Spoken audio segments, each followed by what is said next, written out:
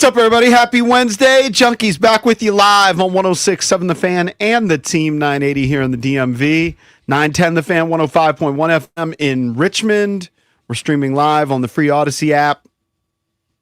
And you can watch us on the Monumental Sports Network, brought to you by our friends at Crop Metcalf. They're the official heating and cooling company of the Junkies. Looking to be their next 5-star HVAC technician or plumber? Just visit cropmetcalf.com and you can join their team today. Thank you for tuning in this Wednesday, November 5th, 2025. I'm John Paul Flame, joined by Eric Bickle. Morning. Morning. Johnny Cake Sawville's here. Hello, everyone. And Jason Bishop. Thank God I don't have to see any more political ads. It's over. It is a good day. Finally. Thank you. Yeah. What was your state's fault? I don't know why they're on an off year. I don't know. Well, that's what they do. They got to get it together, man. Just join the other years. That's the way they do it. Join the other years. All I know is the next time I watch Jeopardy on DVR, I won't see any of those ads. That's right. You It's won't. going to be a beautiful thing. Are Love you a it. daily Jeopardy guy? Daily Jeopardy guy? You and Valdez both. Yeah. Wow, all right. Though I've noticed, Valdez, what is going on with the regular Daily Jeopardy? I think there's been a break in the tapings because I haven't been able to find recent tapings of Jeopardy on my DVR. It's kind of alarming. Like over the last week. Does it have something to do with like the carriage dispute about ABC or Disney? I don't know. Maybe that's part of it. Could be. I think that- I Are think that might be it. Are you watching on ABC? Yeah. Yeah, it airs on ABC. That must be it. Yeah. Therein lies the rub. Took about I'm 2 gonna seconds. have to figure. not Jeopardy material. Well, that's definitely in certain categories. I definitely am, but in the majority of the categories, I am not. What's your wheelhouse? Heavy metal. wheelhouse would be? Do like, they ever do heavy metal? Sure. No. They do. lead That's been a singers? I mean, category. from time to time, but I mean, they'll throw. That really has been. They'll throw the meatheads like me a bone every once in a while. But Really? obviously, sports, most forms of music. Now, if you get into like R&B and rap, I'm out of my element. But like presidents, like 18th century French history, I'm just drawing dead. The Bible, drawing dead. Opera, couldn't know less about it. Shakespeare, boring. I just have so many holes. I know I could never appear. So what has filled the void since it's not available? Just whatever's live on YouTube. When are you gonna get that rectified? YouTube TV has to rectify I guess it it. has to be soon. You just have to wait. I'll have to find some sort of workaround. Like you Kind did. of like I did for with the game. the Monday Night Football game. Right.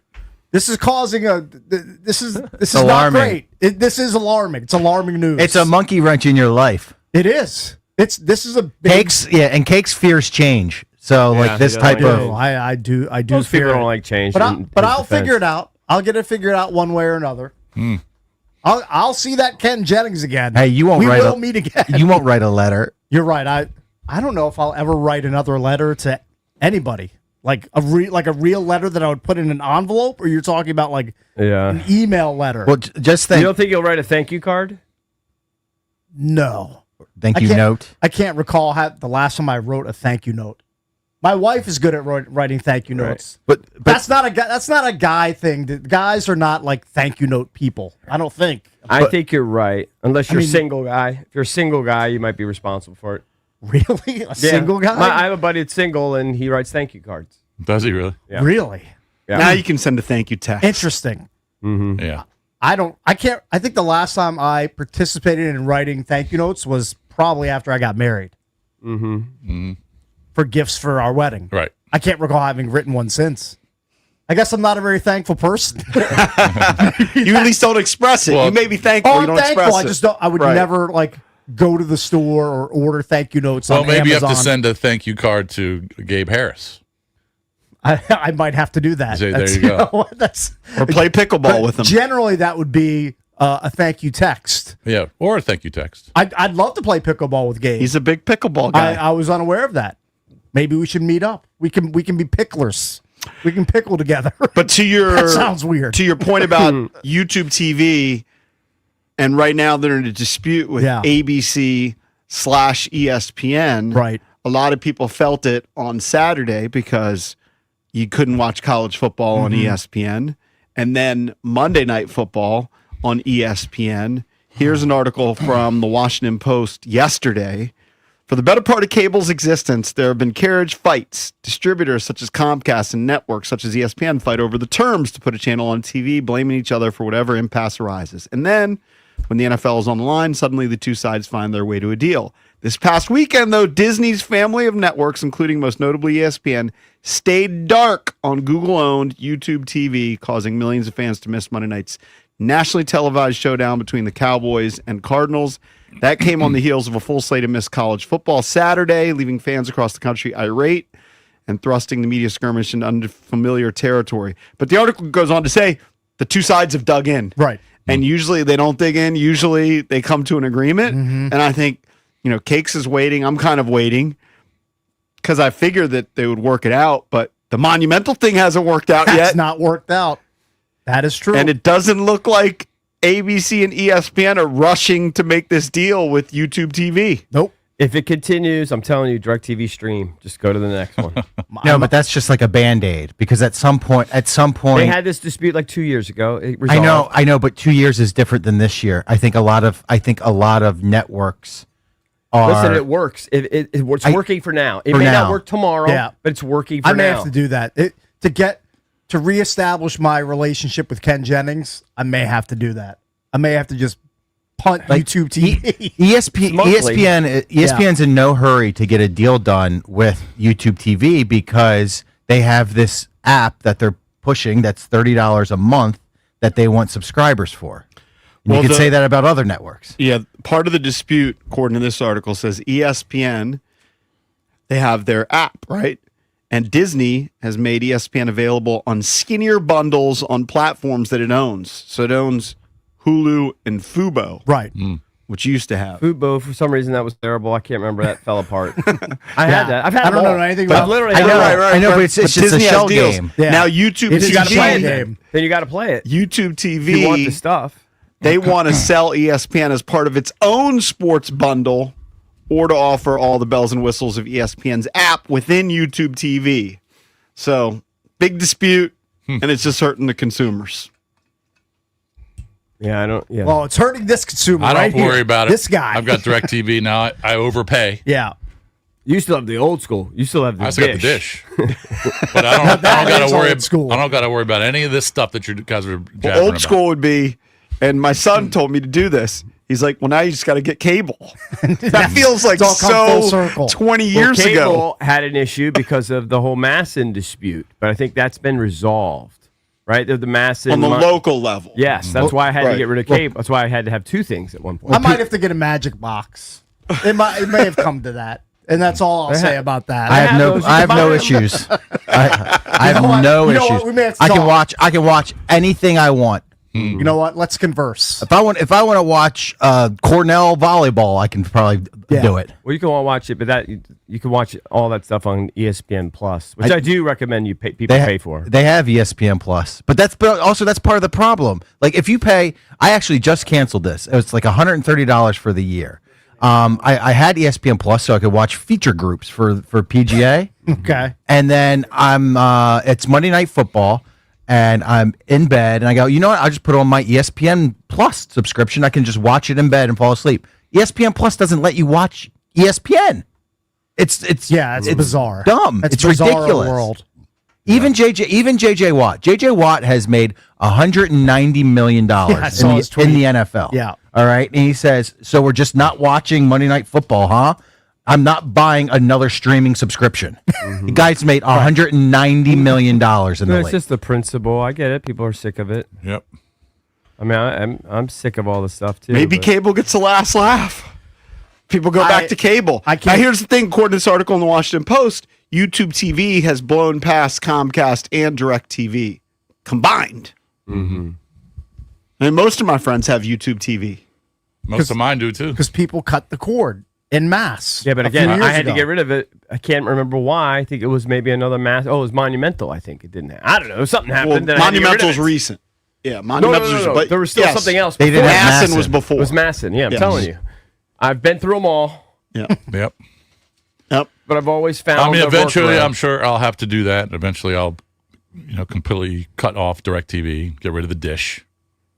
But I right doubt now, I just decreased my bill by about $55 a month because I cut out all the movie channels because I never watch them. Okay, smart. I never do. If you're not going to watch them, then why pay for them? I don't agree watch with it. that. I don't watch the movie channels. I was thinking about that just yesterday because I got an alert on my phone that HBO Max was increasing their price. Okay. And then I scratched my head and I did remember the one show that I watched, which was Task on Yes, HBO Max. right. Is it worth it? But then though? I scratched my head and thought, is there another show that I've watched on HBO Max? And it's so rare. My wife and I watched the Sex and the City reboot. Yeah, that sounds terrible, but, But sure. I looked at HBO Max and there's nothing on it. Right. Like if you look at the top 10 movies and then the top 10 shows, Mm-hmm. it's all garbage. Sure. But what If am it I was up doing? to me, I'd get rid of Netflix. I never watch it. I watch Netflix. Yeah, I watch it occasionally. But it's 20, what are they charging I me? watch it, like, 26 a twice a month? year. Yeah, I it's don't close know. to $30 a month. Yeah, it's I- a huge I- life leak. A company would get rich if they just like offered you get to pick 10 channels a la carte. Yeah, that's Just perfect. Pick your 10 channels, and then you go from there. And if you want more than that, it's X amount per Sure. channel. 'Cause But literally, you get 10 like- channels. Pick from this list. I don't know it's a how la many carte. channels YouTube TV offers. It might be 100. It might be 120. I literally watch 5 to 7 of those channels. So your idea would be right up my alley. Just cut out all that fat, all the nonsense that I've never even clicked on, and just go with. Don't you, for the Your most part, go-tos. maybe you guys are different. I guess you guys are probably a lot different. I only watch, at this point, games on TV. Everything else I watch on YouTube or the website or something. Yeah, I only watch games. I digest a lot of YouTube. yeah, I mean, I'm, Not YouTube TV, just That's straight just YouTube. YouTube yeah, on regular my YouTube. TV. Yeah. Yeah. I'm always watching something on delay. Yeah. Like from a day before, or like I'm never watching stuff in real time unless it's That's very rare. news I'm with or you. a game. Yeah, I don't watch any shows. Zero. Shows? Yeah, I don't watch it. Well, Zero. I Well, I'm watch just not shows watching online. any movies. Online, I watch Yeah, shows. yeah, Your wife? No. She doesn't really watch TV. Man, then maybe you don't need it. It's not like Thursday, 8:00. Oh, I gotta go. Like yesterday, we watch didn't turn my Survivor TV on. Live. No, that doesn't happen It was anymore. on my computer, but we didn't turn my TV on yesterday. Yeah, my wife. I watched my the wife morning watches that show dumb, last night. That dumb Dancing with the Stars. Oh my god. Oh, yuck. They have anybody interesting this I have score? no idea. Well, Steve Irwin's A son? son is in it. Robert Irwin. Is it Robert? I think that's right. Does he have personality? Is he just like his dad? I have no idea. Yeah. But most of the shows I watch, like Justin and I watched the morning show last night with Jennifer Aniston and Reese Witherspoon. Right. It's on Apple TV Plus. So it's not on regular channels. I don't think there's one show we watch on NBC, CBS, or I ABC. just want Jeopardy. It's all I want. I just want What it if you back. go? Is there a Jeopardy.com or something where you could? There bet it? definitely is. I've never gone to it, but they hype it all the time. Peacock allows you to watch like last week's episode. They put them on there. They That would be do? good. I believe so. That might. I like to have them like though from the previous day. But now you have to No, pay no, for yeah, Peacock. no, I don't yeah. have Peacock. No, it'll I've be got on Peacock. the I've got next- them all. Peacock has some Peacock, free stuff. It'll be on there. Like if you Okay. pay for it, it'll be on there. Oh, I definitely pay for it. I know. I had to So watch is it for Terps, Nebraska. If you want to chime in, 1-800-636-1067 is the number. That's the same number for our Main Street Bank text line. Cheer local, bank local. Main Street Bank is a business-focused community bank proudly serving the DMV since 2004. Visit mstreetbank.com to learn how to put our team in your office. Main Street Bank, member FDIC, equal housing opportunity lender. We got Coach Carberry from the Washington Capitals joining us at 7. Will Dawkins, the GM of the Wizards, at 7:45. And Mike Loxley, head coach at the University of Maryland, will join us at 9. That's all right here on the Junkies.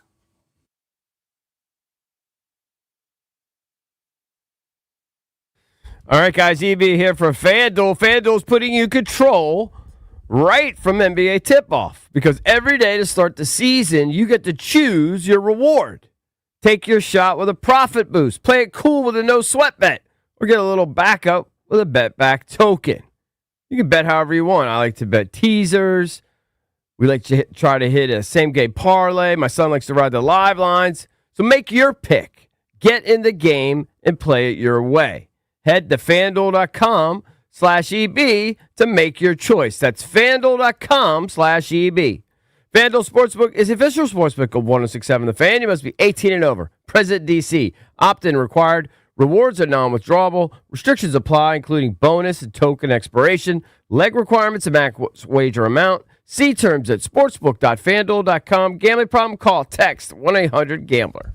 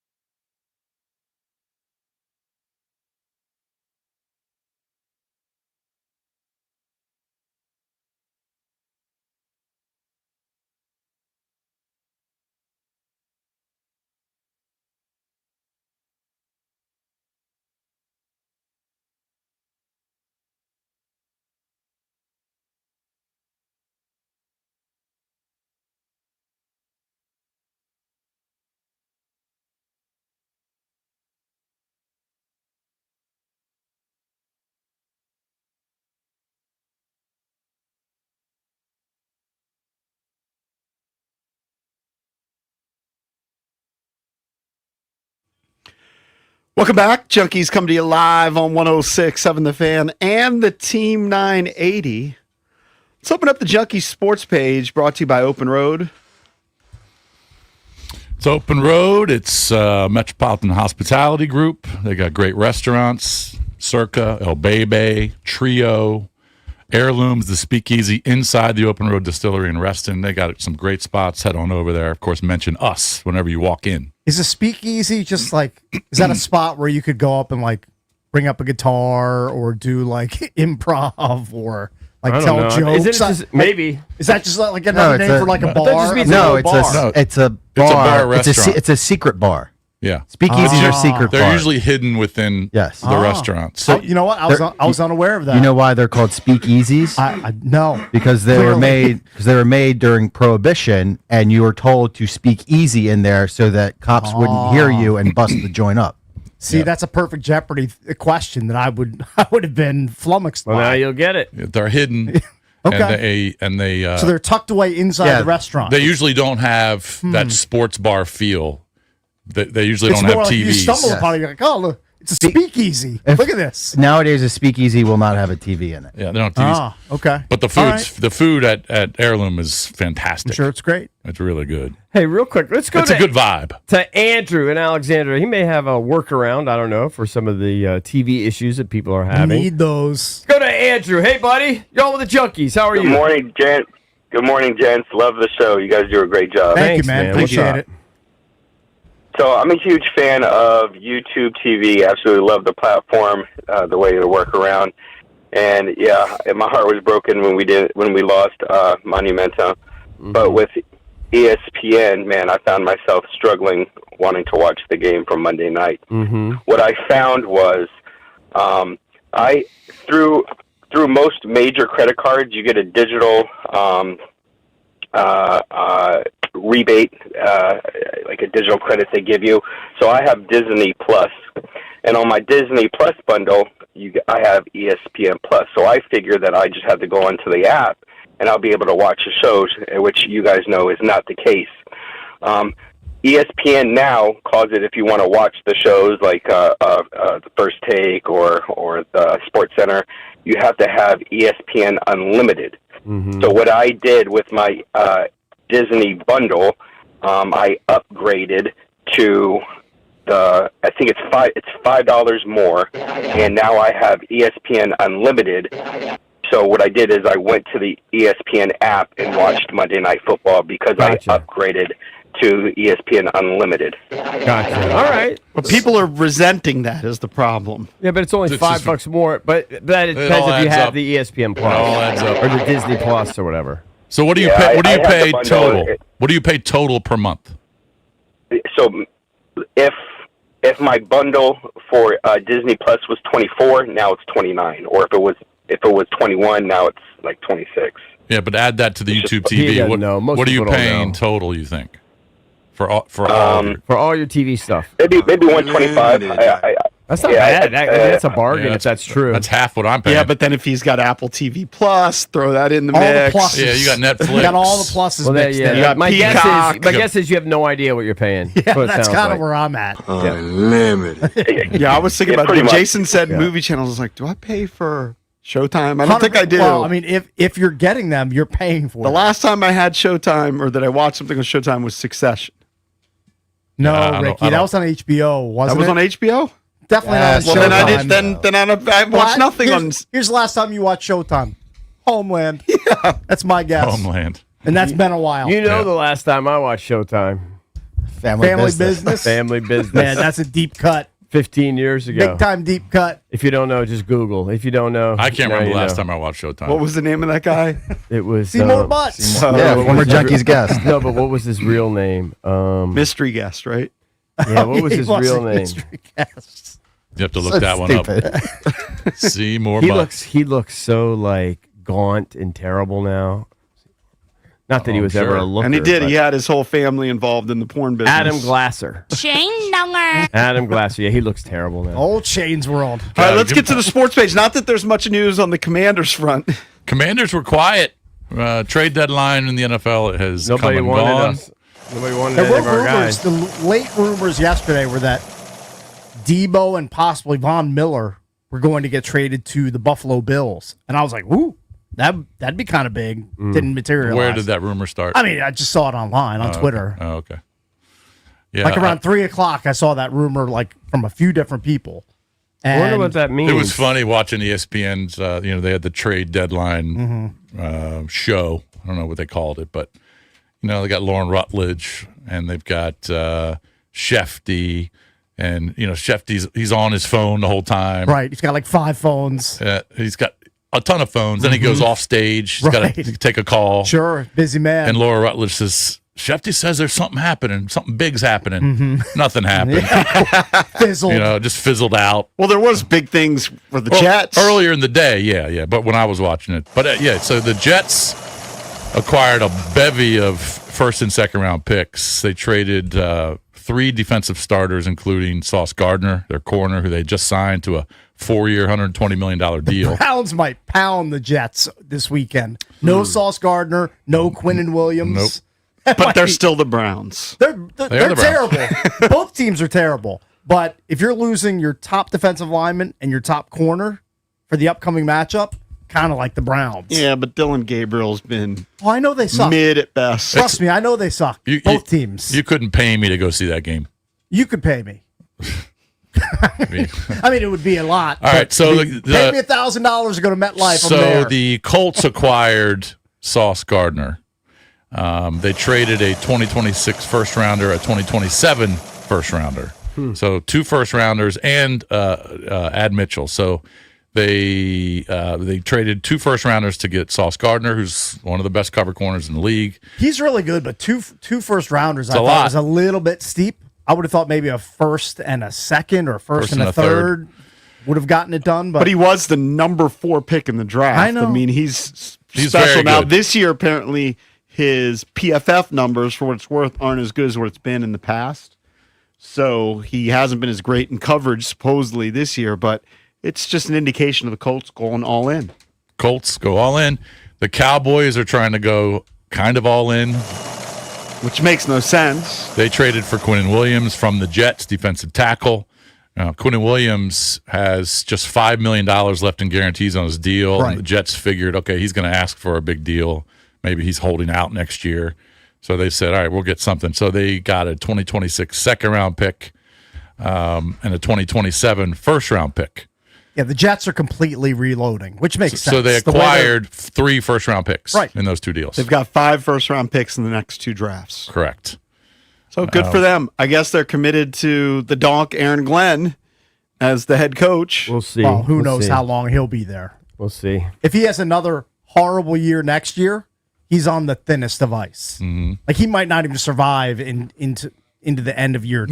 Maybe not. If he has another horrible year like this The year. Seahawks got another receiver. They got Rashid Shaheed from New Orleans. That's a great move for them. Yep. And Shaheed was with Kubiak, who's the OC there in New Orleans, so he doesn't have to learn a new offense. He just hits the ground running in Seattle and adds another weapon for Sam Darnold. Right. Love that move. Right. And Cooper Kupp's, he's an aging veteran, banged up, missed Yeah. the game against the Commanders. Now they get Rashid Shaheed on top of what they have with Jackson Smith and Jigba. They've got 2 good receivers. Torrey Horton's a good. Torrey he's emerging Horton. as a rookie. We saw that this past weekend. Yep. All their receivers look good. So they traded a 4th and a 5th rounder. The Seahawks traded a 4th and a 5th rounder for next year to get Shaheed. I love that move. Perfect go for it move to add another weapon to Darnold. The Jags got Jacoby Myers, receiver from Las Vegas. They traded a 4th and a 6th for How next many year. teams has he been on? It's Feels been- like he's well Not traveled. that many. Patriots, Raiders, and now the Jags, Okay, right? that's I it. I think it's just his 3rd team. I'd have to Maybe it's look just it he up. gets rumored all the time to be moved, this and he move finally also was. makes sense. He wanted out of Vegas. Jacksonville's in desperate need of another body at wideout because Brian Thomas Jr. is both banged up and not performing like he did as a rookie. And Travis Hunter is sidelined for the next 3 games. Mm-hmm. They just need people for Trevor Lawrence to be able to throw the ball to. Do you know that Travis Hunter's numbers aren't that much better than De'Ami Brown's? He hasn't had that many opportunities. They've just started giving him more of a full-time role like in the last game or 2 before he got hurt. Yeah. He's got 45 targets. De'Ami's got 34. I mean, it's 10 more targets. That's Yeah. it. I mean, Yeah, but who would you rather have? I guess I'd rather have Travis, but I haven't seen it yet at this level. Well, yeah, but like Cake said, they just weren't targeting him much. So in the dumb. early He part of got the year. injured right when they were starting to kind of elevate his role as more of an offensive than a defensive player. The Cowboys traded a 7th-round pick next year to get Logan Wilson, who's a linebacker from the Bengals. And this is what's funny is Logan Wilson was benched by Cincinnati. Okay. Because The worst defense. He had like Worst one of the worst PFF grades I've ever seen. So he Yeah. goes from one horrible defense to another horrible defense. so he's going from the worst defense in terms of points allowed to the second worst. Right. Kind of a baffling But maybe move. maybe he just needs a change, different scenery. I thought there would be now obviously Sauce Gardner and Quentin Williams are big names. There was and the receivers are kind of big names considering, but I thought there would be a lot more yesterday. I thought there'd be more trades.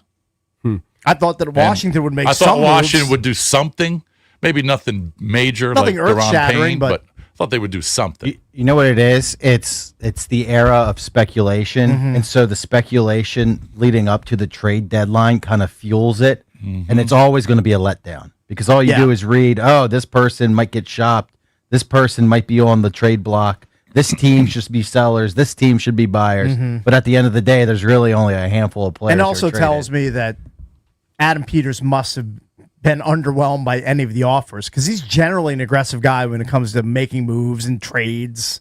He just must not have seen anything that he liked that was offered to him. They also are so hurt they need bodies. Right.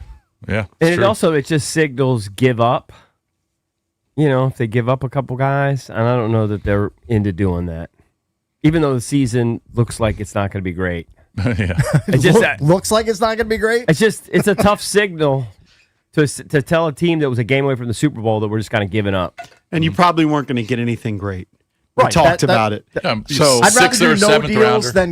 than get like bad return on a deal. Well, what would you have gotten for Deron Payne? You think? That's what I wonder. Third or fourth, maybe? Because I don't know. because your compensatory pick, if he signs elsewhere, would probably be a 3rd rounder. So if someone's going to offer you a 5th or 4th, Yeah, it doesn't you make just got to sense. hang on to it, Right, Because you yeah. can get a compensatory, maybe. Yeah, that makes sense. he's also one of their better players. But in a 3-6 season where you're just spiraling out of control, like I have no problem with making moves. I It'd just thought they be would another get, hole to fill. Yeah, but I thought they would do something minor. I thought they would do something minor, but acquire a 6th-rounder. Well, yeah, we talked about it yesterday that supposedly Alec Reddy, Wiley, Andrew, but what are they gonna 7th fetch rounders. in return? No, probably a 7th-rounder. But Peters might have been getting phone calls. He just said, "Yeah, it's not good enough. Right. It's not worth it." I'm telling you, it's not great for morale if you signal to the team that we're just basically giving up. Yeah, that's true. I don't care about team morale at that point. The morale is at an all-time low. If I can get not something good. in It return, is for you, but I'm not. I'm not. Just Not necessarily in the locker room. not in the locker room. Yeah, you could really lose the guys if you just start trading their pieces. Especially if Debo would have gone, because you're not going to have Terry. You got no Jaden. I wonder if that tells you that they might have plans to bring him back. I think you're going to get Terry back. Tebow? Maybe not this Yeah. week. Not on a huge deal, but maybe. Not on a huge deal, sure, but if you could get I don't know. I mean, I don't think he's going to get a huge deal anywhere else either. Mm-hmm. So who knows? We'll see what happens. All right, before we get to break, the first of I think there's 5 or 6 college football playoff ranking lists that come out. Last night was the first. No surprise, really, with many of the teams, but just at the top, Ohio State, Indiana, Texas A&M, Bama, Georgia are your top 5. BYU, Texas Tech, Oregon, Notre Dame, Texas, Oklahoma. Maybe I'm go leading through my kids 12. astray with this weird take. Much like EB does the bit where he's like, they're the Cardinals, they're the Falcons, they're the whatevers. I'm almost always going to be like that with, I'm sorry, Indiana football. And I know that they're number 2, and I know they just gave the boots to Maryland, and I know that they're an ascending program. They're number 2 in the country. Yeah. Just have a hard time looking at them as like in the same stratosphere as Ohio State or Alabama at their peak. Like, I just feel Well, like maybe not at their I feel peak. like it's It could kinda, take a win or two. feel like it's kind of fluky. I kind of I don't think it's fluky. I kind of look down on Indiana. That coach isn't a fluke. I know. not- I know. they're not- Signetti's really good at what he does. He got They're not fluky. They're he got a good. big fat extension. Yeah. But I just have I understand where your I brain have is. bias against them as being terrible. They showed their all-time winning percentage during the game against Maryland on the broadcast. It was terrible. They're like one of the worst teams of all time. Yeah, it's flipped. Still kind of disrespect them, even though the number 2 ranked team in the country. Well, they're good. Sorry, And- Hoosiers and all the Hoosier lovers out there. And, they're pretty much a lock for the playoffs. Now, remember this list. Right now, you've got Texas and Oklahoma at 11-12. But if the bracket actually came out, they would not be in. You want to tell me why? I couldn't tell you why. I thought you're a college football guy. Well, remember, you're taking the conference champions out of all the Power Fours. Okay. And there's no ACC team in the top 12. So Virginia would actually be in because currently they're leading the ACC. And also the group of 6 highest ranked team, which is Memphis, would be in. So Texas and Oklahoma would be out. Virginia, Nobody Memphis. knows that minutia aside from I'm trying to from educate you and people on the committee. I'm trying to educate. Okay. By the way, with I Texas, appreciate Because that. I guarantee there's a lot of people, dumb people, Bickle over there, going, "Oh, Texas, Oklahoma, that'd be great. That'd be great in the playoffs." Well, should they mention- actually wouldn't be in. Texas, Arch Manning's starting to play better. He played Last well couple last weeks, week. he's playing better. He played I know well he got last week. concussed a couple weeks ago, but he's putting up some numbers the last couple of weeks. Now Texas, currently 11, but would not be in. But they've got to play Georgia, I think, in 2 weeks at Georgia, and they still got to play A&M. Why do you- one of those, they're probably going to lose one of those games, and that would be an Why do you elimination say game. that I would think that Texas would be in? Well, just because you would look at the rankings and see they're in the top 12.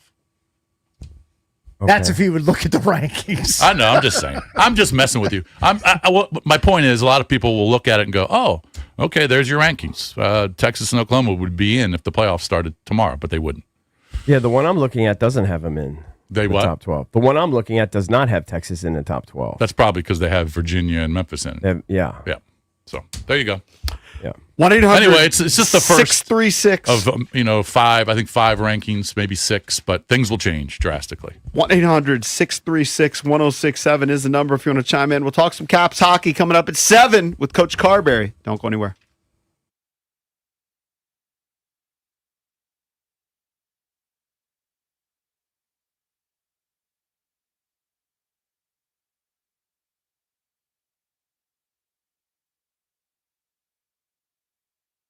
The show is sponsored by BetterHelp. Shorter days don't have to be so dismal. It's time to reach out. Check in with those you really care about to remind ourselves that we're not alone.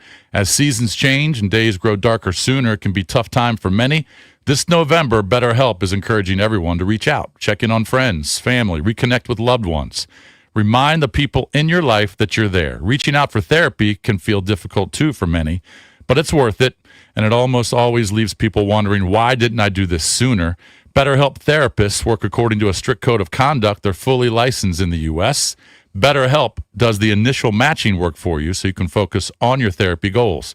A short questionnaire helps identify your needs and preferences. If you're not happy with your match, switch to a different therapist anytime you want, no charge. With over 30,000 therapists, BetterHelp is one of the world's largest online therapy platforms, having served over 5 million people globally. And it works with an average rating of 4.9 out of 5 for a live session based on over 1.7 million client reviews. So this month, don't wait to reach out. Whether you're checking in on a friend, family member, or reaching out to a therapist yourself, BetterHelp makes it easier to take that first step. Our listeners get 10% off their first month. Just call pound 250, say the keyword junkies. That's keyword junkies after calling pound 250.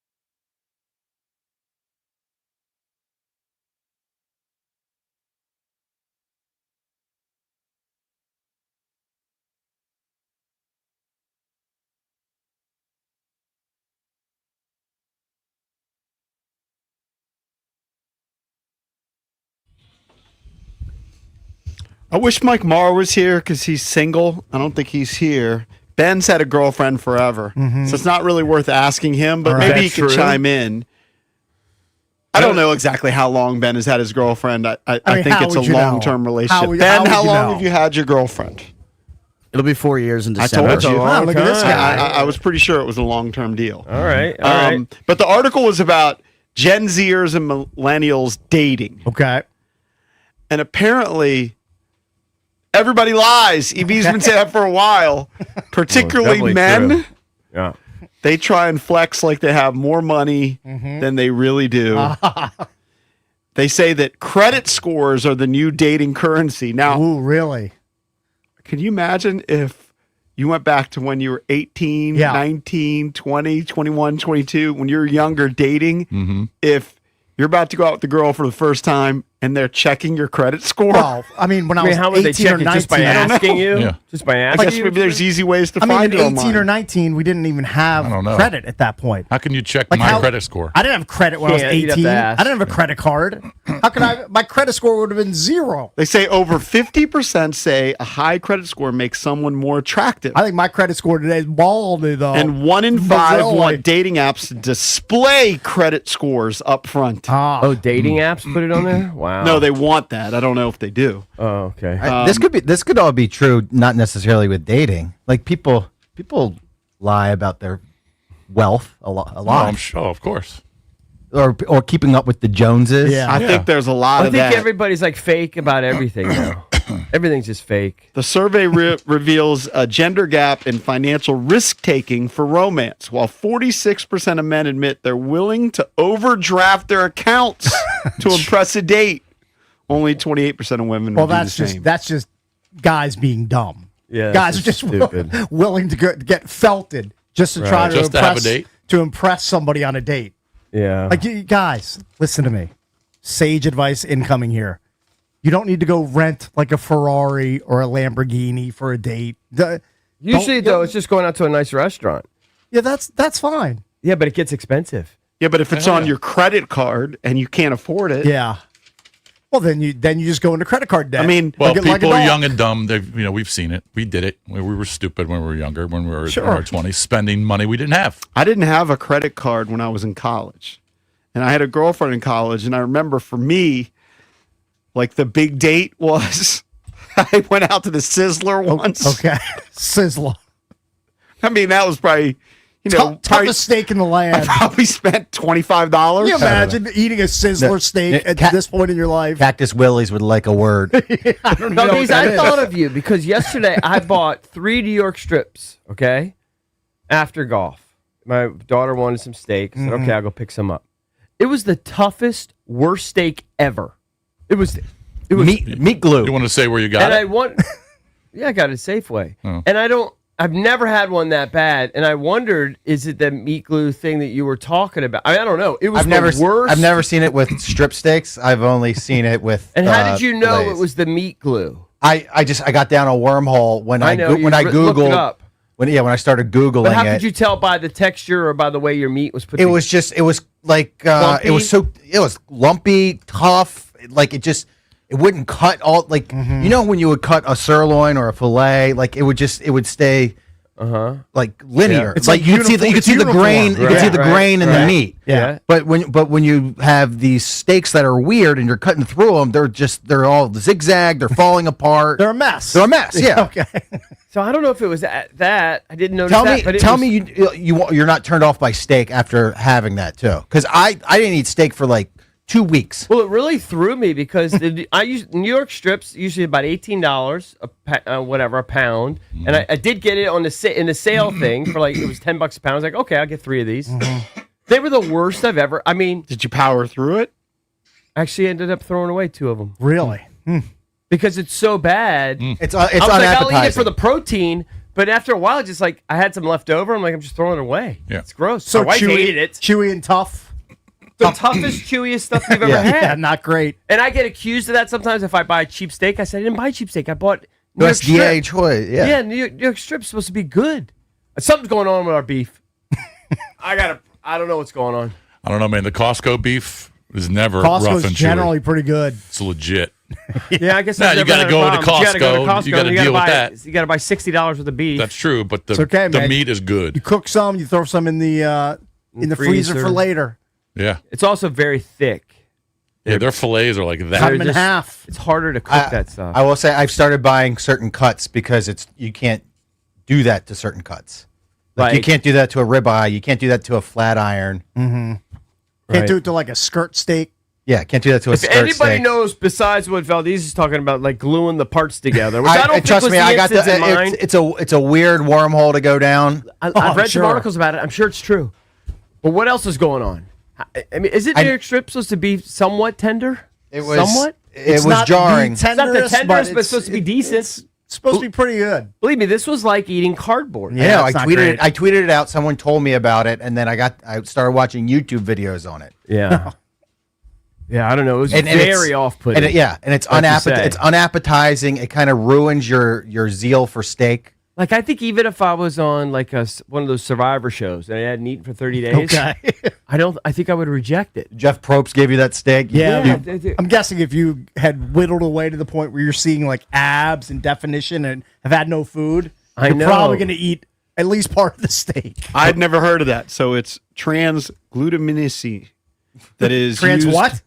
I can't even pronounce it. Again. Give it Transglutaminase, Okay, I don't What know is what that? that The is. glued steaks? meat glue enzyme, where they glue together smaller scraps Oh. into a larger chunk. Hate that. Are But they you know doing what? that with New York strips? I would It rather. doesn't say specifically in this article. I would rather eat that than any sort of Beyond Meat. Or hey, you want an Impossible Burger? Yeah, that's not. Yeah. I'm not It's doing impossible that I would eat one. Yeah, of I'm not those- doing that. Those made in a lab burgers. You almost not got to saying ask that. the guy. No, thank you. You got to ask the guy in the meat department. Say, all right, what's the deal with these? right. the butcher. Yeah, you got to ask him. I should go in at. It was literally the worst You I've really- ever you had. really Fellas, should. maybe you can answer this question. Speaking of butchers, why does the butcher bring the meat out in that big ass, the big steel, like circular bowl? Why does he do that? You've seen it. Don't act like you haven't seen it. You've been in a million grocery stores.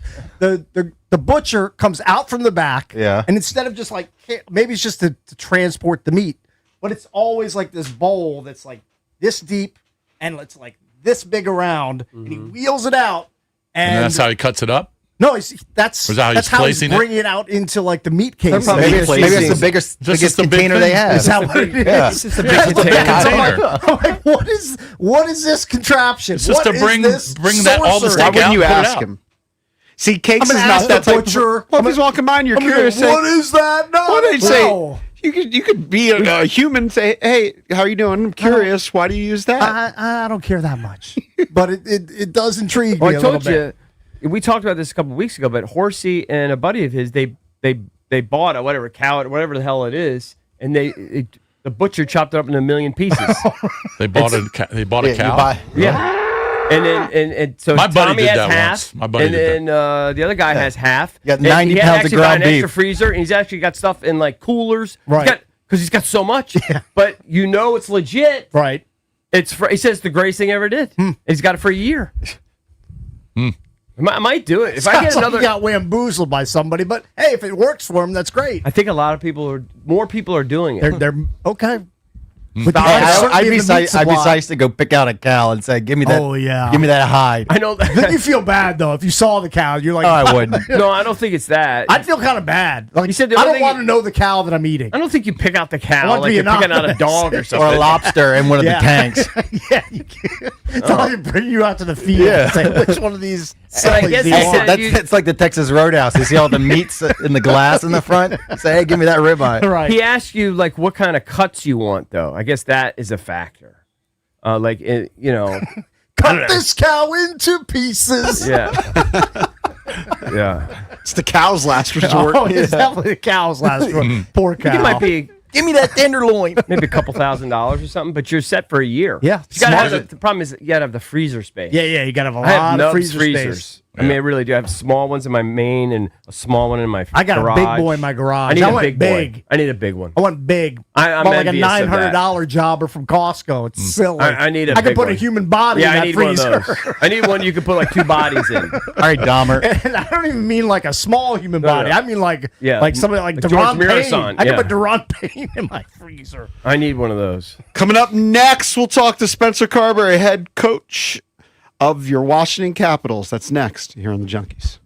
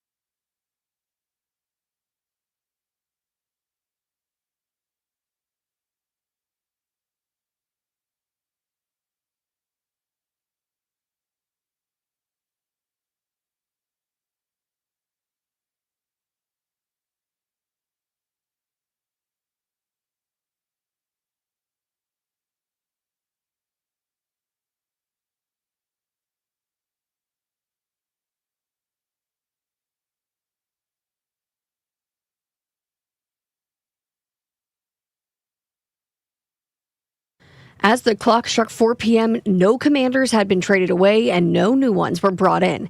Instead, the only new player on the active roster is receiver Treylon Burks, who will fill one of the 2 open spots after the team made some significant injured reserve moves yesterday afternoon. That's cornerback Marshawn Lattimore and wide receiver Luke McCaffrey, both of them placed on injured reserve. And over in college football, Ohio State is the number 1 team in the first rankings released by the CFP Selection Committee, topping fellow unbeatens Indiana at number 2 and Texas A&M at number 3. 3 SEC teams follow the Aggies with Alabama 4, Georgia at 5, and Ole Miss at number 6. BYU, Texas Tech, Oregon, and Notre Dame round out the top 10. From the Crop MedCap 5-Star Sports Desk, Savannah McCann on The Fan.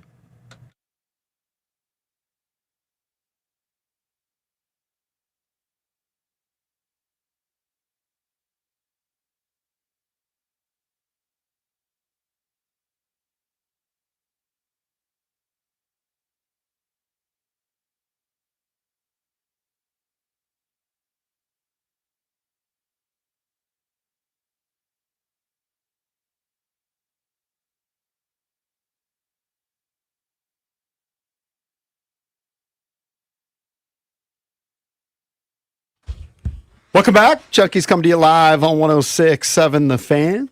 It's Bish, Cakes, EB, and JP. That is the foursome. Will Dawkins, the general manager of the Washington Wizards, is going to join us coming up at 7:45. But joining us right now on the Rude Guest Hotline. Rude's the most reliable heating and air conditioning products in DMV. It's the head coach of the Washington Capitals, Spencer Carberry. He's presented by the Centers for Advanced Orthopedics. More physicians, more locations, more advanced care centered around one thing. You visit CFAortho.com. Good morning, Coach. Morning, guys. How we feeling? Not bad. How are you guys today? We're doing okay. You know what? When you guys are in the midst of a losing streak, when we're off the air, Jason's like, "Oh man, Coach is not going to be too happy today." But you sound all right. What's it like when you're in the midst of this slump? I honestly, I don't think it's not too bad from a morale standpoint. I think we've tried to keep it really game by game and focused on where we need to get better and just getting to work and putting our heads down. So I find when you go through these as a team and these spurts, is the more you focus on the results, the worse the environment gets, the worse the cloud gets over the group. It's more about just focus on how you're going to have a good shift and what areas of our game do we need to clean up and what areas do we need to continue to do a good job on. And I think the other thing too that's sort of showed is we're playing pretty good. Like all of our underlying numbers, other than special teams, 5-on-5, our numbers are pretty solid. So, I mean, you just have to be careful. I know 2 points and winning games is the name of the game, but also we're doing a lot of good things, so we're trying to focus on that. I mean, yeah, you can't just be distraught if you played well and lose. I mean, you know what I mean? Yeah. Yeah. Trust the process. Yeah, Right. So Coach Carb's 12 games in, and I can see why you wouldn't want to get too high or too low. Already within 12 games, you have a 4-game win streak that was right at the beginning of the season, and you have a 4-game losing streak. So, yeah, I mean, it's a long season. You're going to have your ebbs and flows, and like you said, it's all about the next shift. You know, how was our process right? The result might not be what we want, but is the process that we're using for each of these games, each of our shifts, correct? Yeah, exactly. And that's where, like, because over 82 games, if your game is really good, meaning you're doing the right things with and without the puck, you're controlling play, you're eventually going to win games and the results will follow. Like, we've been a little bit unfortunate. We haven't finished right now. Our finishing rate is as bad as any team in the NHL based on the chances that we're generating 5-on-5. But if you do that over 82 games, usually that'll even out. And now all of a sudden we'll go on a hot run and pucks will be falling for us, similar to what happened last year. Now, Coach, one of those players that really helps you on 5v5 is Pierre-Luc Dubois. And I know that he's going to be out for... It's going to be an extended period. It doesn't look like the entire season at this point. Talk about how important he is to your 5v5. I know you're trying to put Connor McMichael in his spot as you're kind of adjusting on the fly by losing such a critical player. Yeah, I don't think people may not know just because Doobie, you got to really watch the games and understand how we utilize him and understand his strengths as a player. He's a point producer, but not at a crazy clip. But what he does and why he's so important and why I've said multiple times he's arguably our most valuable player last year with a group of other guys is he is a first-line center that plays the matchups against other teams' best players, superstars, and can handle those minutes and can actually win those minutes against the best players on the planet. And so that's hard to replace. Now, Mikey gets a good opportunity to go in there and try to play those minutes. Like I'll give you an example against Robert Thomas, Sidney Crosby tomorrow night, Braden Point, Nikita Kucherov in Tampa, Carolina, Aho, Jarvis, Svechnikov, Ehlers. So those minutes, that was what Dubois has thrived in over the last year with our team. And so, yeah, we're going to need some guys to step up. We're going to need it not just to be Connor McMichael. We need the other 22 guys to help out as well and make sure that everybody, including the coaching staff, is doing a little bit more. Coach Carbs, tell us how different the reality is from the perception before you guys acquired Pierre-Luc Dubois. Because I remember there was a lot of hand-wringing about his salary, about the fact that he moved around a bunch to a lot of different teams before he came to the Washington Capitals. And, I mean, you speak about him glowingly. Like, you've called him one of your most important, if not your most important overall player on the team. Talk about that chatter before he was acquired and how important he has been to you since he's been wearing the Caps sweater. Yeah, I'll try to sum it up as briefly as I can. Doobie was a highly touted draft pick. I believe he was third overall coming out of junior to Columbus. So there was a lot of hype, and his draft year, there was a lot of really talented players. And I think just to sum up his first, let's call it 6 years in the league, had some bumps along the way, got traded again, and then traded again to us. So anytime a young player, like he's always shown the potential, and then he had a dip a little bit, and then it was, production-wise wasn't really there. And so anytime a highly touted young player gets moved, there's some red flags of, hey, what's going on? Is it character? Is it he's just not as good as people thought he was going to be? So, and a lot of people don't know the answers. You just speculate because anytime you see a young third overall or whatever he was moved around, you're like, that's interesting. There's got to be some smoke there or fire where smoke is. So basically we made the move knowing that, there's a lot of potential here. We did our homework and felt like he would be a good fit. We were in desperate need of sort of that top centerman that could play those tough minutes, that had good size, that, those guys are so hard to find and acquire unless you're drafted in the top 5 of the NHL entry draft, which we had no interest in bottoming out and trying to rebuild. And so when we acquired him, he's been fantastic. He's been, everything that we had hoped, and he's fit in really well, and the character and his work ethic have been great, and we've had no issues. So I don't even like to speak to the previous stops and where he was and try to say what went wrong or what didn't go well. I've just been focused on him being here, and he's been excellent. On the defensive side, as we're talking to Coach Carberry, how close are we to seeing Rasmus Sandin?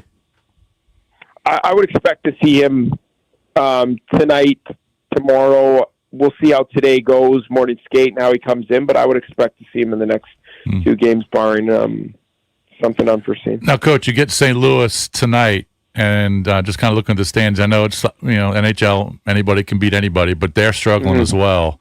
I think they had a pretty long losing streak as well. I think they lost 6 or 7 maybe to start the year, or 7 or 8, something like that. You know what's crazy? Yep. So you dive into them, and it's funny. Early in the season, some different trends can come up. So they lost, I think, 7 in a row, where if you watch the games and watch their film, they were really good controlling play, outchanced teams in majority. I think 5 of those 7 games, they outchanced their opposition and lose the game.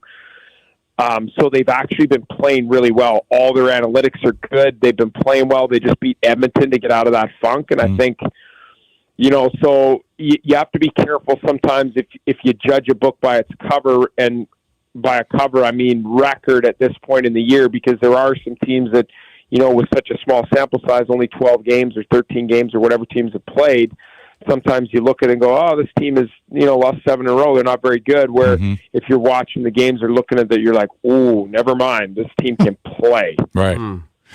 After a 4-game, I don't think you had a 4-game losing streak last year. I could be wrong, but I don't think you did. But after a 4-game losing streak, is it good to have 3 days off before the next one, or would you rather kind of get back out there? I think this came at an okay time, because we went on the trip to Dallas, came back, played the back-to-back in the Islanders, Buffalo, and now we're about to go on a long 9-day road trip, starting basically tonight, because we leave right after the game, go to Pitt, go to Tampa, Carolina, Florida. Wow. So I think this just kind of gets us refueled, a little bit of a reboot to go on a really busy stretch here for the rest of November. So, Coach Cards, we know you're not happy with the production of the power play, but do you take solace in looking back at last year at the same time, through 12 games? Last year, you were at 9.3% of power play opportunities. This year, at 15%. And you know you can turn it around. Last year, you got the power play in the regular season up to 14th overall by the end of the season. So do you just know that it's going to come around, the goals are going to come, it's just they haven't come quite yet? Is that your approach? No, it's not, because you can't wait for it, right? Just because it doesn't look good. Mm-hmm.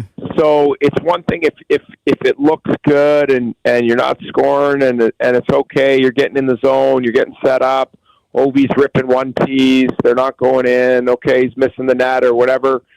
Right now it doesn't look good at all. And so that's problematic early in the season, because you're going to have off nights on the power play and on special teams, but you don't want it to look not great for 3, 4, 5 games. And as I talk about our 505 game and how good it's been, or, it's been fairly solid, our special teams has not been good at all. Like, if you look at the expected goals models, both of our special teams, power play and penalty kill, are 31st in the NHL out of 32 teams. So that has to get better. We have to improve our process there and do a better job, because as you guys know, special teams plays a huge role in determining games. And you could argue that, if our special teams were average in the first 12 games, just average, just give us 16 out of 32, we probably have 1 or 2 more wins. And you're like, oh, okay, well, that's, 8-4 or whatever it would be. So we've got to, it's been enough time. We got to get our special teams rolling and back on track, because, it's important in this league, and our power play and penalty kill should be a lot better. How do you handle that on the bench and say, okay, been a point of emphasis, right, for a few weeks now, we got to get this special teams play, and you go out there in your first power play opportunity, and you guys kind of butcher it again. Like, I think my impression is, from watching you, is you're steaming. When I like DQ, that's my impression. When at DQ, I'm sure he is too with the Commanders. But they keep getting off to awful starts, and he's going the opposite route. He's trying to stay positive on the sideline. I could see it. Whereas I just see pissed. Yeah, no, you definitely have to be careful with that. It's a great point, because if you just constantly are on top of your group, even though, say you've had a meeting about your starts, like DQ, I'm sure they've had meetings about them and gone like, hey, we got to start better. Here's what we're going to do. We've had meetings about special teams. Hey, our power play and penalty killing need to be better. So the guys recognize, they're like, okay, it's going to be better. You go out there, you start, whether it's the Commanders or us, and your first power play is terrible. If I just come down on them and I'm yelling and screaming and negative, well, to me, a lot of times, sometimes that's needed, but more times than not, now it's just going to make the next one even that more anxious. Right. And that much more like, oh my God, if we...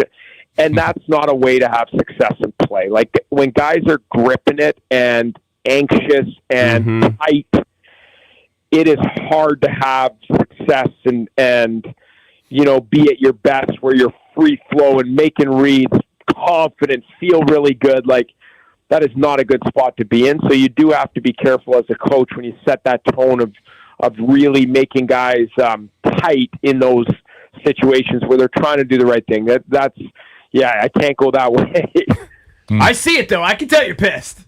You're a body language expert, EB. There's a lot of times. I'm elite. There's a lot of times internally where I'm ready to explode. scream inside, but you just have to be intelligent in those moments about the messages and your demeanor that you give off to your group, thinking about the bigger picture. He just chomps on his gum harder. That's his move. That's why he's got a great jawline. Yeah, He chops on Maybe that we gum. should do that more. and he works out a lot. He's dreamy. Yeah. I have some mental exercises that I do in my head to just woosah. Right. Coach, always fun talking to you. Best of luck. We'll talk to you soon. Okay, thanks, guys. Have a great rest of the week. All right, man. you too, buddy. Coach Thank Spencer you. Carberry, presented by the Centers for Advanced Orthopedics. More physicians, more locations, more advanced care centered around one thing. You visit CFAortho.com. Coming up next, we'll hit the skins, tell you why the Commanders didn't make any moves. A player's coming back. We'll fill you in on the latest next here on the Junkies.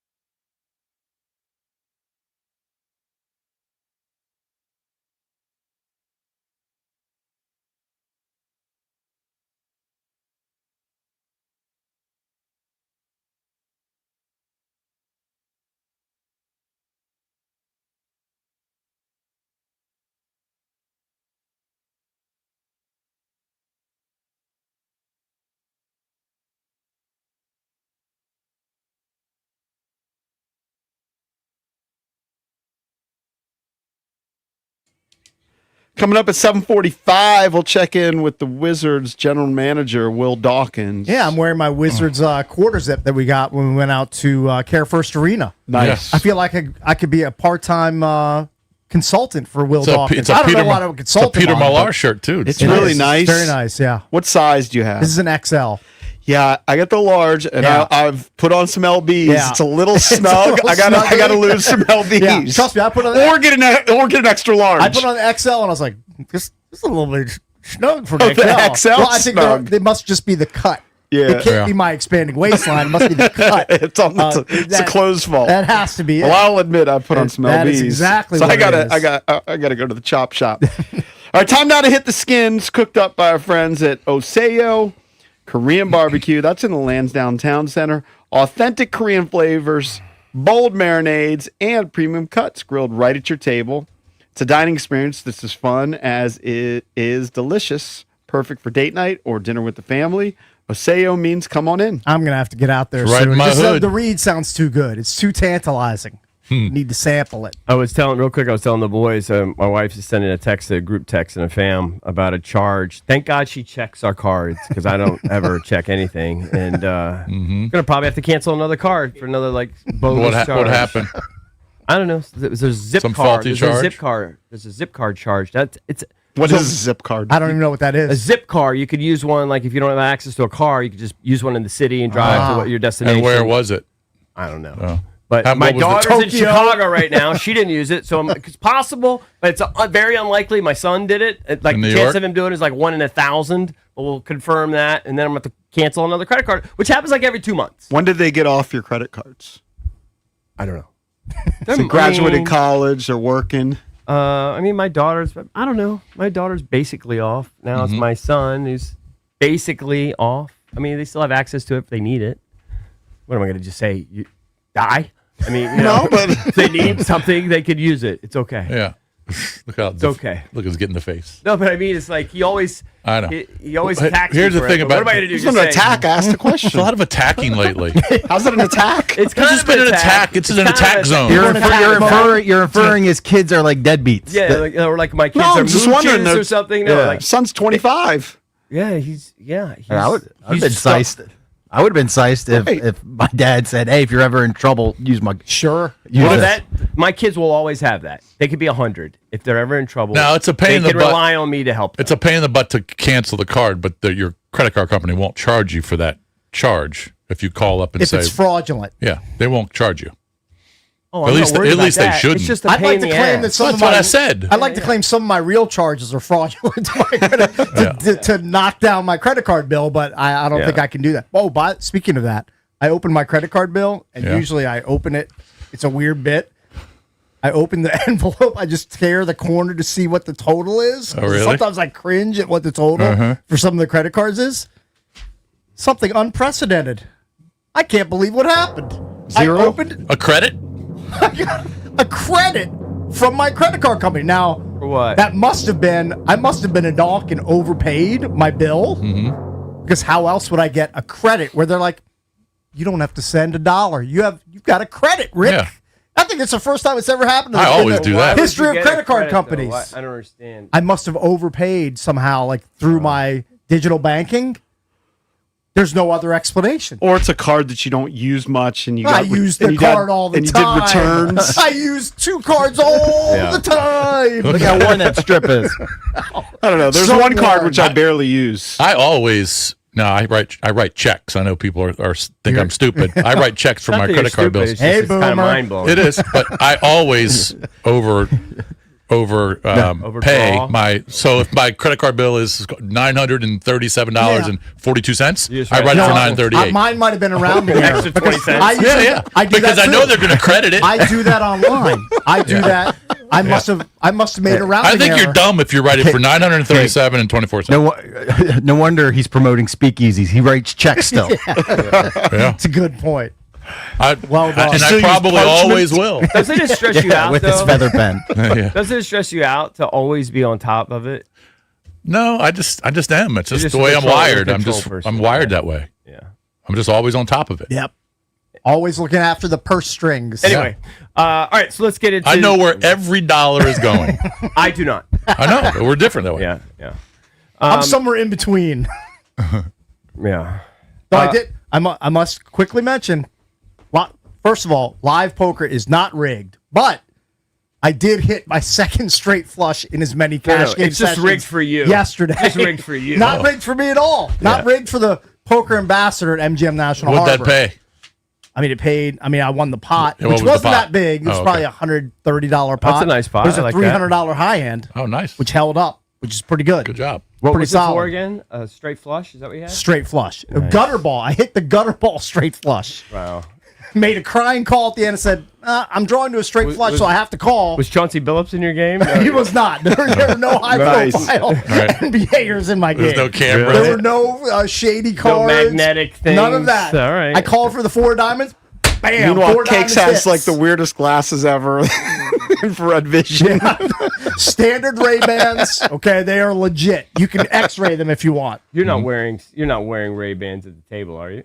No, I mean Ray-Bans. They make regular glasses, not just sunglasses. Oh, Yeah. okay. You have Ray-Ban regular. He just has the regular glasses. I don't wear no. I wore the only time I've worn sunglasses at a poker table was when we took a trip to the Luxor years ago. This is probably 20 years ago. And I'm playing in a $65 daily tournament. Just nubs. So many numbers sitting there. And I'm wearing $10 cheap sunglasses. And I said, what am I doing with my life? I'm not Phil Ivey. This is idiotic. I haven't worn sunglasses at the table since. All right, to get back to Hit the Skins, EB, I did put up a Junkies poll of the day sponsored by Surfside. It's, are you disappointed that Adam Peters made no deals? Surfside, use the code JUNKS, JUNKS, at store.statesidevodka.com to get 25% off select merch. Get your Surfside tees, hats, hoodies, and more. Umbrellas. Use the code JUNKS at store.statesidevodka.com. I'll say my opinion on that is don't really care because I think the deals would have been on the edges anyway, right? Yeah. There wasn't going to be any It big would've time been minor. deal. It wasn't going to be like they were going to unload 4 or 5 guys to get a bunch of seconds or something. No. Hey, we've traded Andrew added- Wiley for 3 jugs machines. Yeah. No, thank you. Yeah, there's not going to be anything big. So, not surprising. We did mention, but just want to make sure that they did, in fact, put Marshawn Lattimore and Luke McCaffrey on the IR. Right. What is interesting, though, is this NFL Trade Rumors site, it does kind of get into everybody's pockets. So it's I love interesting. this. So Lattimore, 29, former first-round pick, obviously, out of Ohio State in 2017. His first deal was a 4-year, $15 million contract. Right. Pretty good. About 4 years. Right?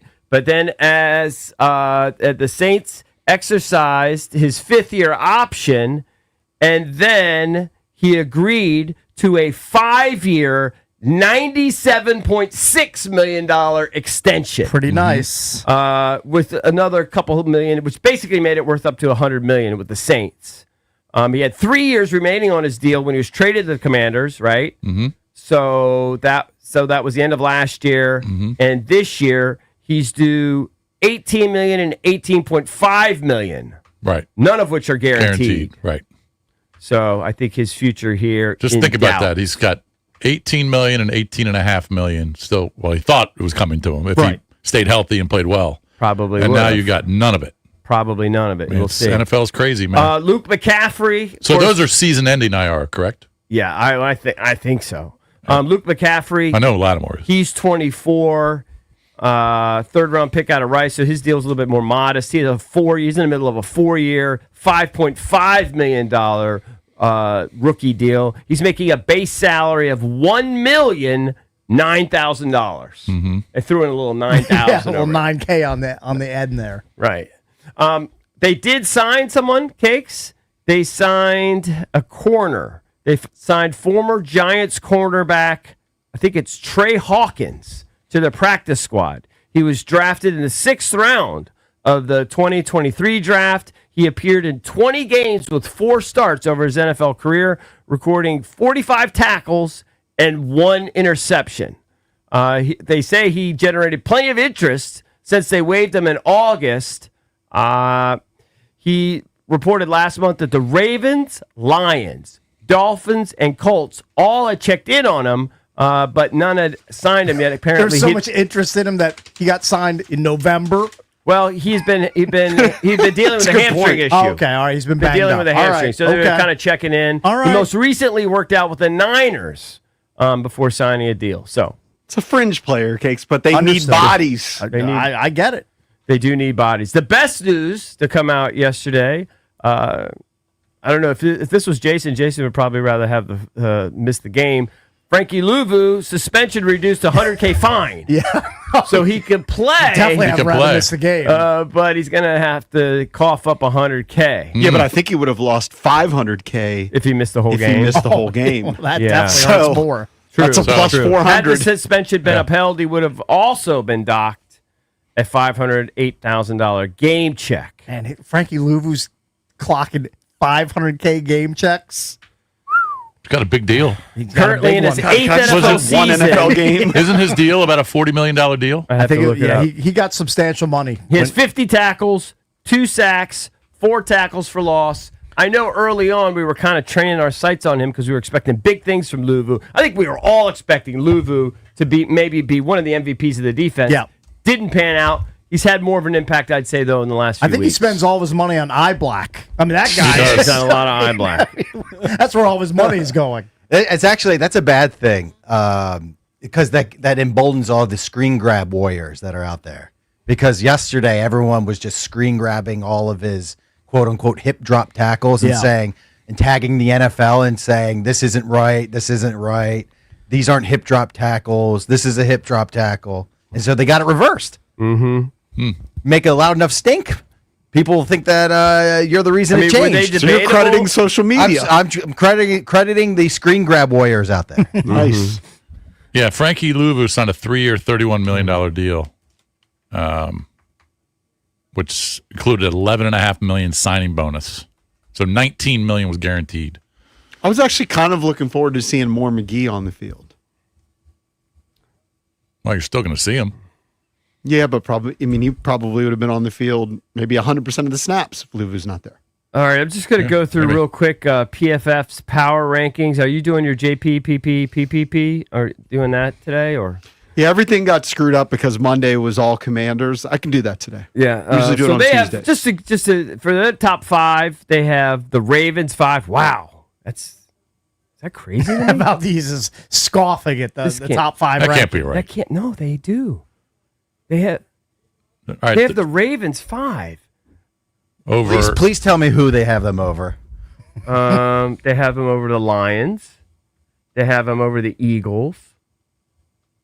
They think they're They better have than them the over Eagles. the Broncos. Mm.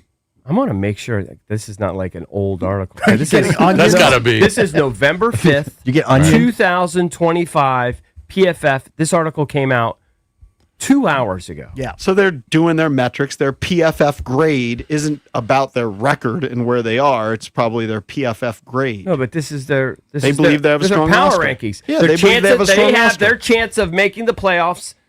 We had a totally different number for them yesterday. 61%. Didn't you have a number in the He had 50%. 50%? So they have it at 61. Their chance of winning the Super Bowl, they have at 6%. Hey, look, they look strong when Lamar Jackson plays and the defense is playing better. So who do they have at 4-1? All right, hold on. I'm just going to read what they say. The Ravens were handed an excellent runway for the return of Lamar Jackson against a struggling Dolphins team. Jackson waltzed back into the lineup, tossing 4 touchdowns, an 87.8 PFF grade. The Ravens are now 3-5. See, 3-5 and to be 5th? That's just my head's exploding right now. Yeah, especially ahead of 7-2 teams. Wow, that's just crazy to me. Who are they playing this week? Vikings. Where's that game? At Minnesota, I Minnesota. believe. At Minnesota. Okay. Yeah. Who do they have at number 1? The Colts? They just have lost, They but have the Bills 1. Okay. They have the Chiefs 2. They have the Rams 3. They have the Packers 4. yeah, see, that's The Ravens that's based on like 5. their PFF grades. I think they Yeah. have it on. I mean, the Packers certainly didn't look impressive this week. No, they've got 2 bad losses. And I know the Colts were high on that list 2 bad probably losses. before this past game. And so I was They say guessing. their power rankings consider more than just win-loss records and playoff seeding. Factors like player and team level grades, offense and defensive efficiency, prior performance, so they're including past seasons, and strength of schedule all play a role. So that's why. I mean, that's really bizarre. I don't think anybody else would have listen. God bless the Ravens. I don't think anybody else would have them 5th. No. Power ranking. I can't remember. Let's see where they have Washington. I can't remember. Well, then we should be high because we did well last year. Yeah, That's true. I can't remember the person who puts out DVOA, and I don't fully understand DVOA, but it was Team DVOA, and it was talking about the Patriots that they had one of the lowest DVOAs for a 7-2 team. So it was almost predicting a second half of the season crash.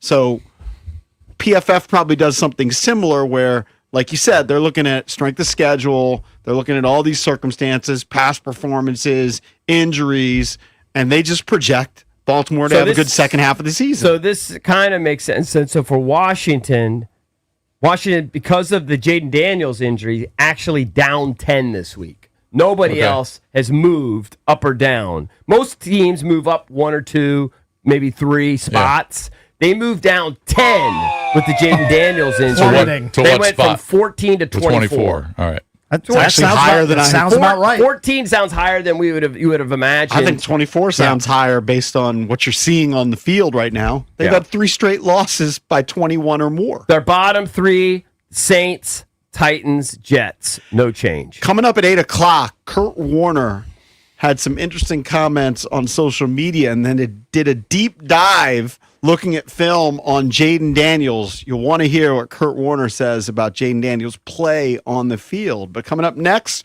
we'll talk a little Washington Wizards. The rebuild is on. Will Dawkins, their GM, joins us here on the Junkies.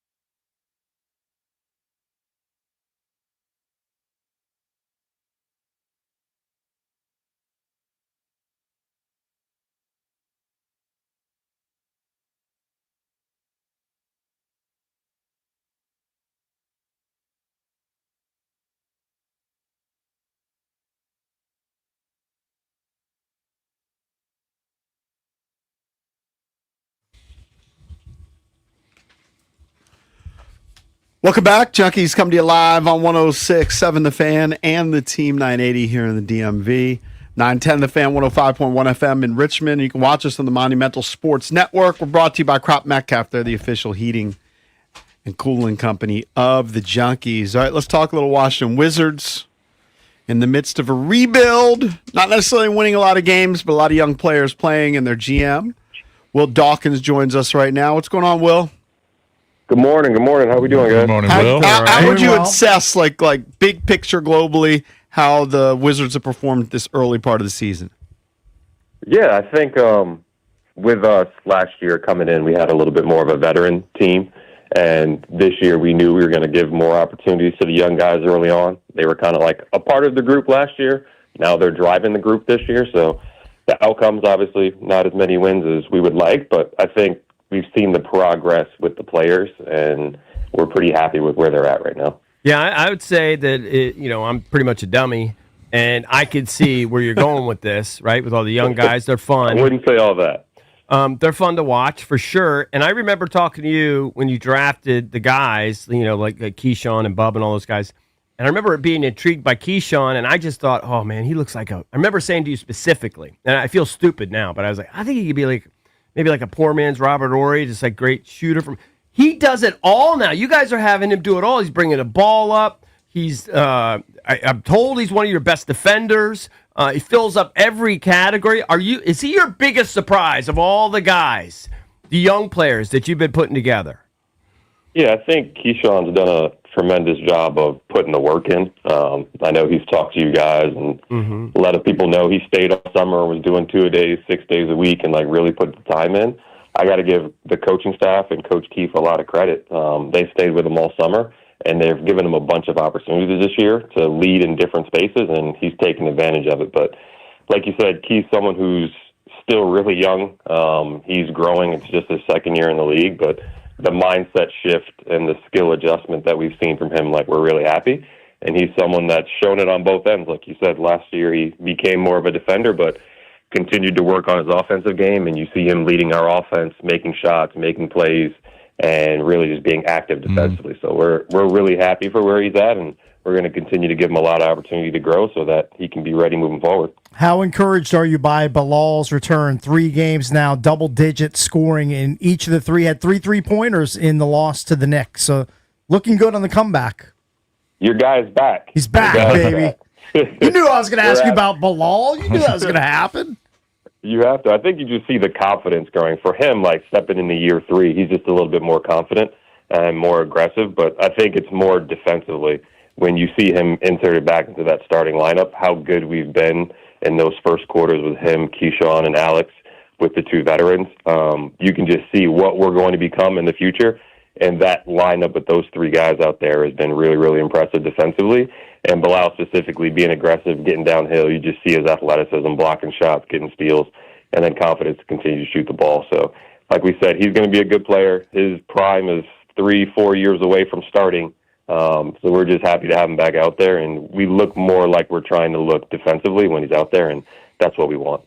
Do you just sit around and goof on the Hawks for drafting Risachet and SARS just blowing up? Risachet had 21 last night. Yeah, whatever. He's averaging 11. He's averaging 11 or 12. I mean, you goof on him, don't you? I don't goof on any organization because I understand how hard this job is. Yeah. I'm more focused on our guys, and I would say Alex Sarr is someone who still hasn't played 82 games yet. He got injured at the end of last season or in the middle of last season.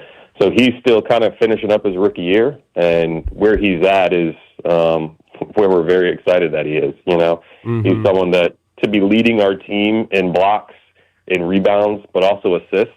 That shows you the skill set that this player has, if he can play through them, and he's scoring. All the confidence the confidence that you guys have seen, going towards the rim, being aggressive, using his physicality. We've played a pretty tough schedule with elite level bigs in Anthony Davis, Giannis, Joel Embiid, Cat. He's gone toe to toe for a while on those guys and held his own, and he's still in the baby parts of his second year. So for us, Alex is a talented player. He's going to continue to get better, like Keyshawn, like Bub, like Bilal, like all those young players. Trey, they work and they want to get better. So that mindset shift that you've seen from him, we expected to see it. Yeah, so we're very happy with where he's at. Talk about Trey. I know he hadn't started yet, but averaging 12, field goal percentage, low 40s. What are you seeing from him? What are you liking from Trey Johnson? Yeah, I think Trey's a good reminder that rookies do exist. Like, we threw our rookies in the fire last year and started them right away, played them heavy minutes. I think Trey's someone that gets an opportunity to kind of see how the game is flowing, learn from CJ, learn from some of the other guys on like what to do, how to prepare. But the start he's had, again, we're pretty excited for that. The guy has a lot of talent, and he's fighting on the defensive end. So for us, we played a long game on all of our guys, but to see where he's at through his first 7-8 ball games, I think Trey's someone that everybody can get excited about, and he'll improve, especially being a little bit more efficient. But the fact that he's still shooting really well from the three-point line. As a team, we're actually shooting really well from the three-point line, and he's a big reason because of that. You know, Ben, I think you're starting to get to know Ben, who does the Locked On Wizards podcast. And Ben's a stud, man. He knows his Wizards. And I don't think you asked him this, but he was like, why aren't you helping Trey get a shot more? Like, it's all on him right now. I think that might be fair in some instances. The way you see our second unit, it's a bunch of guys that are learning each other, and we're putting in a new offensive system, and I have to give BK a lot of credit for paying 10, 11 guys. So the consistency of the lineup, the way we want to play, like, we're still getting through that. I think you look across the league in the early parts of the season, people still trying to figure out where to get their best shots from. And to be a rookie, to be put in that situation, to be given the green light and the license, I think he's done a pretty good job. He's really talented. He can go get his own shot, but I think he's also making people pay when he's getting the swing from the corner and things of that nature. So he'll continue to get more efficient and figure himself out, but he's one of those talented players that can go get his own, so let's not put him in a box. Hey, has Trey taken any of those life tips from CJ McCollum, who basically said he has to expand outside of just being all about basketball all the time? Is he like going to like an art museum, or has he taken up new hobbies, anything like that? Yeah. I hope I'm not like breaking a story or anything, but I think Monumental Sports is doing Monumental Network, we're doing a series on like Trey finds a hobby. So he's like going out and I think he went like a golf simulator with Corey, maybe like yoga with someone else. So like, nice. He's trying to become more well-rounded. Okay, excellent. Again, the guy's a basketball junkie. Very nice. cool. Very cool. Very cool.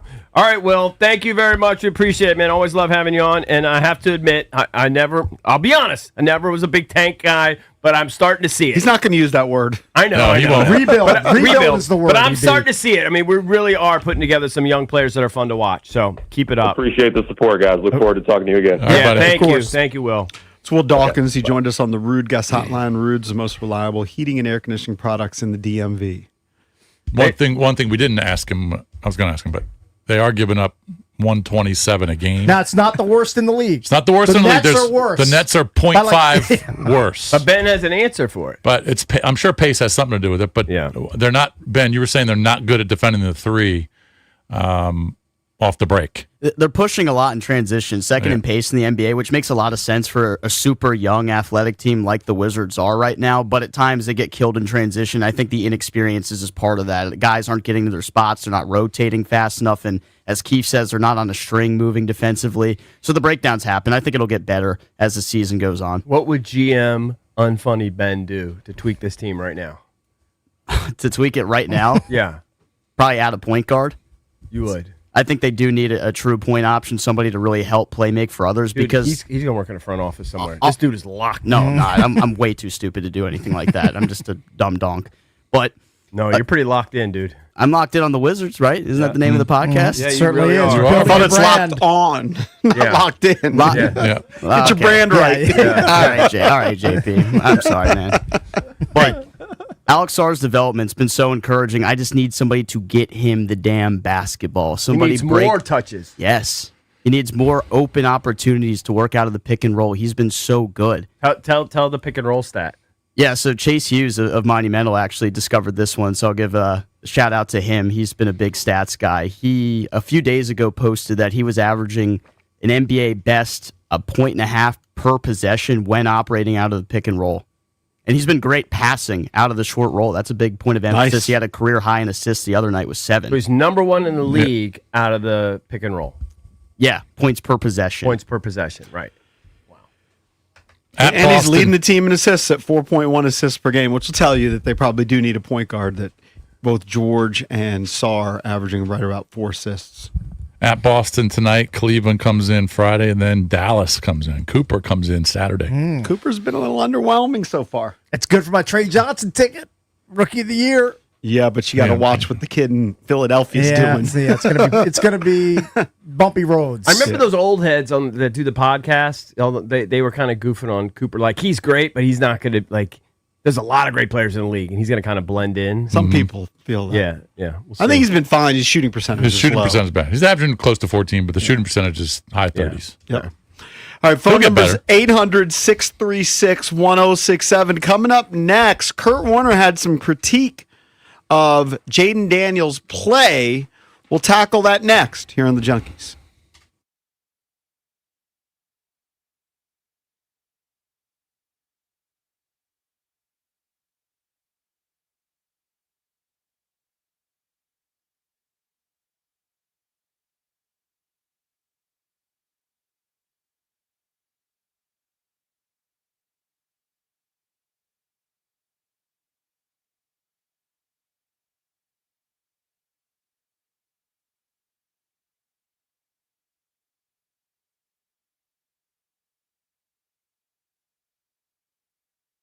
Every great team has a coach, somebody who studies the game, analyzes the competition, and makes the right calls. But when it comes to your financial future, who is coaching you? At Trajan Wealth, their fiduciary advisors act as your personal financial coach. TRAJAN Wealth.com. They'll craft a game plan tailored specifically to you. Trajan can help you develop a plan to weather the ups and downs of the market, whether it's a smart tax strategy, rolling over an old 401k, or finding investment options that match your risk tolerance. Trajan Wealth is calling the plays. Call Trajan Wealth today. 202-929-6600. That's 202-929-6600, or go to TRAJANwealth.com. Don't sit on the sidelines when it comes to your money. Call Trajan Wealth today at 202-929-6600 or visit TRAJANwealth.com. Because in the game of retirement, there's no overtime. Advisory services through Trajan Wealth, LLC, SEC registered investment advisor, client, paid advertisement, additional disclosures at TrajanWealth.com.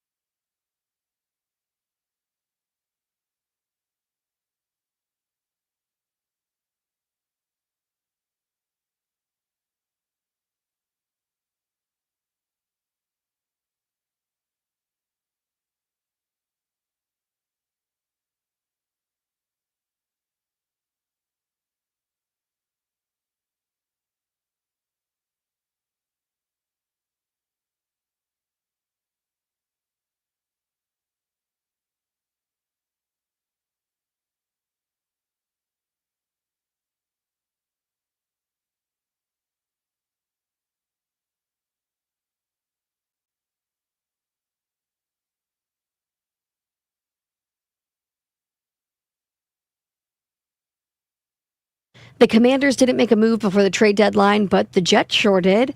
They added a whopping 3 first-round draft picks via surprise deals. Hours after they sent Sauce Gardner to the Colts, the Jets also sent Quinn Williams, arguably their best defensive player, over to Dallas. The Jets now have 5 combined first-round picks over the next 2 seasons as a result of yesterday's deals. And the college football playoff will be based on a straight seeding model. So the top 5 conference champions still get an automatic bid, but byes go to the 4 highest-ranked teams in the bracket. So in this instance, the Buckeyes, the Hoosiers, the Aggies, and the Crimson Tide get the first-round byes. The projected conference champions as of yesterday's brand-new rankings are Ohio State, Texas A&M, BYU, Virginia, and Memphis. From the Crop Medcap 5-Star Sports Desk, Savannah McCann on the Fan.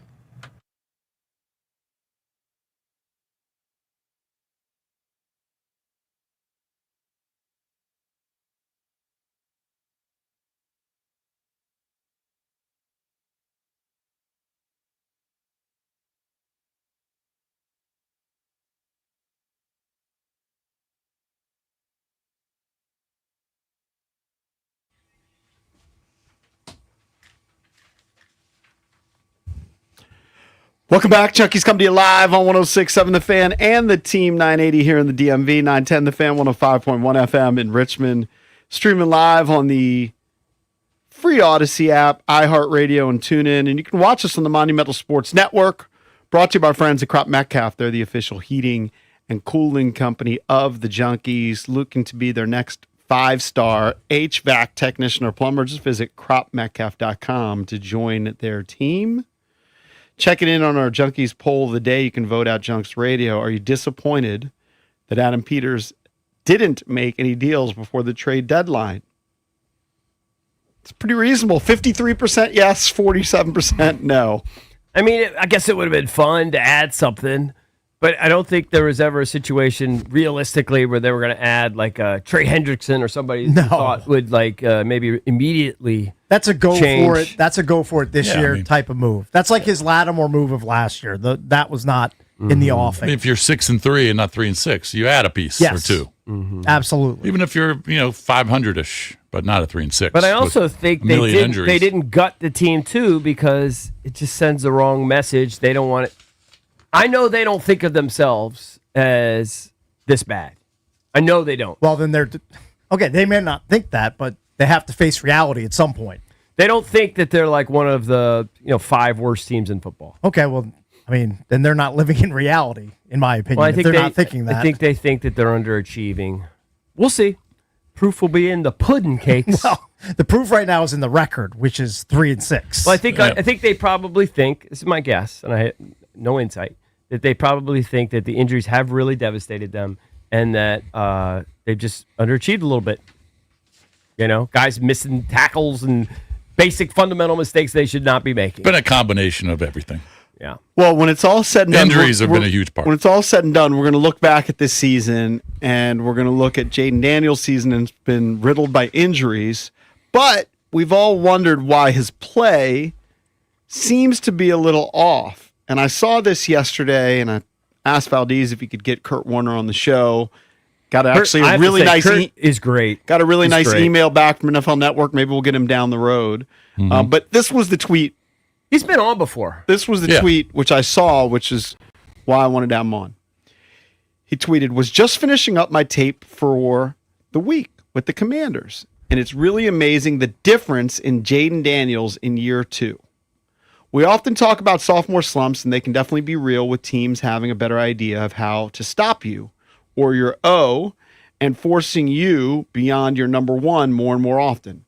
The hard part is it just doesn't seem like JD is seeing the field like he did last year, holding the ball, seemingly looking and not throwing to open number 1 read, struggling to work through reads. Another example of this game being tough and guys on the other side getting paid also." He then, I think, got a lot of criticism, and he went deep into the film and broke it all down. We're going to play some of those clips for you, and if you want to react, 1-800-636-1067. It's different when you can't see it, but the audio should help explain it. It definitely helps. You kind of need to use your imagination when you're listening to it, because when Kurt's doing this, it's a 37-minute video. I recommend watching all 37 minutes of it. because he has the film that it accompanies his explanation. But I think Kurt the explanation helps. Yeah, and Kurt wasn't the only one that was doing it. I saw, and I can't remember who it was, but there's a lot of guys now that will show, freeze frames, and they'll show the quarterback, and they'll show the open receivers, and I'm like, why didn't he throw here? There's a bunch of these guys now. Like, Chase Daniel does it. Yeah, some of these guys Kurt I almost think are it. maybe clickbaity. Maybe. Kurt Warner, I do not think is. Maybe. And believe me, I love Jaden. I think he's going to the Hall of Fame still. But I respect Kurt Warner. What I'd say 100%. is there's a little bit of a common theme, but when I saw the one from Kurt, I sent a text to Valdez and was like, let's see if we can get Kurt on the show, and hopefully he'll be on down the road. But here's what Kurt starts off by saying. This is what he's assessing. There's a lot of factors, no question. There's always a lot of factors with the quarterback and with the team and whether guys are healthy and whether they're healthy and all those things. The bottom line is when I analyze a quarterback, I look at the play in front of me and I look at all the factors. Where are his eyes? Where is he reading it? Where should he be reading this? Is there pressure? Is there guys open? All of that stuff. And then assess the quarterback play off of that. And what I want to point out is, because I know there are going to be a lot of people that are going to be defensive, and they're going to say, well, he hasn't had Terry, hasn't had Debo, receivers aren't open. Chris Russell had a graph, and I didn't fully understand it, but it basically said that on average this week, with the nubby receivers they had, their guys were more open than the average receivers in the NFL. Which I believe that. But I would also say he was pressured in a ridiculous rate. It's hard to find those guys consistently. Yeah, Some of that kind of pressure. Some of that, though, might have been on him. If he's supposed to get rid of the ball in the first read with the guys I'm not open. saying he's playing perfect. I'm sure some of that's on him. But he is also under, like last week in particular, he was under incredible duress. 54%. All right, so we all know what a bootleg is. It is easier with video. So as Valdez said, you got to imagine it. We all know what a bootleg is and what a naked bootleg is. This is Kurt Warner talking about this particular play, which was a naked bootleg. Okay, here we come with the naked bootleg again. That's open right there. Got to take it, right? We always say when you have a naked bootleg, the intent of a naked bootleg is not to throw the ball down the field. The intent is to get the defense to play a little bit more at home, right? Not overplay the run, and simply to get moving in the other direction and drop the flat off. That's why every naked has a flat right there. So if you have pressure, you're trying to get the flat. If you've got 2 steps on the flat, you take it. You give it to the guy, and you don't try to do too much. You don't spend too much time looking at the pressure. Come out. He's got 2 steps. Give it to him. Put it on him right there. Make it play. So maybe, and that's just one particular play, this year, for whatever reason, he's not taking the layups. I know that's part of the criticism of Caleb Williams in Chicago, that he holds on to the ball too long, doesn't take the layups, and Ben Johnson, supposedly one of his missions with Caleb Williams is take the layups, take the check downs. Take the easy stuff. Take the easy, tight end for 7 yards over the middle. You don't always have to make a hero play. Here's Kurt Warner talking a little bit about what he sees on film regarding Jaden Daniels seeing the field. And instead, again, we're spending a lot of time creating. And, I played quarterback. Yes, there's times where you're getting hit a lot, getting a lot of pressure, you get impatient, you stop seeing the field, and you start looking to create. It happens. That was my point, is he's not seeing the field and playing as patiently as he did a year ago. Here comes the throw. It's coming. Okay, we can always give him the benefit of the doubt. Maybe he doesn't feel this guy coming out because this guy chipped, and maybe he didn't think it was ever going to come, and that's why he took off. Okay, I can live with that. If that's the reason, I don't get a chance to talk to Jaden, but if that's the reason, I can live with that. Look, Kurt Warner knows more about football than everybody in this room combined times 1,000. But if Jaden sees an opportunity to run sometimes, I'm not going to fault him for doing that. It's part of what makes him special. But part of what made him special last year, and Kurt Warner prefaced this all by saying, last year he wasn't a one-read guy. Right. Last year he was a guy who was really good at progressions. And he was maximizing plays and taking the plays that are there. And what Kurt Warner's seeing, and maybe that's the result, we're kind of more getting it from the result end, right? The result end is we're like, he just doesn't look the same. And Kurt Warner's explaining, well, this is why he doesn't look the same, because he's not seeing the field as well as he did last year. No one's shying away from his running, but if Kurt is going to point out there's a receiver open, but you're electing to run, I think that might be a significant problem. Yeah, I mean, it could be a warning sign, I guess. Yeah. I don't know if there's significant problems, but I'll say this. I've said it from day one. He's holding the ball a tick longer. That's without question. Yeah, it's weird. Like the metrics, I don't know how to value some of these analytics. Like the time to throw stat, I think it's marginally higher. But I mean it's like 0.06 seconds. So it's almost the same, but I can tell. Put it this way. I'm a dummy, and I could tell he's holding the ball a tick longer. But what I don't know is, do they only count that when you actually throw the ball? You know what I mean? Like when you're running around for a while, there are and also then you times scramble. He doesn't get rid of the ball when he just runs out of bounds and takes a 3-yard loss when he could just throw it away. Now Save there's the 3 yards. There's also the question of when he's opting not to throw the ball, and that sometimes has to do with tight coverage. So sometimes there are quarterbacks who will anticipate and throw into tight windows, and there's some that don't. Here's Kurt Warner talking about that. So they're going to run a quick out up here. All right. Now, to me, it's already a challenge. I would never go to that side, because I don't like quick outs against press coverage, because they're always going to be tight throws. Okay. Because the guy's right on top of him. He's going 5 yards. There's not really any chance to separate. So I don't like to go there. But if I'm going to go there, I'm going to expect tight coverage. I'm going to have to hit my back foot, and I'm going to have to let the ball go. You got to let it go. You got to trust it, because it's not going to be wide open. It's just a guy's pressing him. It's not going to be wide open. So if you go there, see it, hit your back foot, let it go. Play aggressively, play fast. I think it's fair. It's all fair. And anytime we watch a game and he doesn't throw the ball and he runs, we just assume that there's no one open. Right. But it's interesting that when Warner breaks the film down, he's not throwing to open guys. And like that's I something said, different than last year. Now, last year, McLaurin was open a lot. All right, so he had a true number one. So I would agree with Warner if that's what he's saying, that he's got open guys. But there's just something missing. He hasn't had the same cast of characters and the depth of receiver that he needs. Now, in Jaden's defense, this is after probably his biggest clunker of the year. Yeah. Right. Is all this tape from this Sunday's game? Yes, it is. Yeah. But it's been a little bit of a recurring theme. Serious duress, and it was his first game back in a while. But as Jason said, and as you stated, Eric, something's off this year. Something's off for sure. I think I don't know if fans are willing to admit that. I mean, you could see it. How could you not admit it? Something's a little bit off. But I don't think that means he's still not a great quarterback. I think he's going to be a great quarterback in this league. And you like Kurt even said, he has times where he wouldn't see the field himself. He's a Hall of Famer. So right, you don't want this to be the new fan ever. Like you see that he doesn't look like he looked last year. Yeah, but you don't want this to be the new Jaden where he's doubting himself. I don't think it's the new Jaden. I think it could be a phase he's going through and needs to be corrected. 1-800-636. Yeah, I know. 1-800-636-1067 is the number. Let's play one more clip, then we can go to your calls with your thoughts on Jaden Daniels, and if this is something, a bit of a red flag moving forward. I'll tell you this. If you want to give me a red flag, all this stuff is fair. Totally fair.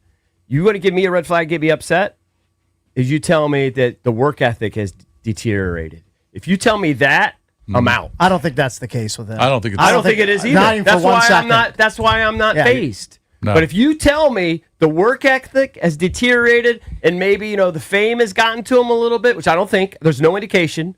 But I'm telling you, if you want to get me upset, that will get me upset. Well, because he puts in the work. Yeah, we have no evidence of that. No evidence. Like if you just wanted to be some random hot take blowhard, you could be like, well, he was with Juju Watkins here. He was in Manchester United. He's allowed to enjoy his life. Of course. But if you tell me that he's broken off from the first one there, last one there, that routinely that's his bit, and now all of a sudden he's a different guy, then I'm out. Then we have a problem. Well, Eric, what about he's focused on rehab and He just- strength training now because he's been That's a often Robert thing. Well, no, he's been No, often, he just hasn't had the reps in practice. Like Yeah, that I he's, think he's that just he's a little needed. bit rusty, and he's probably just natural. They've changed things. They've changed things. He hasn't had the cast of characters he needs and support. Yes. He hasn't had his number one He receiver. probably also feels a little pressure to be perfect. He is getting pressured, but he's. I think the number one thing is he's battled some significant injuries Well, the this year, injuries and he's just not out on the field enough. And the wideout room has not panned out like Adam Peters, Quinn, or Sure. anybody expected it to this year. The shying away from tight coverage though goes to the point of if you think of Mariota's start where he had, Terry comes back and he has. Or was that Mariota or was that Jaden? The pass down the sideline where McLaurin catches it. Beautiful catch. And then Mariota had the That was Mariota. that was Mariota. Yeah. And Mariota has the long pass to Terry, across the field where he toe taps it in, touchdown. You have to have trust, right? I remember talking to Marcus in training camp and he was talking about the Cowboys game where they went for the win at the end and had a touchdown pass with 7 seconds left, whatever it was, to Terry. And he was like, a 50-50 ball to Terry is better than 50-50. It's not 50-50. And so you're shying away from it because you don't have your top guy where he might throw it even if it's tight coverage to Terry, but when it's to somebody else, he's not throwing he's it. not yeah, but it's Jalen Lane. He's not throwing right. it. Or to Luke McCaffrey. Right, or he to can't be as Chris confident Moore. throwing to those guys as he is to Terry. Yeah, I think that's that like has, his safety blanket. I think that's definitely significant. All right, one last clip from Kurt Warner, who put out a 37-minute video where he went through each of the plays. This is a Hall of Fame quarterback looking at Jaden Daniels' play and assessing his play. I think Kurt Warner's a very fair guy, too, so I have no problem taking criticism from him. I'll also say that in Washington's offense, I do believe there's a lot of pure progression type stuff where they basically tell him, hey, you're going to start here and you're going to work across. So that last play may have been you're always going to start on the quick out and then you're going to work across the field to the other side. Maybe, okay? But again, to me, you got to play the game faster. You got to see the big picture. And I thought Jaden did that extremely well last year, and I don't believe he's doing it as well this year. 1-800-636-1067. We'll take your calls next. Is this a little bit of a red flag about Jaden Daniels' play that Kurt Warner has put out, that he's not seeing the field as well when he's been healthy, that he's not making the passes that he made last season? Is this concerning to you? Your call's next here on the Junkies.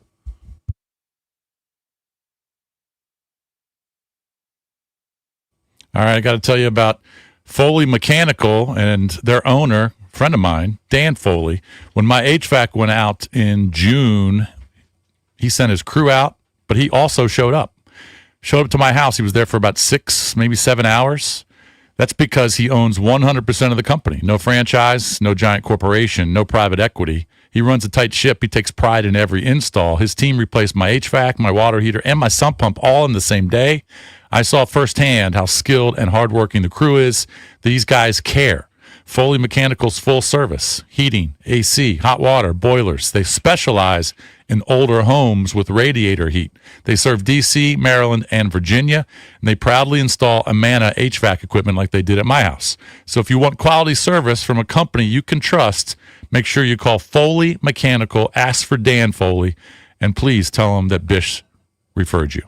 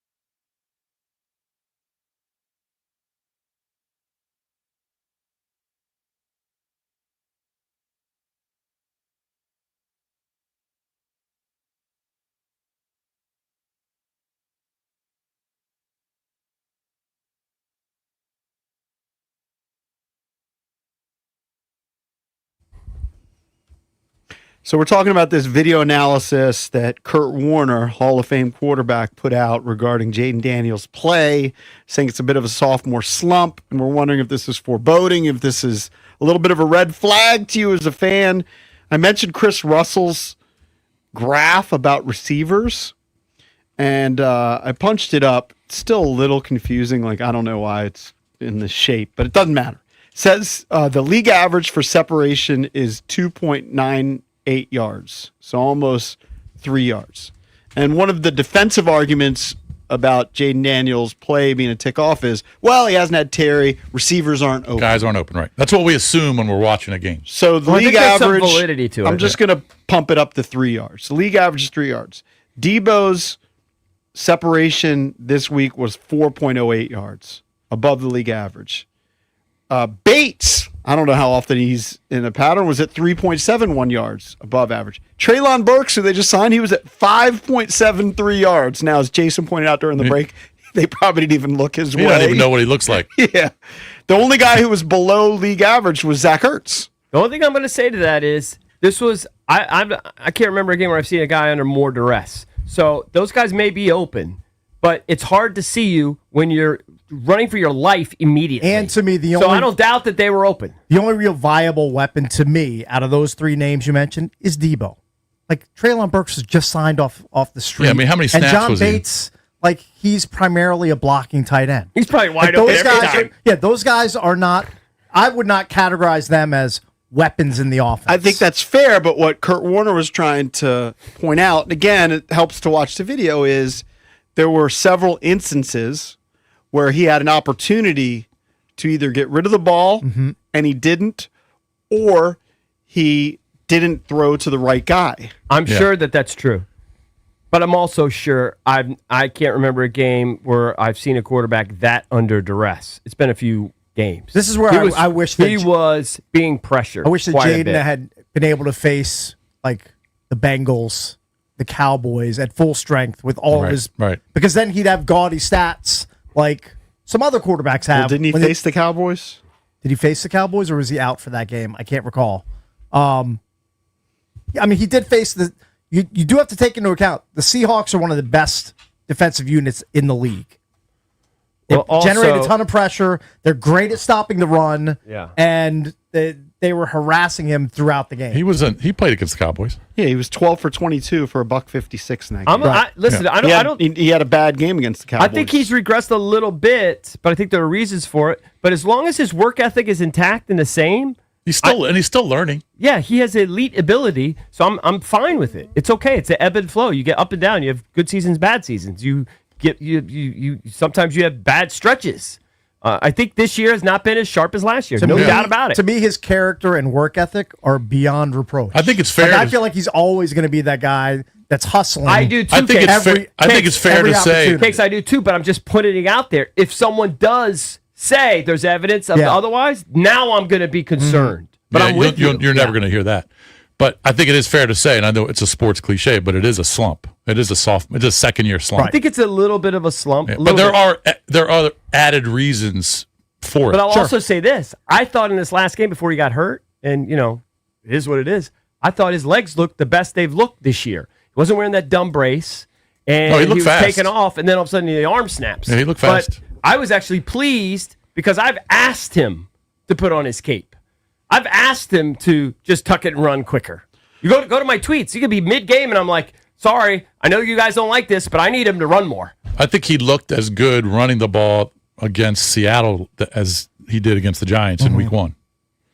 And I think a slump is a little overstated. He had 8 touchdowns with only 2 picks.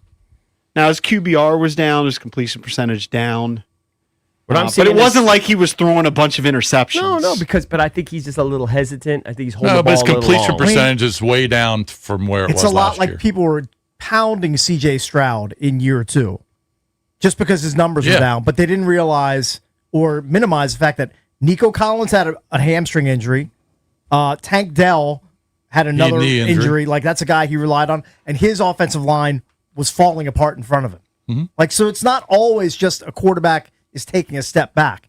there are reasons for if the ecosystem around him is failing. Well, that's what I was saying. And falling apart. There are other reasons for it because, of course, being injured, not having the reps, not being at practice every day, missing practices / games, that affects you. Right. But if he had A.J. Brown and Devontae Smith and Saquon to throw to, you think his numbers would be like this? The fact that he doesn't have the weapons that other teams have, that also affects the numbers. All right, let's go to the phones. Lines are locked and loaded.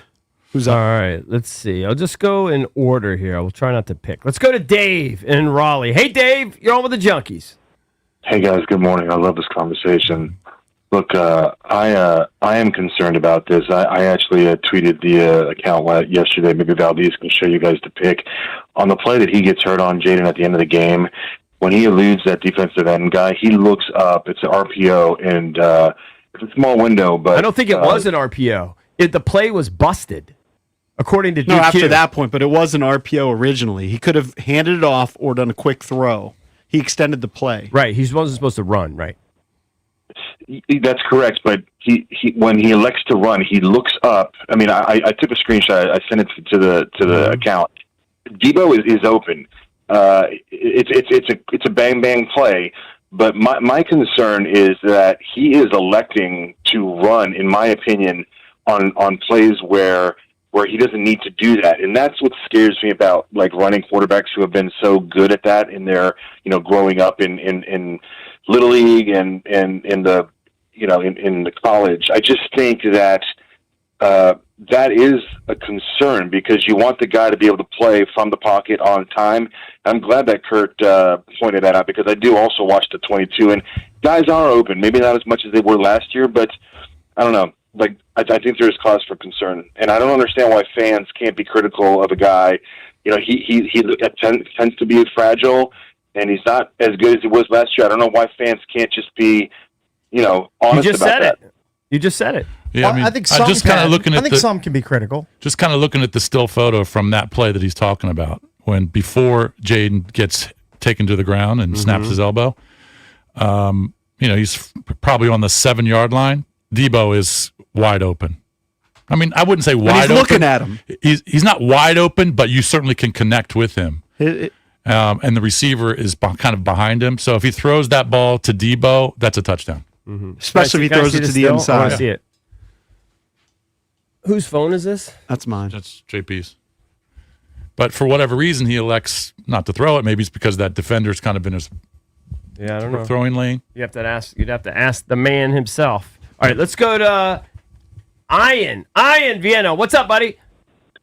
Yeah, for me, it is a red flag, and it's been a red flag. Look, I think we can discuss the off-season plan of Peters and Quinn being flawed and organizationally arrogant, which is a position I took very early on. But the biggest red flag is you're looking at a future of your franchise that is injury-prone, runs into contact and excessive tackles. And even though he doesn't get hurt on those, the accumulation is concerning. And now you're having this next level problem of he's not seeing the field. Because last year, that was his biggest forte. He was an MVP preseason candidate because of who he was. And, a lot of people get tired of the RG3 comparison, and it's not a valid one in that he's much better of a overall player than RG3 was. Right. But the comparison is now coming up, and it is becoming valid because he kind of just runs into stuff. Like your caller just said, there's options for him not to take these hits, and he's not taking them. And I think this whole notion of the injuries is what's hurt the season. They didn't look good in the opener against the Giants. They looked awful against the Packers. So there's plenty. I think the argument there is that they weren't intact in training camp. That could have affected a little bit. But I think the larger point, but largely what you're saying is fair. I think it's fair. Let's go to Mike in Ashburn. Mike, what's up? You're on with the jump. Hey, what's going on, guys? What's up, Jason? Hey, what's up, Mike? I think it's organizational, honestly. I think it's everywhere. And, we're not running the ball either. Let's keep that in mind. So they don't have to worry about the run because we're not running the ball very well. Right. I think we do the old blame pie. I think 15% is Jaden's. But I also think there's a lot of more factors, kind of what you guys are saying. than what he's doing wrong. And he's coming across things he's never had to deal with before because last year everything went so smoothly. As you said, it's almost like a mini rookie year because everything's changed. The rhythm's off, the timing's off, his players are off. I mean, it's a combination. I can't remember what game it was, Mike, where, do you remember? It was like kind of like maybe the first time in a while where the defense clearly made a point of containing Jaden more, and they did a really good job of it. Was it week 2 or week 3? And he just struggled with it a little bit. Might have been the Packers game. Yeah, he just didn't take up. Might have been the Packers game. Yeah. And they really kept him contained, and it really neutralized him. Yeah. Well, I mean, I think that could be, but then again, you're neutralizing if he's not running the ball, then he should be able to throw the ball. Defenses can't do everything. I mean, they got to pick their poison whether they're going to stop him running or throwing. And this year, unfortunately, he's not doing any of them very well, and that's the whole team. That's the whole team. Yeah. Well, whole offense that's not doing well. Thank you. Thank you, Mike. Thank you, Big Mike. If I'm the Lions, I'm going to dare Marcus Mariota to beat me with his arm. Right. Because they are pretty good. They're not as good as Seattle at stopping the run, but they're pretty high. I think they allow 94.5 yards per game. Yeah. They're pretty stout against the run. Like, I'm going to take my chances with Mariota slinging it instead of, Bill or Mariota beating me in the run game. The good news is he's shown that he does a nice job going through his progressions. Right. And if he's struggling with that this year, he has it in him. Yes. He's done it before. So to me, you just got to grind, work your way through it. It's hard work and figure it out. But the fact that he's done it before is huge. But there was a little bit of a red flag before the draft about that time to throw deal. That one, it was like our pal Zach Kruger had that stat. No, I thought that was about just getting sacked. Like the that sack, was maybe it was the pressure to sack ratio. Yes, that wasn't necessarily not reading the field or whatever. I was just taking too many sacks. I think that sometimes goes hand in hand, that if you're getting rid of the ball on time to the right. I think the argument was that he was running a lot and getting tackled behind the line of scrimmage, and those were counting as sacks. And the chatter was he wouldn't throw the ball over the middle, stuff like in the LSU offense. Look, he clearly can make all the throws. I mean, sadly, it might be the highlight throw of the year is the one to McCaffrey this year. Have you heard any timeline? Threw it 55 yards? Yeah. Timeline on him returning. On Jaden? He's going to say something today. I'm sure you'll find out today. I think he's. I haven't heard it. Have we heard anything about an MRI result? I've heard nothing. We haven't heard anything, right? I'm sure they already have those. Oh, I'm sure they do too. They get those immediately. Keep it Unlike tight- us, we have to tight-lipped. wait. We have to wait days. They get them right away. Yeah, the Brokies have to wait for the They just go to the guy, just look right over the guy's shoulder and go, what do you see? What do you see? Right. It tells you. 1-800-636-1067. The lines are locked and loaded. We've been playing this audio from Kurt Warner, Hall of Fame quarterback, breaking down Jaden Daniels' film. So this isn't about his injury. It's about his play this year, why it's been a tick off. Is there cause for concern? We'll take more of your calls next here on the Junkies.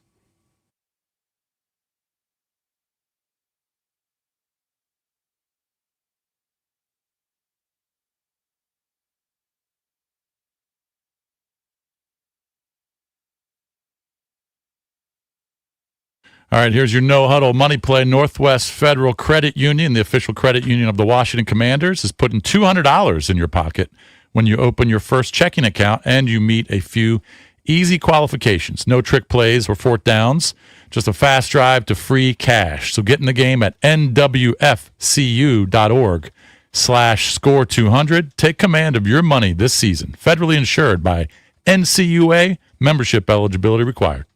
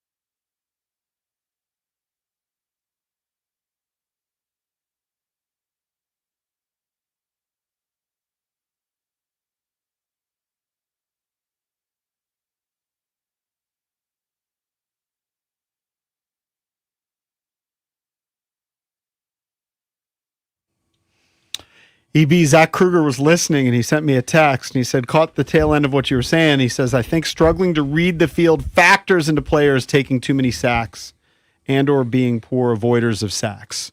So that might be fair.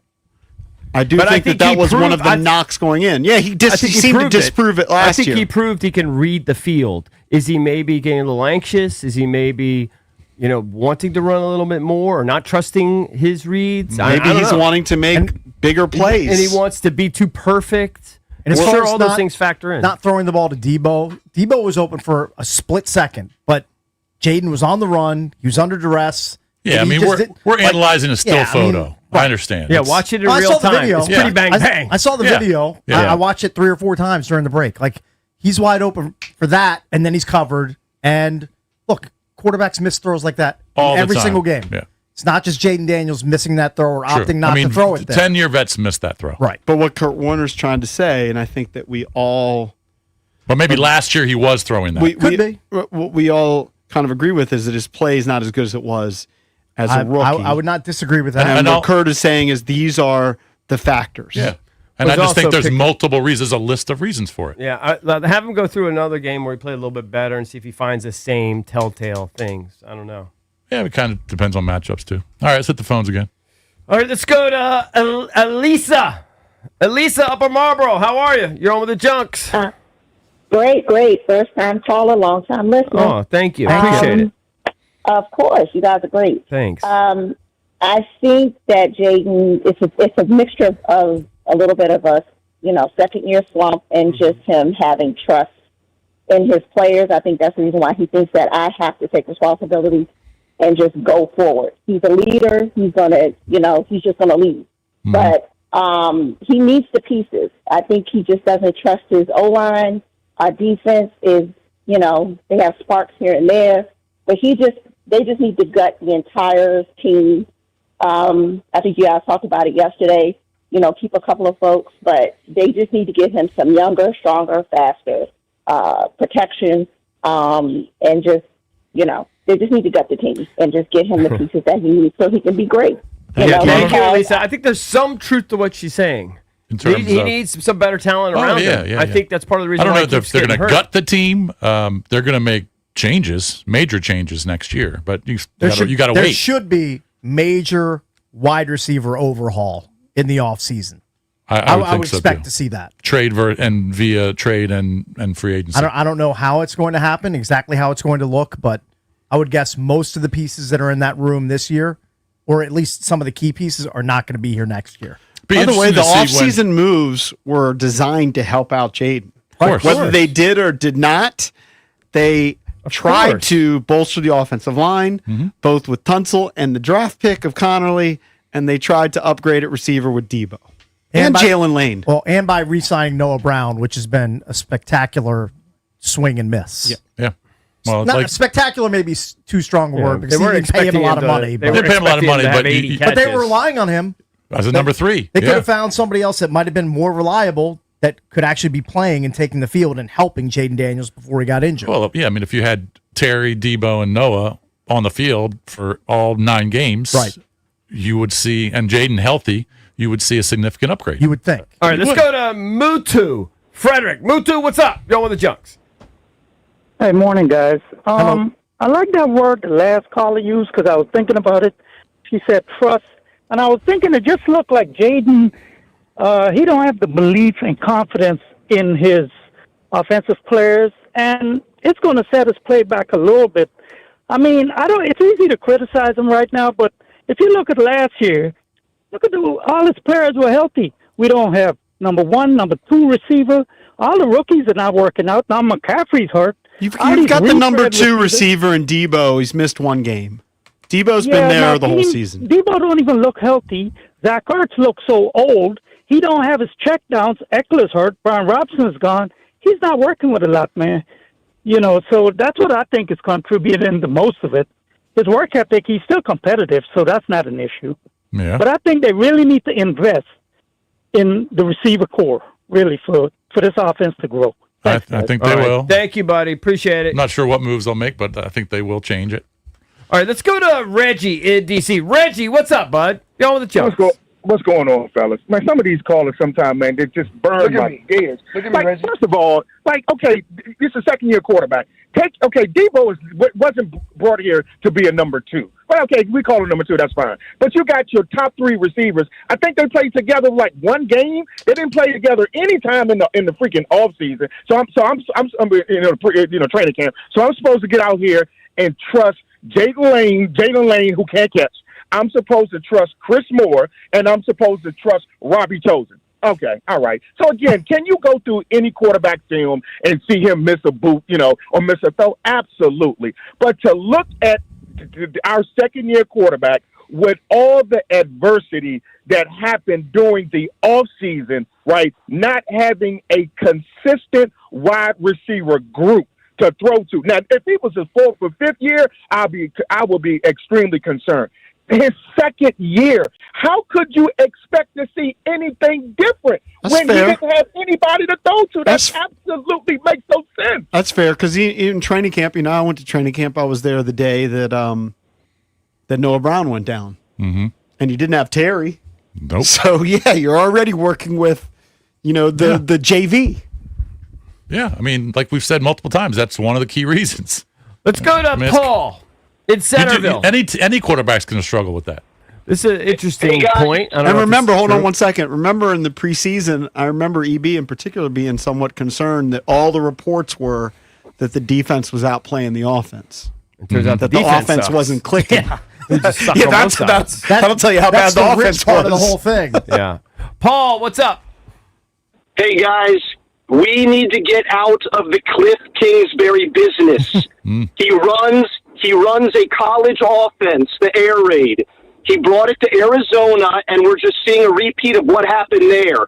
It can put up big numbers with a talented dual-threat quarterback, but that quarterback has to play hero ball all the time, just like Murray did. He put up big numbers for a couple seasons, blew out his knee, and then the wheels fell off of the offense because it's not a proven NFL offense. We've got to move on from that.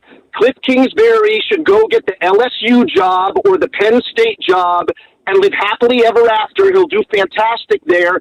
We've got to get a bona fide NFL offense in here. Go get Mike McDaniel when he gets fired. He runs that Shanahan West Coast offense that's proven around the NFL. We just got destroyed by it by the Seahawks because Clint Kubiak runs it. Put Jaden in there, get him on a better developmental track than what he's on, and we'll be golden. Thanks, guys. All right, thank you, buddy. Yeah, other people have speculated on McDaniel coming here as a potential OC. That's if they need an OC. I think it's easy to just pile on Cliff. A lot of the times, and what Kurt Warner's trying to point out is he's scheming guys open. Yeah. You got to hit the guys who are open. Listen, I'm not blaming Cliff, but if Cliff leaves, which is very possible, there's a bunch of jobs. Yeah. McDaniel might be a good fit. that'd be fine. Yeah. And just a couple games ago, and I know they didn't put up the points, but a couple games ago when Marcus Mariota was under center against the Kansas City Chiefs, who have a good defense, and I know they didn't put up points, but in the first half, they were moving the ball up and down the field. Mariota, I think, was 15 for 18 in that first half. They just had unfortunate ends to the drives every time. Like they blew it on a 4th down. I can't remember all of the drives off the top of my head now. But like Cliff had a really good offense last year with Jaden Daniels. Like, I would need to see more data to abandon the ship on Cliff. Frustrated, so they're lashing out at whoever they can. No, there's also a factor where there are people out there who do not like you being critical of Jaden Daniels. Right. It's just it's a thing. Here's you cannot try to have an honest conversation, and I'm not saying being hot takey or anything like that. But I'm so happy Kurt Warner did this and not like Chase Daniel, or Stephen A. Smith or whoever. But having an honest conversation about him missing guys. There's definitely a sector of people who nothing will ever be Jaden's fault. Well, those people it'll be the line's fault. It'll be the receiver's fault. Yeah. It'll be Cliff's fault. And I get it. I did this with Lamar Jackson. I understand some of the frustration fans are having. But at some point, there is there's a little fault to blame on Jaden. Well, yeah, I mean, no player's I- perfect. I know nobody is, but there are going to be people out there who are taking this blame pie and saying 0% of it is going to be on Jaden. Well, if you think that he's never made a mistake, you're crazy. Well, they're weird. There are weird people in the world. I know, who I know this. Yeah. I mean, But I'm just telling you, irrational you're going to have to people. get I ready hear for you. it because there's a sector of people that it's never going to be Jaden's fault. True. Yeah, it's fine. And with Kingsbury, I mean, maybe by definition, it's like the air raid, but the air raid offense, there are many definitions for it, but your typical air raid offense is throwing the ball a lot more than they do. So Cliff loves running the ball. He in is, case people haven't noticed. it's not your typical air raid offense where you're throwing the ball, 80% of the time. Right. Maybe by design and definition, it's kind of the air raid, but they run the ball a lot more. And he did this at Arizona too. He ran the ball a lot more than your typical air raid. At Texas Tech, yeah, you're going to throw the ball a lot, but in the NFL, you can't throw the ball as much. I think as you do in Jade's been college. off a little bit. I think he hasn't had a rhythm. I think he's been in and out. I think his receivers haven't been there. I think his offensive line has failed him a little bit. I think everywhere you look, everybody could accept part of the blame. Everywhere. Including Jaden. Almost too reasonable, EB. Well, I mean, I think it's pretty obvious. I agree. It's pretty obvious. He's a human being. Sometimes I don't cook the steak perfectly. Sometimes I go to the grill, I'm ready, I got it all seasoned perfectly, and sometimes I overcook it. I'm a human. Could be the And I'm steak's steak fault. king. Steak fault. I'm I'd the have glue. steak king. Yeah, glue's fault. Sometimes I mess up. Except when you go to Safeway and buy your steaks. You're not the steak. This is the steak king. But it's also the hardest position probably in sports to play. Yes. Right? Totally. And other guys are getting paid too. Defenses and defensive coaches are getting paid too. All right. So they know what you did well last year. Well, they're adjusting. Of course. They're doing things differently. Of course. He's not seeing the exact same things as he saw last year. 1-800-636-1067 is the number. Take more of your calls next here on the Junkies.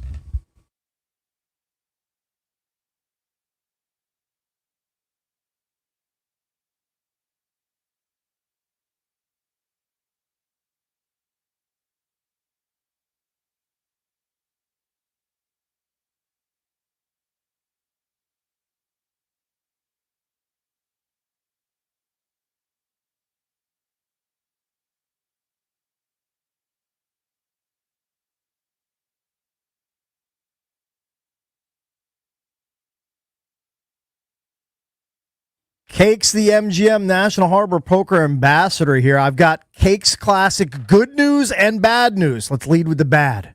No Cakes Classic tonight. I know that's weird. It's always the first Wednesday of the month. The good news, the November Cakes Classic has been moved to Wednesday, November 26th. That's Thanksgiving Eve with a $20,000 guarantee. So go enjoy the cash games today and the high hands. I hit one yesterday in the beautiful MGM National Harbor Poker Room. And I'll see you again Wednesday, November 26th for the Cakes Classic.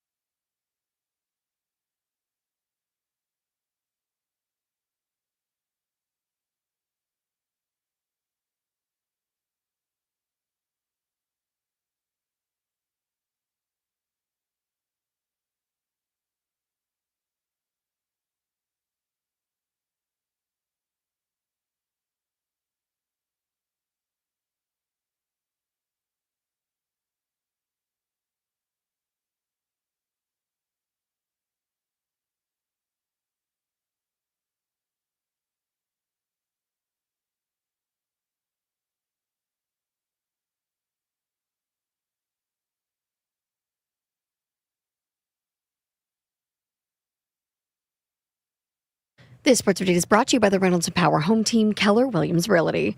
Was this the most exciting trade deadline in a while? 27 players were traded within the season so far, 2025. That's the most during the year in the past 25 seasons. 3 first-round picks have been dealt to the Jets in their blockbuster deals that sent Sauce Gardner to the Colts and Quentin Williams to the Cowboys.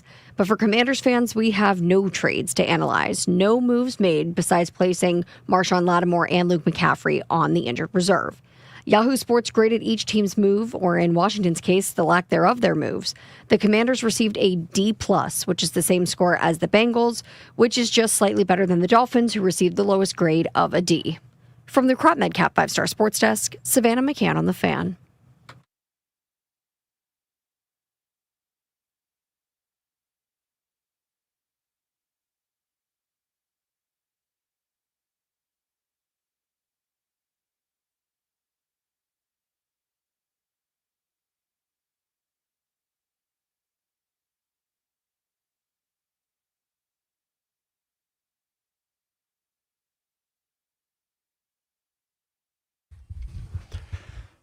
Welcome back, Junkies. Coming to you live on 106.7 The Fan and the Team 980 here in the DMV. 910 The Fan, 105.1 FM in Richmond. You can watch us on the Monumental Sports Network, and we're brought to you by Crop Metcalf. They're the official heating and cooling company of the Junkies. Looking to be their next 5-star HVAC technician or plumber. Just visit cropmetcalf.com to join their team. I'm John Paul Flame, joined by Eric Bickle, Johnny Cake Sawville, and Jason Bishop. Remember, you miss any part of the show, you can always grab a podcast. Apple Podcasts, Spotify, wherever you listen to your podcasts. We had Coach Carberry from the Capitals on at 7. They're trying to snap a 4-game losing streak. Will Dawkins, Wizards GM, joined us earlier as well. But right now we're talking about this Kurt Warner analysis of Jaden Daniels' play. Specifically put out a 37-minute video of Jaden's last game. But overall, he says that Jaden was suffering a sophomore slump, not seeing the field as well as he did last year, which Warner conceded that that was one of his strengths. He wasn't a one-read guy. He was somebody who actually could see the field. And we're kind of debating it. Valdez brings up the point. There are some people that are so defensive that they're just not going to accept anything about Jaden's play. Jaden this year, his completion percentage was 62.5% so far. Last year was at 69%. His passer rating, 94.4, which isn't bad. Like I said, it's decent. It's pretty good. Last year was 100.1. His QBR, 51.8 this year. Yeah. Last year was 67.7. I would counter that with some of these names. These are some of the guys that he's been throwing to in 2025 as opposed to 2024. Robbie Chosen, Treylon Burks, Luke McCaffrey, the Nubs McCaffrey, not the silly McCaffrey in San Francisco, Jalen Lane, who are both, well, Lane's a rookie, McCaffrey in year 2, and a fossil Zach Ertz. It's not the same cast of characters he was throwing the ball to last year. He was throwing the ball to an effective Terry McLaurin. Terry McLaurin has been a ghost this year. Eckler has not been on the field. Eckler for a He's little had bit. Debo. Okay, Debo. What has Debo done in the last 4 games? But can't two things be true? He may. You can concede. I'll concede to you that the receiving core has not been as optimal. good. He hasn't been as good as last year, but his surrounding cast has also not been as good as last year. You could make the argument that if those guys had been better and more complimentary, that it might even be as noticeable. Like he might still have the flaws, but not as noticeable. None of us loved Zacchaeus or De'Ami Brown.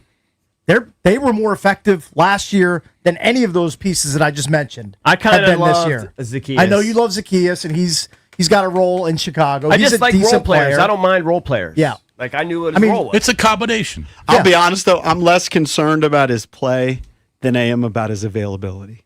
Well, it's like if you had to just choice, red flag. if you had totally a agree poll, with that. like what are you more worried about, his play dipping or his totally I'm worried about the availability because Yeah, you can improve the situation around him.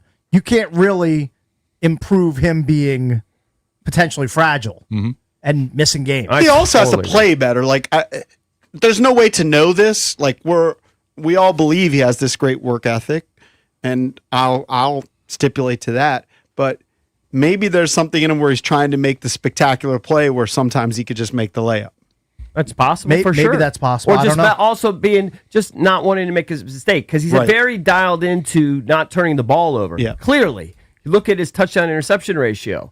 He's very dialed in on. Maybe he's being too picky and he's got to take a few more chances. But all that stuff can be coached up. I agree with you 100%. I'd rather he be I'm that. way more worried about his availability Yeah. than I am his ability. I'd rather he be more reluctant to throw the ball into a tight window than just be like, oh, you know what? Screw it. I'm just going to put it out there and hope my guy makes a play. No, he's throwing. Listen, that's the other thing, though. And I like Kurt, and I think he's great. But he's also picking a very difficult game, picking another game where he did some nice things. To balance it, you could. Because I promise you, he's read the whole field. He's made tight window throws. He's done everything that he's saying he's not seeing. Mm-hmm. He's done this season. But maybe not as consistently.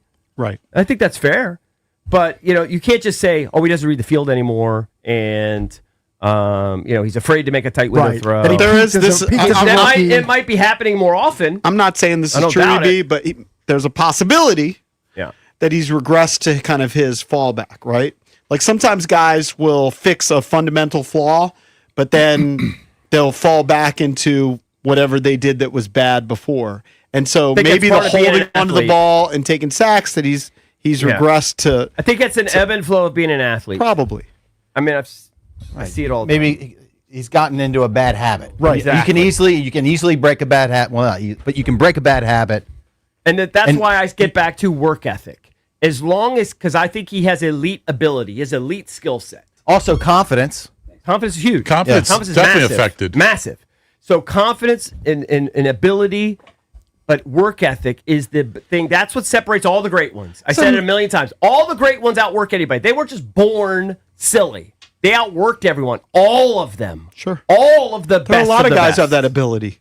Yeah. I mean, the talent, like running, throwing. Right. If it was just about that, Anthony Richardson would be the best quarterback in the NFL. Right. All right, let's bang out a few of these. We're going to have locks coming up, I don't know, next segment, at 9:25. Yeah, locks will be on at 9:25. All right. Oh, good. All right, let's go to Elijah in D.C. Elijah, what's up? What's up, fellas? Appreciate you taking my call. Yeah, sure. Just hearing some of these perspectives, it's like, for me, they don't practice. And I don't care how good you are. Mm-hmm. If you're not practicing, football, especially at the quarterback position, there's so much nuances. And even how and he's missed a lot of what little practice they have. Oh, my God. And their type of offense and what his responsibility is, that's a lot, man. What you're asking him to do naturally, what he does, it's a lot. It's an exhaustive style of ball. So if he doesn't have forget the VR, if he doesn't have the opportunity to know how a guy is going to run, nuance-wise, because everybody runs routes slightly different. Even throughout the year, you can be like, man, he may develop, he's working on something. Guys are moving and working on stuff. Mariota throws a different ball. So some of these balls that aren't being caught, yeah, you're a receiver, but you have to recognize every ball looks different on the way into a receiver's hand. Coming out of different looks, different routes, combinations. There's so much that goes into it that us as novice fans can just gloss over and be like, well, why isn't it working? No, man, it doesn't work like that. Good point. Mariota just looks better. Look how much better Mariota has looked. No, he's not the better guy, but he's practiced more at this point. No, it's a great point. It's a great point. And if you think about last year, there was a point after the 3-game slump where they kind of admitted that Jaden hadn't been practicing because of the rib. Remember? They're like, well, the reason why we didn't look so good in the games against Baltimore and the games that they lost, even the Dallas game and that 3-game losing streak, they're like, he hasn't been practicing. Yeah. Dude. And how much practice has he missed this year? He's played 6 out of 9 games, but he was affected in some of those games he played.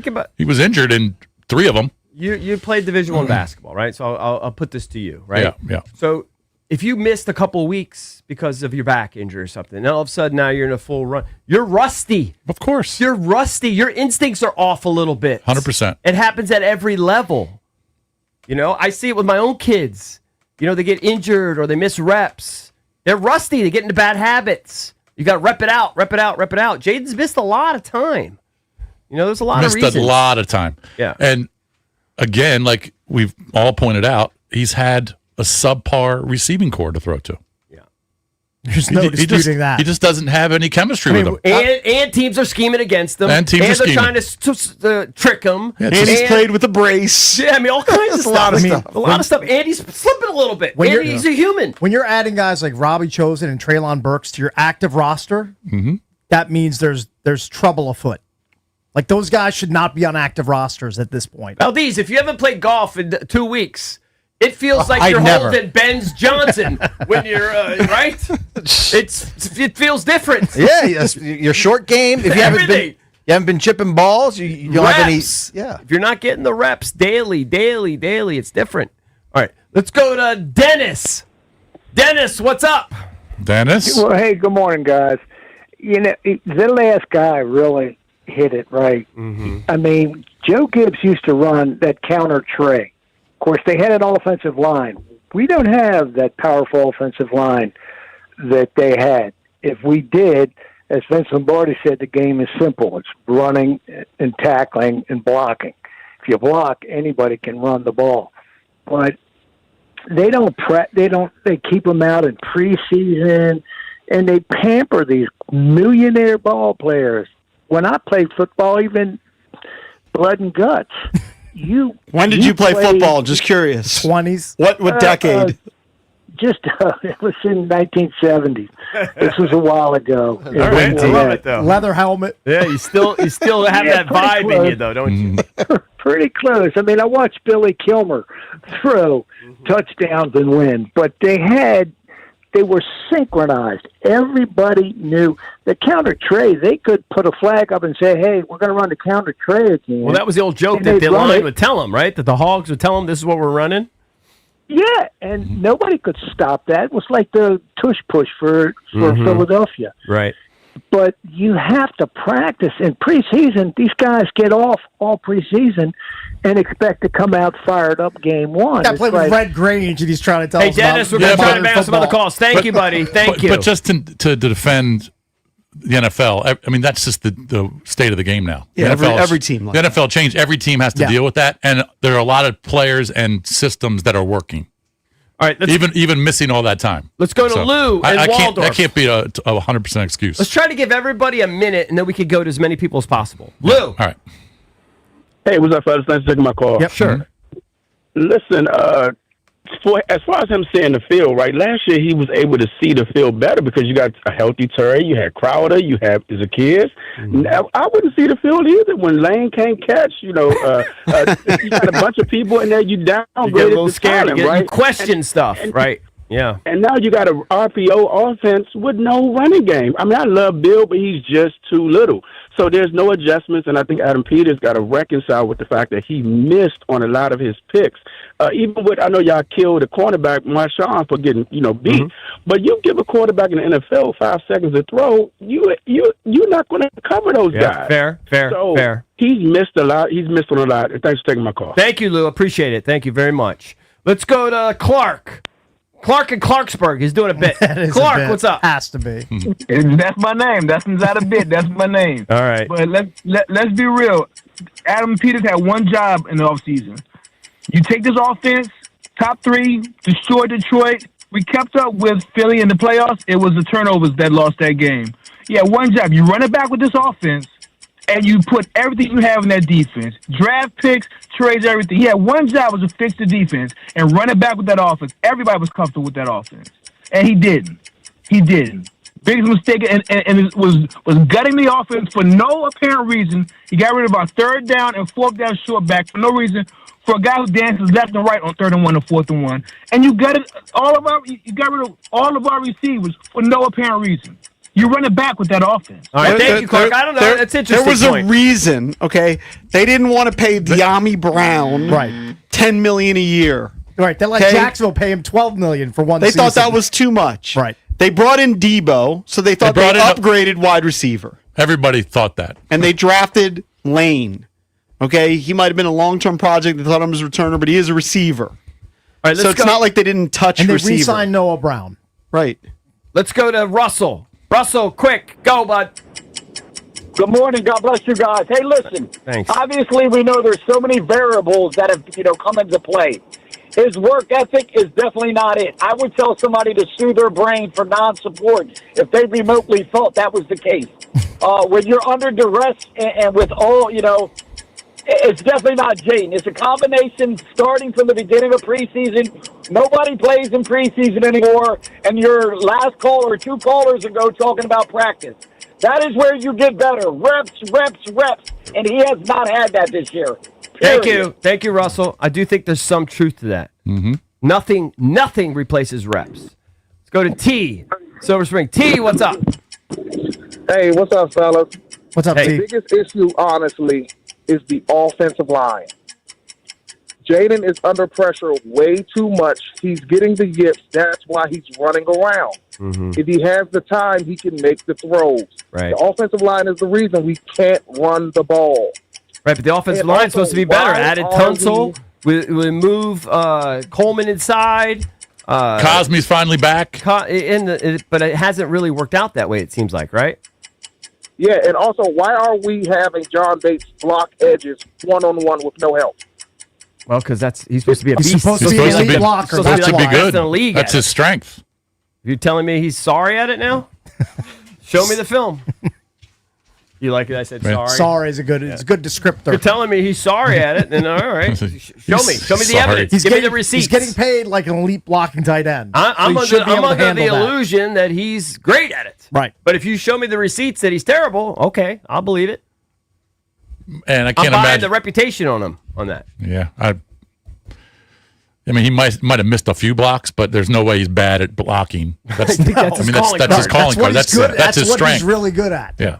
I mean, every guy misses a Just block. show me the receipts. If it's true, show me the receipts. It's amazing, though. It's gotten so bad that people are pining for De'Ami Brown and Zacchaeus. Well, just kind of saying, hey, this offense scored 28 and a half. Yeah. Let's run it back. I kind of get it. What's Jamison Crowder doing? Nothing. But they did upgrade. They did think they upgraded. I'm being serious. What's He's Crowder retired as far. Maybe not retired, but he's not on a roster as far as I know.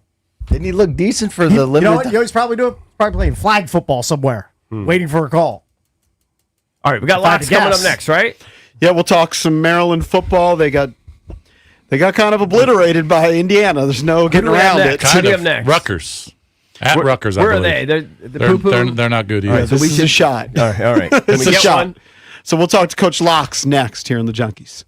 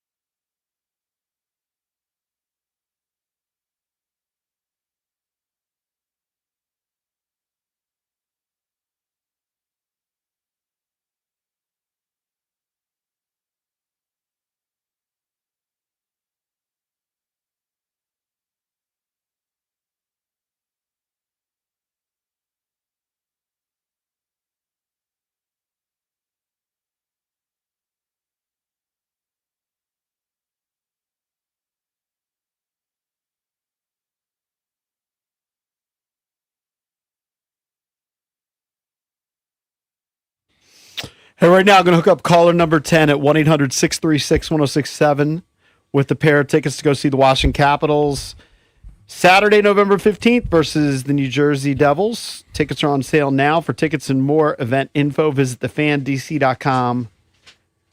That's how you get your tickets. 1-800-636-1067. All right, let's head out to the Rude Guest Hotline. Rude's the most reliable heating and air conditioning products in the DMV, and check in with Mike Loxley, Terps head football coach. He's presented by IT Cadre, trusted insight from Trusted Insiders. IT Cadre. What's up, Coach? Coach, are you there? Fellas, what's up, man? Y'all thought I'd duck y'all out today, huh? No chance. No. All right. Tough. We it's just a had to tough talk one. about Jaden Daniels Yeah, for we had an a extra lot of segment. Jaden talk. What, are you watching What's any of going the on? games? Are you watching any Skins games?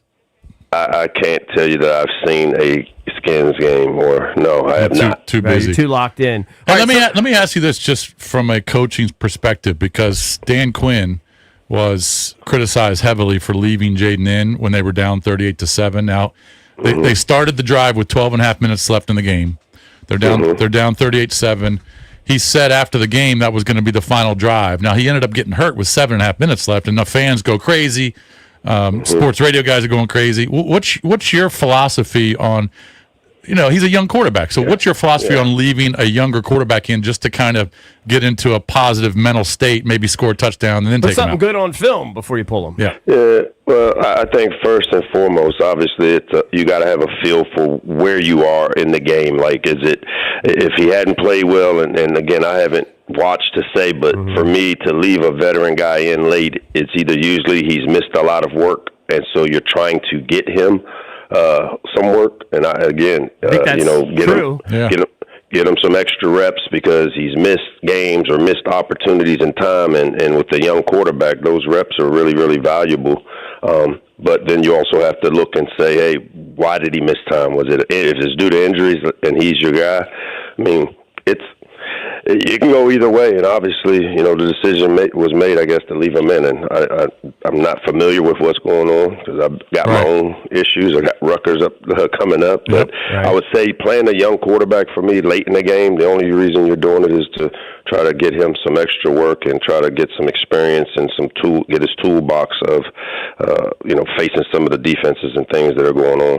So let's talk about your young quarterback, because I think during your sideline interview you said that he was out of sorts. It was the first time you'd seen him kind of out of sorts. What were you seeing, and then, what did you see in the second half, the rest of the game from him?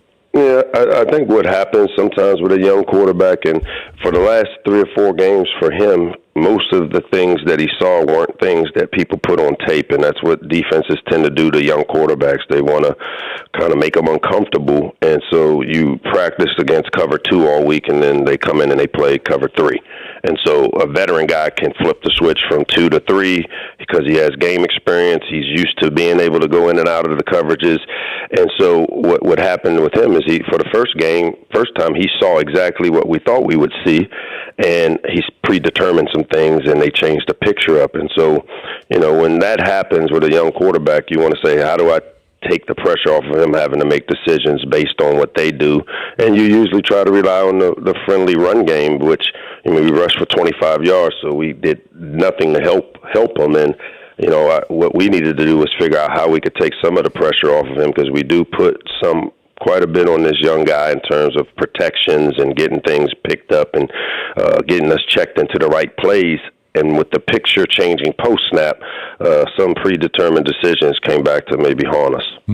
Coach, how disappointing was it not to score a pick 6 when Mendoza throws the early pick there? I don't know if that affects... Those are the plays that we have to have. I mean, we have that play, and then we still don't come away with a touchdown. We kick a field goal there. And when you're playing the number 2 team in the country and you have opportunities of momentum, which, our defense was able to give us momentum early in the game, and we didn't capitalize on offense. And then we come out the second half and we take the first drive of the second half down and score, and then our defense don't capitalize the momentum. We had a terrible kickoff that gave them a drive, started at 38, and they went down and matched our score post halftime. And those are the types of those series and those drives when you're playing a top 2 team like that. Those are the ones that we got to figure out how to make those take advantage of those opportunities. There's no way you thought you would lose by 45. No, not at all. You didn't think and that? There's no way. Yeah, but I mean, you know, Indiana's legit.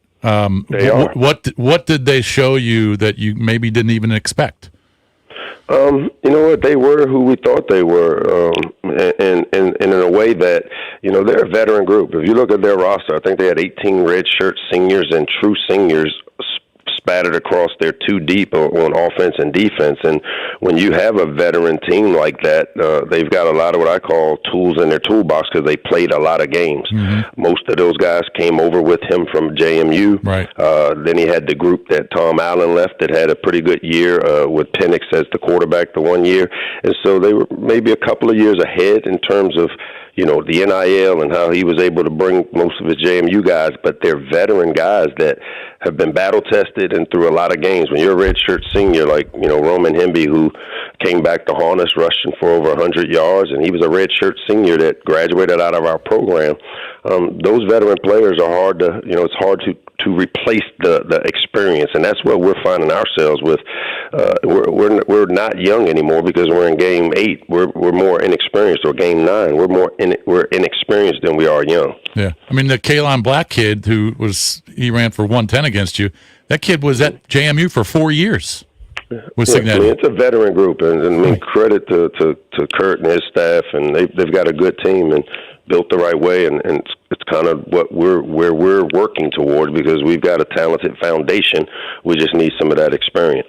We've talked about this before, Coach, and talked about other coaches who were let go. And the one thing I like about you, man, is you're honest, and you're honest with the media. And then you were asked about that. I don't know what media member it was that asked you, hey, did you hear the Fire Locks chants from the crowd? And you said, of course I did. I mean, you're not stupid. I mean, you hear stuff like that. You know, what's your reaction to when the media does ask you that and how you have to answer it? Or there was even a false report on social media that I'm sure you heard about. Yeah. That kind of picked up some steam. Right. Yeah, I mean, the big thing is as I tell our team, the only voices that matter are the ones in the building because the things you can't control, why worry about them? And as I've said, man, I've been through harder, and I've faced a lot of things in my life that worrying about somebody chanting "Fire Loxley" is not going to affect me one iota because I got a job to do. I know what I signed up for. We are in the entertainment business, and obviously we weren't very entertaining last Saturday. As I said, I didn't coach very well. We didn't play very well. We had a great opportunity, but as I've said to the media also, and, you know, sometimes they misconstrue, you know, we still have the ability to have elevation in our program, and no, my bar isn't set for winning 2 conference games because we got a few more conference games than the next one. But the goal is to show this young team the slow progress that has been made because I'm not going to stand up there and cash it in. No, I don't know any coach that's going to cash it in because it's not going your way. We fight, we work, we try to make the necessary adjustments, and this week we hope we can get it right against Rutgers up the road. How was practice so far this week?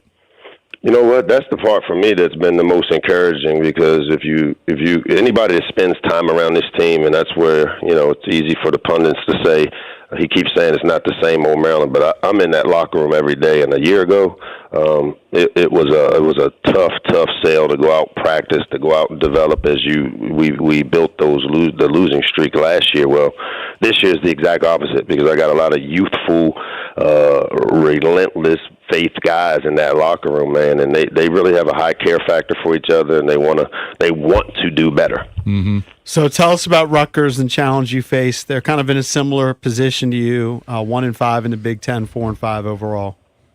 Yeah, very similar. A program we know very well. Our 12th straight year plan. These guys got a lot of respect for Coach Schiano, and he's a guy that has taken tough jobs and really over the years has shown he has the ability to build teams. And they're coming off a bowl game year last season. It's always tough to win on the road. They've got a veteran quarterback transferred in from Minnesota who we faced, and he had success against us up at Minnesota. So a redshirt senior, they operate with their spread zone system, the RPOs, which similar to us. And so this is a game that evenly matched. We both are in the same space. It's important for both of us. So I expect it to be a hard-fought battle, and we got to do what we need to do to find a way to get back on the winning track. What did you say to Malik after the game? You know what? We actually had recruits in on campus, official visits. So, imagine you got one of your top prospects on campus. You get the brakes beat off you. You got to go to dinner and hang out and put your good face on. And neither one of us were in that mood. But for the young quarterback, it's a matter of just watching the film. What I know about this kid and what I've learned over the years of recruiting him is that once you show him something on tape or once you make a correction, he picks it up pretty quickly. And so that's what's been encouraging for him, for me, that this kid has the right makeup. He comes back on Sunday, gets on the film, and we get it corrected. Coach, appreciate you being flexible and Let's stop joining the us a little bleeding bit this later in the week. program. Stop the bleeding. You're Stop good, the bleeding. Yep. You got it. All right. Thank you, guys. Coach. Appreciate Talk to y'all next week. All Yep. right, buddy. It's Coach Mike Loxley. You know what? He's a good dude. He's presented by Good IT guy. Cadre. Trusted insight from trusted insiders, IT Cadre. Hey, we're going to hook up the listeners again. Caller number 10 at 1-800-636-1067. We'll hook you up with some tickets to go see Iron Maiden with special guest Megadeth. That's Friday, September 11th at Jiffy Lube Live. For tickets, more event info, you can visit thefandc.com/events. We'll come back, a little entertainment page here on the Junkies. All right, guys, we all know plumbing problems always seem to strike at the worst possible time. It's inevitable. You should also know that no matter your plumbing predicament, nor when it occurs, you can always schedule an appointment with the Crop Metcalf 5-star plumbing experts at cropmetcalf.com. Save time and schedule now to have a Crop Metcalf 5-star plumbing technician at the ready to expertly handle any plumbing pickle you may find yourself in. You don't even have to call. Just visit cropmetcalf.com to schedule. Crop Metcalf, home of the 5-star technician.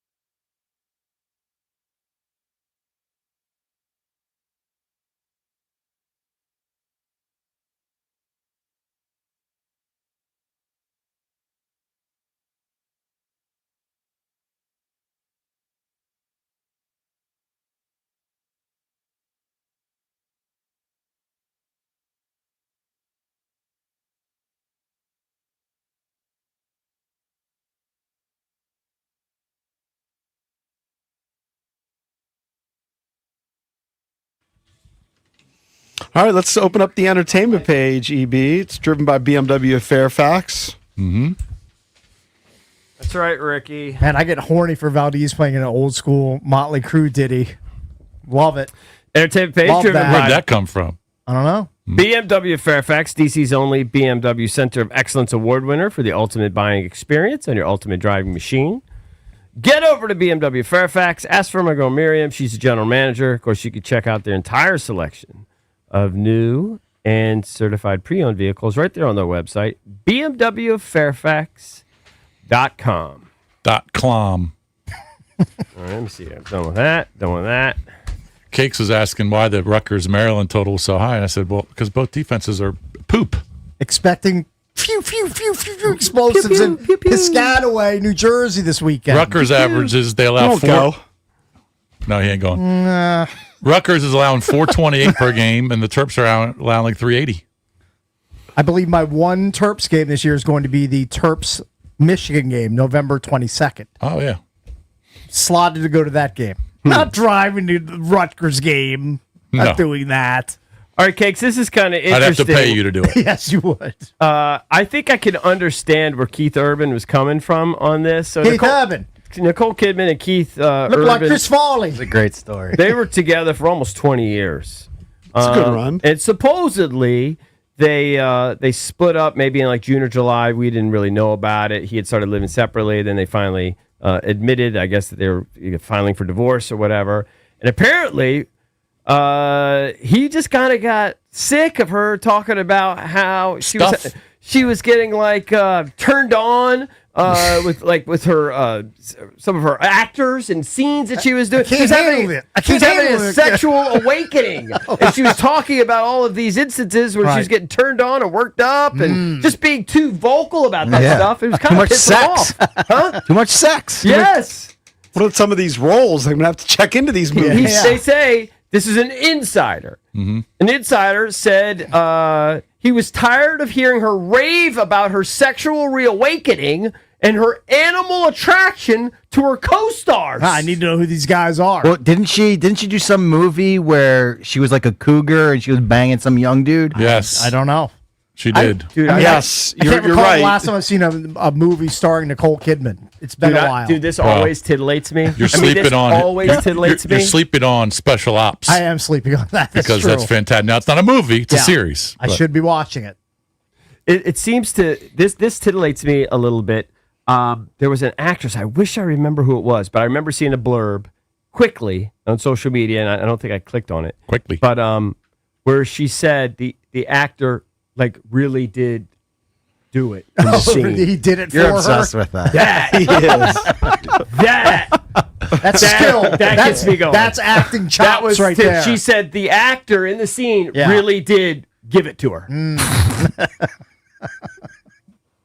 Which to me is just outrageous, right? You're always told that we're not attracted to each other. They have like love scene coordinators now. We have all like the protection. The guy's got a sock on his Johnson or something. But no, I wonder. She said he really did. I spent about 25 or 30 minutes with the town last night, and the 25 to 30 minutes that I spent with it, there was definitely the scene where Ben is with Blake Lively, and I wonder if he, as you so eloquently put it, gave it to her during that scene. Yeah. It's a quick scene. It's I'm going to say no. Cakes, are you a good judge of size? Well, that I don't know. Well, Probably from the John Hamm bit, talking about the dollar bill. Yeah, is this bigher than 6 I was inches? wondering where you were going with that for a second. Come on, but then I Cakes. remembered the town You know scene. what? I wanted to bring this up earlier. Remember when we did this? You were talking about how everybody like lies now. But I believe everybody lies. That's definitely true, 100%. But that people like lie now about their wealth and their good fortune, etc. I do think one area that people don't lie as much as they used to. It's the opposite trend now. Is about their size. It's actually trendy now to joke about how small you are.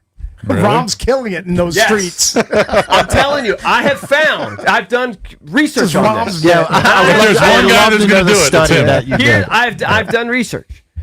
Guys now are more apt to Brag about how small they are, as they opposed are, to- and just lament it because it's funny. And other guys that seem more comfortable with it, and you're telling me, brother, I'm telling you, more common than It's a ever. new trend. Yes. Whereas when we were in college, we had a 7 rule. If you claimed 6'7". No, not 6'7". We had a 7 rule, hard 7 rule. If you claimed over 7, you had to show prove it. So everybody just claimed 6 3/4. That's not funny. I'm not kidding. Except one guy, and he said he had 8, and he wasn't lying. I saw it next to a ruler. I think I know who that was.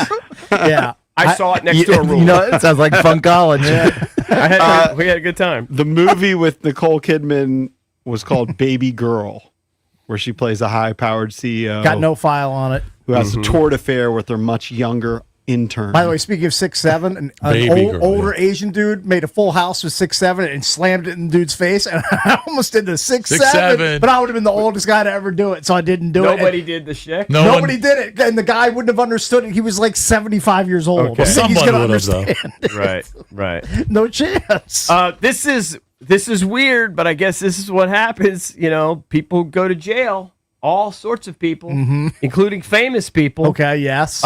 Diddy was photographed outside his Brooklyn jail chatting up Sebastian Telfair. So former NBA baller. They're in there together? They're in the same jail. Oh, no. So they're out in the lot, whatever you call that. He's the yard. He's the The first, yard. He's the first pick lot. on the hoops team. Yeah. How many people come up to him try to play one-on-one?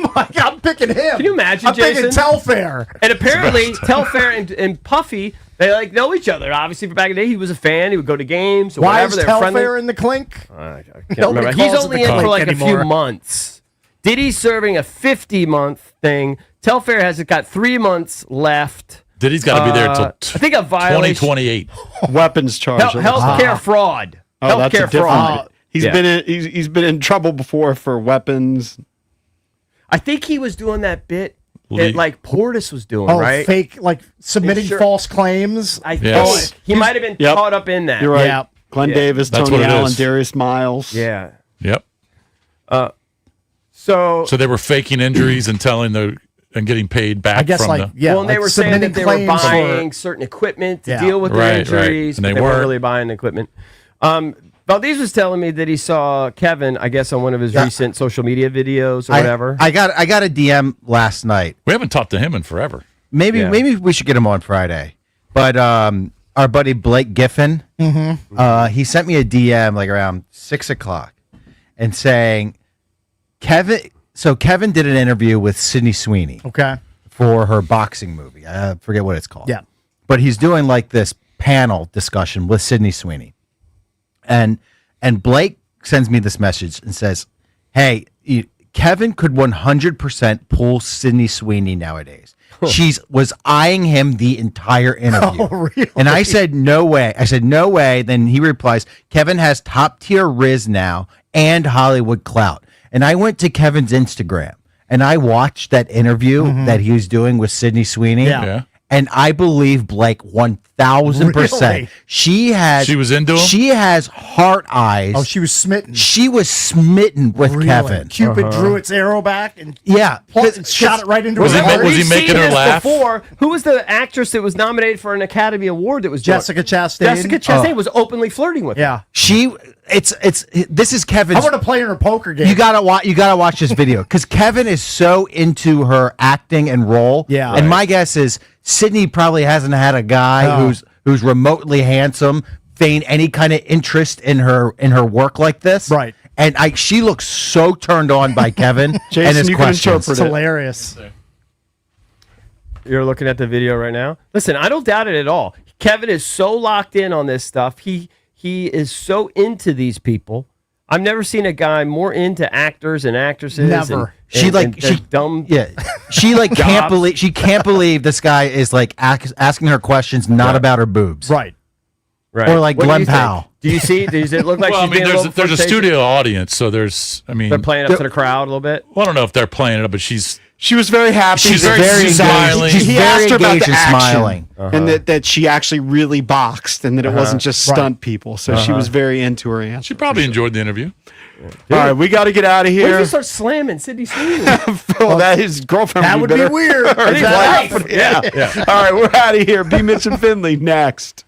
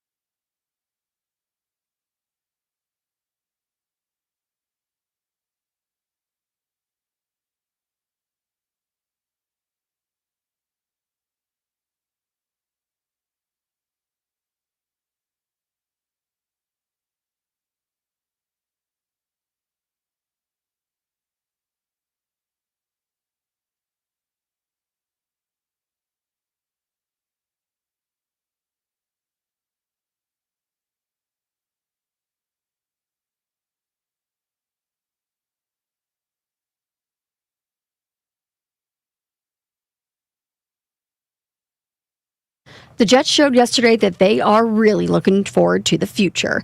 The Jets ended up trading away Sauce Gardner to the Colts for 2 first-round picks, one in 2026, one in 2027. They also dealt away Quinnen Williams to the Dallas Cowboys. That was in exchange for a 2026 second-round pick and a 2027 first-round pick, which means the Jets now have 5 combined first-round picks over the next 2 years. The Commanders, though, no moves for them, despite some rumors that something might happen. 4 p.m. came and went. No new Commanders gone or on the roster. And over in college football, Ohio State is the number 1 team in the first rankings released by the College Football Playoff Selection Committee. They top Indiana, who's number 2, Texas A&M at 3. 3 SEC teams follow the Aggies, so you've got Alabama at 4, Georgia 5, Ole Miss at 6, BYU, Texas Tech, Oregon, and Notre Dame round out the top 10. From the Crop MedCap 5-Star Sports Desk, Savannah McCann on The Fan.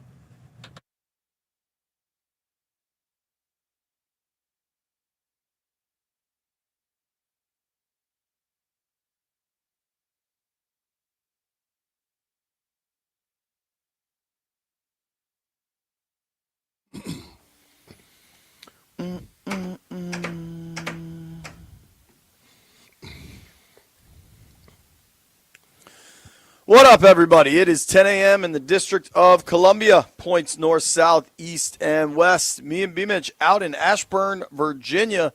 BigBear.ai, Commanders Training Facility. Good morning, Yes. Brian. How you doing? I'm good, man. How you doing? Oh, brother, I feel like you look like you are ready to do like a real TV show. got your jacket on. You're going to be burning up in here, though, dog. I'm going to let you know right now. You got to pull off once I warm up, I'm going to take the jacket off. 'cause- Actually, this will be pretty funny. Listen, you can watch us on the YouTube stream, 1067 The Fan YouTube page. Obviously, you can listen to us on your radio or the Odyssey app, wherever. You can also watch us on Monumental. Let's kick Monumental things off with a bang here. I'm going to take this blazer off. Wait till you see this logo. Thank you. All right, so. Oh, I know the logo. This one? That You know this one. That's Rehoboth. You always messing with people on that one. The other one. Come on. What the hell is that? Can you see that? Can you see that on Monumental? It looked like a rocket taking off. It's a little phallic. It's the so I didn't know what to do. I played that crazy course in Kansas, Prairie Dunes, and that's their logo. That's a yucca bush.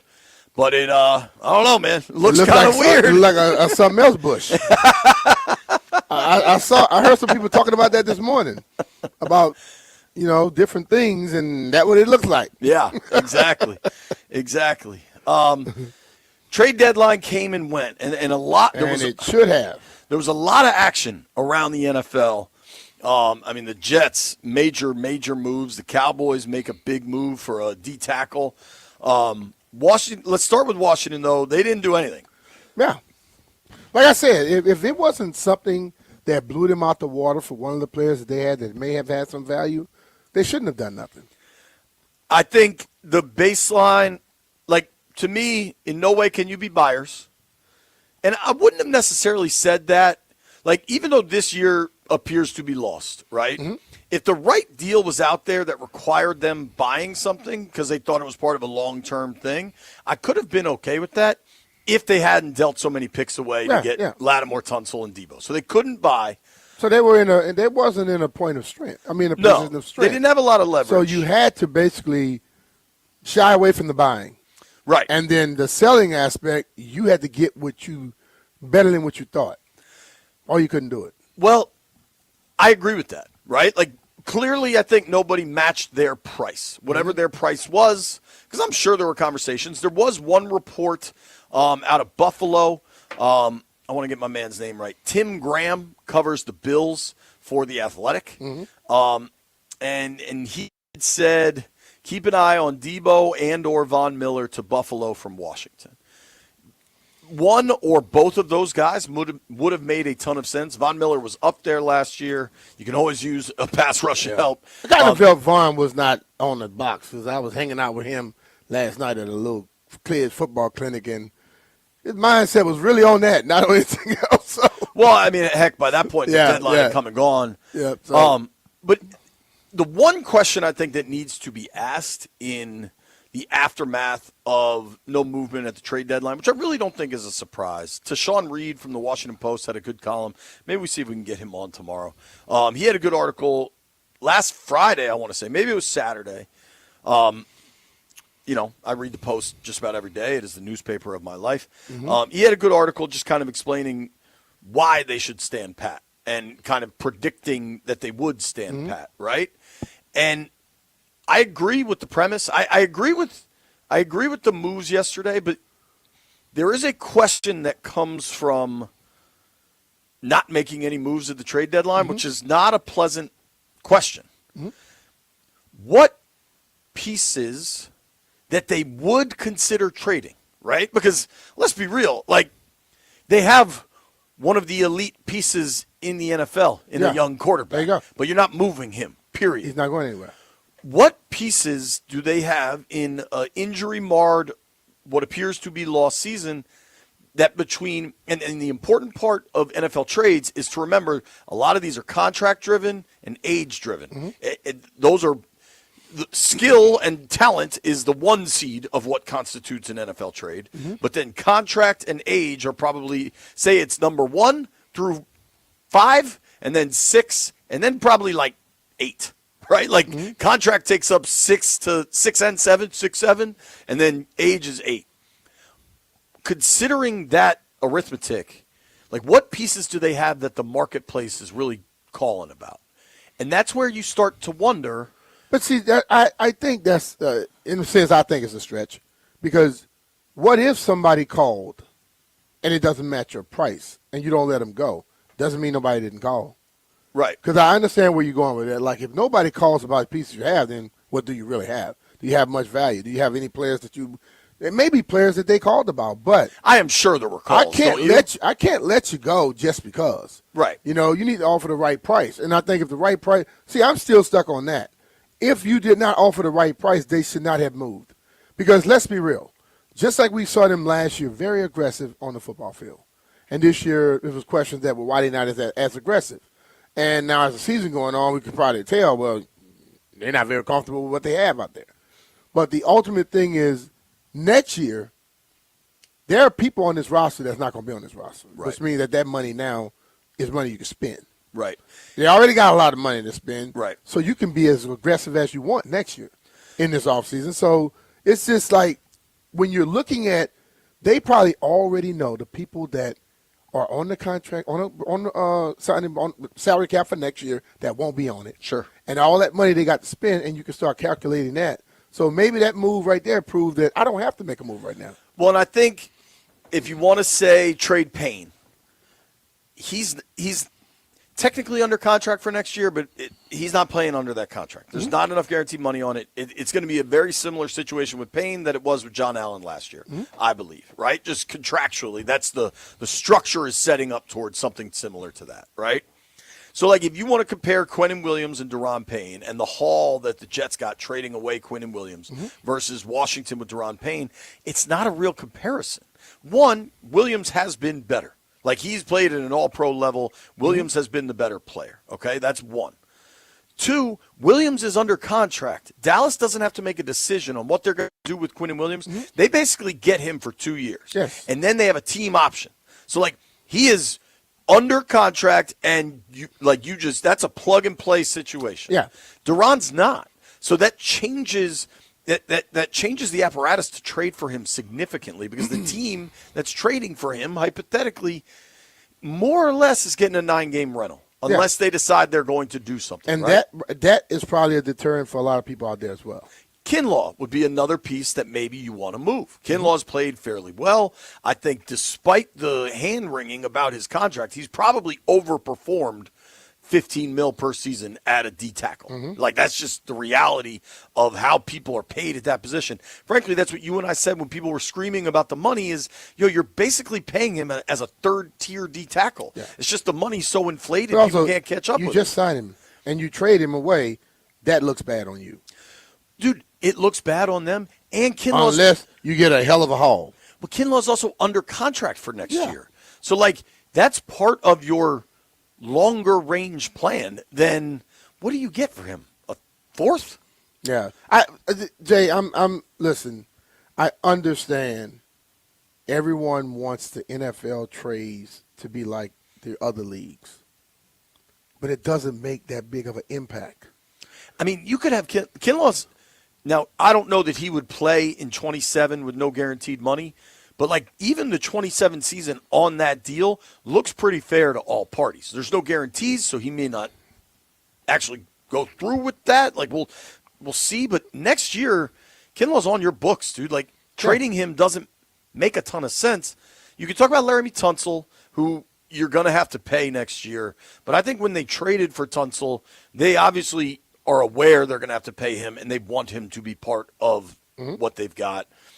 Ertz, Debo, those guys probably aren't part of the plan for next season. But, like, does getting a conditional sixth really help you? No. You know what I'm saying? Like, yeah, I just listen, man. Terry was never a real option. The trades in the NFL don't make as big an impact as they do in other leagues, unless it's a quarterback, unless it's probably a shutdown corner or an astronomical pass rusher. If you're not getting those guys, you more than likely are you could go get somebody and come back and guess what? You'll be the same or worse. You might not be better at this particular time. So if they didn't have no move that was going to make a big, big difference, why? Because you can still build that in the offseason. You can still build that once everything come up with free agency and all that type of stuff. You can do some stuff where, okay, well, we're going to draft this, and this. Or you may have some of those draft picks. Move up and get a impact guy instead of saying, well, we're going to pick all these little guys down the stretch. 5 picks or whatever they got, right? Yeah. So instead of having 5, you might have 4. You may have 4 more impactful guys instead of 2 impactful and 3 that's not. We'll see. I come out of the trade deadline with the result being moderately disappointing. Like, it's not a big deal. You would have liked, because you traded away so much draft capital over this past offseason, would you have liked to get some back? Sure. I don't think there was some big deal that they left on the table because they're chasing wins this year. Yeah. I don't think there was a big deal out there. My thing is, if it wasn't going to make a difference this year and make you instantly one of the better teams in the league and you're going to be making a great playoff run, why do it? I understand it's maybe For me, it's nice. the flip side. We recognize this year is lost for a number of reasons. Let's try to acquire what we can to build back. But I don't know the conditional 6-round picks really get that done. There we go. So if it's not nothing that's going to make a big impact, my mindset will always be, why do it? If that trade will still leave you as blah as you are now, why make that trade? Just to make one?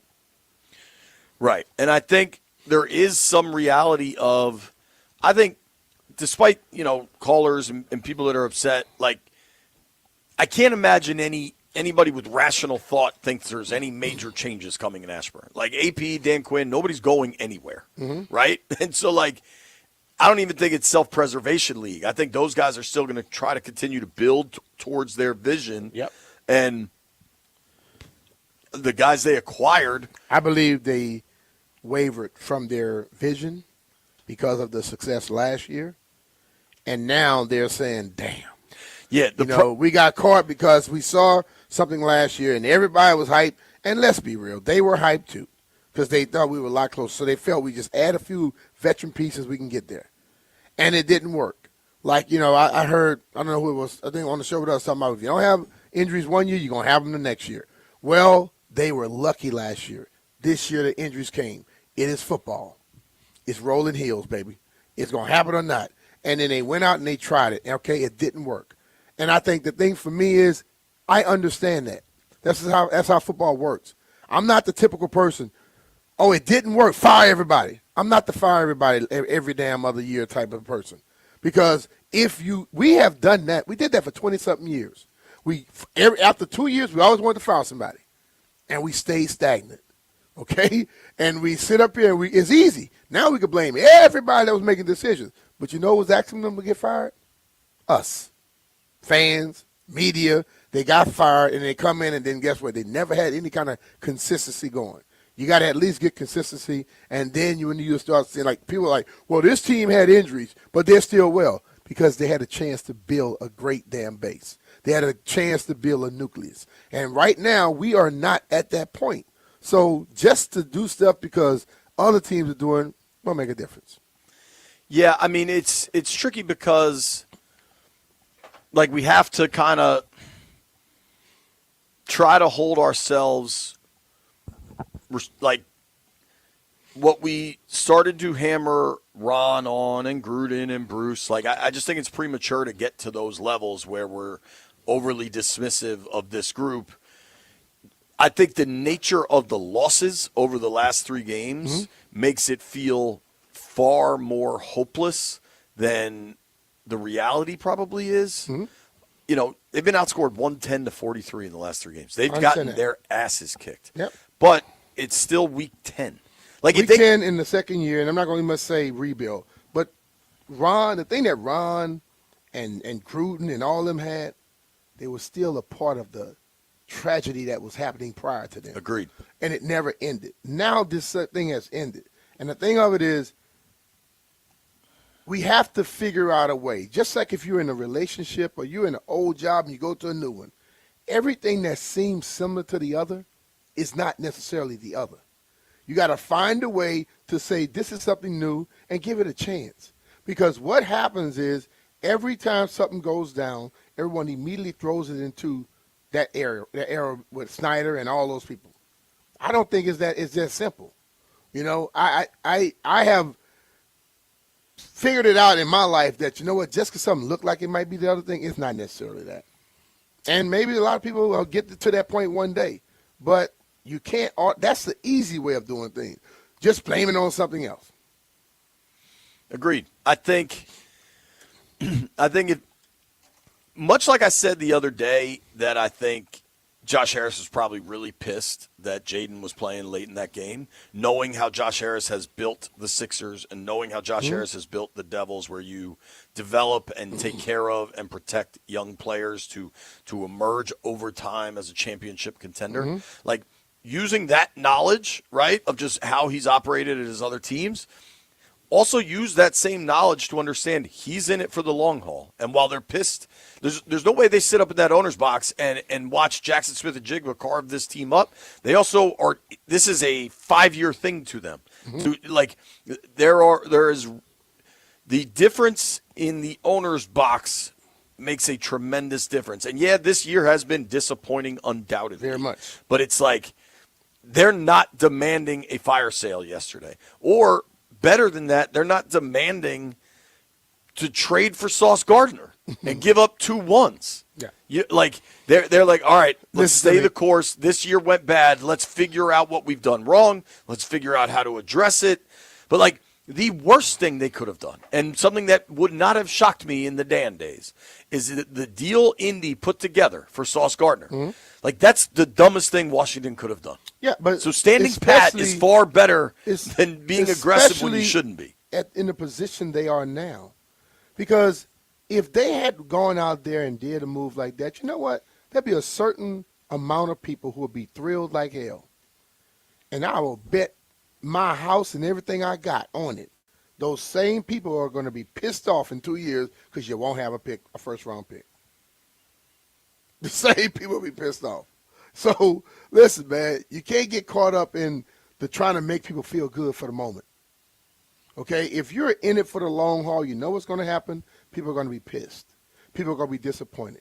People are going to be acting like you don't know what you're doing. But you have to stick to your game plan. If you're in it for the long haul, you have to build the stuff properly to get to that point. And they already took one exit too soon by automatically assuming they're going to come back this year and be where they were last year. They did that. Okay?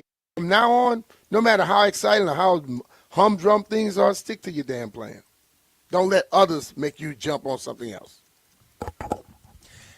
Dude, I agree. Like, there's no way they can look at this year and not recognize the mistakes. But and at some point they need to own that. The way Dan Quinn came out and owned the mistake with Jaden, at some point it's like last offseason was disjointed. We recognize we got aggressive maybe too early. We're going to adapt, but you still got to continue to build this thing. And the best part of yesterday is that they didn't do something stupid. Yep. They may have been inactive, but they weren't stupid. 100. All right, Ben Standig is going to join us next. Greenberg at 11. Leslie Shepard had the same injury as Jaden, right? Yep. He had a dislocated elbow plus a broken wrist. Man. All right, so we're going to talk to Shep at noon. Dan Quinn will speak to the media today. I did quickly, BMitch, when I walked in this morning, said I looked like I was dressed for something. This evening, I am going to stop by a celebration of life for Dave Sullivan. I met Mr. Sullivan once or twice, but you and I both know his son Brett. Mm-hmm. You and I both know his daughter Amanda. Great people, great family, and we just want everybody involved to know we are thinking of them. You're listening to BMitch and Finlay. Nobody go anywhere.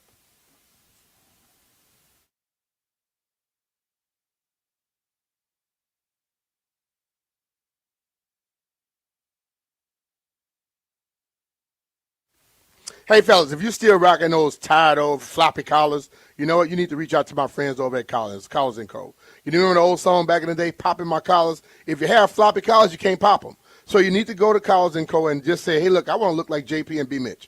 You want the shirts that have the stiff collars, but you don't want the wrinkles. You don't want no dry cleaning. You can just throw them on and be ready to roll. CollinsandCo.com. And you know what? On October 15th, they had a new store open up in Congressional Plaza. You can go there if you don't want to go online and order your stuff. You want to just be there to try it on at that moment. So you'll get 20% off orders over $99 if you use my code, BMitch20. That's BMitch20. Collins & Co. Stay sharp, just like myself and JP.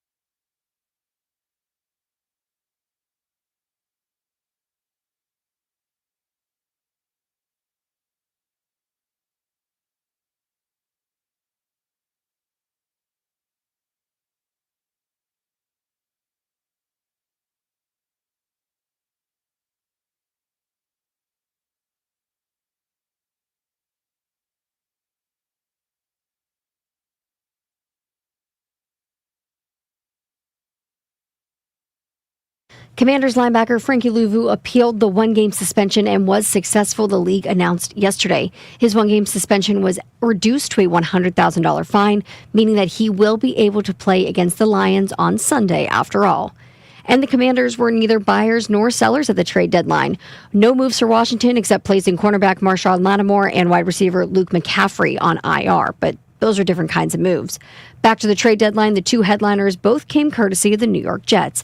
They sent cornerback Sauce Gardner to the Colts and defensive tackle Quinn Williams to the Cowboys. From the Crop Metcalf 5-Star Sports Desk, Savannah McCann on The Fan.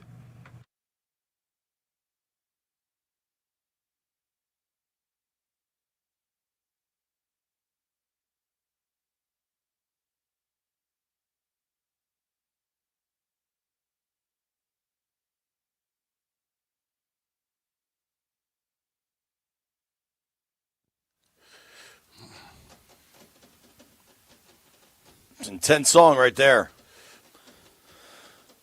The Ace of Spades. I'm trying to think. I saw some crazy. Oh, dude, I think it was. Did you ever watch Severance on Apple TV? Oh, yeah, ask me that question. It was I don't good, watch dude. much TV, dog. Severance is a slow burn, but once you get into it, it's What's really it about? good. I could tell you, but you're not going to watch it. Okay. You want me to tell you? Just I want to know what it's about. These people live in this, like, I don't know, dystopian area. Let's go to Ben Standig. And this dude's brain gets cut in half. Let's go to Ben and Standig. he goes to work. Let's go to Ben. Ben is more important than Severance. Joining us now is our friend Mr. Ben Standig. You can check out his work on the Ben Standig Substack. Benny boy, what's up, dude? Did you watch Severance? I did. Yeah, I don't know. It was interesting for sure, and some of it was really good. I'm not sure I'm all in for the next season, but the premise was interesting. It was definitely interesting. Did you like my explanation of it to BMitch? I didn't quite hear it. Don't worry. No, Yeah. We can pass that, Ben. Let's talk about far more relevant. I've lost too many brain cells already. Far more relevant matters. Washington stands pat, makes no moves at the trade deadline. Just your reaction to them having a quiet day yesterday.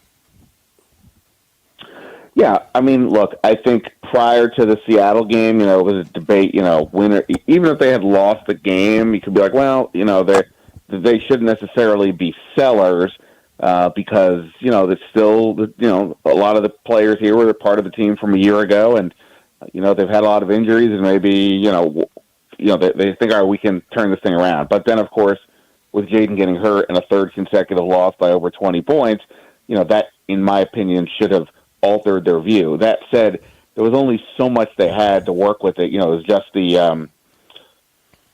some of their one-year guys like an Andrew Wiley, somebody like that.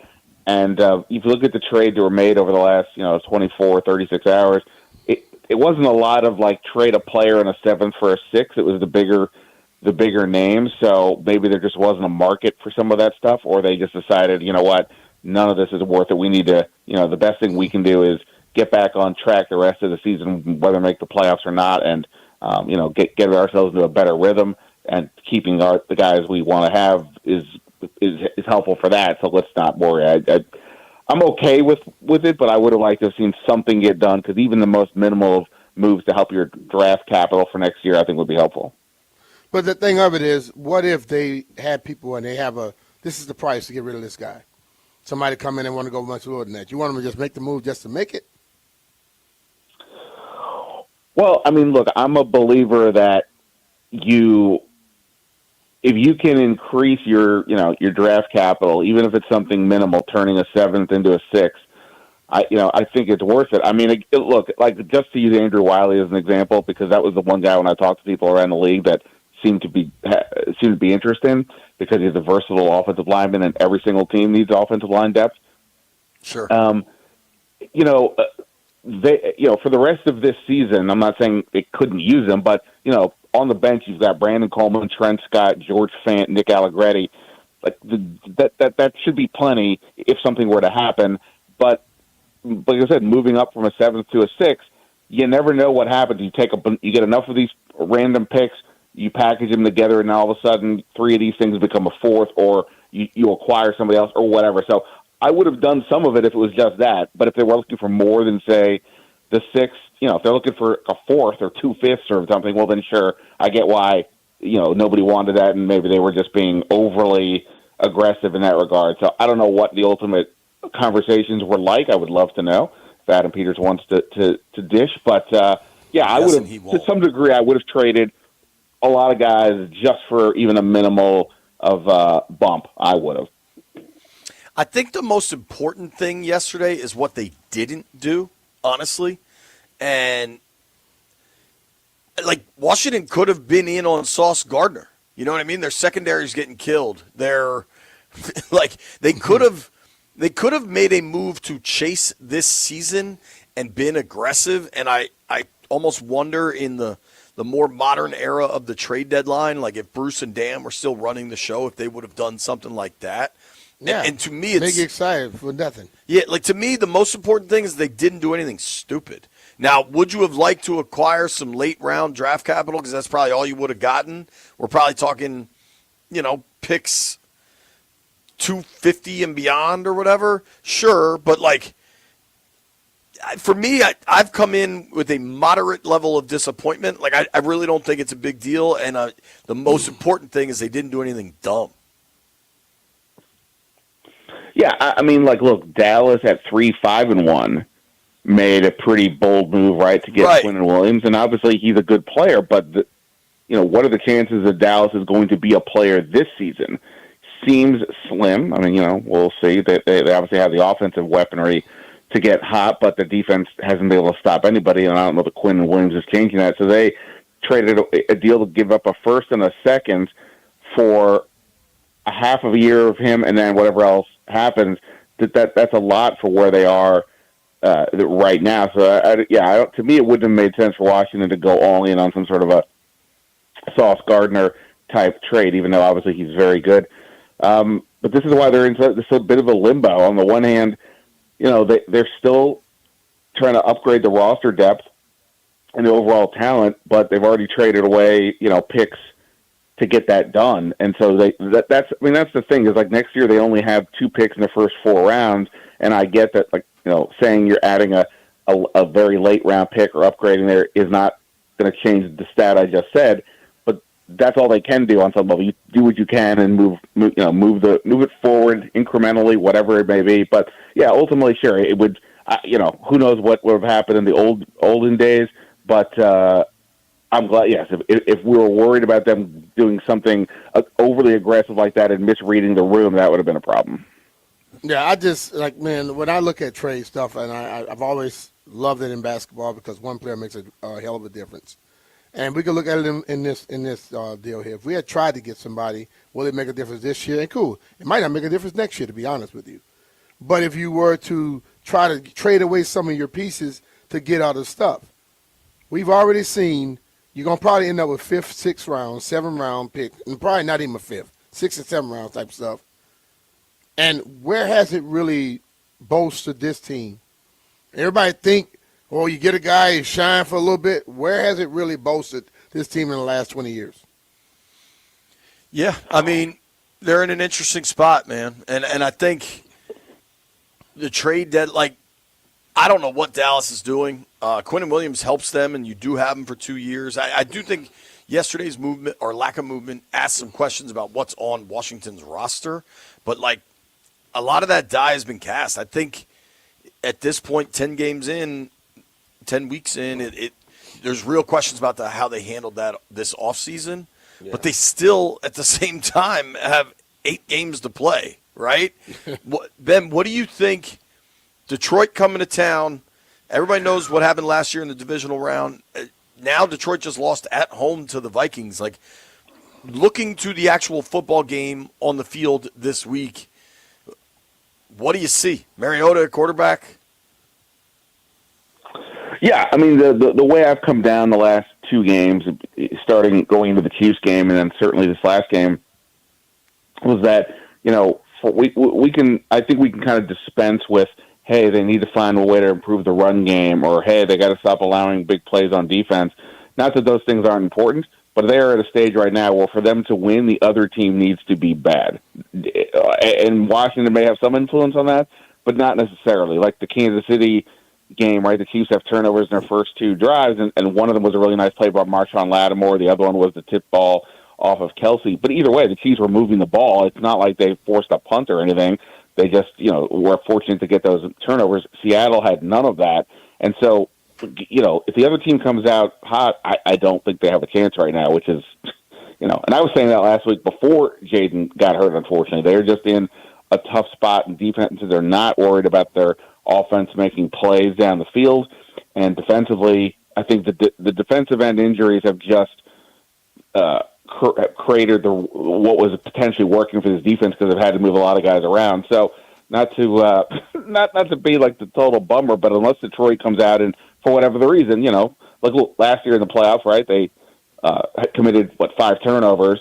If they do something along those lines, then sure. If Washington takes advantage of it, they can be successful. Other than that, boy, I just don't see what they're going to do to get this to work. If you're putting it on Mariota's shoulders, I mean, that's not great. And it's not like we can sit here and say the defense is going to buck up and slow them down. So if you're looking for a win, I think you just have to hope that Detroit is not firing on all cylinders, as they say, more than that Washington is going to have some massive improvement, because I don't know that that's coming anytime soon. Yeah, I just think I think the defense gets all the blame, but the offense has not been what it was last year too, where they had the long drives, they got some touchdowns, they took time off the clock. This year hadn't been that way, so just them doing it, being a little better, may help the defense out a little bit. I don't know. You know what's crazy is that we talk about this offense that kind of like it's a carryover from last year, largely because Jaden Daniels is here and Cliff Kingsbury stayed. Their top receivers from last year, and now a couple of them were because of injuries, none of them are going to play this week. Every single one of their top receivers from last year is either on another team or hurt, and their top 2 running backs from last year are also hurt or not here. Now, I'm not saying that they were necessarily wrong to let any of those people go, but there's no carryover almost from last year to this year. Jaden is, especially with Terry being in and out of the lineup, he's been working with completely new players. And, a lot of what went on last year, again, nobody was sitting there thinking that beyond Terry McLaurin, they had, Ricky Sanders and Gary Clark, but they had players who were effective in specific roles that they took advantage of. Diami down the field, Zacchaeus' versatility, Noah Brown, can making some plays in the air, and they found ways to maximize those strengths. The problem I had with the receiver room this year is, they just didn't have the depth. This to me had no specific strengths to it, and then when you needed them, which was quickly, they just didn't offer anything that you could, really work with, or at least they didn't find a way to work with it, and then that just took the whole operation down because the defenses are just like, we're just going to stack the line, take away the run, clog the short passing lanes where maybe Zach Ertz wants to be, and force you to throw the ball down the field, and we don't think you're going to do it successfully. So, the receiver room is just, the fact that almost all the skilled players from last year are gone or hurt is, pretty wild. One word answer, Benny. Do we see Jaden again this year on the field? No. Okay. There you have it. Everybody check. I don't know that. I'm just throwing it out there. None of us know. None of us know, but it's an interesting situation because they didn't put him on IR. They got 2 games and a bye week. It's an interesting thing. Everybody check out the Last Man Standing Substack and podcast. Thanks for the time, Benny. All right, Ben. Always, man. Thanks, guys. All right, that's our boy Ben Standig, BCC alum. Go Barons. Give him a follow at Ben Standig. Joining us via the Rude Guest Hotline. Nobody go anywhere. Neil Greenberg joins us at 11.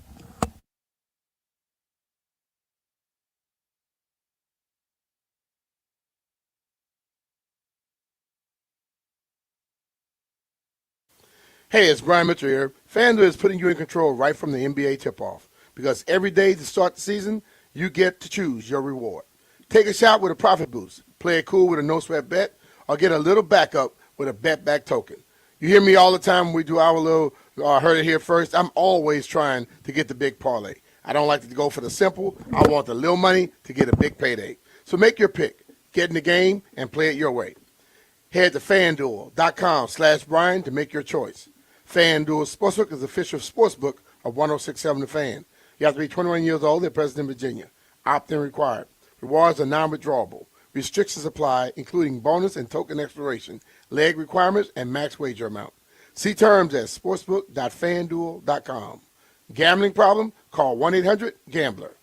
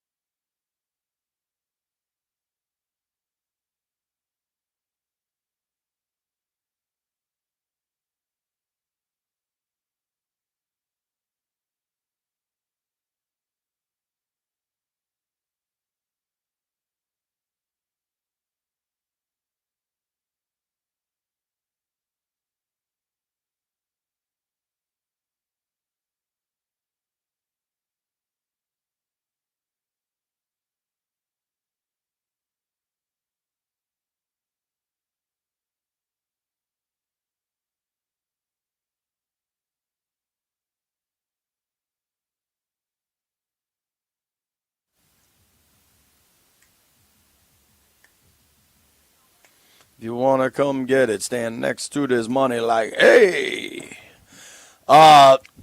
There's a minor move in the NFL yesterday.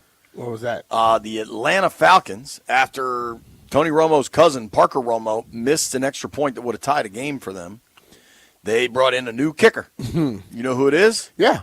Gonzo. Yeah. Shout out to Zane Gonzalez. Yeah, I saw that. My man openly talks about his battles with, was it OCD? Yep. Something significant. And, the stresses that are on him. But I think, I don't know, Zane Gonzalez, after the doink that got Washington their first playoff win in 25 years or whatever it was, that dude should always have a soft spot in Commanders fans' hearts. Yeah. I'll say that much. Yep. It was a doink, but it went through. Yeah, man. So, B, Jaden Daniels not placed on IR. Washington made a number of roster moves yesterday. Luke McCaffrey goes to IR. Marshawn Lattimore goes to IR. They put Treylon Burks on the active roster as well as Sheldon Day. They were out of practice squad elevations with him, and with all the injuries on the defensive front, that makes sense. Treylon Burks to the active makes sense. He made a nice catch. Maybe you see what else you get from Treylon. Mm-hmm. Jaden not going to the IR. We know he's not going to play this week against Detroit. Then they're in Madrid against Miami. Then they have a bye week. Where do you land on? Let's just go with what the odds makers are going to say. They lose this week to Detroit. They are significant underdogs. That drops them to 3-7. I am of the firm belief they can beat the Miami Dolphins. Mm-hmm. Say they get to 4-7 at the bye week. Then you're coming back to face Denver at home in a matchup that I am confident the NFL and NBC want to be Jaden Daniels versus Bo Nix. Yep, they sure wanted that. Where do you land on when/if Jaden plays again? Do you think it's a when or a if? Let's start there. I think it's possible still, seriously. Because we heard dislocation, x-rays were negative. We haven't heard anything about the MRI. If it's just he said no ligaments. So if it's no ligaments and a slight dislocation, I can see it a possibility. I understand the whole mindset of everyone about should never play out there again this year and all that type of stuff. But you still got a football player and a young player who's trying to figure this league out. And you figure it out by playing. I understand he's valuable. But he's going to also have to learn how to be valuable. And you don't learn it just sitting on the sideline. And I know people like, when he shouldn't play. That's not the way most people in this profession thinks. If you work and rehab and get healthy, you want to be back out there. And yes, I know. I said they got to protect him from him. But still, you want him to become a better pastor. You want him to become a better person to understand how to take care of himself. And I also feel if he's ever back out there again, the offense that's designed need to be something telling me we're trying to protect him. Yeah, like they did call an RPO on the drive that they weren't going to. Yeah. And then it's like, oh, we can't believe he scrambled. With what DQ said the other day, the only thing that really stood out to me, one, I applaud his ownership of the situation. Whether he truly feels that way or just wanted to get the story to shut up, either way, he owned it all. Mm-hmm. I can't really wrap my brain around, we knew that was going to be their last drive. Like, if you already know it's their last drive, means you know you're not coming back, just pull them.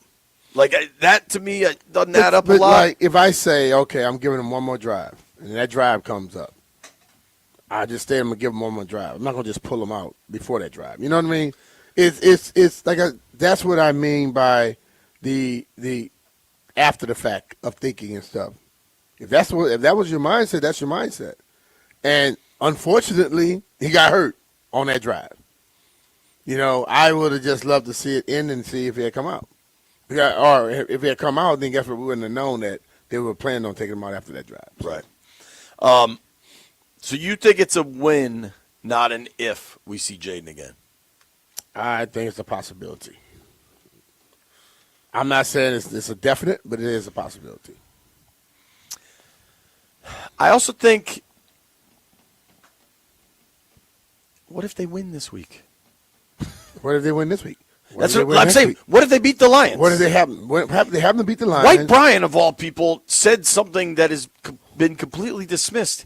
If they win the next two and they're 5-6 going into their bye week, and you've got 5 division games late in the year, life comes at you fast. If they were to win the next two, you got a bye week, and let's say all of a sudden this young dude, they heal a lot quicker than you and I. You know what I mean? Because we're not as young. Well, you're not as young as me, but he heals quickly, and then boom, he got a chance down the stretch. You think they wouldn't want him out there? B, speaking of not being as young as you, I played paddle last night for the first time since last winter. You hurting? No, I feel fine. That's tomorrow. I'll answer that question again. Yeah, we'll see. But when I was at my best playing paddle, there's usually 1 through 8 lines, and your best player is the 1 line, and so on down. At my best, I was probably like a 4th line guy. Mm-hmm. So at my best, I was mediocre. Yeah. I am not at my best. They asked me yesterday, what line do you think you're on now? I'm like, how many are there? So you're at 8? Maybe not 8, but but definitely not 4. You shouldn't be. You shouldn't be at 8. If you were a 4, you should be about a 6, man. B, see your mindset. I relied on athleticism, which you can laugh at if you want, but you see, I went up last night for what I thought would be just a kind of a winner. And missed it. I jumped. I gave it what I got. And you didn't get high enough. I went to smash it, and that ball just was cruising right over me. And I swear to God. How high was it really? Higher than I could jump. And I swear I used to always get those. And I texted Lauren after. Did you not just miscalculate the height of it? Entirely possible. Yeah. But it's also entirely possible I've lost my vertical, which I'm not. In less than a year. No. Maybe this is over the course of time. I don't know. I'm 44 years old. I need a stretch. I mean, just like what you need to do is stop every day talking about how old you are, what you used to do and can't do, and just start doing more. Got to do more. Neil Greenberg joins us next.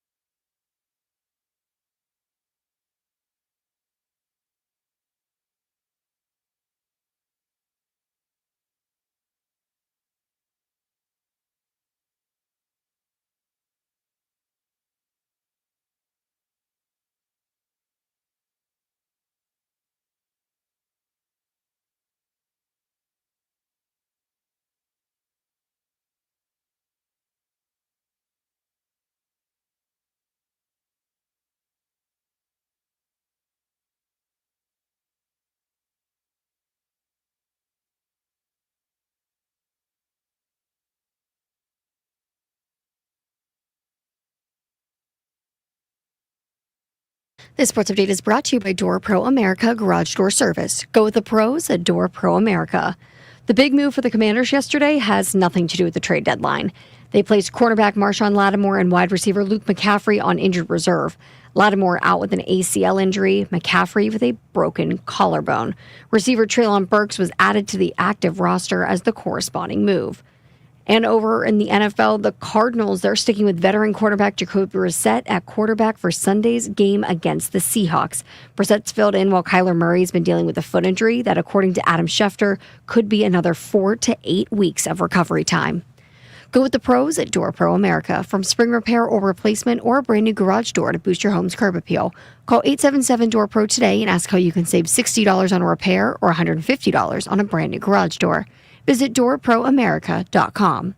From the Crop Medcap 5-Star Sports Desk, Savannah McCann on the Fan.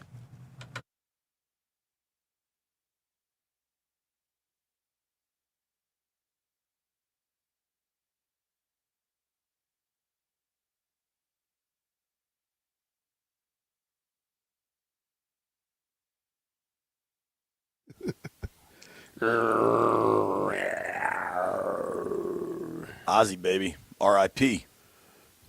BMitch and Finlay live in Ashburn, Virginia at the BigBear.ai Commanders Training Facility. Check out BigBear.ai. BMitch, for all your AI needs. Gotcha. You got any AI needs? Nah, not right now. You know what happened to me yesterday? The AI on the expense account software I use is usually pretty good, but it messed up yesterday. What did it do? Made me think about Skynet. Joining us right now, Neil Greenberg from the Washington Post. Greenberg, of course, covers all the stats, the analytics, fantasy, betting, all of it for the Washington Post sports section. You can follow Neil at @ngreenberg. You can check out the Rude guest hotline that brought Neil to us. Rude makes the most reliable heating and air conditioning products in the DMV. Greenberg, what's up, dude? How are you? I'm doing super. How are you? We're good, man. Obviously, this is not the football season we thought we'd be getting, honestly. What do you make of all things burgundy and gold? Ooh, they're in a tough spot. They're in a tough spot. I've said this before. Last year, accelerated expectations that were probably tough to fulfill. And I think that last week especially, we can all agree that Jaden Daniels probably shouldn't have been in that game at that point when he got injured. But also, the coach is in a lose-lose, right? I mean, he takes him out. People are thinking that he's giving up, that he doesn't believe in the team. Doesn't take him out. We obviously, he's susceptible to injury. But look, Jaden Daniels is always going to be susceptible to injury only because of the way he plays, right? I mean, he is a dual-threat quarterback that's not afraid to take the ball and run down the field. So, it's a tough spot for Washington. Nothing went right for them this year, especially on the injury front. They had a lot of luck in that regard last year. They have almost none this year. The underlying metrics are down, but they're down because they don't have their full squad. It's just a lost year, and I just hear a lot of blame for everybody. But again, if you don't have all your tools in your toolbox, it's hard to build a house, right? I mean, it's a simple analogy, but it definitely is appropriate. It makes a lot of sense, then, Neil. Yeah, and I just don't know what makes a lot of sense. what do they want the coaching staff to do? I mean, you can design the best play in the world. When your fourth-string wide receiver is playing as your number 2 guy, I mean, that's just never going to work. See, I was thinking about this last night, and I'm just going to throw it out to you. Because you're my favorite analytics person, okay? And my only person I like in analytics. I had several injuries, 2 shoulder separations. I had sprained ankles. I had hamstring pulls. I had all kinds of stuff. But I only missed 1 game in my career. I'll ask people this. I might have been hurt had about 15, 20 injuries. Was I injury prone? Or was it just You missed one game in your career. Hold the on. answer is No. I was injured a lot. I just couldn't miss games because back then, if you missed games, your ass got cut. In this day and age, you get injured, even if you can go. What does the staff do? They don't let you play. So are some guys today being considered injury prone because of this day, how people handle a lot of things? Because there are guys that missed 2 weeks, 3 weeks that should have missed one, or guys that missed 8 weeks that should have missed none. I just want to understand what is injury prone? Not getting injured at all, or just playing with the injury? Because got some miracle drugs out there. Yeah, I mean it's football. They're literally mini car crashes in terms of force, right? Like when two football players that are 250 plus pounds are running at each other. I mean there's impact there. So I think it has to do. There's a lot of things, right? I mean, we know more about injuries. The sport is bigger in terms of dollars, so you want to protect your assets. I mean, look at what's happening in the NBA, right? I mean, load management is a thing. You want to protect your assets so that they're available in the most high-leverage games, i.e. the playoffs. And we're also, as a society, kind of changed, right? When you were playing and when I was a kid, it's go rub some dirt on it and get back in there. But now with my kid, it's like it's okay to be upset. Like it's okay. People get hurt. It's okay. It's if you feel your feelings type stuff. So we're just in a different state in a lot of different ways, both technological, societal. There's just a lot of different things that are happening, and look, I think we also learning a lot more, right? Like if I don't know if you would have been playing in those games. We know more about concussions and their after effects and that sort of thing. So, but health is a skill too, right? Health is a skill. There are some players that are more durable, that are built different physically, and that can take more. That can withstand injury more. Not to say that like Jaden is some brittle piece of balsa wood that, he fell awkwardly. I mean, this wasn't like, this elbow dislocates every other week. I mean, he fell a weird way and got injured. So yeah, I mean it's tough, man. There's a lot of money at stake, and there's a lot of expectations, and the coaching staff is literally on a week-to-week lease, right? I mean they have full season contracts, but don't mistake it. I mean you're only as good as what you did the week before. So there's just a lot of decision making that goes into that. I just knew you answered the question where you have people thinking about it a little bit, because I think that the way that things are handled today, this is where I was at last night. So I've been going through this thing, bro, where I think a lot now about why people act certain ways.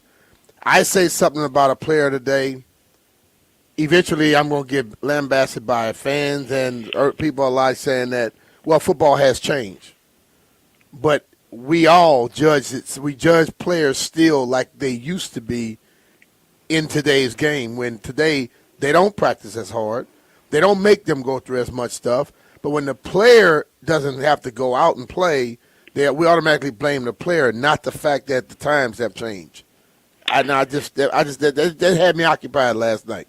Yeah, I mean you gotta build calluses too, right? Like I once read a study on Muay Thai fighters that their shins are like harder than most bones because they get pounded so much.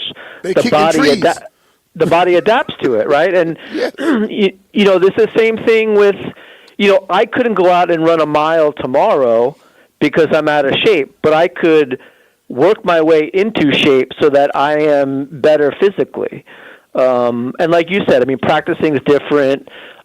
Days off are different. There's just so much different stuff. And, players, I think now, especially in the NFL, understand more than ever what their shelf life is, right? Especially running backs.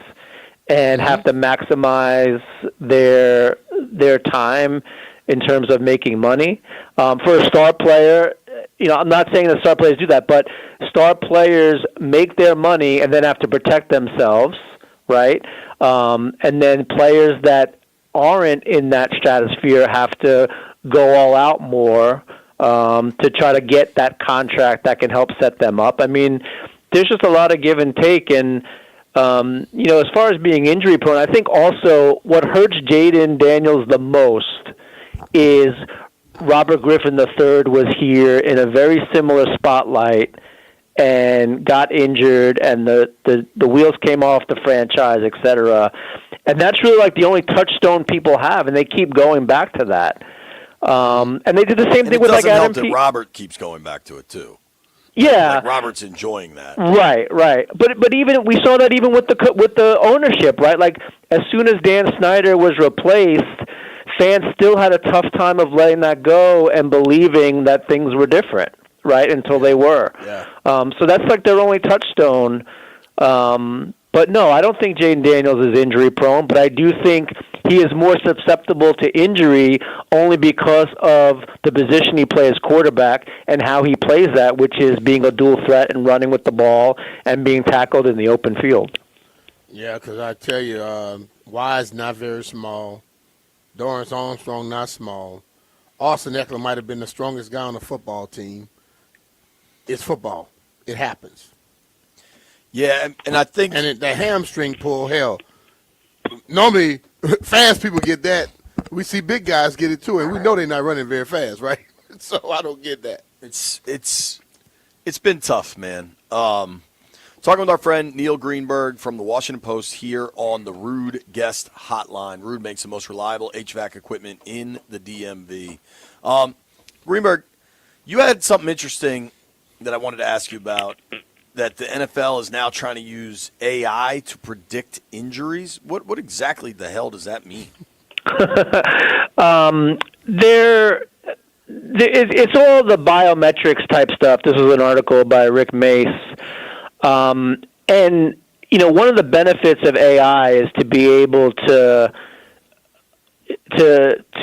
kind of distill data very quickly, right? And, I saw a lot of this at the Sloan Conference, which is the analytical conference they hold in Boston. I haven't been in a couple of years, but I saw it before the pandemic. They had a lot of this stuff kind of emerging.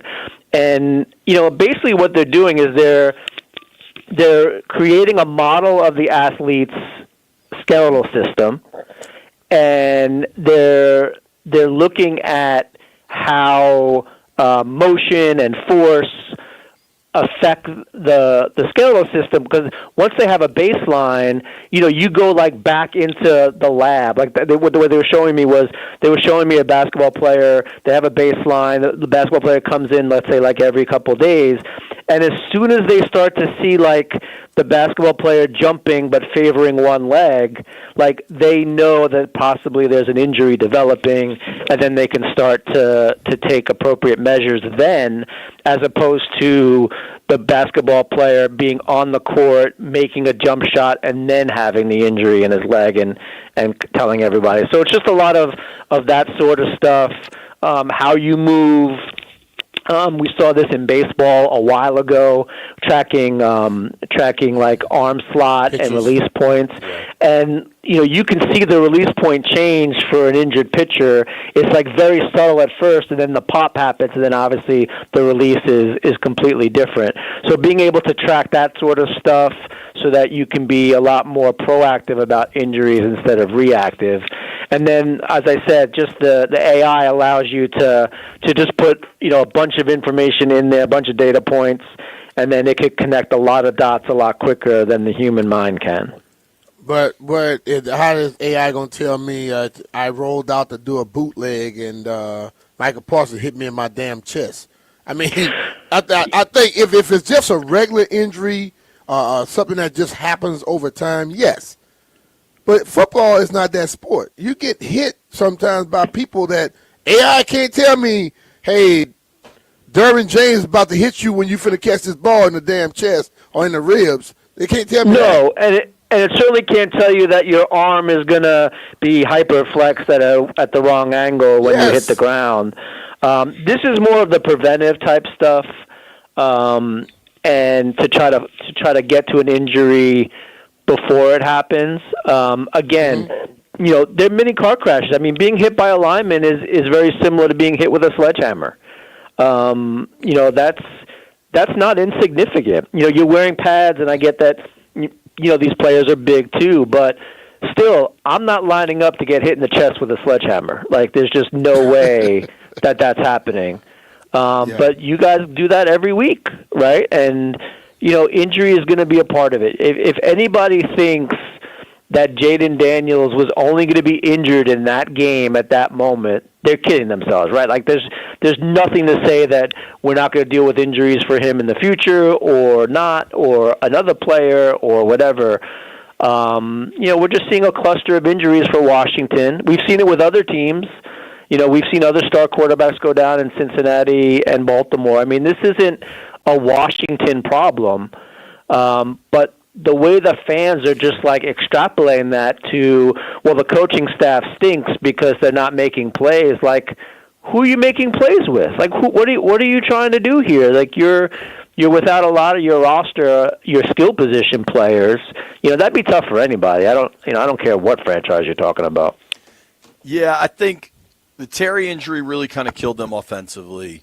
The stack of injuries at the DN position kind of killed them defensively. And you add Jaden in and out of the lineup, and you kind of land at 3 and 6. And you could take real issue with the roster construction this offseason. Our guy Huey's sitting in here. He's like, B, you kind of nailed it. I think they just saw last year, tried to press the gas too fast, and it's kind of backfiring. That does not mean these guys should be fired and you got to tear the house down. I think that would be overly reactionary. Fans would have been pissed if they didn't do that too, right? Like if they didn't step on the gas and try to make another run at it, fans would be like, "Well, what are you doing? You're wasting Jaden Daniels. Like, you're wasting his prime years." Like, exactly. We saw it with Steven Strasburg. Yeah, there's no winning there, and I tell you what, it doesn't help like a guy like Kurt Warner, who I have a lot of respect for. But he comes out and he's saying like Daniels isn't seeing the field as well. He's failing to anticipate throws. He's missing his timing windows. He's over relying on improvisation. I mean, he doesn't have McLaurin. He doesn't have Zach Ertz. Like, he doesn't have Austin Eckler. He doesn't have Deebo Samuel. Like, what do you want him to do? Like, what are you expecting him to do in those situations? I mean, of course the timing's off because he's got a number 5 receiver on the depth chart, taking number 1 snaps. Like, of course there's going to be some indecisiveness there. Agreed. We're going to get to our power rankings a little later in the program. Where are you with Washington? How far have they fallen? Well, let's see. Let's look. Not in the top 5, not in the top 10, 15. I wonder if they're top 20. No, they're 23rd. I have them now. I have them in the tier with the Chicago Bears, the Falcons, and the Panthers. I'm not a big believer in the Panthers or Chicago. Well, dude, of the teams you named, they lost to the Bears and the Falcons. So, that tier, people can be mad about it, but that sounds about right. I saw. Who's your top team now? Who's your top 3? The Rams. The Rams were close last week. The Rams are number 1, Chiefs 2, Seahawks 3, Bills 4. I think the Rams are good. They're balanced. They're really good. They're doing well. Yeah, the Rams are good. I mean, my preseason pick for the Super Bowl was Bills-Rams. I feel okay with that. That's a good one. Stafford's playing great football. Got to keep him healthy, too. That's a 37, remember, he didn't go to training camp. Right. He's playing good. So, I mean, what the hell? I think all this stuff is just throw it to the birds, man, because nobody knows. Nobody knows anything. It's the NFL. Like, seriously. Like, what works for one team doesn't work for another individual, et cetera. We're all just making educated guesses. Hey, how concerned should we be about the Caps? Lost 4 in a row, play tonight. Look, I mean, Ovechkin... It's never good when you just start laughing. Ovechkin is... The power play is not great. Ovechkin's not playing great. The team's not scoring. It's tough. It's tough. Enjoy Ovechkin in the sweater while you can. It's going to be tough. All good things come to an end, Neil. Yeah, it's going to be tough. it's going to be tough. Enjoy what you have, not what you lost. Greenberg, we appreciate the time as always, buddy. All right. Thank you, man. Love you guys. Talk to you soon. That's our boy Neil Greenberg. When we come back, let's talk about all the teams in town. Things aren't great. It's BMitch and Finlay. Hey.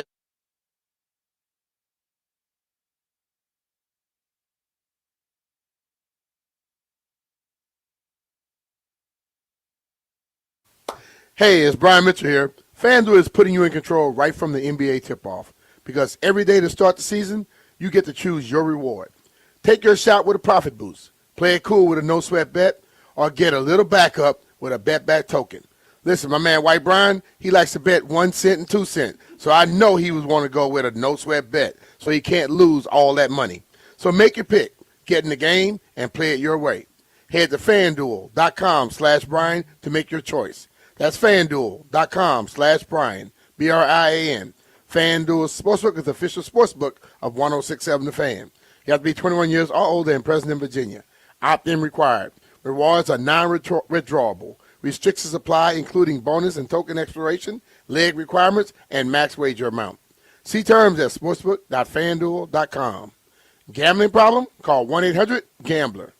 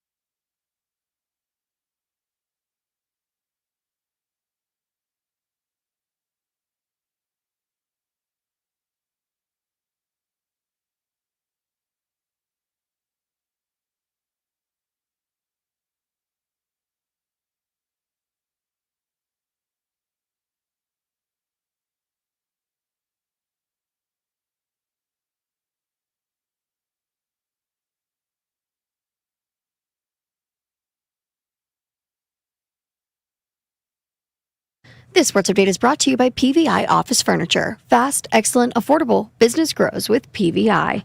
The first edition of the college football playoff rankings were released last night with undefeated Ohio State opening at number 1. We have just over a month remaining until the final CFP bracket is selected, and we know anything can happen. So here's what the top 10 is looking like right now. 1, Ohio State, 2, Indiana, 3, Texas A&M, 4, Alabama, 5, Georgia, 6, Ole Miss, 7, BYU, 8, Texas Tech, 9, Oregon, Notre Dame rounding out the top 10. The top ACC team is Virginia, coming in at number 14, and every team in the top 25 came from a Power 4 conference, so the committee designated Memphis as the top team from the group of 5.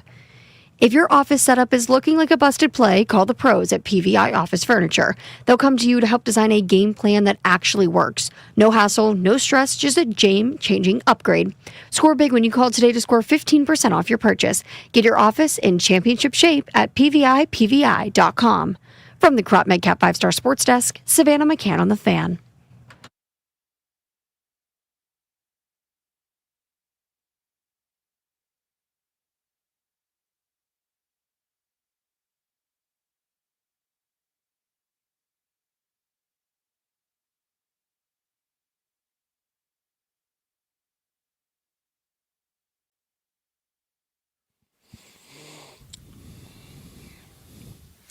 BMitch and Finlay, 1067 The Fan. Brian? Yo.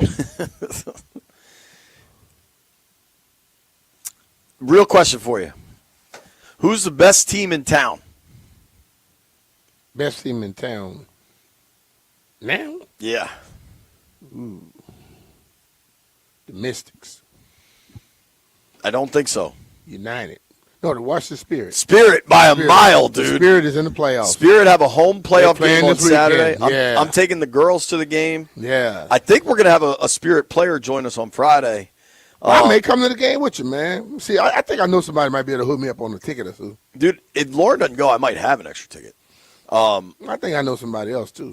I imagine you do. See if they can hook their dad up. The Washington Spirit are legit good. They are. Missing some key players, though.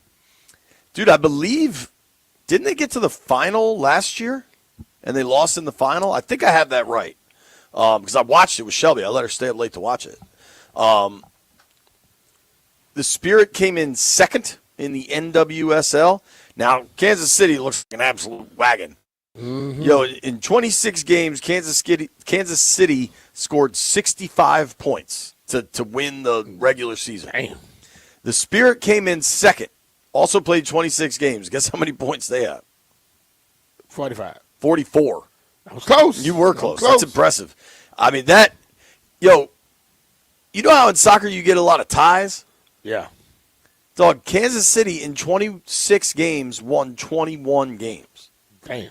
They went 21. How do we say? Who did they lose to? You're asking me to go a little deeper than I Well, I'm just saying, man, you throwing at all these damn numbers. Do you know where the Caps are now in the Metro? Mm-mm. Last. They dropped off real quick. B, they've played 12 games. How many points do you think they have? Okay, here we go. They played 12 games. They don't get no point for losing. No. They have 7 points. 13. 13 points. The Rangers and the Islanders and the Blue Jackets are all just ahead of them with 14. I mean, it is still pretty bunched up because it's still really early in the season. Like the Devils are first in the Metro with 18 points. It's not like they're that far ahead. The Devils have also played another game. They have a chance to change things up. Totally, man. Yeah. Hockey's a wild sport. Yeah. What though? But like the thing with Ovi, like, come on, he's what, 40 now? What do people really expect? Do you expect to see the 20-year-old Ovi out there? I mean, like I said earlier, all good things come to an end. Eventually, Father Time gonna make all of us have a challenge. Hell, in my mind, I can still return kicks. I tried to run down the field a couple times last night. I can't run kicks. My mind tells me a lot. My body say, hell no. It's over with. And all the people that think that just you used to do it, you're sitting in your house, and you want to say how players suck and this, that, and that, you can't do it either. So, just saying. So the Caps are last in the Metro. The Wiz also play tonight in Boston. There's DC Sports doubleheader if you want to bet it tonight. Mm-hmm. Do you know the Wiz record? They might have won two games, if I remember correctly, 2 or 3. They're 1-6. Oh, 1. Ooh, Lord. They are 1-6. But you know what? That's what they're supposed to do. I cannot have a problem. I don't have a problem with that because I was told what they are trying to do. So I don't have a problem with it.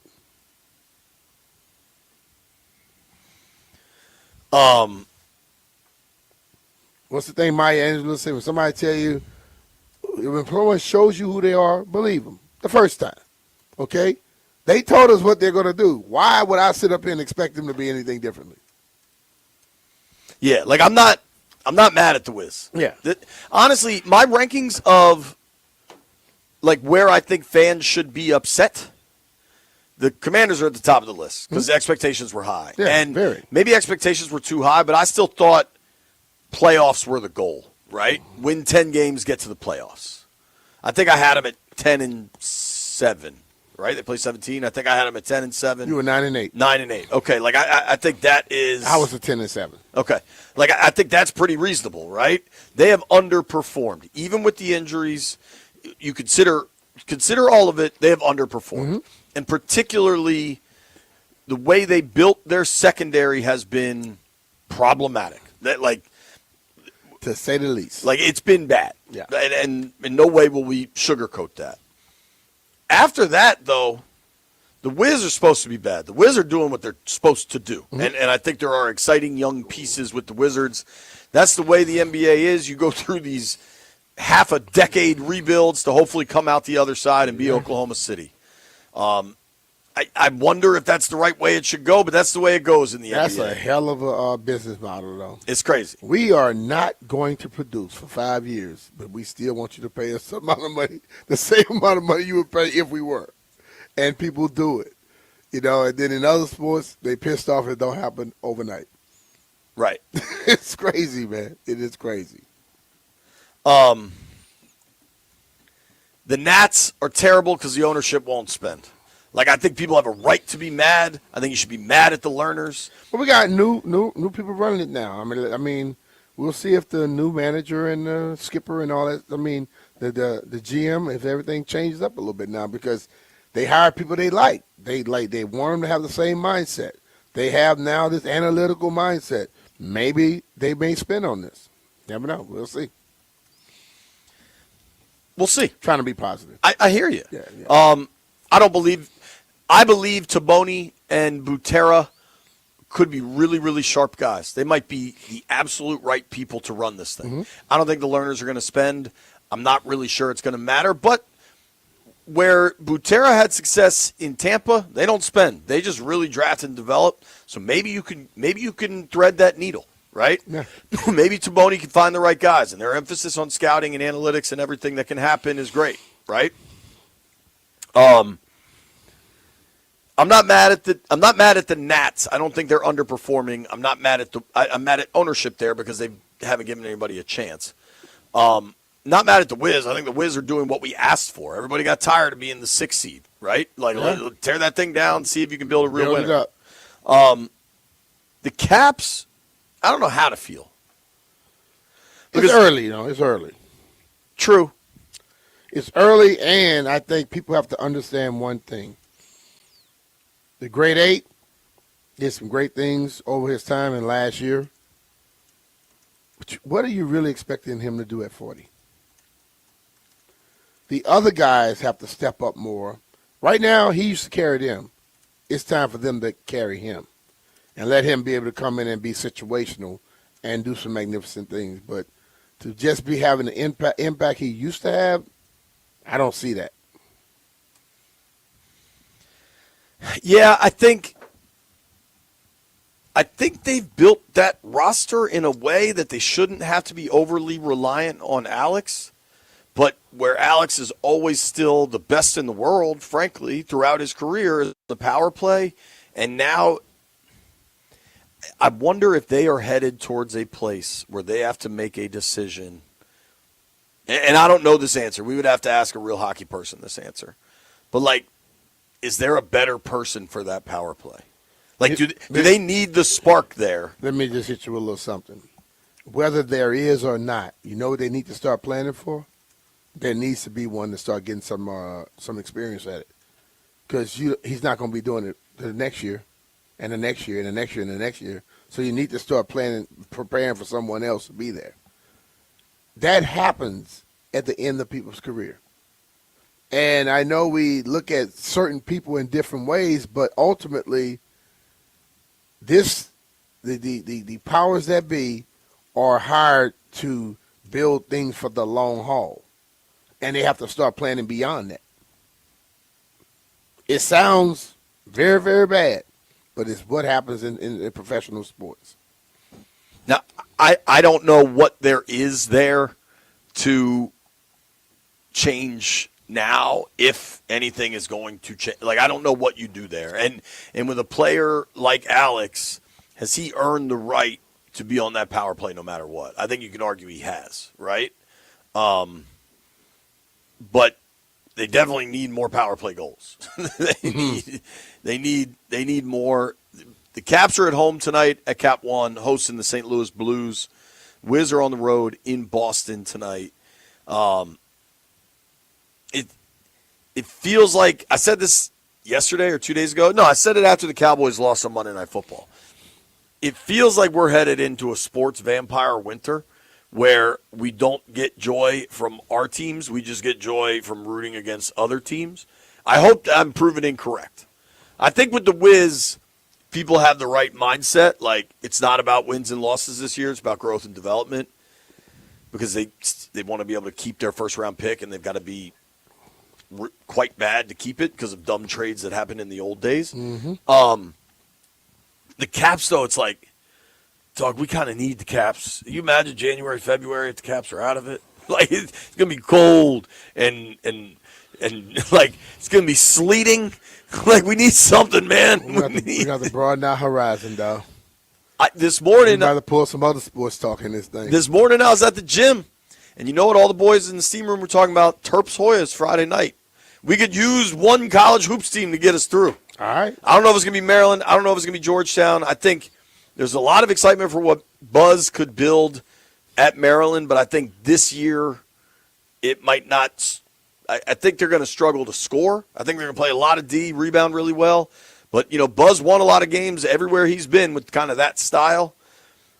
Don't you think the pressure on Cooley at Georgetown has to be pretty significant? I think it's his third or fourth year, and I don't think they've made a tournament. No, it has to be at this point. If you are serious about basketball as they used to be, it should be. I mean, it's nature of the beast, right? Right. That's sports, man. Sports is a job, a tough one, boy. We're going to need something. Ask DA when he gets here. Is AU supposed to be good? GW? Mason? Is Mason going to be good? We need something big. We need something. Nobody go anywhere. It's BMitch and Finlay.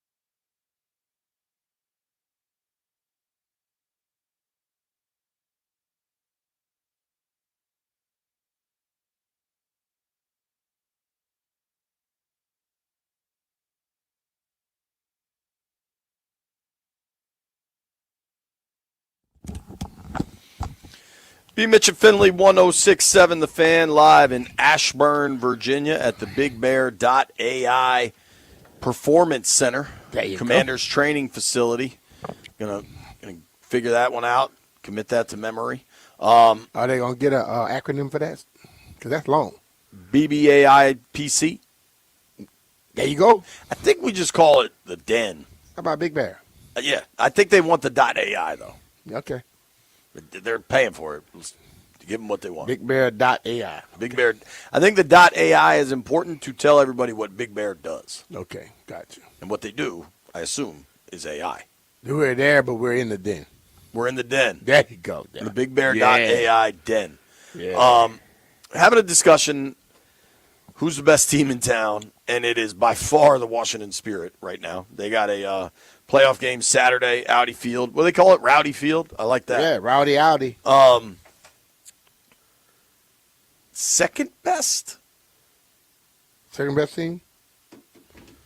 What you going to do this year? United. I think they're terrible. Last year they were? I think they've been terrible for like 20 years. No. DC United? I don't think about Defenders. It's kind of weird team that they don't stay here, they just play here. Yeah. They stay in Austin, Texas. Yeah, don't they? Not Austin. I think they all. What's the other place? Fort Worth or something like that. That's where they stay. I thought Dallas, Frisco, maybe. They all stay around the Fort Worth area, and then they fly to the cities that they play in. Here's a real question: Is MLS went to Apple TV, and I know they got a ton of cash for it, but I haven't. And maybe that coincides with DC United being terrible. I haven't watched any of it in forever. I don't know who the defending champion is.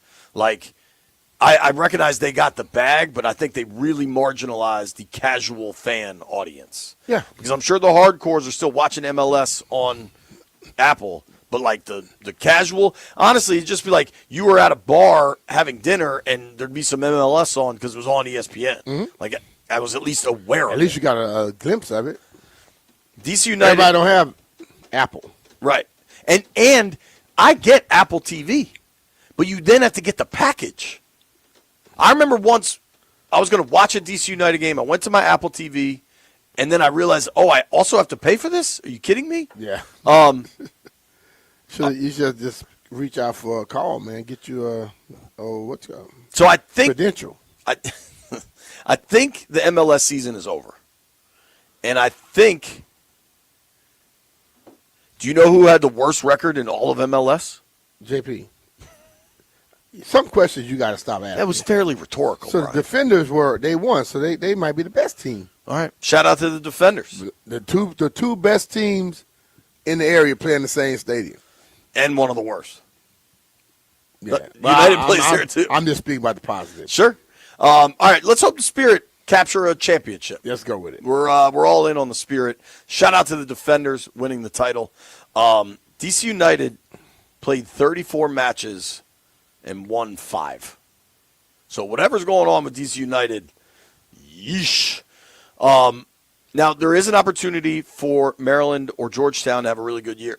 And if you want to watch Maryland play Georgetown Friday night, caller number 10 wins a pair of tickets. 800-636-1067.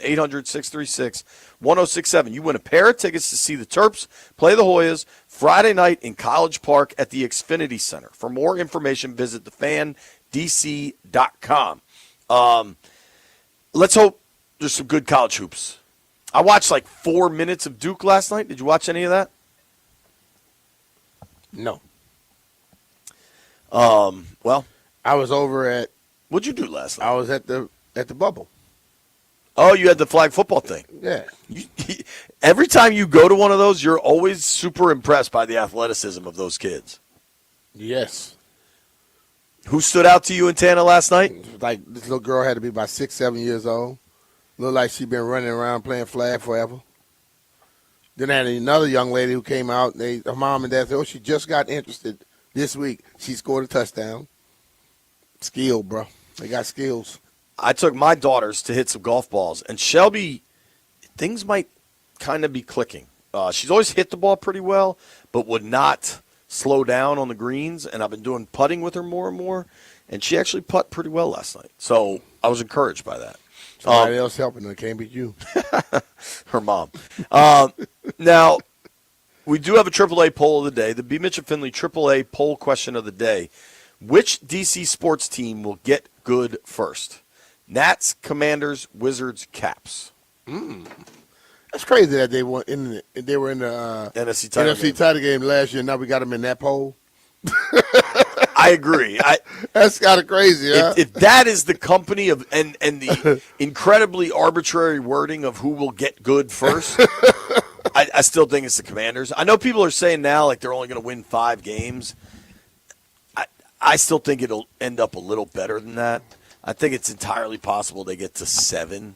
I don't think it's the Nats, but especially until MLB sorts out their issues with a potential work stoppage at 27, the owners want a salary cap, TV rights are an issue.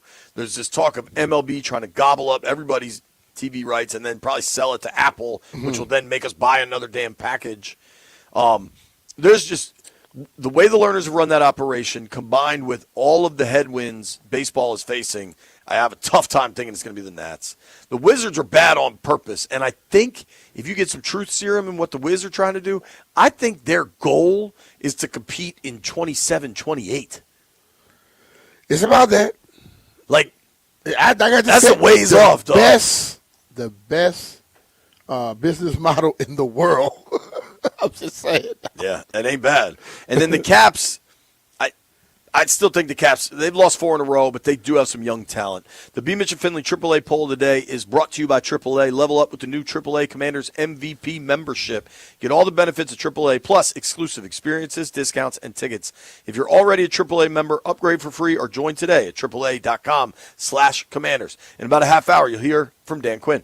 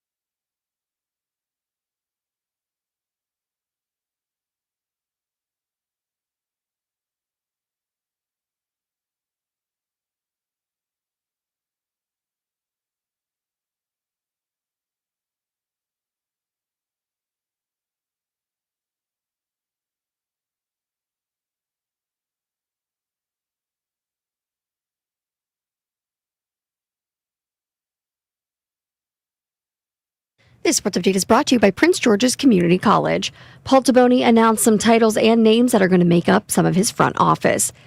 Devin Peterson is going to be an assistant general manager. He will oversee the Nationals player development operation. Justin Horowitz, assistant general manager, will oversee acquisitions. That includes amateur scouting, trades, and international scouting. Mike DiBartolo will stay in the front office. His title, senior vice president and assistant general manager. He will help oversee baseball operations. And a bit of baseball news around the league. The Braves have exercised their club option on left-hander Chris Sale. He'll make $18 million in 2026. After a fourth-place finish, Atlanta could still be among the favorites in the NL East, but the Nationals hoping to keep Atlanta way down in that division. Not your path, fast track your career instead. Continuing education offers in-demand, fast-paced job training. Train for tomorrow's jobs today at pgcc.edu. Register now. From the Crop MedCap 5-Star Sports Desk, Savannah McCann on the Fan.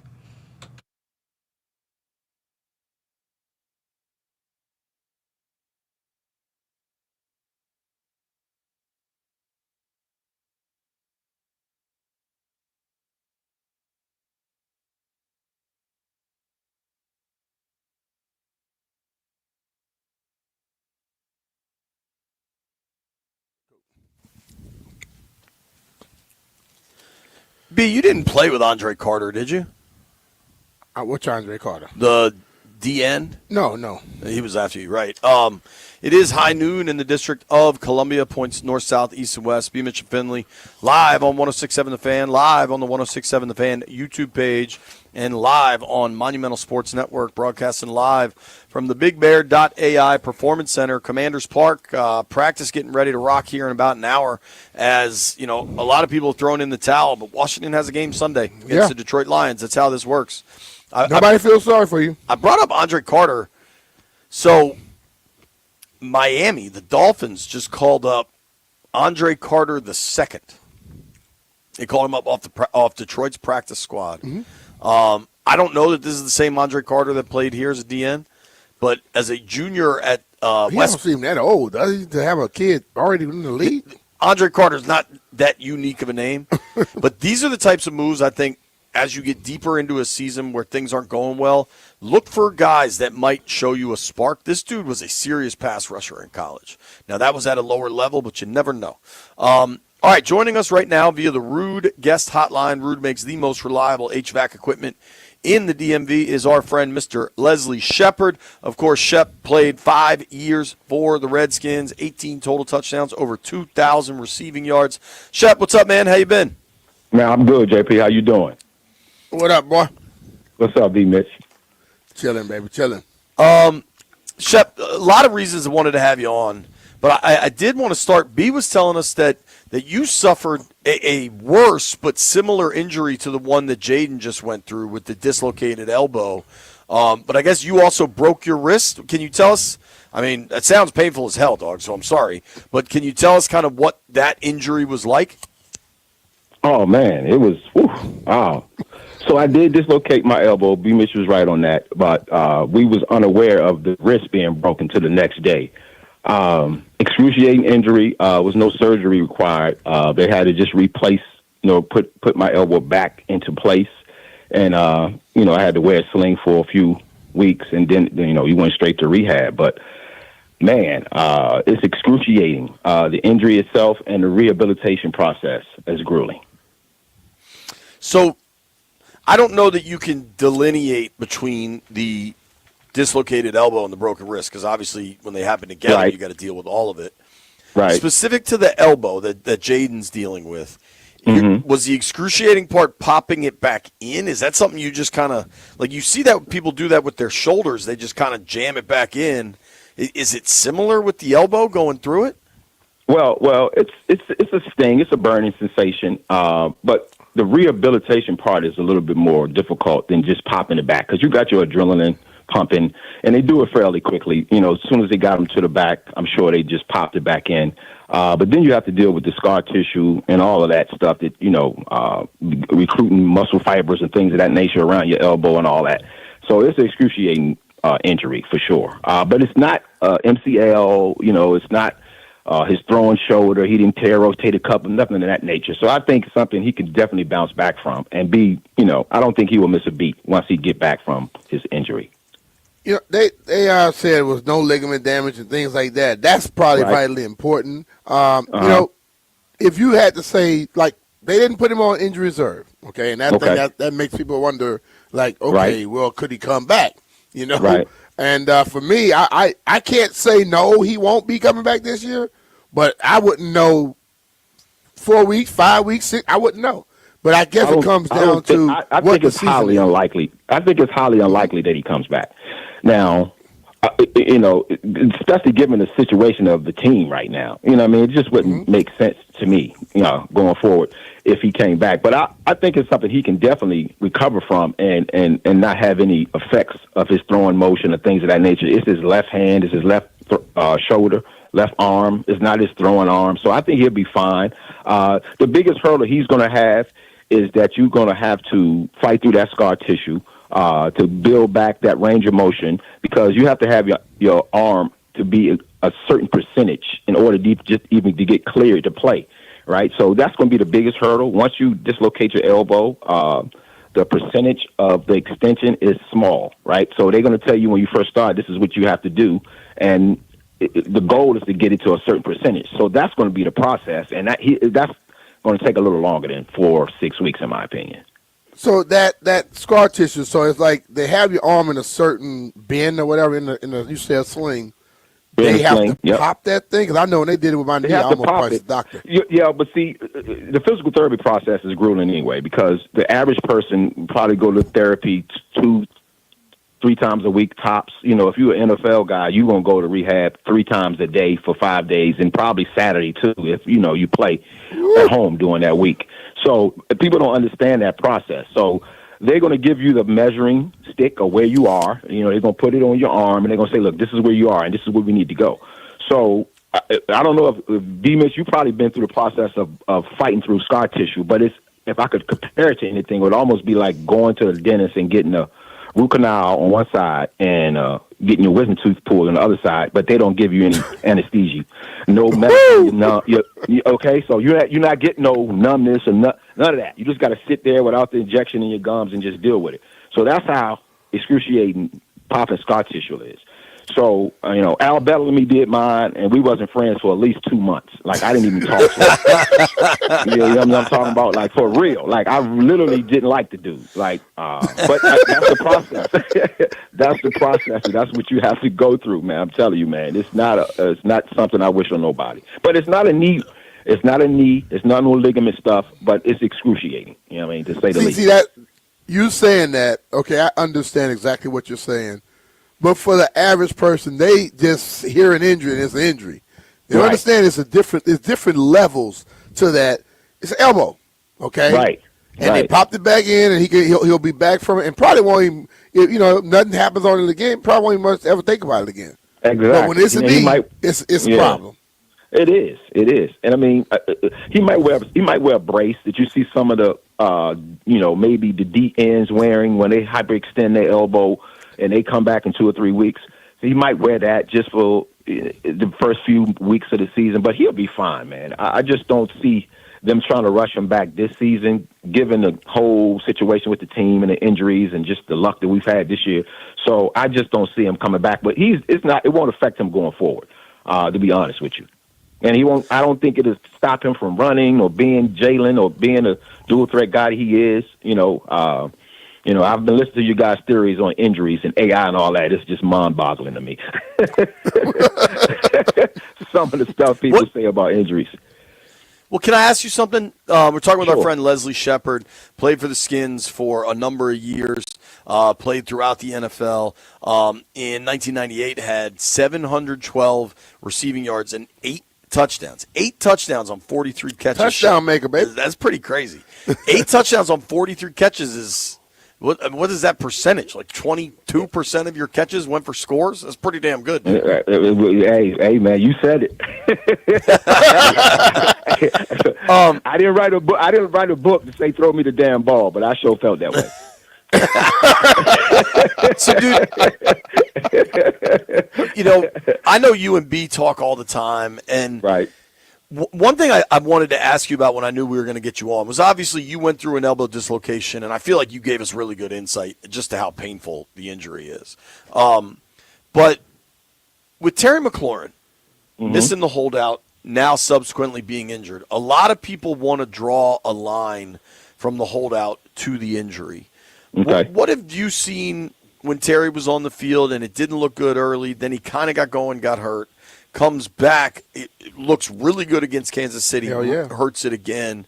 Mm-hmm. What, injuries are crazy. What do you equate Terry's really bad, 6-8 month stretch right here to?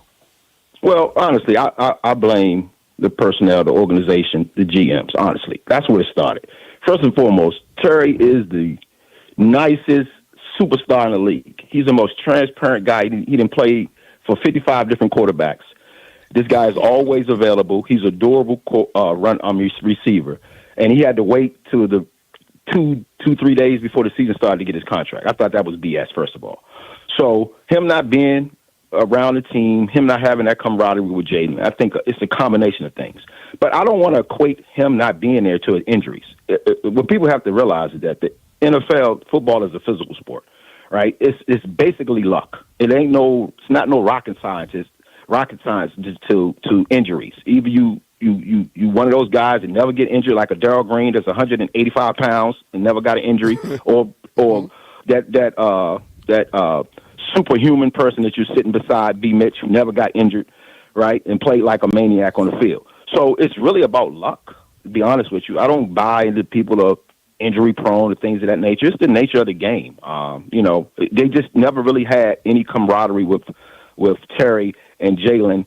Even the first couple of games, it was, all about Debo. They didn't work him in. They didn't get him going early. But Terry's not going to go to the media. He's not going to have nothing ill will to say towards the team or the organization. But I just thought the way they handled that completely just got him, he just couldn't get off to a good start because of that. You know what I mean? Obviously, he signed a contract, but I think that kind of dampened the relationship with him and the ownership, honestly. I mean, obviously, he's a team guy now, but his pride was hurt. You know what I mean? I still think if he had the ability to play, he would play through this year just because that's the guy he is. He's team first, and there's no superstar in the league built like that. So that's one of the reasons why I thought they should have gave him the money initially. He deserved it. He earned it. But I don't think it has anything to do with him not being here. Maybe, when you're a pro and you're not in training camp, you don't get signed, you're going to obviously be a professional and go out and work and do the necessary things you need to do to prepare yourself for the season. But being around your guys, understanding, how are we going to work with Debo? How what is my transition going to be? What is his transition going to be? How can we complement each other? All that stuff they missed, right? You can't accomplish that in a OTA or a mini camp, right? And again, I think people take it for granted that we lost a lot last year. We lost B-Rob, the physical component. We lost Eckler. You know what I mean? So the team is completely different. You know what I mean, man? It's just, things just didn't go our way this year. But I don't think everybody should just clean the ship. And, I don't think Terry did anything wrong. I think he prepared just like he normally prepared. But again, it's just nature of the beast when it comes to being a professional athlete. You know what I mean? It's just, it's a physical sport, man, and people get hurt. That's just the bottom line. You know what I mean? Yeah. I mentioned earlier, Shep. I said, hell, I was hurt. I just played because I didn't want to get nobody. I didn't want nobody to get my job today. Being hurt and being injured. So you know what I mean. And I truly believe that. Like today, as soon as you sign a contract, you good. So you might not push yourself as much. And the coaches, the front offices, they hold guys back these days because they paid them. No, you're absolutely right about that. You're absolutely right about that. Yeah. So, I mean, and let me just say this, too. I think last year, with us being 4 quarters from the Super Bowl, right, I think it was like addict taking a hit of dope for the first time. They just don't be chasing that high. They be chasing that high every time they go back and they never catch it again. We haven't won like that in this area, and some people have never seen us win like that. So the expectations for this team was through the roof this offseason, and rightfully so. But I just think people just were so overwhelmed by the fact that if we play well, and we was in a game that was very winnable for us, But again, this is a different team, and we'd have hunted this year. You know what I mean? The expectations were so low, and I think it affected how we went about the offseason, the people that we picked up, the trades we made, the thing. I think all that kind of had a lot to do with that 4 quarters from the Super Bowl thing. And I think the expectations just was through the roof, and we just couldn't meet them. You know what I mean? And that's just the reality of the piece. But I don't think we're not a good team, and we can't win going forward. You know, that's just my personal opinion. Yeah. Well, Shep, I tend to agree with that. I got another stat, just because your touchdown to catch ratio is insane. In 97 and 98, You got to hire him, Shep. He got to be your promo guy. In 97 and 98, you had 72 combined catches and 13 touchdowns. That's a touchdown on almost 20% of your receptions. That's freaking nuts. Hey, you should have wrote the book, Shep. Hey, I know. But it's funny, back then fantasy football guys used to love me, and I didn't even know what fantasy was. They used to be like, "Oh, man, you on my team, man. You helped me win a championship." I'm like, really? I missed the score, too. I didn't realize you ran for one in 98. Yeah. I should have told him to. Yeah, I should have told him to a little bit.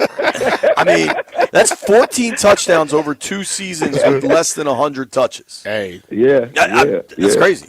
And I only played one full season those 5 years that I was here. So think about that. Yeah, dude, that was 98 when you had 8 scores. Yeah.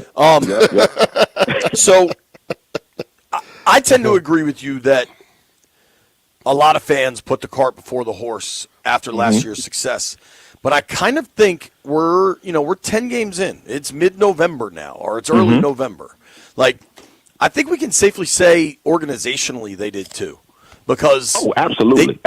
Like, trading for veterans, giving up draft picks, altered the course of what they said they were building. Oh, yeah. And I think we're now at a place where we can properly kind of identify that and question it. You know what I mean? But no, absolutely. I said this though. What else were they supposed to do? That's human instinct. I think if they wouldn't have done it, like Neil Greenberg said it earlier, if they hadn't tried to go for it, fans would have been pissed at that too. That's true. Yeah. I'm not even talking about the fan perspective. I think it was like to the great analogy you made, Shep, of like getting that first hit of dope and wanting another one. Like it seems like AP and DQ did too. You know what I mean? Yeah. And everybody kind of got caught up in it. But that's normal. I mean, they felt like if we just do this and do that. But again, you got to look at it like the players that we had weren't great. They were good players, but they was playing way above the expectation of the team and organization. The line, the defensive line, the secondary, everything was going in our favor last year. In order, because you can't just make it to the NFC Championship game and you're a bad team. So a lot of things was just ahead of schedule. And it's human instinct for them to come in the offseason and say, listen, we was 4 quarters away from the Super Bowl. If we do X, Y, and Z, that could get us over the hump. But again, you got to get rid of B-Rob so you can sign Terry and then Eckler get hurt. And it's a lot of things that we didn't have last year happened this year, and you had to adjust. And Jalen getting hurt again and things of that nature you just can't account for. So I still think we are ahead of the curve because we got a hell of a coach in DQ. That's a great leader. And we got a franchise quarterback. And I don't know how many teams in the league can say that. So, I think we can build around that. We got our missing piece in Terry back on the offense. I just think that we're fine. We just got to make some adjustments. You know what I mean? And this year was just a mulligan. We got to take a mulligan this year, man. Just, it happens to the best of teams. Yeah, Jeff knows what a mulligan is. Yeah, B doesn't believe in mulligans. I mean, though, Jeff take him every damn other shot. Hey, Shep, thank you for making time for us, man. You, we really appreciate it. No problem, man. Always a pleasure. All right, man. Take it light, Take care of that elbow, dude. All right, that's our friend Leslie Shepard. Shep's spitting knowledge, bro. I can only imagine B and Shep in the club in like 1997. Man, we didn't go to the club. We went to restaurants. I bet you went to lots of places. One place I go is my friends over at Better.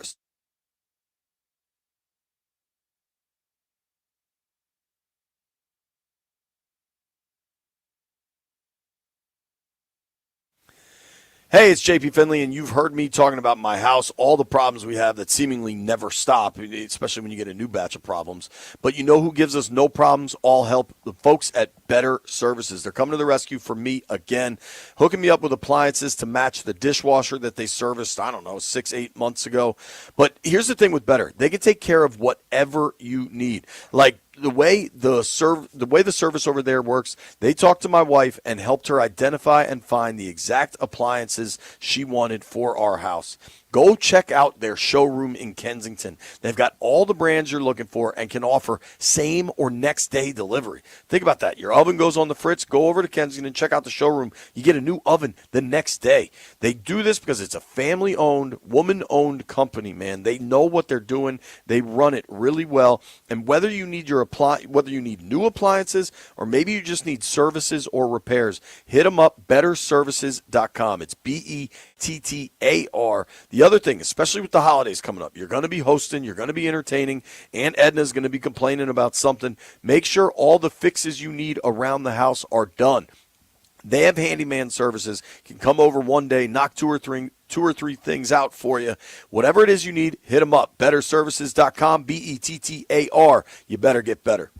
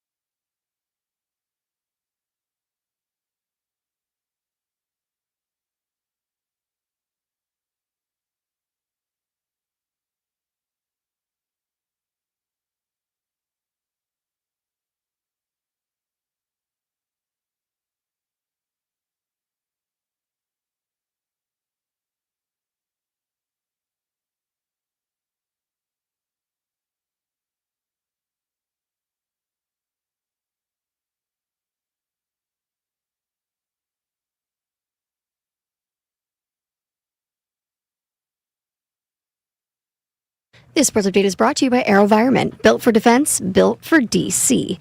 The Buccaneers' first post-bye practice will not feature several players, including running back Bucky Irving and wide receiver Chris Godwin Jr. Irving hasn't played since week 4, still dealing with foot and shoulder ailments. Godwin's still recovering from a fibula injury, neither of them at practice today. And tonight we have both the Capitals and the Wizards in action. Right here on 106.7 The Fan, listen live as the Capitals host the Blues, looking to snap their 4-game losing streak. Capitals puck drop 7:30 p.m. Over on Team 980 and Bloomberg 99.1, you can listen live as the Wizards travel to Boston to face the Celtics. Tip off there, also 7:30 p.m. Chris Middleton out for tonight's game against Boston due to a knee injury. AV is built for DC, built to innovate at the speed of intelligence, built to deploy solutions that give our warfighters the edge, built for now to defend our future. When the mission matters most, DC turns to AV. Visit avinc.com to learn more. From the Crop Medcap 5-Star Sports Desk, Savannah McCann on The Fan.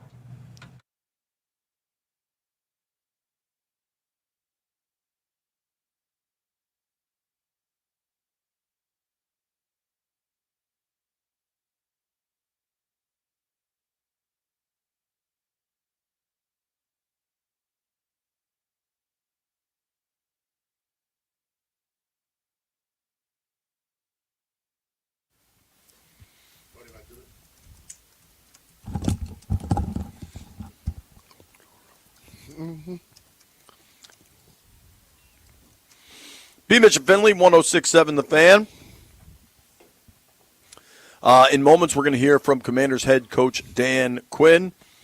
With DQ, what's the top topic? Jaden. Probably. Here he is, Commanders head coach Dan Quinn. The next day or so, just being thorough through the whole process, like all the guys, make sure all the opinions, and then gather all the info, and then make the decisions from there. And then we've talked a lot about the physical toll of the injuries, and just like guys who are missing. What's the mental toll on this many injuries on a team? When you see, I know it's next man up, but what's the mental toll like? Yeah, it's a great question, John. It is, because there's continuity issues that take place first off when you have an injury of people, not in sync all the time together. But the mental toll, it's definitely a big one. It's also for the guys that are out, some that are out that'll come back, some that are out for the season. And the ones that I worry about are the ones out for the season. As far as the mental toll collectively, team, like everybody goes through it, and some stuff, not injuries, but I'm saying hard things, and you find your way and you adapt. But it's better to acknowledge it, talk about it, and find the best plan moving forward. And if you have, the right mindset to go solve the problems, then, okay, this is what we need to go do, and this is how we need to go do it. I think just being straight about it, John, is the best approach to eliminate any doubt. This is how we're going to go win, and each game is winnable, and you have to say this is how we're going to go do it for this game. And that may look different week to week, but for us, that's where the focus goes. And I try to explain that in the beginning of the week, and then you try to make that come to life through the game plan and the practice. And so having a whole week to go do that against a talented Detroit team, like we'll need the whole week and the practice to do that. Dan, what is the film showing you about Mikey this season? Yeah, I would say there's been up and down moments, meaning the playmaker, the interceptions I saw at L.A. and, the last couple of weeks, so the ball hawking mindset, which I love. There's also been a couple of plays of over-trying, to make those plays, and that's kind of part of the process. You don't like to go through that, but when you're capable of making plays, well, I'll make some more, and I'll make a few more.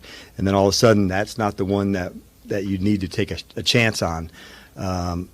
In the basketball world, I'm not going to force this shot. That's what sometimes happens to a ball player who has the skills to go do that. And I think there's been some examples of that this year.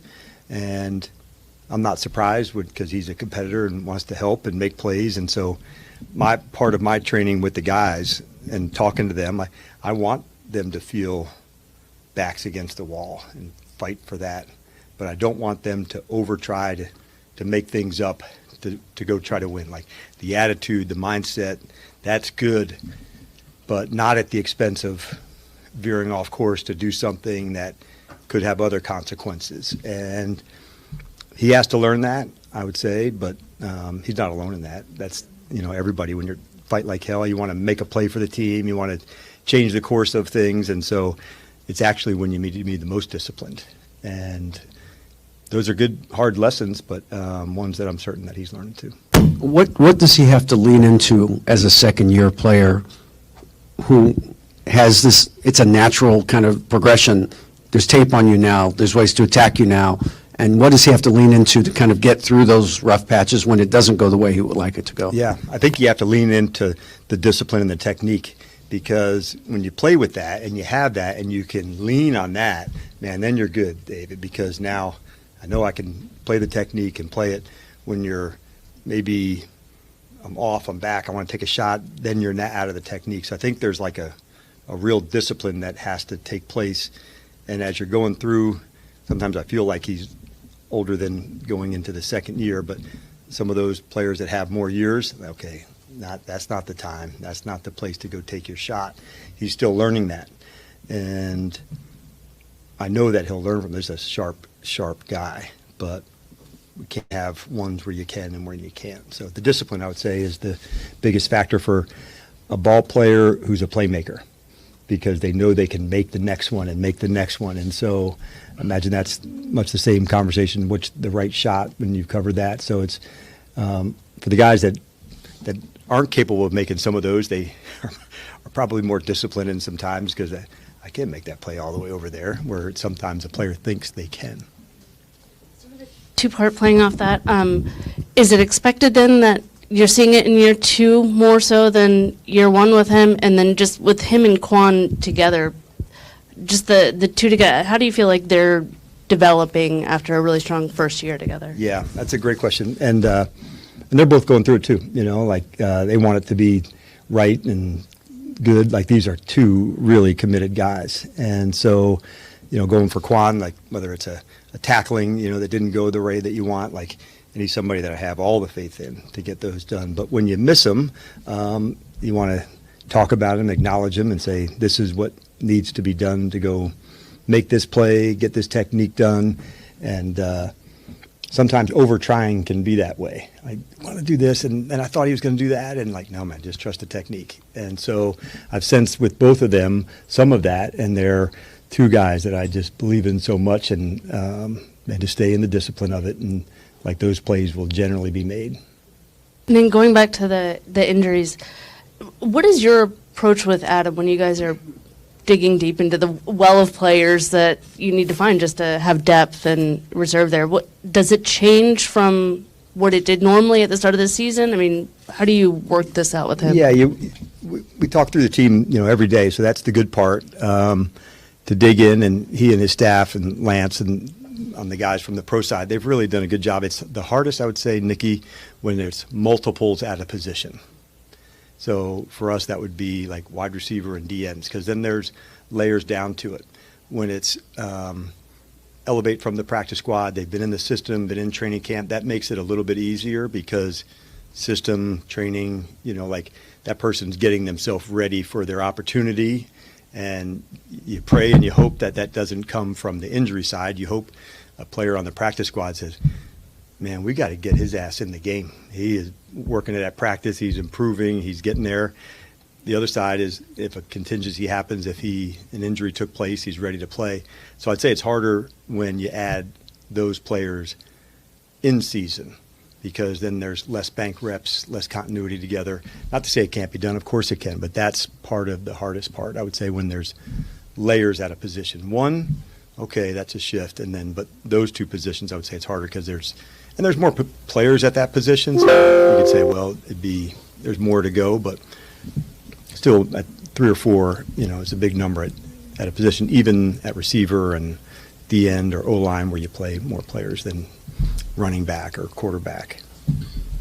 Hey, Coach, with Frankie Luvu potentially suspended on Sunday, it seems like Jordan McGee is going to get more run. What have you seen from Jordan this season as far as that second-year leap? Yeah, we are very excited about Jordan. We've got some good news on Frankie that he is not going to be suspended, so that's a big deal.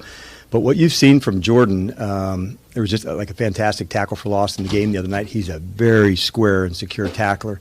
You may have even heard me talk about good linebackers who can play square. And the reason you want to do that So if a ball's going outside and you overrun it, your shoulders are turned, you can allow a cutback lane. And so the best of the best, man, they can play square, but have the quickness and the range to go from side to side without having to turn and run. Jordan has that. And so I'm excited to see him develop. And, he's going to continue to develop and make more plays. Over here. Yep.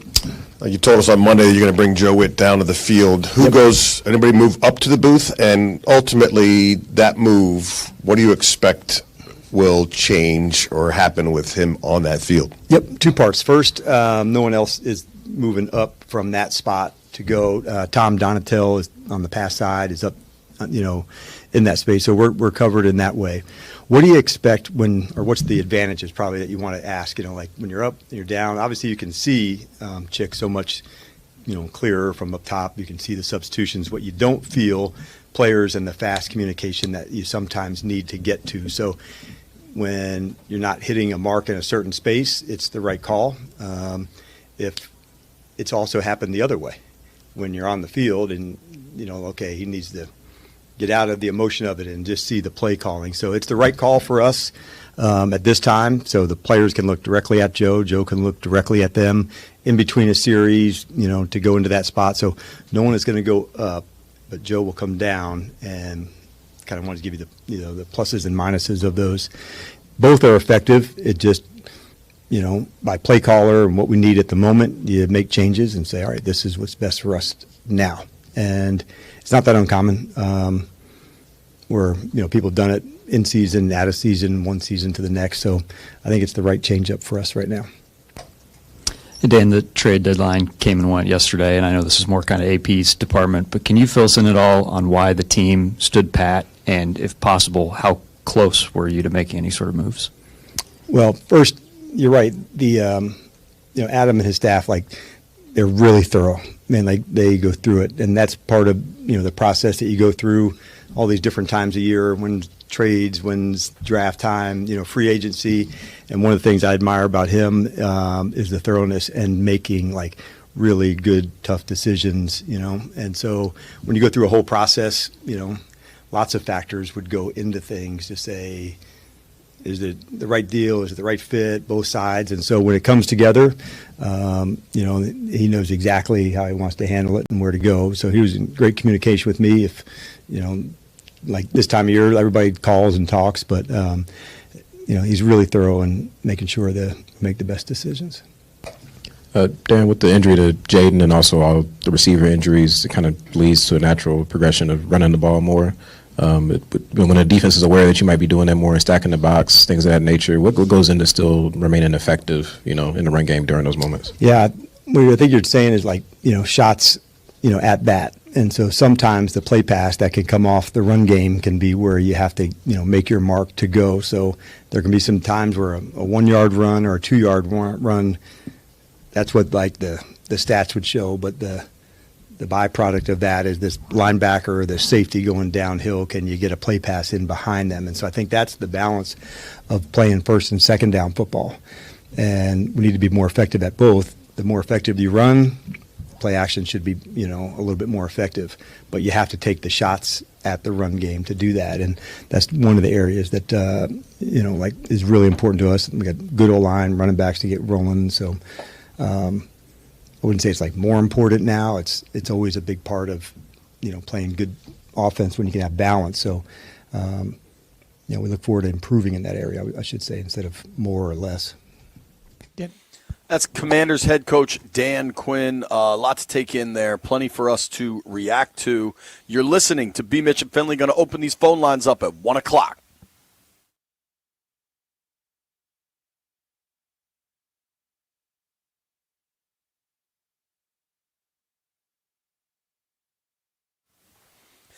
B, I got to tell you, we've both been wearing them. I love the gear from Collars & Co. The quarter zips, the polo shirts, the dress shirts, the blazers, all of it is super dope, doesn't wrinkle, and you can wear it anywhere. You can go on a date. You can wear it to work. I wear it on TV. Whatever it is you're doing, Collars & Co. is the right gear for you. Straight off the hanger, I'm out the door, no ironing, no dry cleaner. Check them out at collarsandco.com, or better yet, check out their store at Congressional Plaza. I love wearing the gear. You will too. Get 20% off orders over $99 with code JPFinley20. Finley spelled with an A. Collars & Co. Game changer.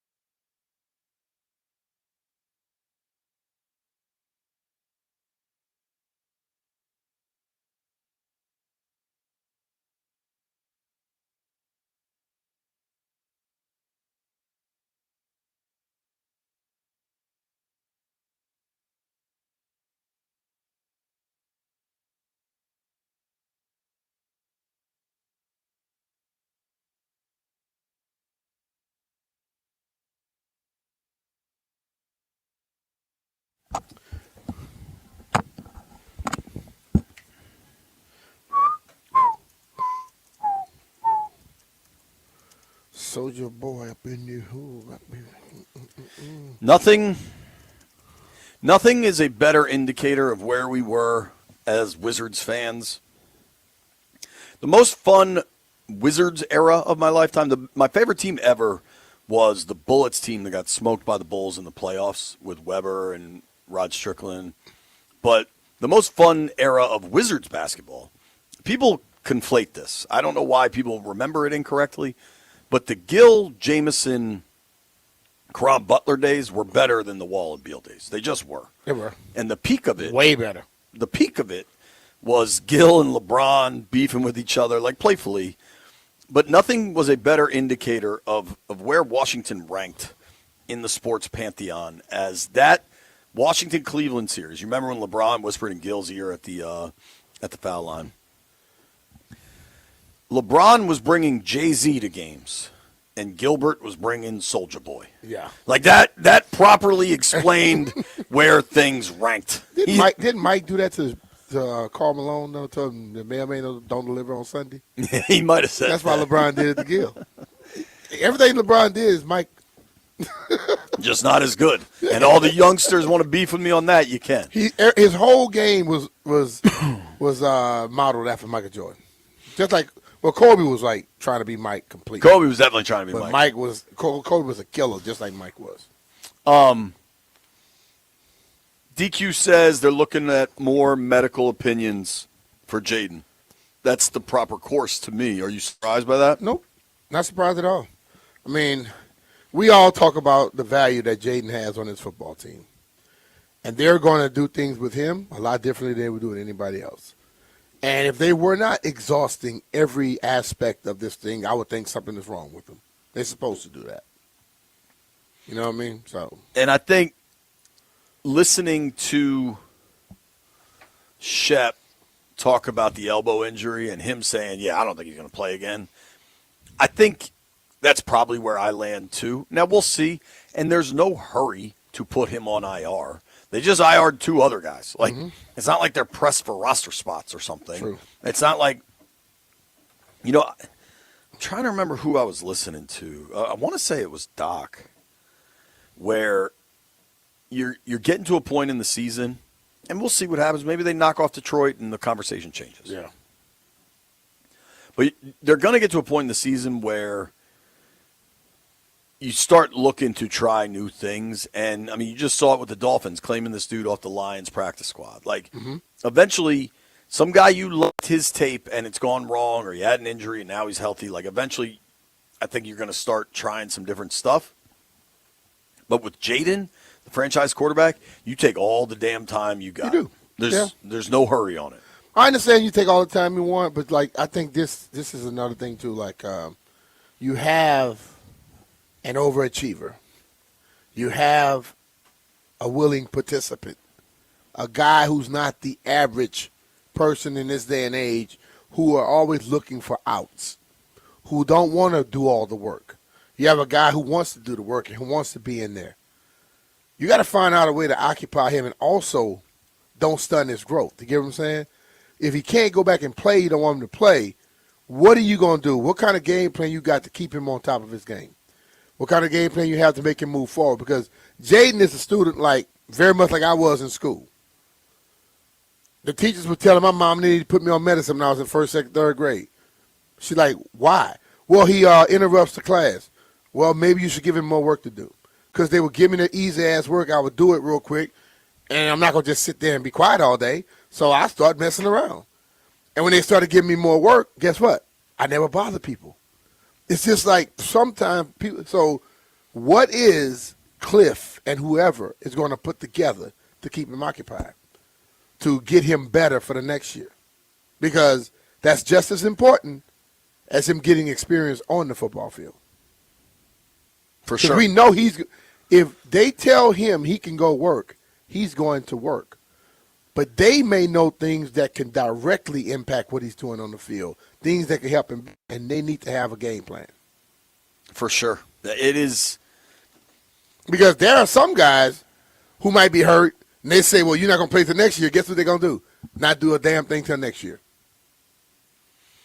I also think, for Washington, Dan Quinn said something really interesting about Mikey Samerstill. Then he kind of said something similar about struggles in the run game, where you've got guys trying to make plays, but at the wrong times. Like they're.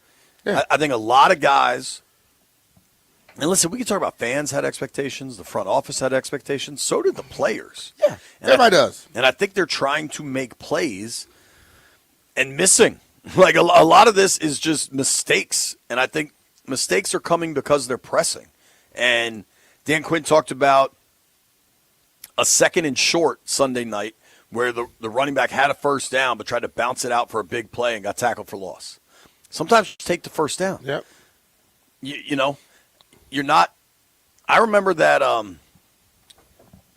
that AFC title game a couple years back in Baltimore where KC came to town. That place was electric, and the Ravens just couldn't do anything offensively. And they got away from their run game, and it seemed like on every throw, Lamar was trying to get 14 points. Yeah. And it's not how it works. When you press, it generally doesn't work. You got to play your game. And honestly, you kind of saw that in KC, at least in the first half. But see, that is the thing where I think the average person does not see or understand. When you are capable of taking a team on your back and doing stuff, and you know you're lacking in certain positions, you know that you're lacking in certain abilities or on others, you're going to try and do more. It's automatic for guys that have exceptional talent. Like he talked about Mikey, he talked about, and I can say you could add Jaden into that. Those guys, he knows his offensive line wasn't blocking as well as they could. He knows he don't have many top people to throw it to. He knows his defense is not stopping people. So he tries to do a little bit more. But if you put more around him and help him out a little bit, then he doesn't have to do that. See, people only see what they see on the football field. They don't understand the other mindsets that pop in the players. And I can say this. If you really just think about anybody out there, I don't know what your profession is. When they put you on a group or a team and you don't feel comfortable with everybody else, and if you are a person that has more capabilities, don't you find yourself trying to do a little bit more? Here's what we're going to do. It happens all the time. We're going to do more of breaking on time. When we come back, power rankings, plus we'll open the phones. Where do the Commanders belong in the power rankings? Nobody go anywhere. It's BMitch and Finlay.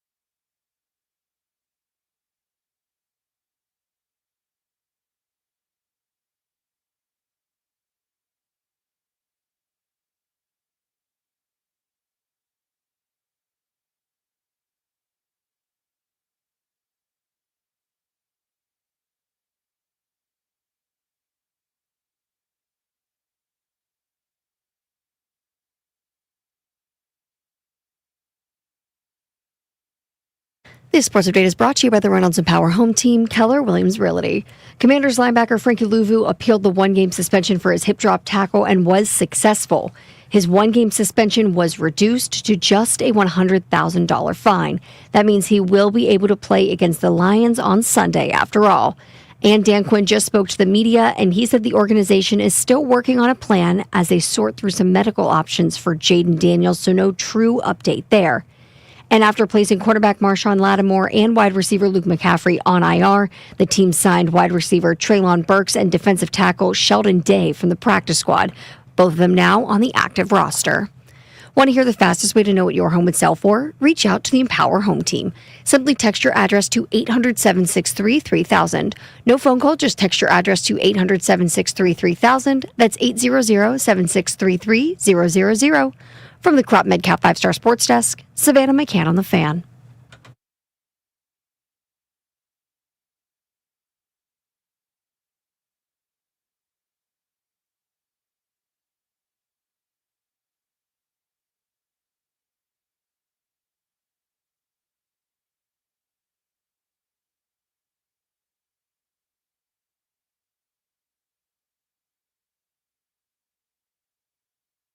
Sure, if you can just store it for a little bit, I'll figure out what it is. Sorry about that.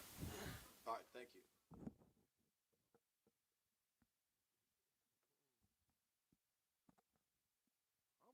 Go Jesse James. BMitch and Finlay 106.7 The Fan. Holy moly, when it rains, it pours. All right, B. Yo. We always do our power rankings. We use NFL.com every Wednesday, try to be uniform in that. Eric Edholm writes it every week. Very, very interesting situation for the Commanders. They have now lost, they're 3 games under 500. That has never happened in the Dan Quinn, Adam Peters era. They've lost 4 in a row. The last 3 have been absolute blowouts. It's remarkable how bad this thing has gone. So we'll get to the Commanders, and I'll open the phones and let people say where they think they should land. Who do you think the best team in football is?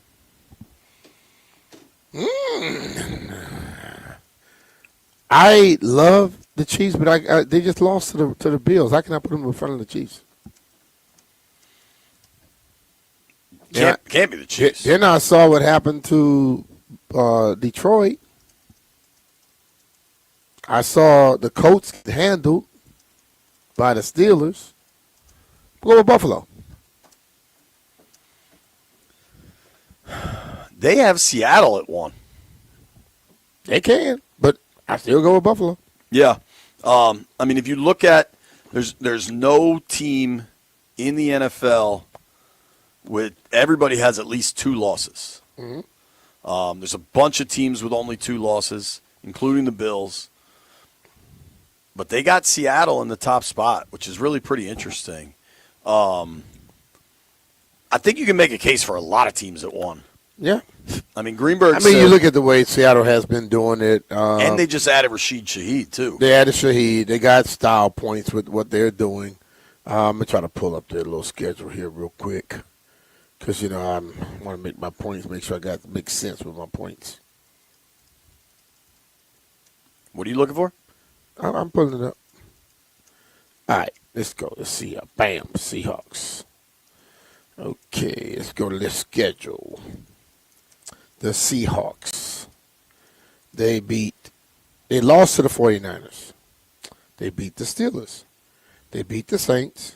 They beat the Cardinals. They lost to the Buccaneers. They beat the Jaguars. They beat the Texans, and they beat Washington.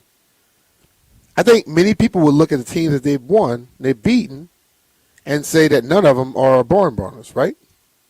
And they lost to the 2 teams that were considered people that will be contenders in the end. So they're sitting right now at 6-2, right? Yeah.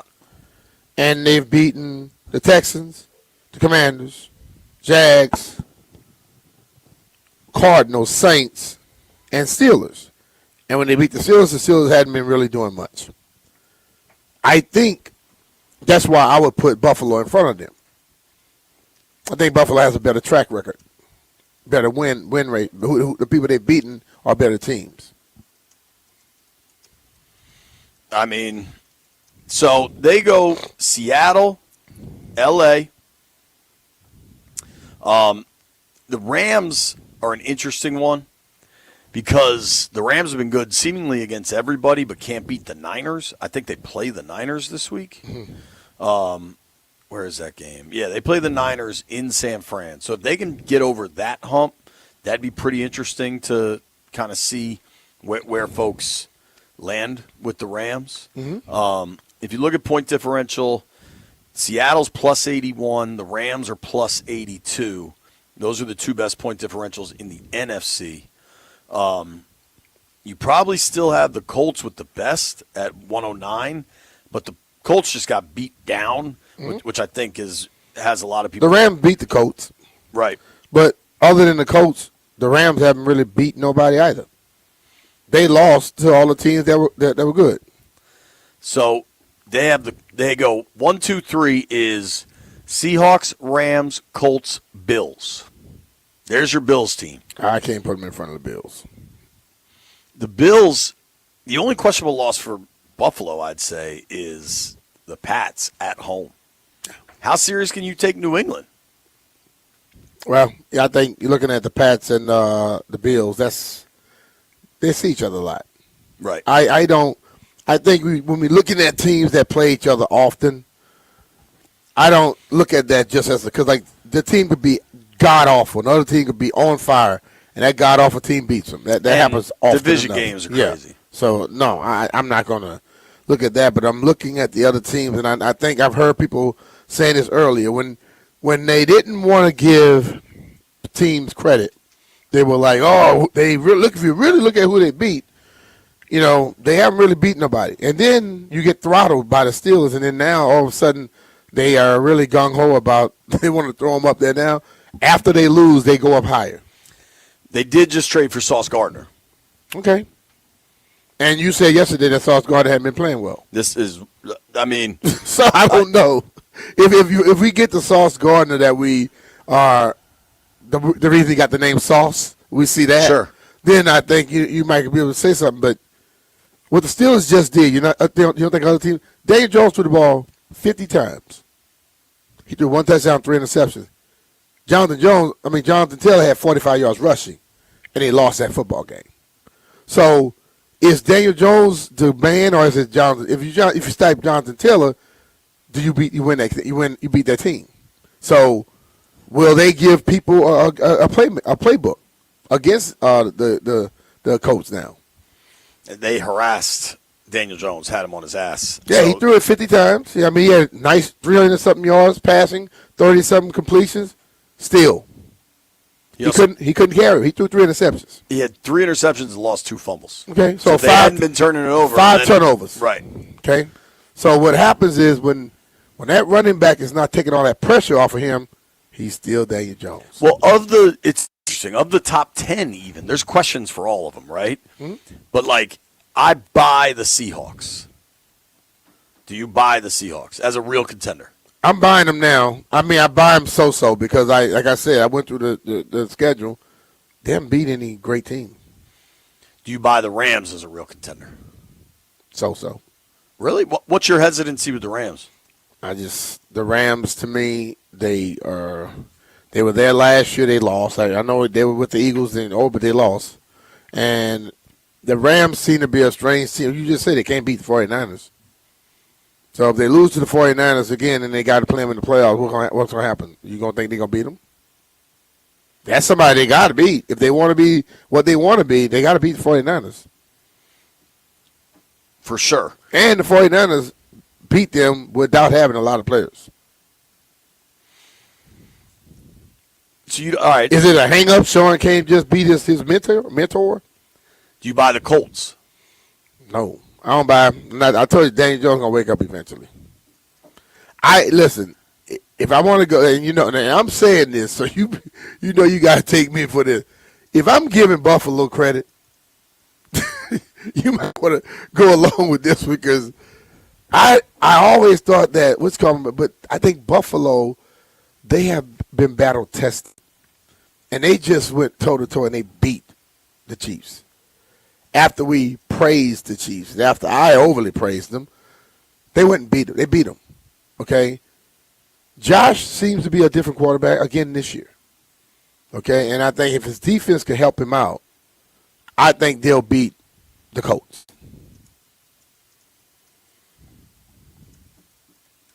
Yeah, I mean, the biggest concern in the AFC to me is still the Bills and the Chiefs. Mm-hmm. Like the Ravens are going to try to chase this thing down. I don't know that they get there. That's a steep hole to climb out of. You know that what's the dude, Flash or whatever that they do the little race thing at the baseball stadium. Yeah, the Braves Stadium. Yeah, when that lady got out on him, he did not know she was a former track runner. He couldn't catch her, right? Right. The Ravens have let the team get too far out. They ain't gonna run them down. But the division is what makes that interesting because of, I mean, do you trust the Steelers? You know what I mean? I wasn't, but we always say this. Tomlin is always in the playoffs. And Aaron can probably bring a little something to him better than the other quarterbacks they had over the last few years. You know, so Ravens go to Minnesota this week.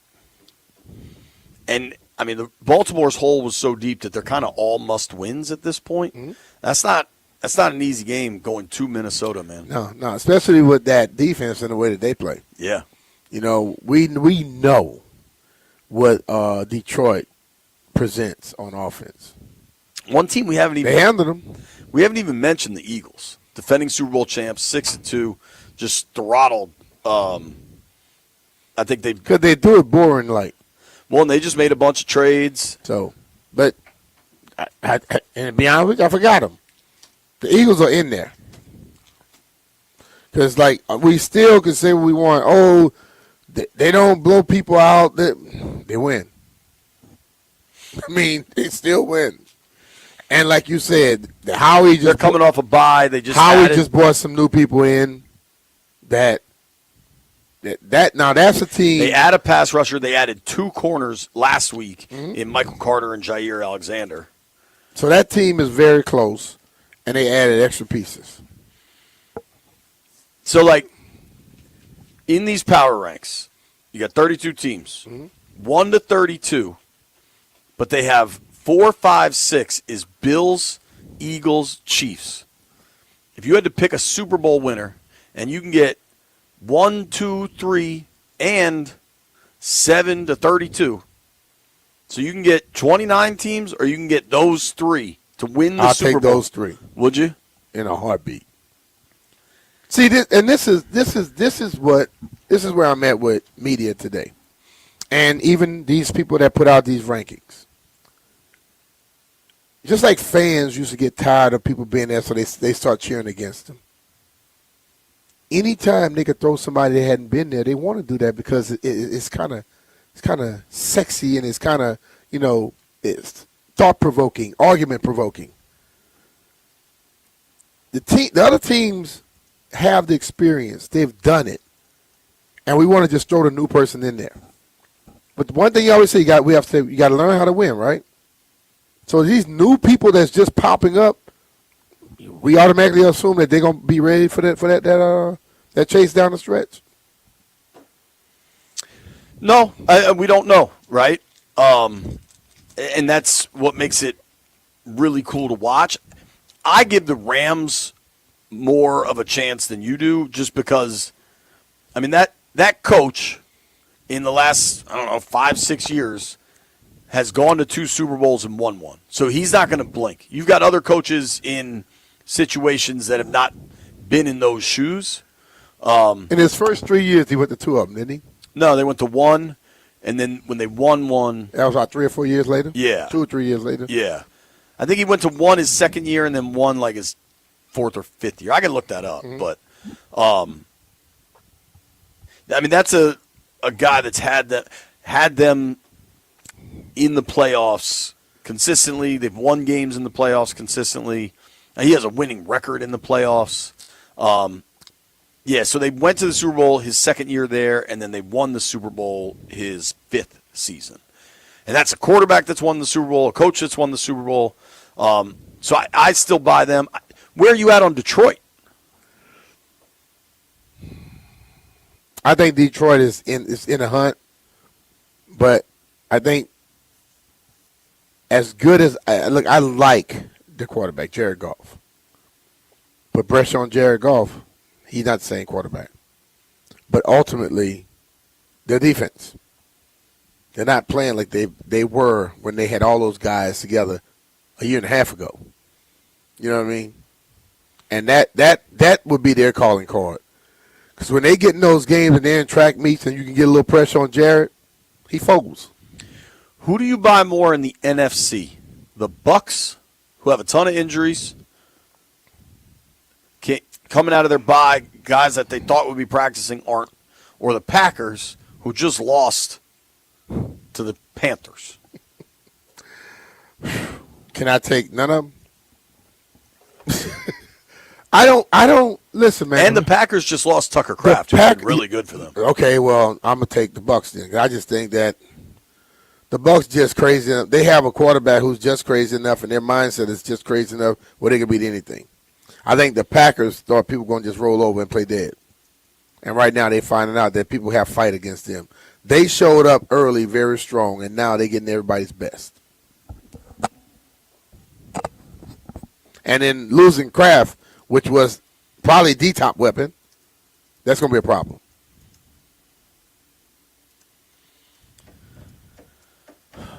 In the AFC, pair of 7-2 teams. Who you buying more, the Patriots or the Broncos? Both 7-2. I think overall better team has to be the Broncos at this point. I like their defense better. Yeah.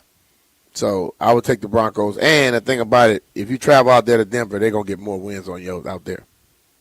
Just when they got to travel a long way, they got problems too. Listen to this stat for Denver. Mm-hmm. Through 9 games, in the first 3 quarters of 9 games, all totaled up, they're a combined -1 in point differential. Okay. In the fourth quarter of all 9 games, plus 60. So in other words, they finished strong. Certainly. So I mean, everybody worry about the starters. I'm worried about how you finish. So if you got me by 2 or 3 points, what you know now, they're not quitting. They're coming. 100%. I think that right there is a hell of a stat because we start seeing teams get slower in the second half, in the fourth quarter. They seem to be finding their way at that time. So, well, dude, and if they're used to that altitude, I mean, that second half, you might have teams dragging. And I know there were coaches here that said that it doesn't matter. Well, I played in it. It does matter. What do you make of the Niners? They're 2-2 over their last 4. They just won on the road against the Giants in fairly convincing fashion. Lost to the Texans the week before that. The Niners are banged up to hell. Yeah. Mac Jones is playing pretty well. Seems like nobody knows what's up with Purdy. What do you make of the Niners? Well-coached team. They are very talented, even their backups. Like I said, remember I used to always say we got to coach all 53? They coach all of their players. They don't just coach the starters. Totally. And their players can hit the ground running. They may not be as good as the ones that they're missing, but they're not that far behind, and they give them a chance. And I think when you look at that football team right there, they are well coached, and they also play with a lot of damn intensity. They bring tenacity to the football field. They don't seem to play with the rules of today. They play with the rules of yesterday. They're going to hit you. They're going to block you. They're trying to punk you. They don't care. They don't seem to be just trying to make it to the next game or trying to just get through the game. Right. You wonder if just they can push through all the injuries. The Niners play the Rams this Sunday. Then it's at Arizona, Carolina. If they beat the Rams with all them injuries, the Rams will have problems. Yeah. All right. We haven't gotten to the Commanders yet, and the Commanders are pretty far down this list. The Niners are at 12. If you're looking at the NFC playoff picture, if the playoffs started today, and they don't, The Niners would be in as the 6 seed, the Lions as the 7 seed, which is pretty remarkable. Where does Washington land? How far do we have to go? Nobody go anywhere. We'll tell you when we return. Phone lines are open, 800-636-1067.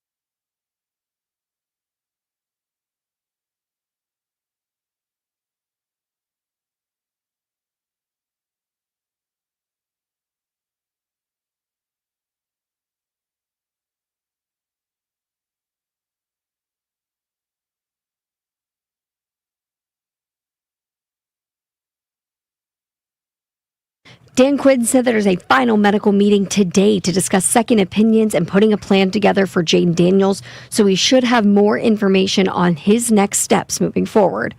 And Yahoo Sports has graded each team's move after the trade deadline, or in Washington's case, the lack thereof. The Commanders received a D+, which is the same score as the Bengals, slightly better than the Dolphins, who received the lowest grade of a D following the trade deadline. But you can't expect them to get a good grade when there are no moves to actually grade. From the Crop Metcalf 5-Star Sports Desk, Savannah McCann on The Fan.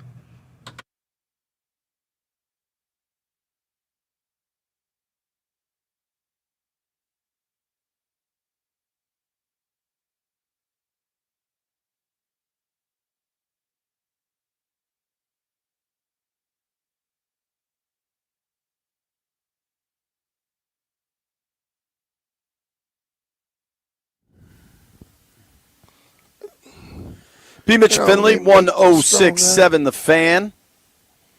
A lot going on in the universe. We're trying to figure out where the Commanders rank as far as the power ranks go. And listen, man, it's not going to be good. No. It's pretty obvious.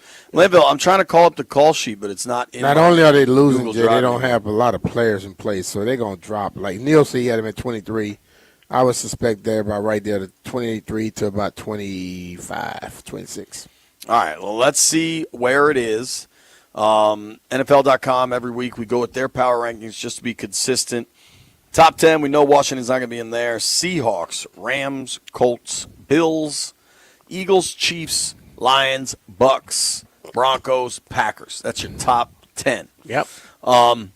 It is a really interesting year because there is no clear runaway best team, and it's one of those catch-22s where you might need the experience to prove you can get through it. There you go. But it's an opportunity for a team to show they are it's an opportunity for a team to break through this year because there's no clear-cut best, I would say. You got to scroll down, man. You got to keep scrolling. Washington beat the Chargers, but the Chargers are ranked 14th because, they had some issues, but L.A. kind of figured them out and has rebounded. Chargers are 6-3. Ravens are 3-5.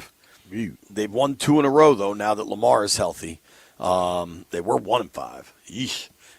If Baltimore gets a win this week in Minnesota, it's going to be very, very interesting. Yeah. The Bears, who Washington lost to on a ton of overs. Bears at 17. Bears barely hung on to beat the Bengals, but they did. Caleb did enough. That defense gave up 40-something. Yeah, dude. The Panthers are 5-4. I mean, you buy the Panthers. I mean, they just went to Green Bay. I mean, they're 5-4. They're still winning at this point. They seem better than they were last year. Oh, 100%. Like 100% better. I like Canales when they hired him. I think he's the right guy to kind of get Bryce Young into the right mindset. Carolina's defense is playing well, and Rico Dowdle has been really good. I don't know that Carolina. I mean, that division with all the injuries Tampa has. Do you think Carolina could crawl into that thing? I don't know if they're anywhere close to Tampa. Agreed. Tampa's 6-2. Carolina's 5-4, and I think they still have 2 games. Do they got to play each other?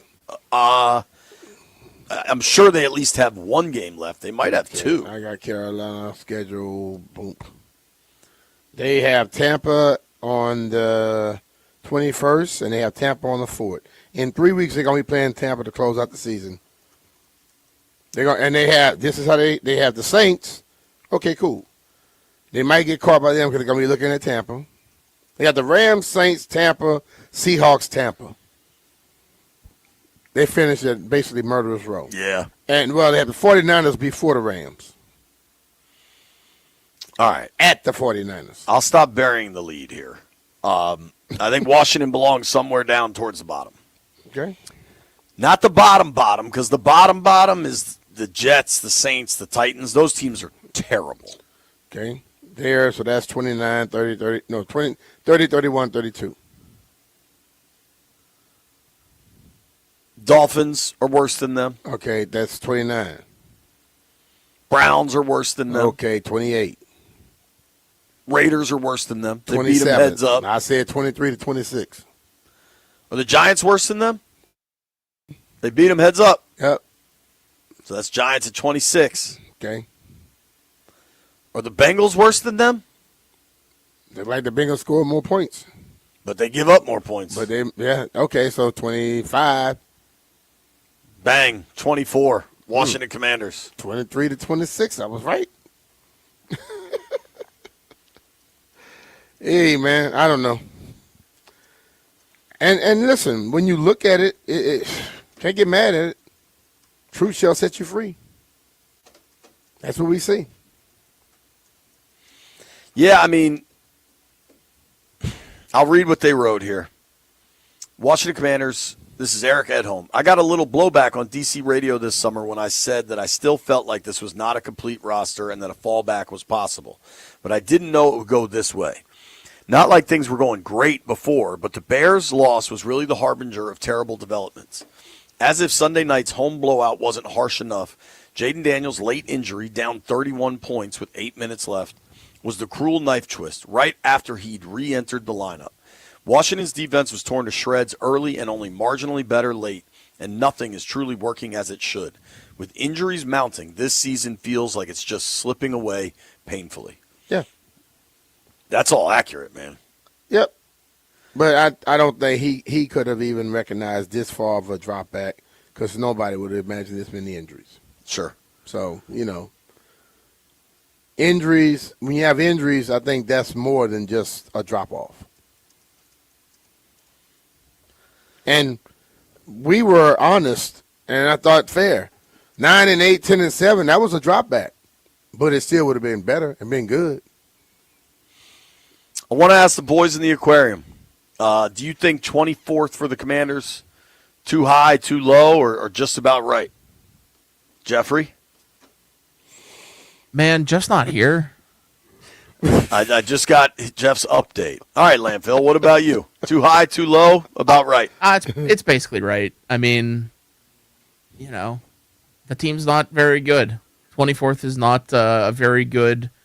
24th in the league, that's not very good. They're not a very good team. Can we call Jeff? Talk to Jeff?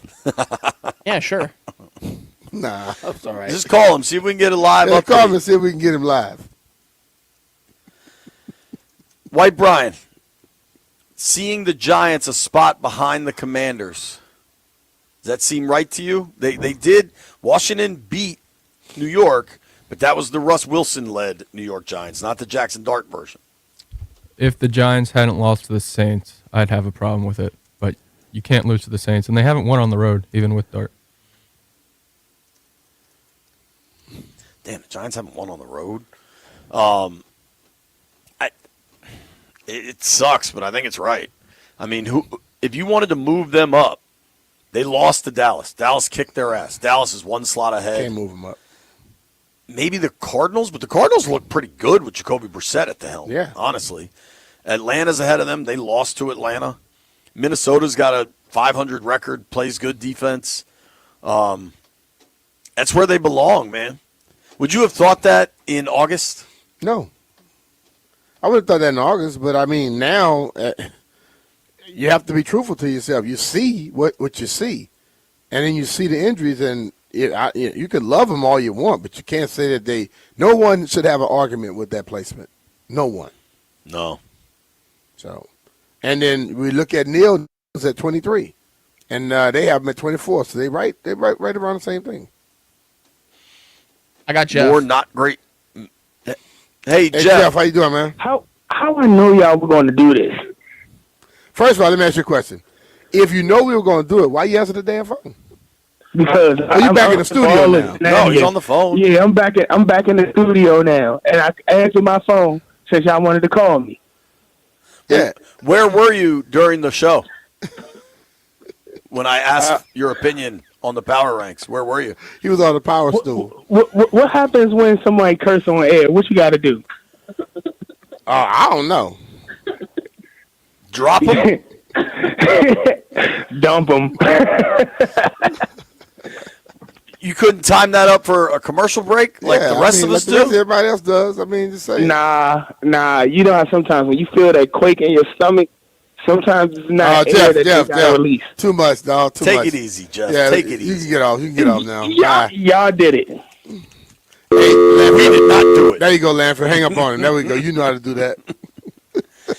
But the thing about it, he is going to always answer the phone, but then he blame you for calling. Right. If I am in that area and I get a phone call, I'm not answering. Point blank. No. Hello. And you hear the echo. You know where you're at that point.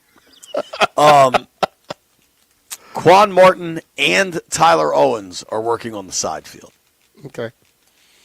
That doesn't mean either of them won't be playing, but it's not great. It's the first day. Got another one. Bill Merritt wearing a non-contact jersey. Apparently he had to get dental work done.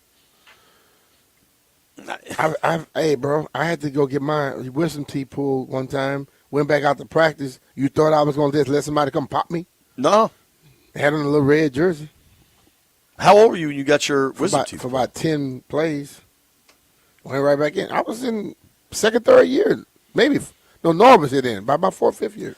I think I was in my mid-20s when I got mine pulled. Yeah, so I got 3 of them pulled. Went back to practice. You know. Another time I kind of had some of that stuff Jeff had. I lost like 10 pounds in practice. I only had. Did you only have 3, or did they not have to pull they one? have of to them? pull one of them. I only had 3 for some reason. Maybe I'm less. We can believe you always short on something. I'm less. Like short on a little bit of brain. I'm shorter in the evolution process than you are. What I'm not short on is a great garage.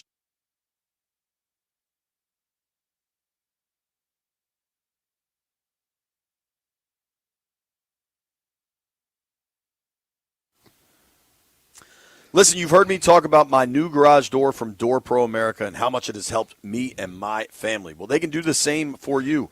Whatever's going on with your garage door, maybe it's just a busted spring or it makes a ton of noise, or if it won't move, whatever it is, go with the pros at Door Pro America. We upgraded at my house, and it's made a huge addition. It's one of the smartest home improvements we've made. It looks sharp, runs smooth, and it's really bumped up the curb appeal of my house. Door Pro America is based locally, and they've been proudly serving the DMV for over 50 years. They can do anything you need, whether you need a new garage door opener, you need a repair done, some maintenance, or a new installation like I did. Hit them up. Give them a call and ask how you can save big on repairs with a Door Pro Advantage membership, including annual maintenance to keep everything on track. Plus, if you call right now, you get $60 off any repair or a full tune-up for just $89. Do what I did. Go with the pros at Door Pro America. Call 877-DOOR-PRO. That's 877-DOOR-PRO. Or visit doorproamerica.com. And be sure to tell them JP Finlay sent you.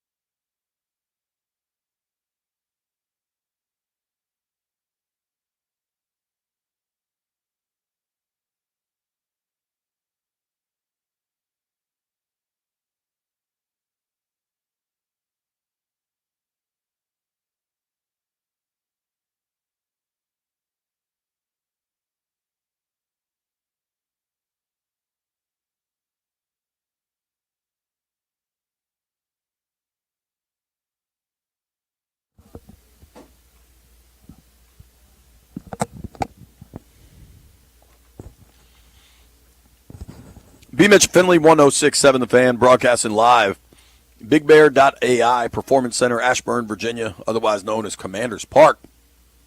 The boys are out there practicing right now. You're not going to have Jaden Daniels. We know that much. Questions about Quan Martin, questions about Tyler Owens. No Marshawn Lattimore. We do know Noah Igbenogany will be back playing. Listen, a lot of fans wanted to see Mikey Samerstill bump back outside and then get Noah I back on the field in the slot. Now you're going to see it, and you're going to see it with Detroit coming to town with Amon-Ra St. Brown and Jahmyr Gibbs and Jamison Williams and Jared Goff. I mean, there's a chance it's better. I don't know, but there's always a chance, man. You never know. I am glad Frankie Louvu won his appeal. We haven't had a moment to address that. Dan Quinn talked about it when we had him on the program. You can listen to the program, obviously, on 106.7 The Fan. Check us out on the YouTube stream at the 106.7 The Fan page, or watch us on Monumental Sports Network. Our guy Joey's been doing a hell of a job. I think the suspension of Louvu was wrong. I'm really glad that they won the appeal. Now, granted, it sucks Louvu's going to be suspended $100,000. But still, at least he's not losing a game check from a monetary standpoint. And Washington is so undermanned, they need their best players. And while Louvu hasn't had his best season, nobody really has. You need Louvu on the field, so it's good news. I agree with that. It's just like sometimes it kills me, though, Jay, where they find you and then and try to suspend you, then they try to come back and give you your money, and then all of a sudden it's totally ridiculous. So it pisses me off. Say it like that. Yeah, I hear you. I'm just glad for Frankie that. Do you think they're watching Frankie? Of course. They're definitely going to be watching him now. Right. Because they see this, and let's be real, the NFL is all about taking your money back. Football Talk on 106.7 The Fan is presented by Paramount Plus. You can't count on much these days, but you can always count on Sundays with the NFL on CBS and Paramount Plus. Watch your local NFL game every Sunday on CBS and Paramount Plus all season long. Visit ParamountPlus.com/NFL to get started today. All right, Landy, before we wrap things up, hand it over to Grant and Danny. We should make some bets. Let's do it.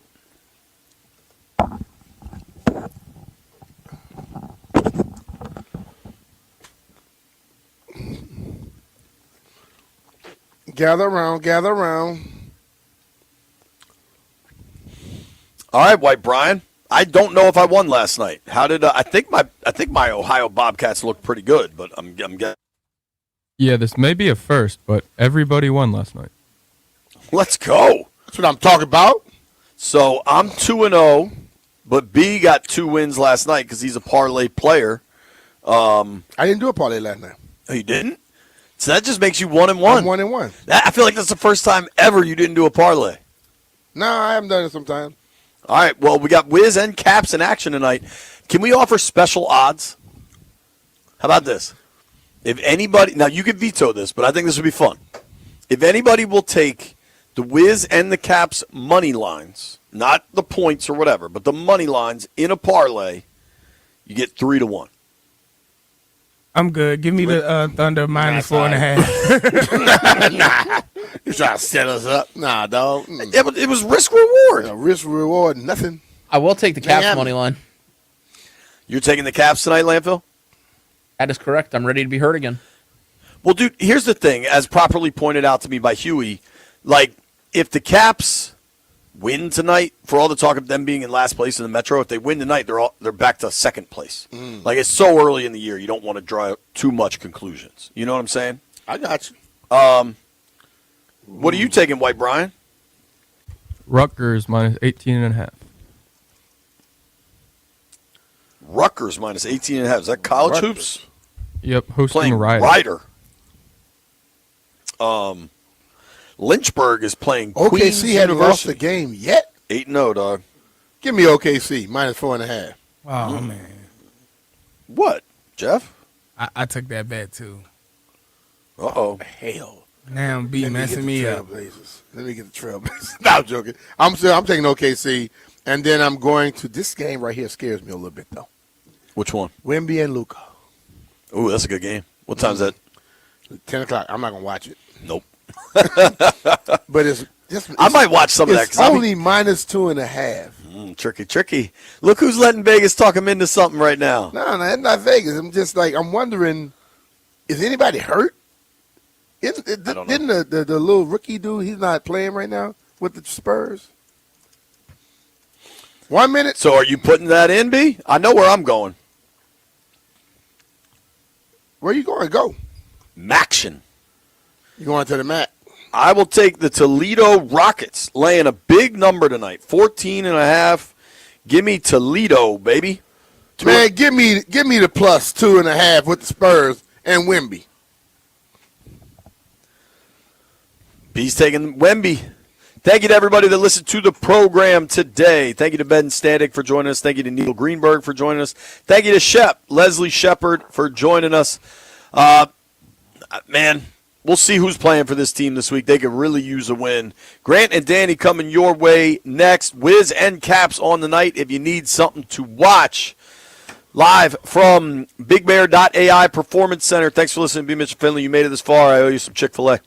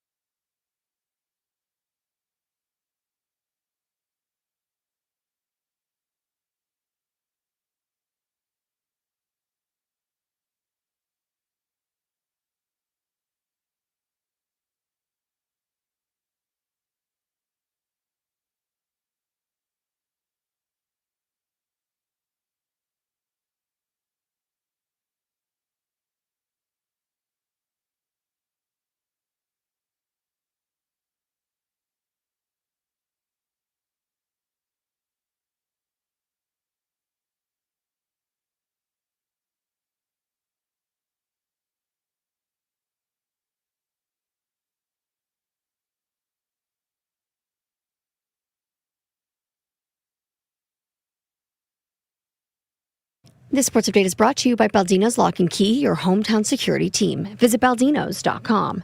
Tonight, we've got both the Capitals and the Wizards in action. So right here on 106.7 The Fan, you can listen live. The Capitals are hosting the Blues. Caps looking to snap their 4-game losing streak. No one on the injury report. 7:30 p.m. puck drop. Over on Team 980 and Bloomberg 99.1, you can listen as the Wizards travel up to Boston facing the Celtics. They've got tip-off at 7:30 p.m. as well. Now, for the Wizards, Chris Middleton is out for tonight's game against Boston, still dealing with a knee injury. And the other team in town, you've got the Commanders. Dan Quinn spoke to the media, saying the organization is still working on a plan as they're sorting through medical options for Jaden Daniels. There is going to be a final medical meeting today to discuss his second options. Baldino's Lock and Key is your hometown security team for auto keys and fobs. They make car key problems look obsolete. With 9 area locations throughout Virginia and Maryland, stop by one near you today, or for more information, visit baldinos.com. From the Crop MedCap 5-Star Sports Desk, Savannah McCann on The Fan.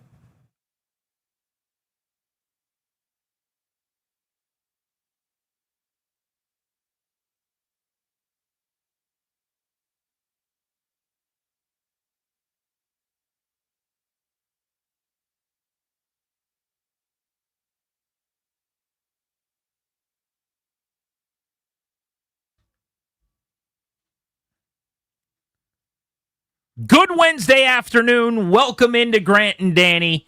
You are listening to The Fan. It's November 5th, 2025. We've got a nice little show planned for you today. At 3 o'clock, former Redskins excellent tight end Jordan Reed stops by for a check-in on the show. And at 4 o'clock, ahead of the Beltway Blitz, we're giving away tickets to see Foo Fighters when they come to D.C. Danny, what's up? What's good, dude? We are not quite 24 hours removed from the trade deadline, which for Washington, I guess, was just another afternoon. I've been sitting there stewing, like Stewie Griffin. I can't believe they didn't do anything to anybody at all. I can't believe no one was traded. The only thing is they're going to change where Joe Witt stands. That's it. That's the difference after one of the worst stretches in recent league history. Unbelievable. They're at practice today, and they're playing Journey, Don't Stop Believin'. Oh, good. As they take the practice field, trying to avoid what would be a 5th consecutive loss and a 3-7 record on the season. Got all kinds of Commanders conversation to have today, including that discussion on not making any trades coming up after we talk to Jordan Reed to kick off the 3 o'clock hour. I actually want to start with some good Commanders news, though, because with the Lions coming to town, all hands need to be on deck. And one of their leaders on defense, their heart and soul glue guys, is Frankie Louvu. And Frankie Louvu was supposed to have been suspended and was supposed to have missed this game against Detroit. And we found out last evening after the close of business that his appeal actually worked out in the team's favor. This is a very, very rare break for Washington. How about that? This year with man games missed. And this is an even more rare win for the Commanders. Can they appeal a couple scores while they're at it? Let's start appealing touchdowns for the opponent. One of those Torrey Horton scores, maybe. That's too open. Frankie Louvu back as if he had ever left. He will play on Sunday. Now, he is getting fined $100,000. I said this on the show yesterday. I know this comes off if someone listens on the Odyssey app from a different market, like I'm being a homer. And I promise you I will be consistent on this with players from any team in any market. I hate the idea of suspending guys for tackling players on defense. And if it's a flow of the game, non-dirty tackle, even a violent tackle like the hip drop tackle they're trying to get out of the game, and if you want to flag a guy for that, do it. And if you want to fine a player for that, have at it. $100K, that's a lot. I feel bad for Frankie Louvu. Fine him. That's how you get rid of it if you want to get the hip drop tackle out of the game. But for a guy that in this town was getting beat up for a couple weeks at the start of the year for not wrapping, not getting guys on the ground, missing a team high at one point, I think, through a few weeks, maybe one of the highest missed tackle rates in the league at linebacker, who's now started wrapping and getting guys on the ground, and now he's getting suspended for it. I just hate suspending players for tackles at a position where it's already impossible to play defense. So I think the league got this right.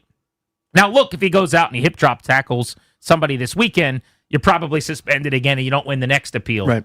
But I'm glad that he's not the first guy, to my knowledge, to ever miss a game for hip drop tackles. Yeah, I mean, my frustration with it, again, I pointed this out, and I did a bunch of research. I spent way too long yesterday, evening, this morning, trying to find a single fine for Jaden Daniels' hip drop tackles. That came out wrong.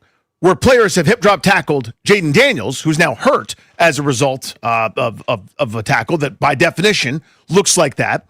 And there haven't been any. There have been no fines to Kingsley Ngbare for the Green Bay Packers who got him, whatever it was, in week 2. This past week, of course, against Seattle. And I think there was another one in there, too, that absolutely, by letter of the law, were more egregious to me than the one that Frankie Louvu just got suspended, then unsuspended for. I care about that a great deal. This is my whole thing about our society. Whatever the rule is, if we're calling balls and strikes, we can adjust the strike zone if need be. But if we have a rule in place and I got guys getting fined, I got guys getting suspended, then let's do that. If we think that's dumb, let's not do that. But I need uniformity. And that's what I find most frustrating about it. There's nary a word from the league on it, but for whatever reason, they've decided Frankie Louvu is such an egregious offender that he's being fined way more than anybody else. He's been suspended, again, on appeal unsuspended. But that is way more punitive, way more punishing than what anybody else has had to deal with when I've seen it elsewhere. Luvu's a fitting starting point for the conversation I want to kick off the show with today, though, because there has been a semi-natural regression for him in year 2, a year older. The impact he's had at the second level has not quite been the same as 1 year ago. And the discussion I want to have is about things that we got most wrong coming into this year. Because it stands out to me, Danny, we can just keep it local to our own show and speak for ourselves here, whether it's you or I directly. But I think most people thought the Commanders would be a lot better than they've been. I think a lot of people had them as a double-digit win playoff team. And a big reason why they're not going to be able to accomplish most of their goals this season is clearly that they're decimated by injuries. But if we just chalk it up to that and don't do a whole lot more investigating or contextualizing, we're missing the mark, to quote Dan Quinn. We'd be missing it.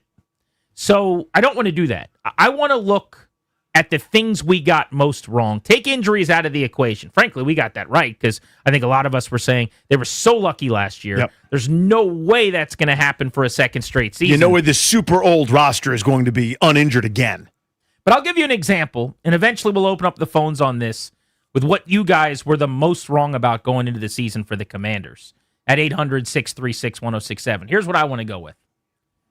The thing that I think I got most wrong this year so far was that I was convinced their cornerback room was going to be significantly better than it was last year. And I go through the personnel group here one by one, having been out at training camp, been out at practices, saw the corners winning. They were playing way more man coverage. That was a talking point of Dan Quinn and of Joe Witt throughout camp, that they liked their corners better, and so they were going to have them play more man coverage. And at practice, Washington's receivers were getting got. Now you fast forward post Terry McLaurin to right now, and you're seeing that it was a lot of KJ Osborne and Chris Moore, and one of the guys that was routing them up was Jalen Lane, who actually hasn't had it transition to the season, but Luke McCaffrey wasn't getting open. And it might have said more about Washington's receivers and the corners, a question we asked a few times, even back in the summer. But my argument for the corners being a lot better, which I thought was sound at the time, was Lattimore's not going to be as bad as he was last year. That didn't work out. Trey Amos is going to be a stellar rookie. I think that one is true. I think he's been really good. Not high impact, not game-changing or big-time plays, but I think he's been very solid. Good, solid player, yeah. Looks like a win in the second round. I was convinced that Mikey Sanderstill was going to have a terrific season. He was coming off of a rookie year where I thought he was one of the true rising stars in any secondary in the NFL. He has probably taken as big a step backwards as anybody on the team, and I don't like saying that because I love Mikey. I think he's a great leader and a good young player and locker room presence. And then even down the depth chart, they bring in Jonathan Jones. That's a veteran quality deep reserve on your depth chart, the likes of which you didn't have much of last year. That was Michael Davis, who couldn't play in the league, basically. And now you've got Jones, who comes over from New England. I haven't even mentioned Noah Igbenogany yet, who was a top 3 guy most games for them, playing a ton last year, who was slotted all the way down at 5th on the depth chart. And that was kind of my evidence of, wait a second, this guy had to play a bunch of snaps, and now he's 5th. They're way better at corner. I thought it was not only going to be an improved room, but like a league average or maybe a hair better corner room where they were without liabilities. And I couldn't have been more wrong. That is an area where looking at this season and predicting that they could go 10-7 and be a wild card team, to quote Dan Quinn, I missed it. That's a good one. I have a million things I could pick on or pick out here because I was wrong about a ton. I mean, I didn't have him as high as some folks, but I thought, for example, Frankie Louvu was going to be gangbusters. The guy that we're talking about to start the show. I thought he's unleashed. Didn't have to worry about coverage anymore. Doesn't have to have run fits. He's going to rush the passer and put up double-digit sacks. Hadn't really had that impact at all. So, but there's a million things I could pick. Here's my generally. The offense. I thought that with mediocre personnel last year, with a guy that probably is a guard playing left tackle, with a bunch of leftovers, with a bunch of Jamison Crowder, Olamide Zaccheaus, Frankenstein second receivers, Noah Brown, a training camp cut, with nothing other than Terry McLaurin, Austin Eckler, 2/3 of the time, and Zach Ertz, who lacks any kind of explosion, anything other than catch and fall. This offense was excellent last year. Excellent. I thought, even with slightly upgraded personnel, now I didn't know Austin Eckler would go out as early as he did, but with slightly upgraded personnel and Deebo Samuel, this offense, regardless, would always be capable. They would always find a way to keep the team in the game. So overall, their numbers aren't terrible. They're 13th in the league in yards per play. But if you watch the last month, they can't get to 300 total yards as a team. They can't run the ball. They can't really throw it. There's no threat. There's nothing explosive. There's nothing down the field. There's nothing that defenses have to worry about at any point in time, and they are feasting. They're having a grand old time playing against Washington. I am stunned by that, quite frankly. I thought the Cliff Kingsbury, I thought this group with what I thought would be an improved offensive line would always have an answer, even if it wasn't greatest show on turf stuff with Jaden healthy and McLaurin and all those guys. I understand the injuries have happened. I just can't believe there's nothing dynamic at all happening with this offense, and I'm stunned by that. So the one I came up with when I looked for something I got most wrong on offense actually is a Terry McLaurin take, which is that I assumed McLaurin would have a McLaurin season, even as the issues dragged on in the offseason. I did not think he would hold out and then hold in the way that he did, and I didn't think the hold in was go as long as it did. But then when it did, and we talked about it every day on the show ad nauseum, I did not think that the hold in would lead to the worst case scenario season that it seems to have. And look, there's no true way to know that the year he's having is based on his offseason. But it certainly seems like it may have been a factor. And I remember thinking when he finally reported with a couple of weeks before the season, he'll probably get off to a slower start for a game or two. But in my wildest expectations, I didn't think we'd fast forward 10 weeks in and he's going to miss more time than he'd be on the field for. And when he'd play, he'd mostly just be another guy running routes out there. Because that's where we are. 9 weeks in, I would have had him around 50 catches and 600 yards, on the normal paces that he is on. Or, maybe that's too high. Maybe it's 40 catches and 500 yards or whatever. But he's McLaurin being McLaurin. Instead, he's got 13 catches and 203 yards. And he had the one huge catch that he got hurt on against the Raiders. And he's had one game outside of that one play where he's had a Terry-like impact. And that was the Chiefs game. Yep. It was a painful, frankly, reminder of what they're missing. It was excellent in real time. It was awesome to see the catch on the sideline no one else on the team can make. It was even better to see the catch in the league make. But it was also painful to know, this is the thing. This is the thing you don't have. It's just like a little reminder of how good something tastes. You know what I'm saying? Like you quit smoking and you have that one cigarette or something. You're like, I shouldn't have done that. Now I remember what it was, what it meant to me. But outside of the one catch against the Raiders and the one game against the Chiefs, the rest of this season, he's just kind of a guy who's been on the field for them from time to time. I did not have that in the office pool. Couldn't have been more wrong about how his season was going to go. That one is a little bit of injury related, and that's not the way I want to go with the conversation. But when he's played, I think hadn't been that impactful. He's lacked the consistency that allows me to go with that one. So in the words of Dan Quinn, I missed it. And then I'll give you one more. The question we're asking here on Grant and Danny, what did you get most wrong about the 2025 Commanders so far? I thought their defense was going to be better than it was last year. Boy, was I wrong. I thought you go get Javon Kinlaw. Didn't love how much money he made, but whatever. He's going to be a presence for a team that can't stop the run. You go get better at corner. I just talked about being wrong about that. You bring in Will Harris at safety. Now, he got hurt, and that's why he hasn't helped. But this was my preseason kind of workshopping. Dorrance Armstrong finished so well end of last year into the playoffs. He's going to carry that over. Von Miller comes in here. He's going to help a ton. He's going to close games. You're going to be up 3 against the Bears, and he's going to get the big sack fumble. Look at the year-over-year 24 and 25 defenses. Last year, they were 16th, allowing 5.4 per play. This year, they're 30th, allowing 6.2 per play. Last year against the run, they were really, really bad, 28th, and that was where they invested all their energy, and they're up to 19th. It's been a very small upgrade. They've gone from like 4.7 per carry to 4.4, but I think a lot of that is the injuries to Wise and the edges now, and the numbers are getting worse. But the plan was okay. That was the one area they fixed, but they thought that's what's important.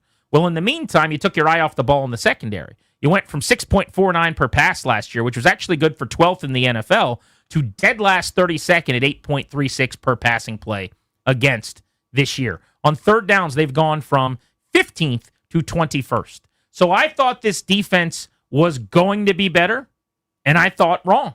And that is one of the many, many things that I got the most wrong. And to quote Dan Quinn, I missed it. I had something similar about the defense.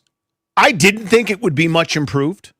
In fact, I thought it would be marginally improved. And, just going against some better teams, you're not going to get that many Cooper rushes. You're not going to get that many, name that backup Billy that they got last year very fortuitously. You were going up against Pat Mahomes and Justin Herbert and a bunch of guys that are pretty damn good. So I thought there'd be some regression. I never in my wildest dreams thought they'd be among the worst in the sport. I never in my I had issues. I'm going, I don't see this working that great. I think they'll be okay. Maybe they'll turn some people over every now and again, but maybe this run defense thing is a good strategy, et cetera. I didn't see a major jump up into the top half of the league, but I didn't see a disaster. Like, I never in my wildest years would I have a competent defensive mind in Dan Quinn, another competent defensive mind in Joe Witt, who the entire league liked. The entire league was yes, Joe Witt, that's a good hire for them. That's awesome.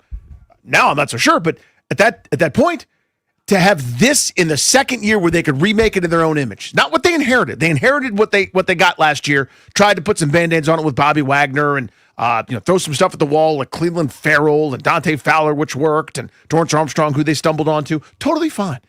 This is what they envisioned. Now we got what we want here. No more John Allen. Let's go get Kinlaw. That's our dude. We're going to go get the guys that we want, and they've gotten worse in every area. They're worse everywhere. I can't believe it's this bad. I was wrong about that. Gilo on Twitter, you can hit us up at Grant H. Paulson and at Funny Danny, says, what I got the most wrong this season, I thought the additions of Tunsil, Bill, and Debo would mean that they would push for being the best offense in the sport, and they never even started to click. Also, the defense would be improved, and somehow they are much worse this year. That's the question for you guys. So I just gave you 3 answers that I thought long and hard about and came up with. I thought their corners would be better this year. Wrong. I thought their defense was going to be better than it was last year. Loud wrong. And I thought Terry McLaurin was going to be McLaurin even with the hold in. I didn't think it would be a major factor, and I guess there's no way to know that it was definitively a factor in these injuries, but it's been a disaster of a season, and I did not have that in the office pool. I thought this offense would be proficient. I thought they'd still have explosive plays, even without great personnel. Good enough. Last year they did it without superstars. And it's been terrible, especially over the last month. I thought Frankie Louvu would have a world-class impact off the edge and be among the league leaders in sacks and TFLs and a bunch of stuff. Hasn't happened. And then just generally on defense. I thought they'd be fine, okay. They are a disaster. I didn't see that coming. I was wrong. What Commanders take coming into the year were you most wrong about? A surprising 3-6 record as Detroit comes to town this week. Grant and Danny with you on the Fan.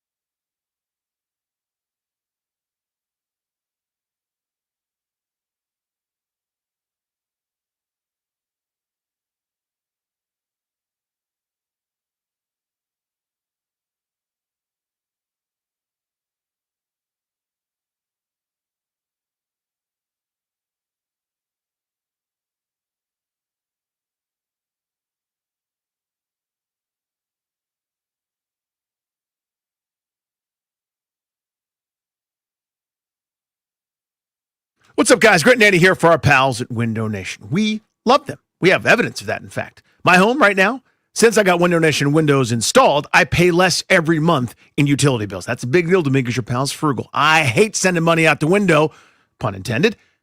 I don't anymore because Window Nation has lowered those bills. The house looks better. Here's why I trust Window Nation. A+ rating for the Better Business Bureau. 50-point inspection of every window before it leaves the factory, and a 20-point inspection of every window once it's installed. Your new windows can be installed in a day or less. I got a house full GP in about 18 hours. Here's the amazing offer Window Nation is sending your way right now. Take advantage of this end-of-year sale through the end of November. So it's this month, final offer for you. 50% off all window styles. Think about that. Half off all window styles, plus you could get 0% interest financing for 5 years. Pretty incredible. 866-90-NATION, 866-90-NATION, or go get a free estimate at windownation.com.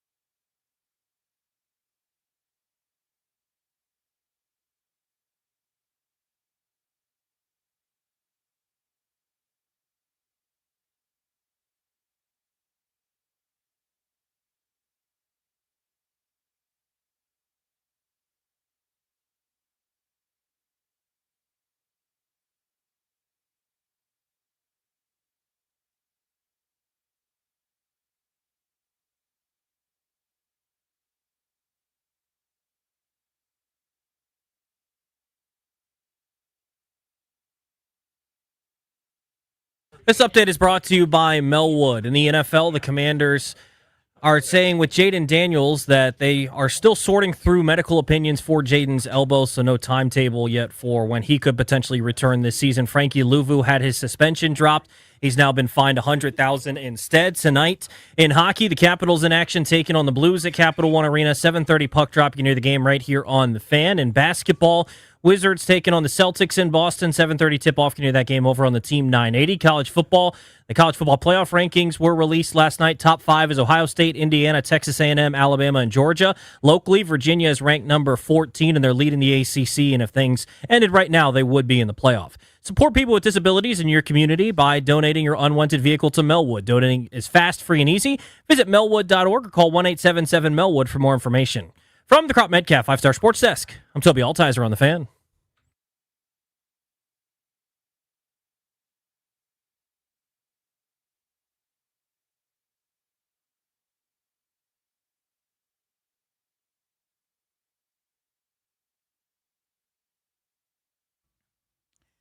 The Commanders are 3-6. They've lost 4 straight games. We're trying to figure out what we got wrong coming into this season. 800-636-1067. I thought the cornerback room would be better than last year by a long shot. It hasn't been. I guess bigger picture, I thought the defense would be better. It hasn't been. And I did not think Terry McLaurin's hold-in would lead to any problems, and it feels like it certainly did. You isolated on Frankie Louvu. Yeah, so for similar stuff. Offensively, I just thought they'd be pretty good, even at a minimum. They're a disaster, especially these last several games. They have I would have no been threat. disappointed. I think they've been pretty good, like on the whole this season. The last month, definitely not. But it feels ultra disappointing to that point. Like if they were pretty good, which in terms of all the rankings and everything over a full 9-week sample, that would feel like they're leaving a lot of meat on the bone. And pretty good with this offense after last year. Come on, they were elite. Remember, like a month in, we're selling no punt T-shirts. Yeah, plenty of punts T-shirt. Print it. Tressway gets a lot of work T-shirts. And defensively, I didn't think they'd be anywhere near this bad. But most specifically, Frankie Louvu, I thought removing some responsibilities there and saying, okay, unleash him, let him get downhill and rush the passer. I thought he'd be really dynamic, and he's, been pretty disappointing in that regard. Jordan Reed's going to be on the show today at 3, and at 4 o'clock, we're giving away Foo Fighters tickets on Grant and Danny, but let's take your calls on what you got most wrong coming into the season. We'll start with Dave and Tyson's on Grant and Danny. What's up, Dave? Hey, guys. How's it going? Absolutely love the show. Appreciate you. Yeah, I guess what I got wrong about this season is, I thought Jaden was of the, cut from the cloth of Mahomes Brady. Like, I thought he was, like, literally the next coming, and that he would continue to kind of mask all the different deficiencies in the game. And I also thought that we had the right architect. More so, I had I've called in and I've had a lot of skepticism about Peter's moves. And that just continues. It's like, what was the long-term, vision of this?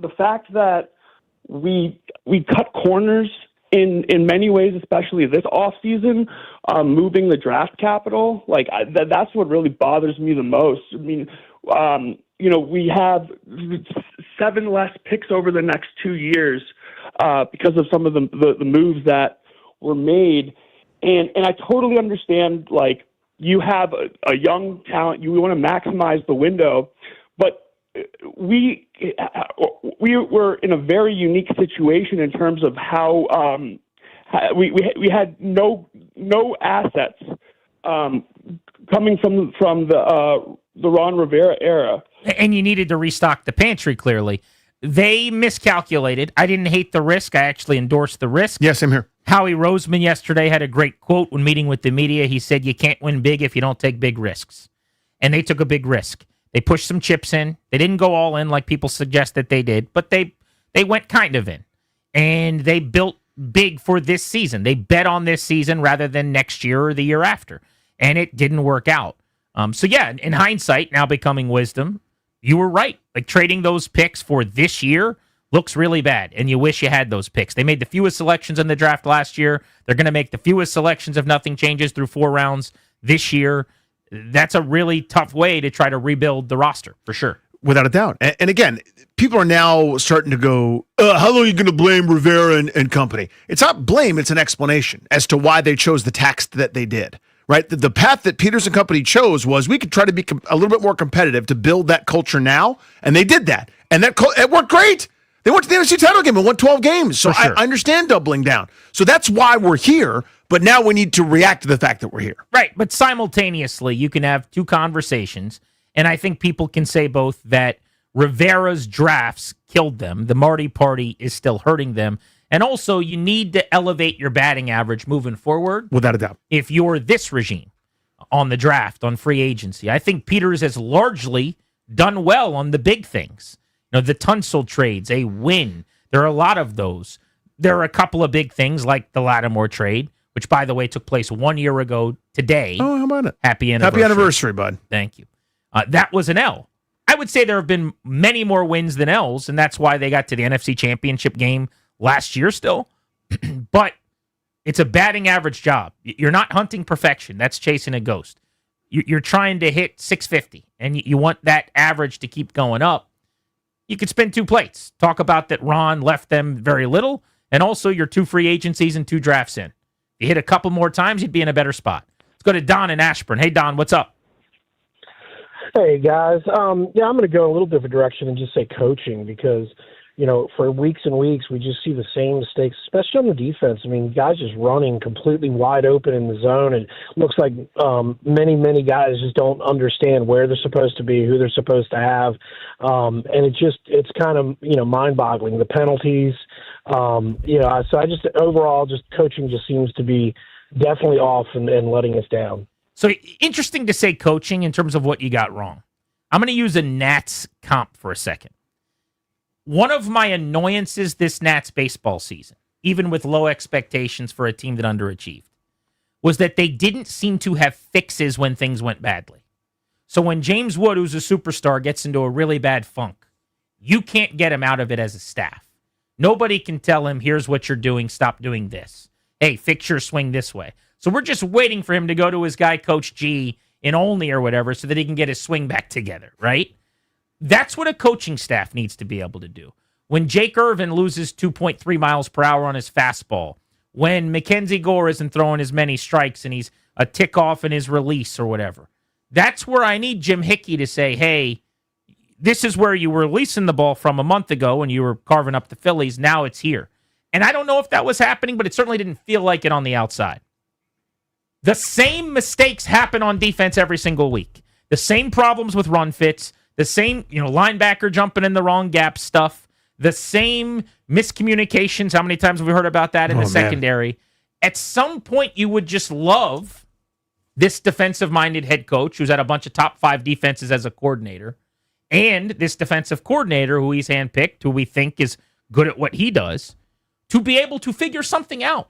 Now, do I think it's completely unrealistic to ask them to put together a strong defensive performance against the Chiefs or the Lions or the Seahawks with this banged-up group? I do. But there's a big departure from that in what they're putting on tape, which is 4 touchdowns on 4 drives and being down 28-0 midway through the second quarter. Yeah, 282 and 4 touchdowns in the first half for Sam Darnold. 0 incompletions. So, I need you to close that gap for me a little bit. That's a very reasonable ask. Yeah, I understand you're not the Broncos. I get that. We're not the Legion of Boom here, but you can't be the worst. Anybody calling for, firings of Dan Quinn, of Joe Witt, I categorically disagree with that. I think that that's silly. You're too close removed from the year that they had last year. But some type of adjustment or change or Quinn doing some play calling or something seems like it's 2 weeks too late at this point. Let's go to Kevin, who's in Arlington. We're trying to figure out what we got the most wrong coming into the season. How are you, buddy? What's up, Kev? Hey, guys. So mine's sort of related to that. Let me ask you a question first, and I'll lay it out. How do you like the job the Chicago Bears head coach is doing? How do you like the job the Seattle Seahawks head coach is doing? Those coaches were in potential contention before the 2023 season ended, and then we had Peters, and we in other words, before they chose Quinn.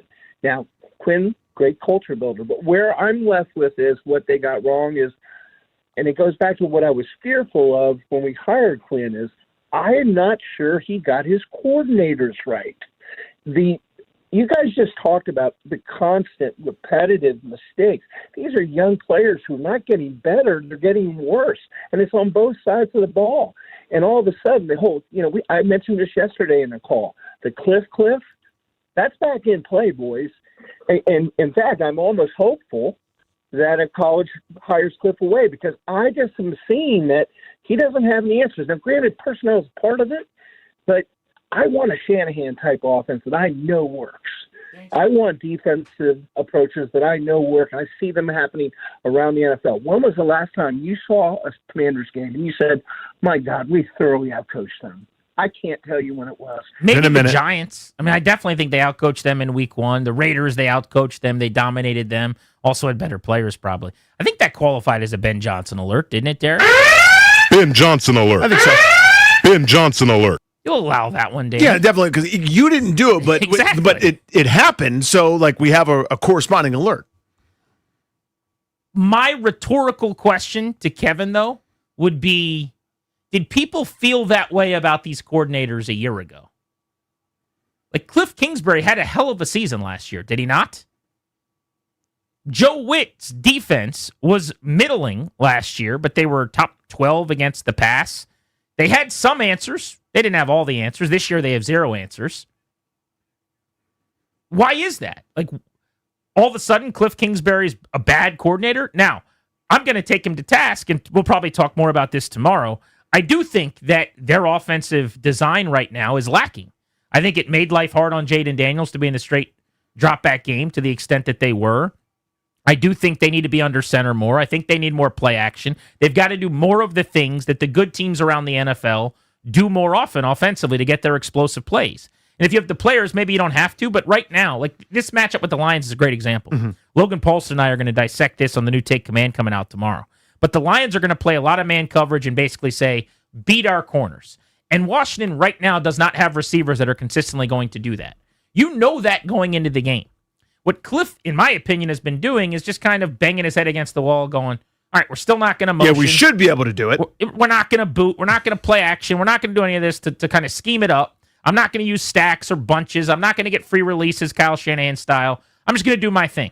Last year it worked. Now it's not working. So to me, what coaching is adjusting, like figuring that out and doing the other thing. And this was one of the knocks in the past when, if you remember, like he'd have these first half of seasons.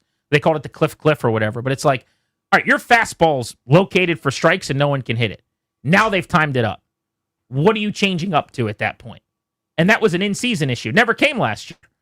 This feels like it's happening this year, and now I'm waiting for the adjustment. Yeah, we were asking the question, I think rightfully so, by the way, and everybody loved to slam dunk after adjustments were made. The point of asking the question last year, after it was the Philadelphia game on Thursday night where they couldn't do anything, Terry McLaurin, I think, was totally blanketed by, I'm blanking on the name of the Eagles corner, where he had one target through the first half and then ended up with a couple very, very minuscule contributions throughout the game.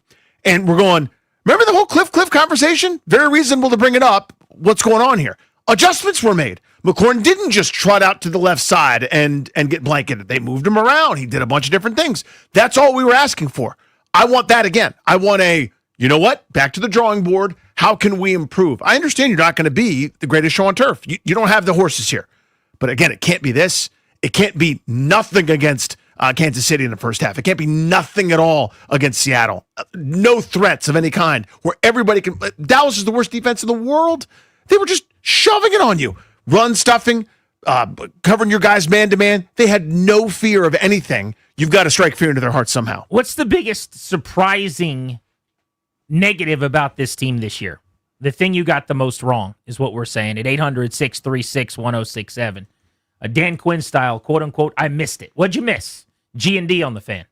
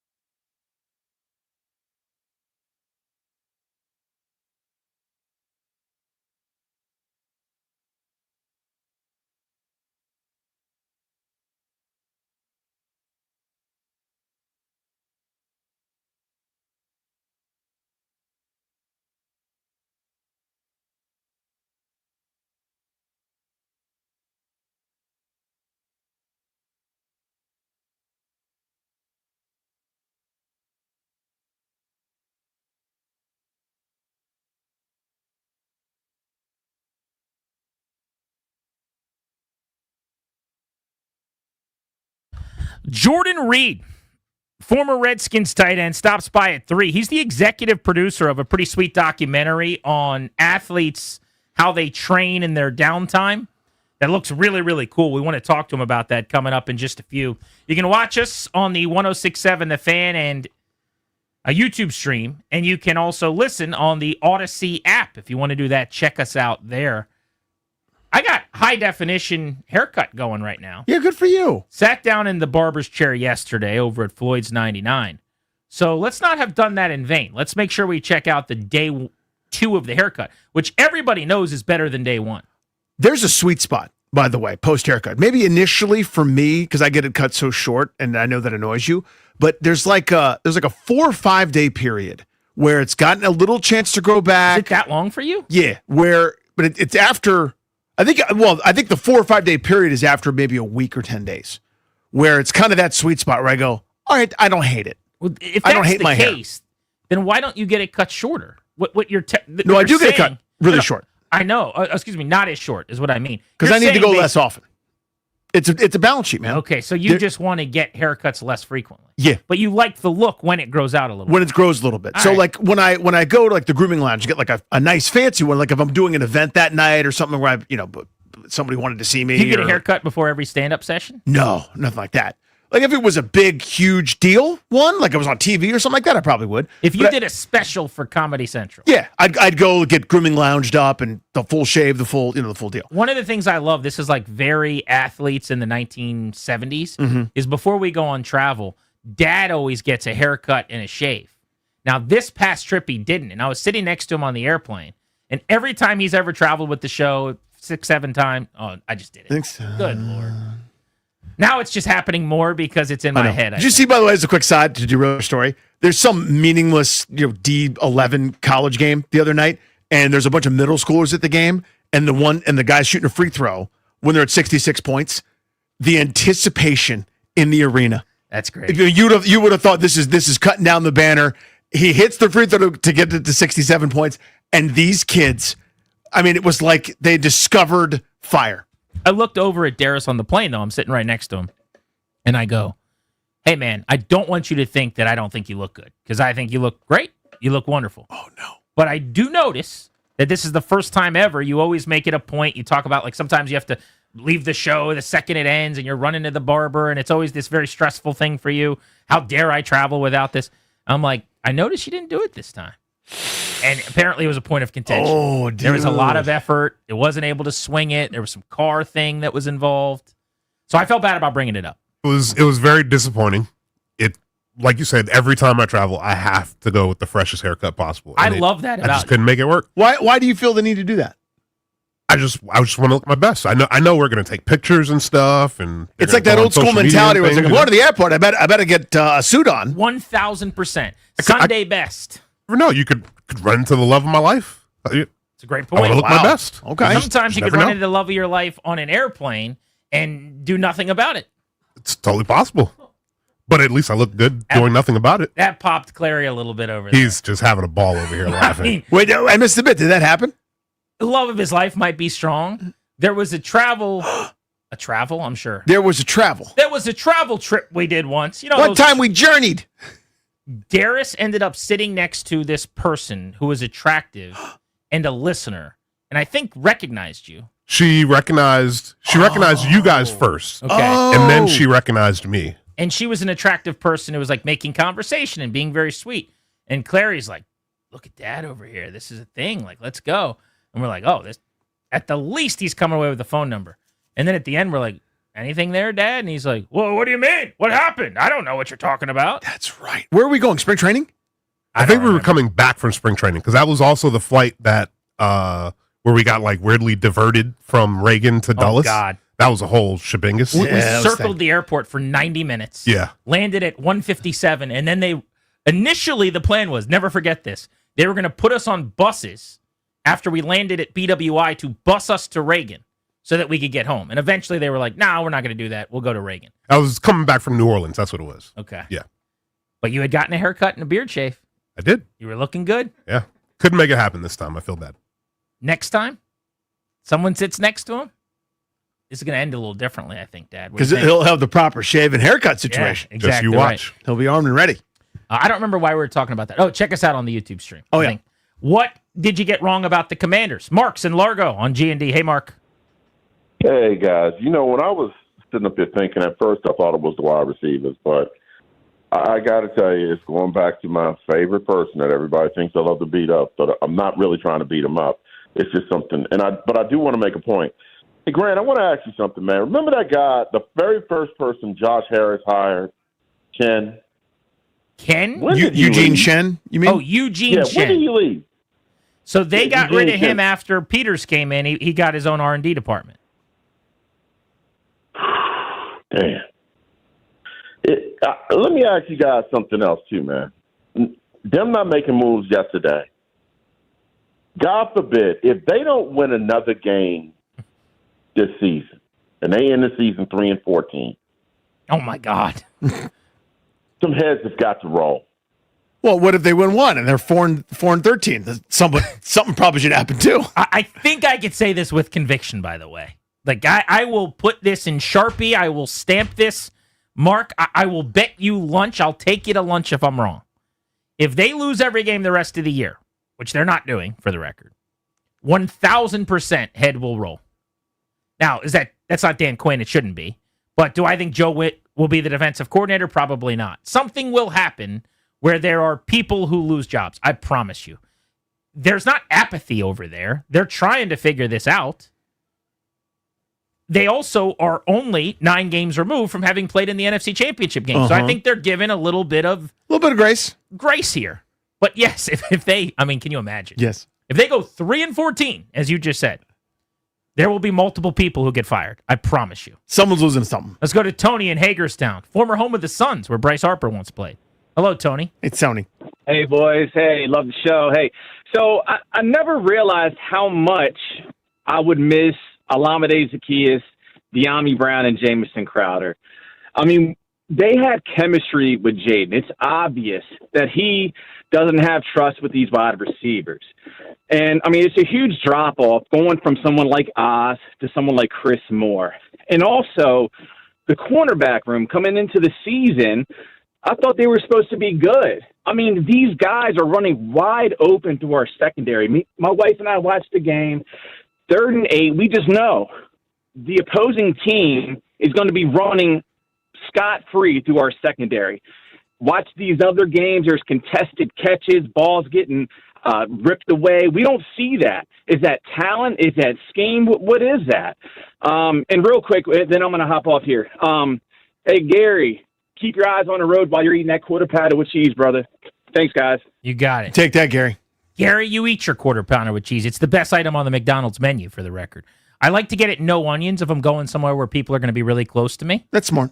But otherwise, I like the onions. I think they add something. I was eating this homemade salsa the other day that was very oniony, and my wife complained. And I'm like, it just makes it good. Just a thought on the weapons from a year ago to right now. Last year, when Jaden Daniels dropped back, among the guys he would throw to most frequently, McLaurin, Zacchaeus, De'Ami, Noah Brown, Jamison Crowder, Austin Eckler. None of them have been available to him for the majority of this season. Grant and Danny on the Fan.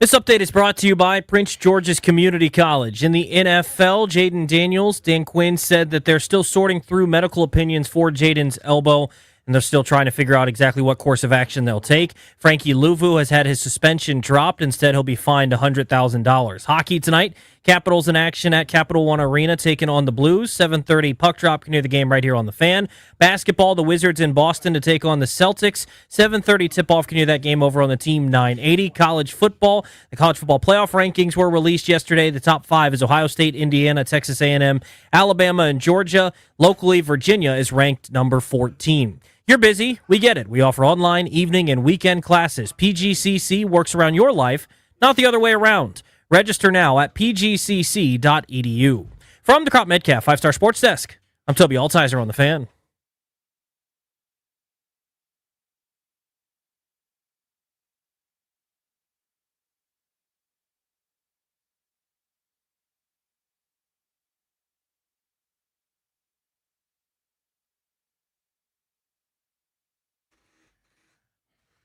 In 1 hour at 4 o'clock, we're giving away tickets to Foo Fighters right here on Grant and Danny. You got to be listening.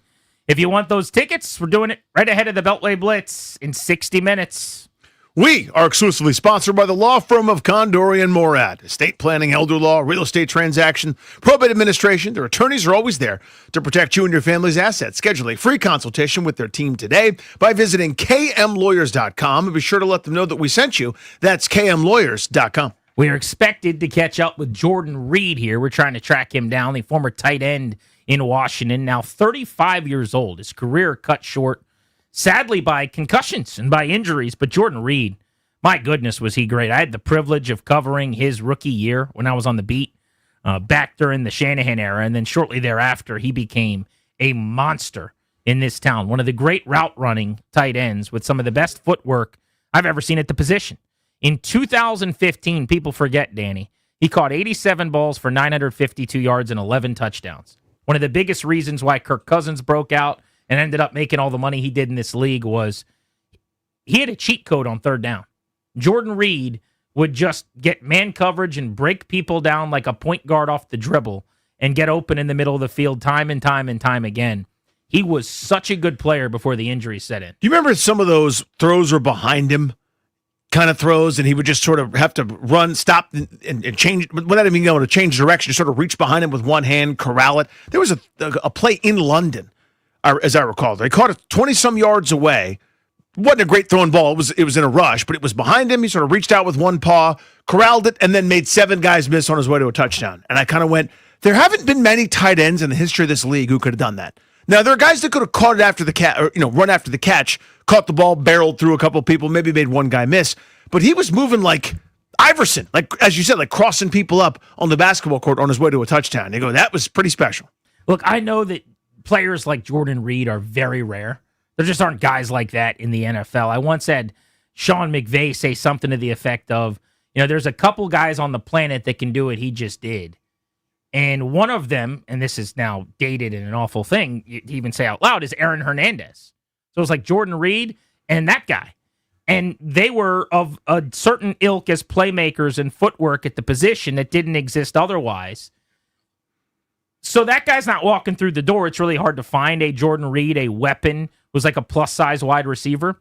But I will say they really need to prioritize a tight end this offseason who can help get Jaden Daniels in this offense unlocked next year in the passing game. They drafted Ben Sinnott early. He's going to be a long-time NFL player as a blocker and as maybe a second or third player. In the second round, that did not work, clearly.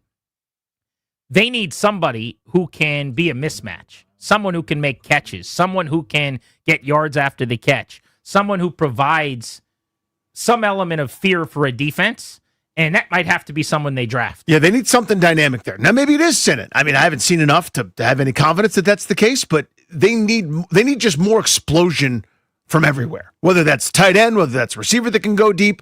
I mean, again, I keep harping on this. Deebo Samuel provides it when he's healthy, but he doesn't stay healthy for very long. Austin Eckler provided it in the short range, taking 5 and making it 15, right? That's where he was extra special. You could just see it and how important he was to that offense at times, just an easy button. And they need that intermediate explosion. They need deep explosion. All that kind of stuff. They need to find a way to get some chunk yards, which has been sorely lacking in this offense. Some of those J offenses, just thinking about Jordan Reed here. When you had Deshaun Jackson taking the lid off, Pierre Garçon work in the middle of the field on those digs, running those violent routes, running through tackles, and then you had Jordan Reed underneath. Those are some really good 3-level options for Cousins at that point in time. They had a baller offense. I mean, there was a year where he threw for 4,900 yards, remember? It might have even been 2016 when they went to London and tied that game that would have gotten them to the playoffs. And at the end of the year, fell short of a second straight playoff berth with a real dud clunker. I think it was against the Giants in like week 17 or whatever. But that was a fun team in terms of weapons. And you think about like the difference then versus this year. And I know Jaden's now hurt. Now it's going to be Marcus Mariota. But whoever the quarterback's been and what they're tapping into and trying to utilize in terms of weaponry, just a completely different world. Yeah, and it's opened my eyes. It's kind of, we're all formed by our experiences in the modern NFL era. That's now what I look for in offense. I need that deep threat, I need the intermediate threat, and then I need kind of everything in between. That's kind of what that offense was all about. All right, let's go to the Rude guest hotline. Rude, the most reliable heating and air conditioning products in the DMV, and welcome onto the show, Jordan Reed, who we haven't talked to in a long time on Grant and Danny. Jordan, it's great to catch up, man. How you been?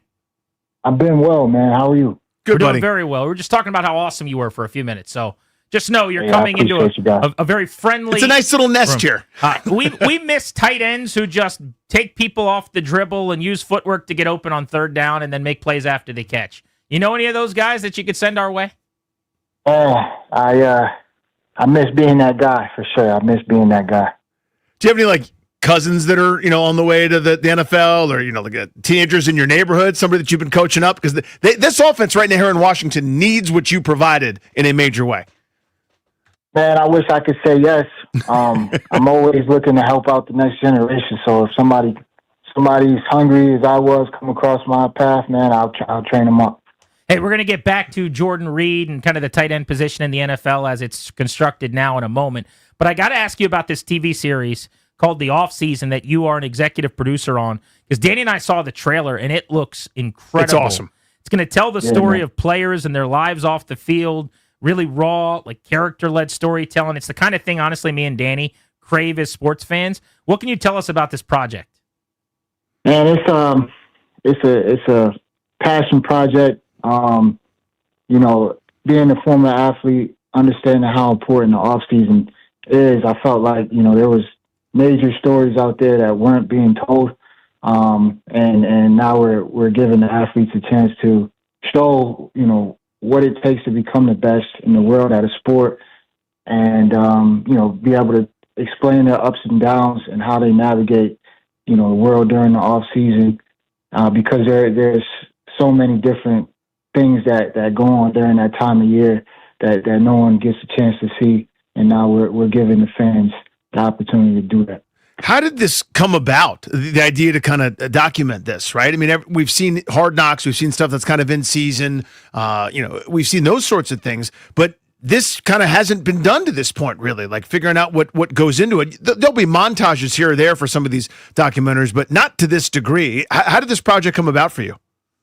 And it came about just, through talking to the team. We started a production company, and like you said, you got your Hard Knocks, you got your quarterback and receiver, but this is very similar to Hard Knocks, but it's on the individual level. Now we're going directly to the players and, showing their lifestyles, showing their work ethic. And like you said, it hasn't been done before. So, we want to be the first to bring it out there and give the athletes the platform to really open up and be themselves, tell their story from their standpoint, where they also be a producer and have an executive producer credit on the episodes for being a part of telling their stories and how they want it told. Jordan Reed, former Redskins tight end, with us on Grant and Danny. I know George Kittle, David Njoku, Trent Williams are among some of the players that'll be chronicled and featured. So is this a one-off season series, or is this something you guys hope to do with different people routinely and have more seasons of this? Yeah, and that's part of the original idea and the concept of this. We believe that this will be a franchise and that every sport has an off season. Every single sport has an off season. Every sport has superstar athletes with unique and special stories to tell. So we plan on doing this, for many seasons to come, and not just in football. We plan to expand to different sports and even different, international sports, soccer, cricket, and really expand sports and expand the opportunity for viewers to watch all kinds of different sports and bridge the gap between, sports overseas and sports in the States, and just give fans, access to athletes in all arenas, man. Jordan Reed's about to executive produce a series on cricket. I would not have thought that was coming, but hey, I get So it. cool, it's a dude. lane that people are interested in, and from a first-person experience, it's the kind of content as sports fans that we're all desperate for. I mentioned a few names. Can you give us some of the players that are involved in this first season that's dropping? Yes, sir. The first season will feature Ricky Pearsall, George Kittle, David Njoku, Panay Sewell, and Trey Hendrickson. Those will be the first 5 guys this year, and then we look to expand on that list for off-season NFL season 2, and then get into the other sports as I mentioned before. Was it tough to convince guys to kind of open up to have the filming and stuff done? I know sometimes in pro football, like, coaches or executives have sort of grumbled about the Hard Knocks cameras, and they try to be as unobtrusive as possible. This is sort of, I don't know, it's kind of like your time away. For some guys, I think is probably pretty sacred, right? Was it tough to get guys to say yes initially, maybe to document this sort of thing? No, man, it was actually pretty easy. I feel like the guys we approached had very unique stories to tell, and they wanted to tell them. They wanted to tell them, and I credit our production team and the directors that we sent out to deal with these athletes directly. They were all very professional, and made the athletes feel comfortable being themselves and telling their stories. But we, all the athletes involved in this, the majority of them have equity in this as well. So we're building this together. All of us see the opportunity here and the untapped space of the off season, and we're bringing all the athletes together to tell these stories and get it done. Jordan Reed on Grant and Danny, Off-Season OFC on Instagram and X to follow the project. On TikTok, it's Off-Season Live. So lastly, where's it going to air? How do we watch it and when? Yeah, man. So we're looking at a launch date during the holidays this year. A platform. You guys stay tuned for that. We'll have a announcement coming out here soon, and all the guys in the episodes they'll post about it on their Instagrams where you can catch it. And it's going to be really exciting, man. We're super excited about it. That is super cool, dude. Is that, by the way, I can't imagine, like, I couldn't do any of the things that you're talking about right now. I also couldn't play in the NFL, as you did in your previous career, but this is a totally new direction, vocation, et cetera. Like, are you in pitch meetings? Are you talking to network executives, that sort of stuff? I imagine that's got to be both pretty cool, but also a little bit scary. Hey, man, just like a football team, everybody has their position, and everybody has their role on the team. We have people that are dealing with streaming platforms and pitching the show. So everybody's playing their part. We got some really good guys on this team, and just like any sports team, everybody has to play a role in order to win. So everybody's playing their role to at a great level, and everybody's excited about it. Jordan Reed on G&D. The documentary is going to follow the lives and some of the battles that so many of these players had. If you're willing to discuss this, I am curious, first of all, how you're feeling, how you're doing. I don't remember the number of concussions you dealt with here, Jordan, but it was scary, and it was bountiful, and it ended up leading to your career ending way before it would have. I mean, you were tearing it up kind of at the top of your game. What was what you went through like, and how are things going now? Man, it's my time in the league, it was a lot of ups and downs. As you mentioned, a ton of concussions, a ton of injuries.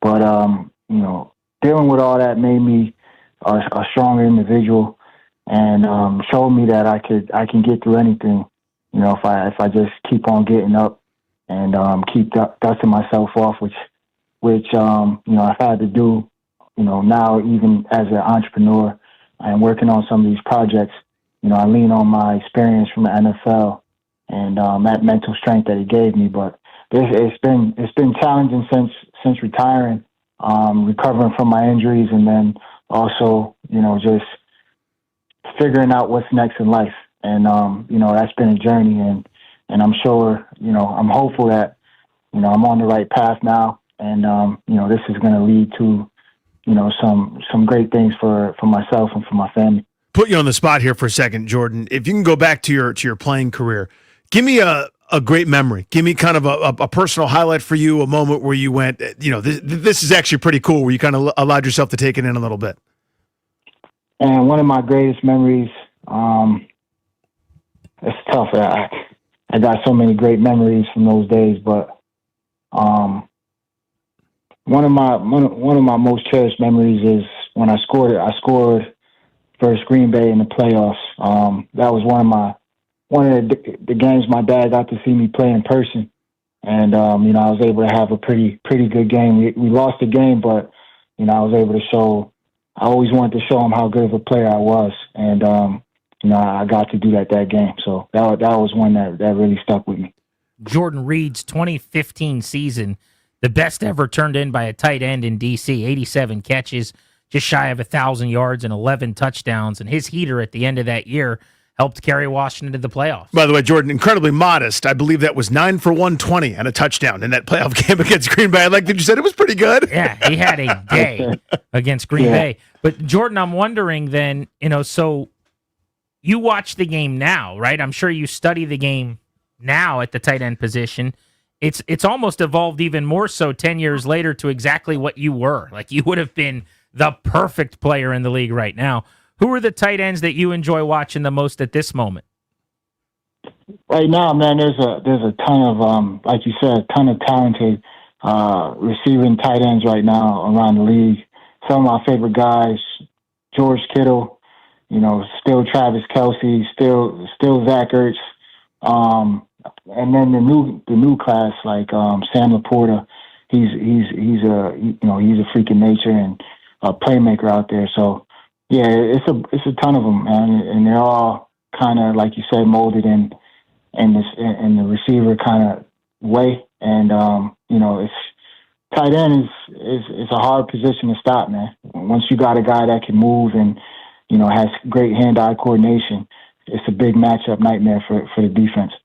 And just thinking of that now, it feels like it's almost like you got to, like, there's so many guys that I think of in your era that cut across, like the Rob Gronkowskis of the world, just big and brutalizing people going straight ahead. And your game, not that you didn't have power, but you were so quick and so lateral with such unbelievable hands.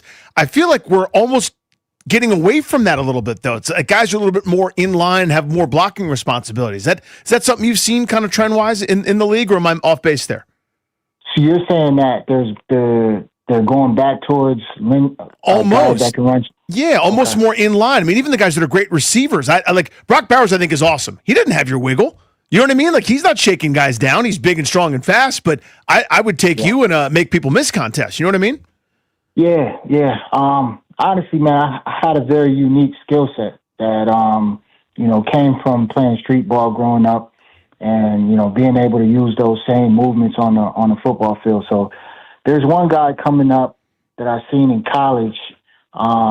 He went to USC, and I think he's now, I forgot what team he's on, but he reminds me a lot of myself.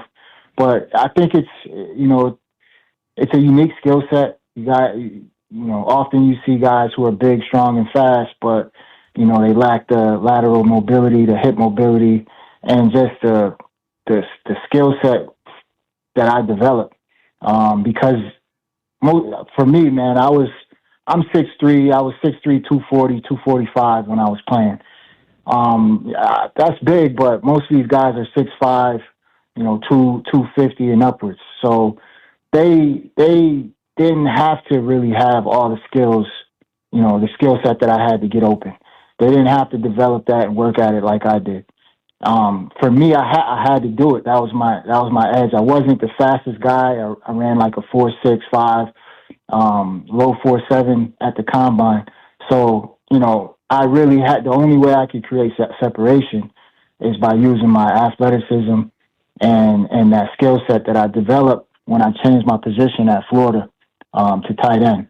So I grinded on that when I first started working on receiver. I really or tight end. I really grinded on the skill set of it and working on my footwork, understanding how to create separation to gain leverage on a defender. I had to learn all that because, like I said, I wasn't the big guy running a 4.5, 4.4 like some of these guys are now. So, I think it was a disadvantage for me being a smaller guy, but it was to my advantage that I had to learn the skill set to be effective, and I was ultra competitive. And so when it came to one-on-one battles, I never wanted to lose those. So I stayed after practice every single day, got there early every single day to work on creating separation and just being a separation master. And that's what I became. So it's just going to come down to work ethic, man. These guys are super talented, big, fast, and strong. They can, if they wanted to, they could develop into a great route runner. It takes a lot of work. There's a couple of years where Jordan Reed could do something nobody else in the league could. And now he's the executive producer of Off Season, telling the story of the players and the lives that they lead off the field. Off Season delivers raw, character-led storytelling beyond the boundaries of sport. Jordan, we appreciate you letting us know about the project. Thanks for hopping on. Yes, sir. Appreciate you allowing me to tell it, man. And to all the fans out there, can't wait to get your eyes on it and, get your feedback. So I appreciate you guys. Hey, we appreciate you. There's Jordan Reed on Grant and Danny on the Rude guest hotline. Next, our Metropolitan Moving and Storage poll of the day. We want to know why the Commanders didn't make any trades and how you think that came to be. What was the reason for 0 trades yesterday? That's next on The Fan.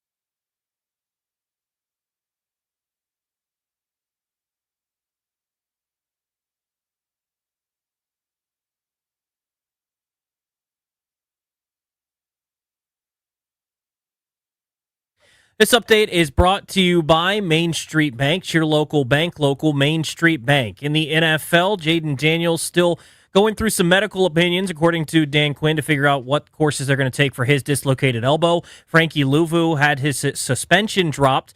He's just going to be fined $100,000.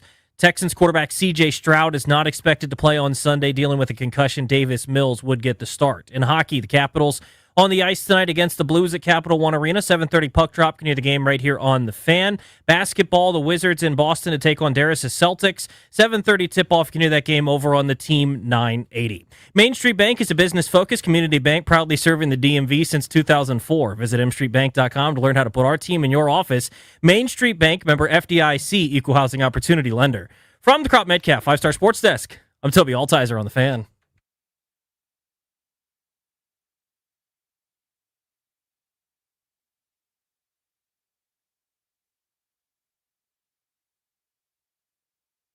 We're giving away Foo Fighters tickets in 30 minutes. Welcome back, Grant and Danny on the Fan. Thanks to Toby for the update.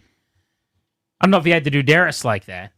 His irrational hatred for the Celtics and all thing Boston. And then Toby just throws out Darris' Celtics.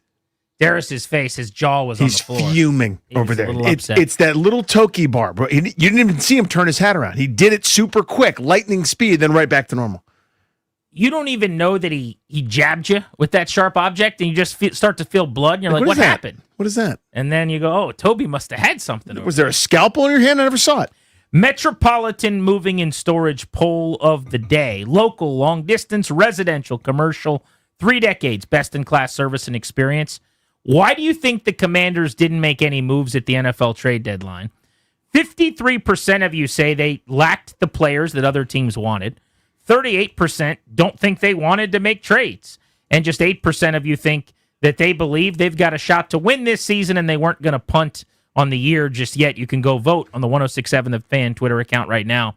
I got to say, Danny, you came in, you were kind of shot out of a cannon on this in our pre-show meeting. You're annoyed that they didn't make trades. I get wanting something, wanting a trade, just a move. But I'm a little surprised because I look at it and I go, well, clearly they tried and they just couldn't pull it off. They didn't have a whole lot that people wanted. It seems not that complicated to me, but I know you need a little more explanation. All I'm saying, no trades, no demotions, no role changes, no responsibilities removed. Nobody's doing anything different. The plane crashed into the mountain for an unprecedentedly bad losing streak, and everything's the same. Run it back, new cliche, Joe Witt's changing vantage points. That's the big substantive change with one of the worst stretches we have seen in the modern era of the NFL.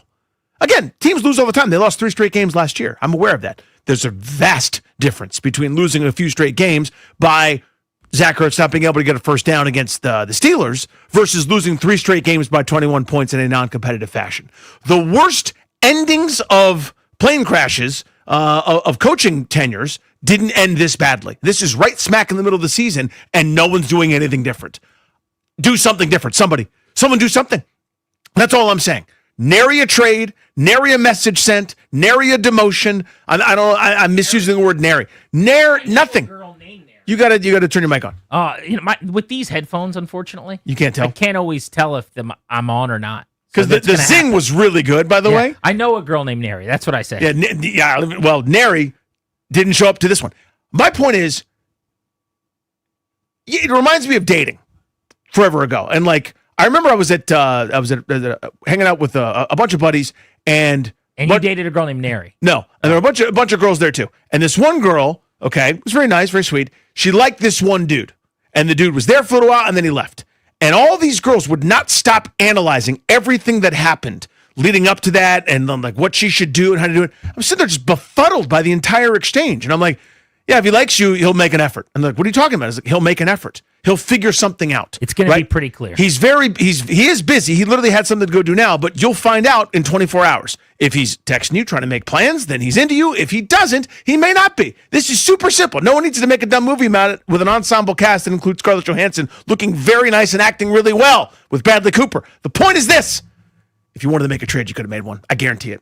I guarantee it. I understand you didn't have a lot of commodities. I understand you didn't have a bunch of guys you're going to give up first rounders. What you're asking for is a trade for trade's sake. I'm asking to restock and get some draft picks. There are players that aren't going to play for you that you could have moved around the edges. Okay, but let me ask you: are you guaranteeing they could have traded Zach Ertz for a 7th-round pick? No, I'm guaranteeing they could have traded Von Miller for a 7th-round pick. No, you can name every player on the roster, and my answer is no.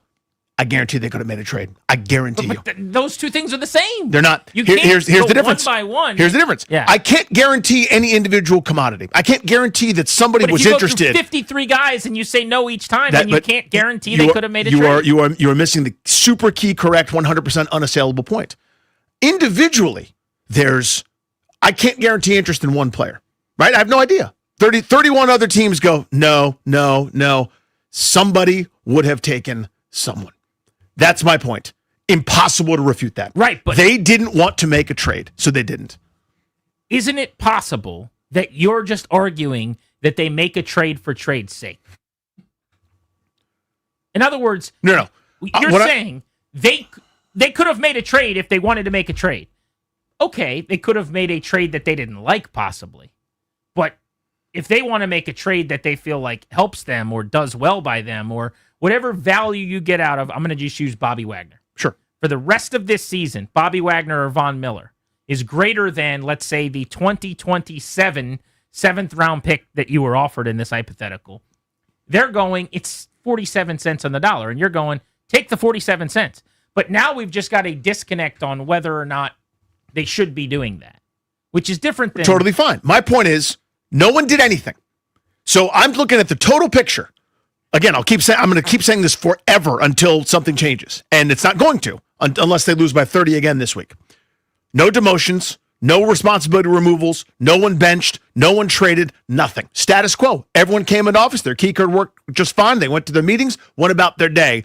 One of the most horrendous stretches we have ever seen by an otherwise competent organization with these the guys that are in charge. Had they wanted to make any kind of change, they could have made it, and they didn't. They had no desire to. To them, we're on course.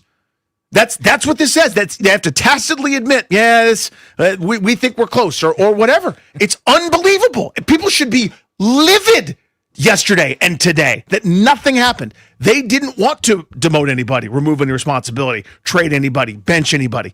And so they didn't. I think I agree with like 90% of what you're saying. Where you lose me a little bit is just on that they had to make a trade standpoint. But where I agree with you and where I think I get what you're saying is, it is very, very true that something should have happened at some point over the last month. And just as an example, I'll give you my actual thing that I would have done. If I'm Grant Quinn running the team as the head coach, I would be calling plays this Sunday. That would be taken off of Joe Witt's desk. And the reason I would be doing that is twofold. One, to your point, something's got to give. Mm-hmm. There's just got to be some type of tweak or change for the sanity of not Danny Rouillet, respectfully, but everyone in the building that's banging their head against the wall trying to figure something out. But also, number two, because if I'm Dan Quinn and I really believe Joe Witt's not the problem, if I take over the play calling, I can say, see? Guys, this is not just a Joe Witt issue. We got bigger fish to fry. So I would 100% have done that. I think they should have done more than they did. I agree with all of the things that you said. The idea, though, that without knowing how many phone calls they made or what offers they had or didn't, I can't get upset. Nats fans were furious that Mike DiBartolo didn't trade Josh Bell. They're like, how can you not trade Josh Bell? Get a ham sandwich for him. And then I make a call over there to someone with the team, and I'm like, why didn't Mike DiBartolo trade Josh Bell? And they said, we tried. Nobody wanted him. And I'm like, but you couldn't have gotten anything? And they're like, we offered him for nothing. Nobody wanted him. Now, they're not going to come out and say that because they're too nice and Josh Bell's too good of a dude. But they get beat up for 3 days after because everyone thought they hung on to Josh Bell. So here's the disconnect. I'm not saying it had to be a trade. I'm saying it had to be something. And so I'm watching my various beats where anybody that can trot their fat butt up to the podium goes, here's the change we're going to make. What you suggested. This person is benched. This is a different thing. Nobody being benched is also a show. Nobody did anything. And their last chance to do something was the trade deadline for a disaster of a season. And they did nothing there either. My point is someone do something. Yeah. Someone do something. And the last chance to do something was trade deadline. You don't want to do any trades because you can't get value. Totally fine. Where's my demotion? Where's my benching? Where's my change? Nothing. Joe Witt is moving up 70 yards away from his perch to the sideline. That's it. disgusting, ridiculous, anger, fury. Anybody that says anything other than what I'm saying, I want to smack you in the face legally and with consent or whatever I have to say. Wrong, insult. Everyone should be so mad. This is all I want to do for the next 10 days. I want to scream. They just drove right back into work. They just came again. Let's show up and give it our best today, guys. Anybody have a rock I can throw at the wall? Cliche. Fart in my face. That's what you're doing. This is such an insult. We are more upset than they are. We're just idiots. We paid attention. We watch. Our pockets, our money, our livelihood is tied to this, and we are more upset than they are. You're not. I am. Just a schlub who would like something good to happen with the team at some point, and when it doesn't, I'd like a little bit of recourse. They did nothing at all. I feel the same way as you, except for the trade deadline part. I would have made a couple of trades. I'm just not going to sit here and say not making a trade was unacceptable. I don't know what they were offered. I don't know what they could have gotten Sure, back. we can never know. I need more information. That's all I'm saying. Do I agree that not changing anything about who plays and who doesn't on defense is unacceptable? Yes, I would have done that. Agreed. Hey, Danny, let me verbal retweet. Let me check whatever you want me to do over there. Yeah. Slide it across. I'll sign off on it. Yeah. Would I have taken play calling duties away from Joe Witt? I also have said I would have done that. I'm making adjustments. You would be happy if I was running the show. I would be thrilled, I'd be by the doing way. things. I'd be thrilled. I'm not farting in your face. It's a face fart. Danny Rouillet. That's what this is. Everyone just came to work today. Just like a normal day. If I'm running the show, am I trying to trade Von Miller? Yes. Am I trying to trade Deebo Samuel? Yes. Would I have tried more than Adam Peters? It's possible if he was not trying to trade those guys, especially if Jaden's not playing. Because if Daniels is playing the rest of the year, I'm not trading Deebo Samuel. With all due respect to Marcus Mariota, if he's playing the rest of the year, I don't need Deebo Samuel to help Marcus Mariota. I'm not trying to develop him. I don't need to keep trying to win games when I have already all but mathematically been eliminated from the playoffs at the midway point. So we just disagree a little bit on they had to make a trade or it's a personal affront thing. But the rest of it, that monologue, I'm here for you, man. I'm not focused on the trade part of it. It was the last. That was where we started the conversation. Sure, I understand. My point is, it was the last chance to do anything, just to show, hey, we acknowledge this, and there's no acknowledgement. You're looking for acknowledgement. That's all I want. When it's this awful, when the conflagration has reached all the alarms in every fire department from miles around, I can't have the Leslie Nielsen meme of nothing to see here. They're doing the nothing to see here thing, and I find it outrageous. I think I have gotten to the bottom of the disconnect between the team operating at whatever pace they are at making changes and fans who want them with urgency. I'm going to explain that disconnect as soon as we come back. Ooh. But I really do think that this is a thing that needs to be addressed, and I've got it for you next on Grant and Danny.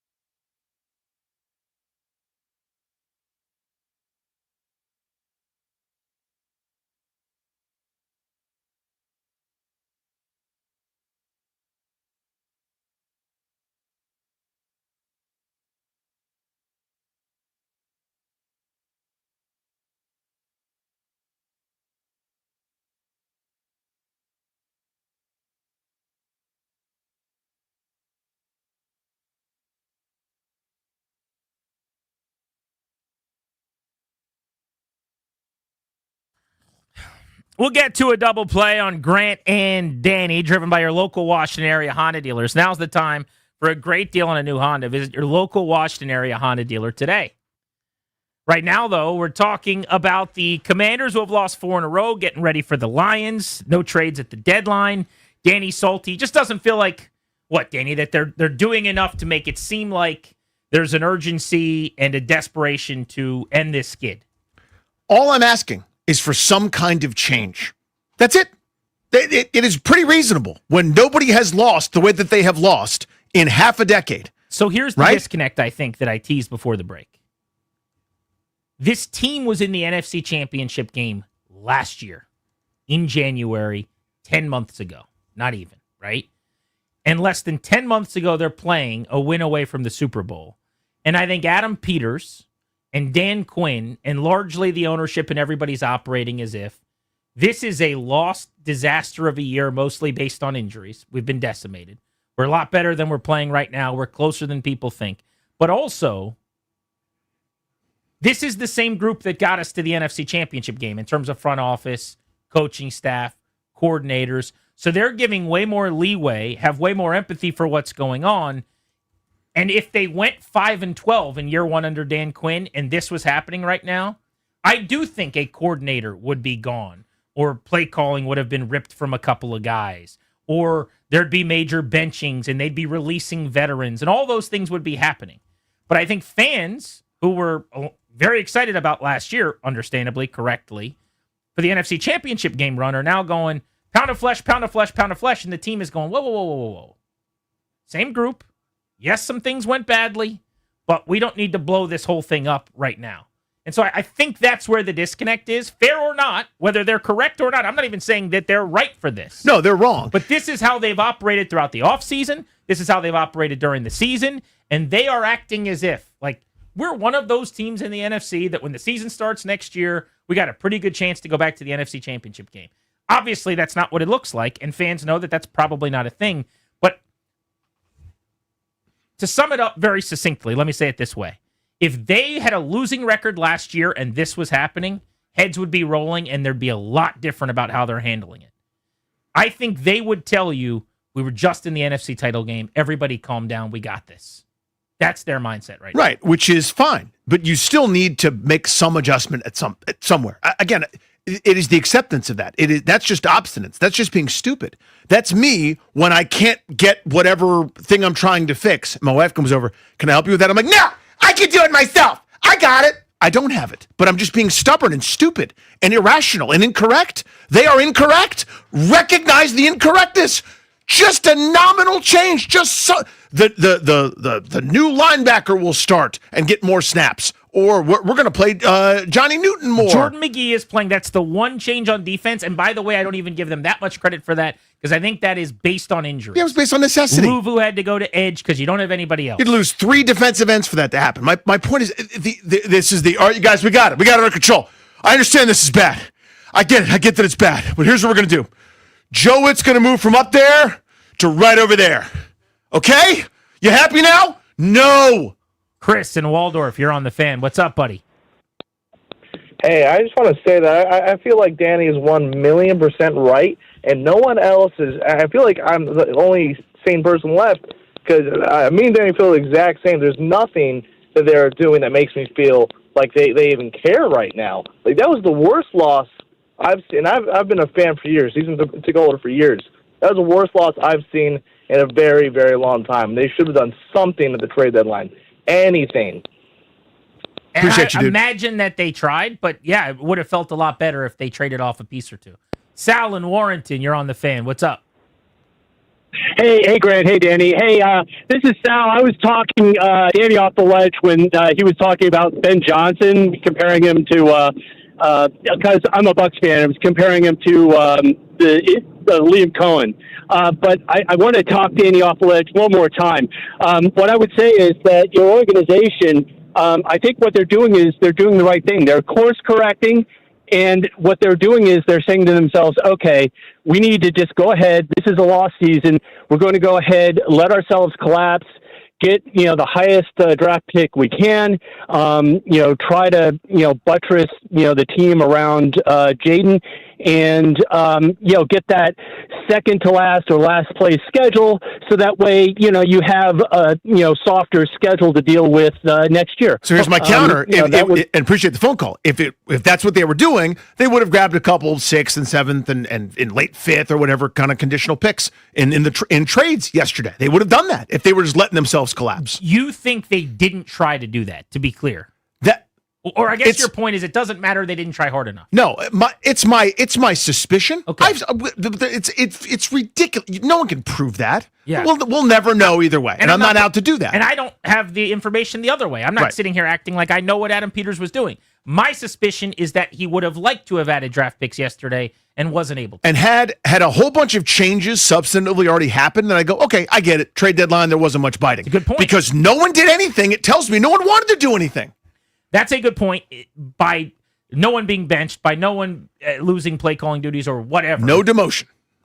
It makes you think there is a chance maybe that they're over there going, we'll be all right. Shane in Virginia, what's good? Commander, Grant, how y'all doing today? Salty, buddy, what's up?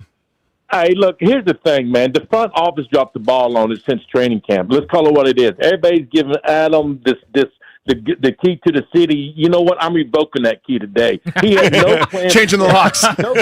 Keys taken away. I'm taking the key away from him. Look, y'all, he's the greatest general manager since sliced bread. But look, he had no plan for Terry, zero plan for the wide receiver crew whatsoever.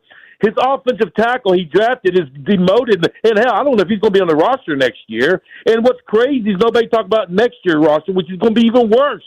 And the reason why nobody's trading with, who wants a washed-up middle linebacker that can't cover Danny in the open field? Like, Commander Danny can go deep on him. Like, this is where we're at. Deron Payne had one good year. And I know we keep saying, but the Ron Rivera draft choices has got to this point where it hurts. We can't keep blaming Ron forever, but at some point it shows right now there is no talent on this football field. We look like a Penn State out there right now. All the hype, but nobody doing nothing. This organization, Adam, has dropped the ball big time. He went with veterans, and what he should have been doing is go for the youth and build through the draft. That's where we're at. Well, with the results this year, that's irrefutable. I don't know if in real time that's what any of us was calling for. Dan Quinn style, I missed that. Yeah, I was wrong. I missed it. By the way, Tennessee Shane calling out Penn State. That felt good for him. Didn't it? Hey, look, one more kick at James Franklin while he's down over there. I mean, just catching shrapnel. Yeah. All Nittany Lions fans are doing is listening to talk radio in D.C., and they're like, damn, you didn't have to do that to us. A lot of parallels between us and them, by the way. A lot of expectations, a lot of high rankings, and then it all came crashing down. Which game was our Northwestern? Dallas. That was the Dallas game? Maybe. That checks out. Beltway Blitz is next. We will kick it off here on Grant and Danny by giving away Foo Fighters tickets on the Fan.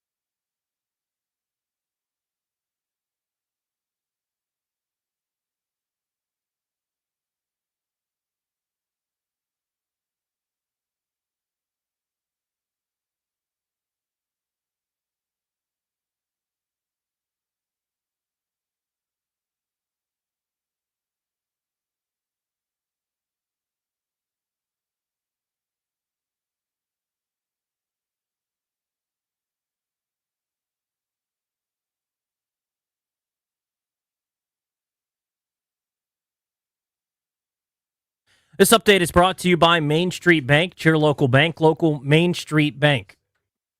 In the NFL, for the Commanders, Jaden Daniels still going through medical opinions on his elbow, so no update on a timetable for his potential return this year. Frankie Louvu had his suspension dropped.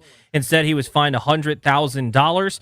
Injuries around the league. Texans quarterback C.J. Stroud going to be out on Sunday as he's still recovering from a concussion he suffered on Sunday.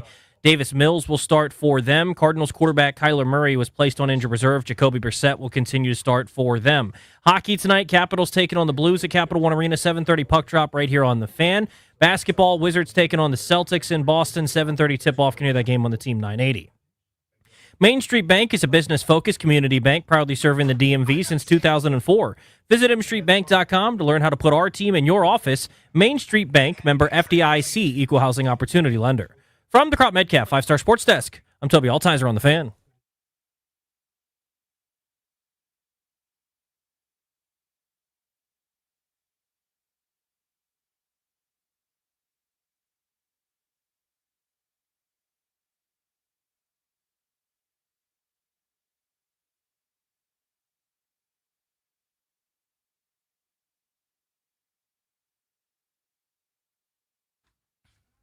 Caller number 10 at 800-636-1067. Congrats, you're winning 2 tickets to see the Foo Fighters and Queens of the Stone Age. It's the Take Cover Tour 2026. Monday, August 17th is the show at Nats Park. Tickets are on sale now. For tickets and more event information, please visit thefandc.com. This is courtesy of Live Nation. The show's brought to you today and every day by the law firm Kandori and Murrah. We love those guys. We're just back fresh as a daisy off our trip to Kansas City with them. We'll be going to Minnesota in about a month's time. They're the best. Go see them for estate planning, elder law, real estate transactions, probate administration. Their attorneys are always there to protect you and your family's assets. Schedule a free consultation with their team today by visiting kmlawyers.com and be sure to let them know that we sent you. That's kmlawyers.com. See the video from the Vikings post-game winning locker room after they beat the Lions this week of J.J. McCarthy getting a game ball from Kevin O'Connell? I didn't know. So he was fine. I thought he was great early, threw 2 touchdowns on their first 2 drives. They didn't have any more passing touchdowns. I don't know if they had any more touchdowns offensively after that, maybe 1. But anyway, numbers weren't great, but he played an okay winning game. It's kind of his Michigan thing, where he made a couple plays at the end and they won. But he just came off like such a crazy person in a good way. You can tell why his teammates like him. But Kevin O'Connell's like giving him a game ball, and he's doing this thing where he's like breathing through his nose, and his eyes are wide, and he just looks, I don't know, maniacal or something. It was just like, this is a quarterback. Like it was. You got to see the clip, but I'm like, I don't know what this guy's doing right now. But his teammates were going crazy. Yeah, but thank God it's this, and he's not like just out on the street. Exactly.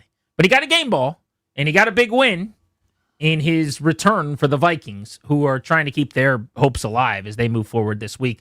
We'll take a look ahead of Thursday Night Football tomorrow to the upcoming slate in Week 10 for the first time today on Grant and Danny. Beltway Blitz coming your way on the Fan. We're going to kick things off on the ice. Caps are in action at home tonight, 7:30 puck drop. Sammy Silber will be on the scene. Sammy, what can you tell us about the game this evening?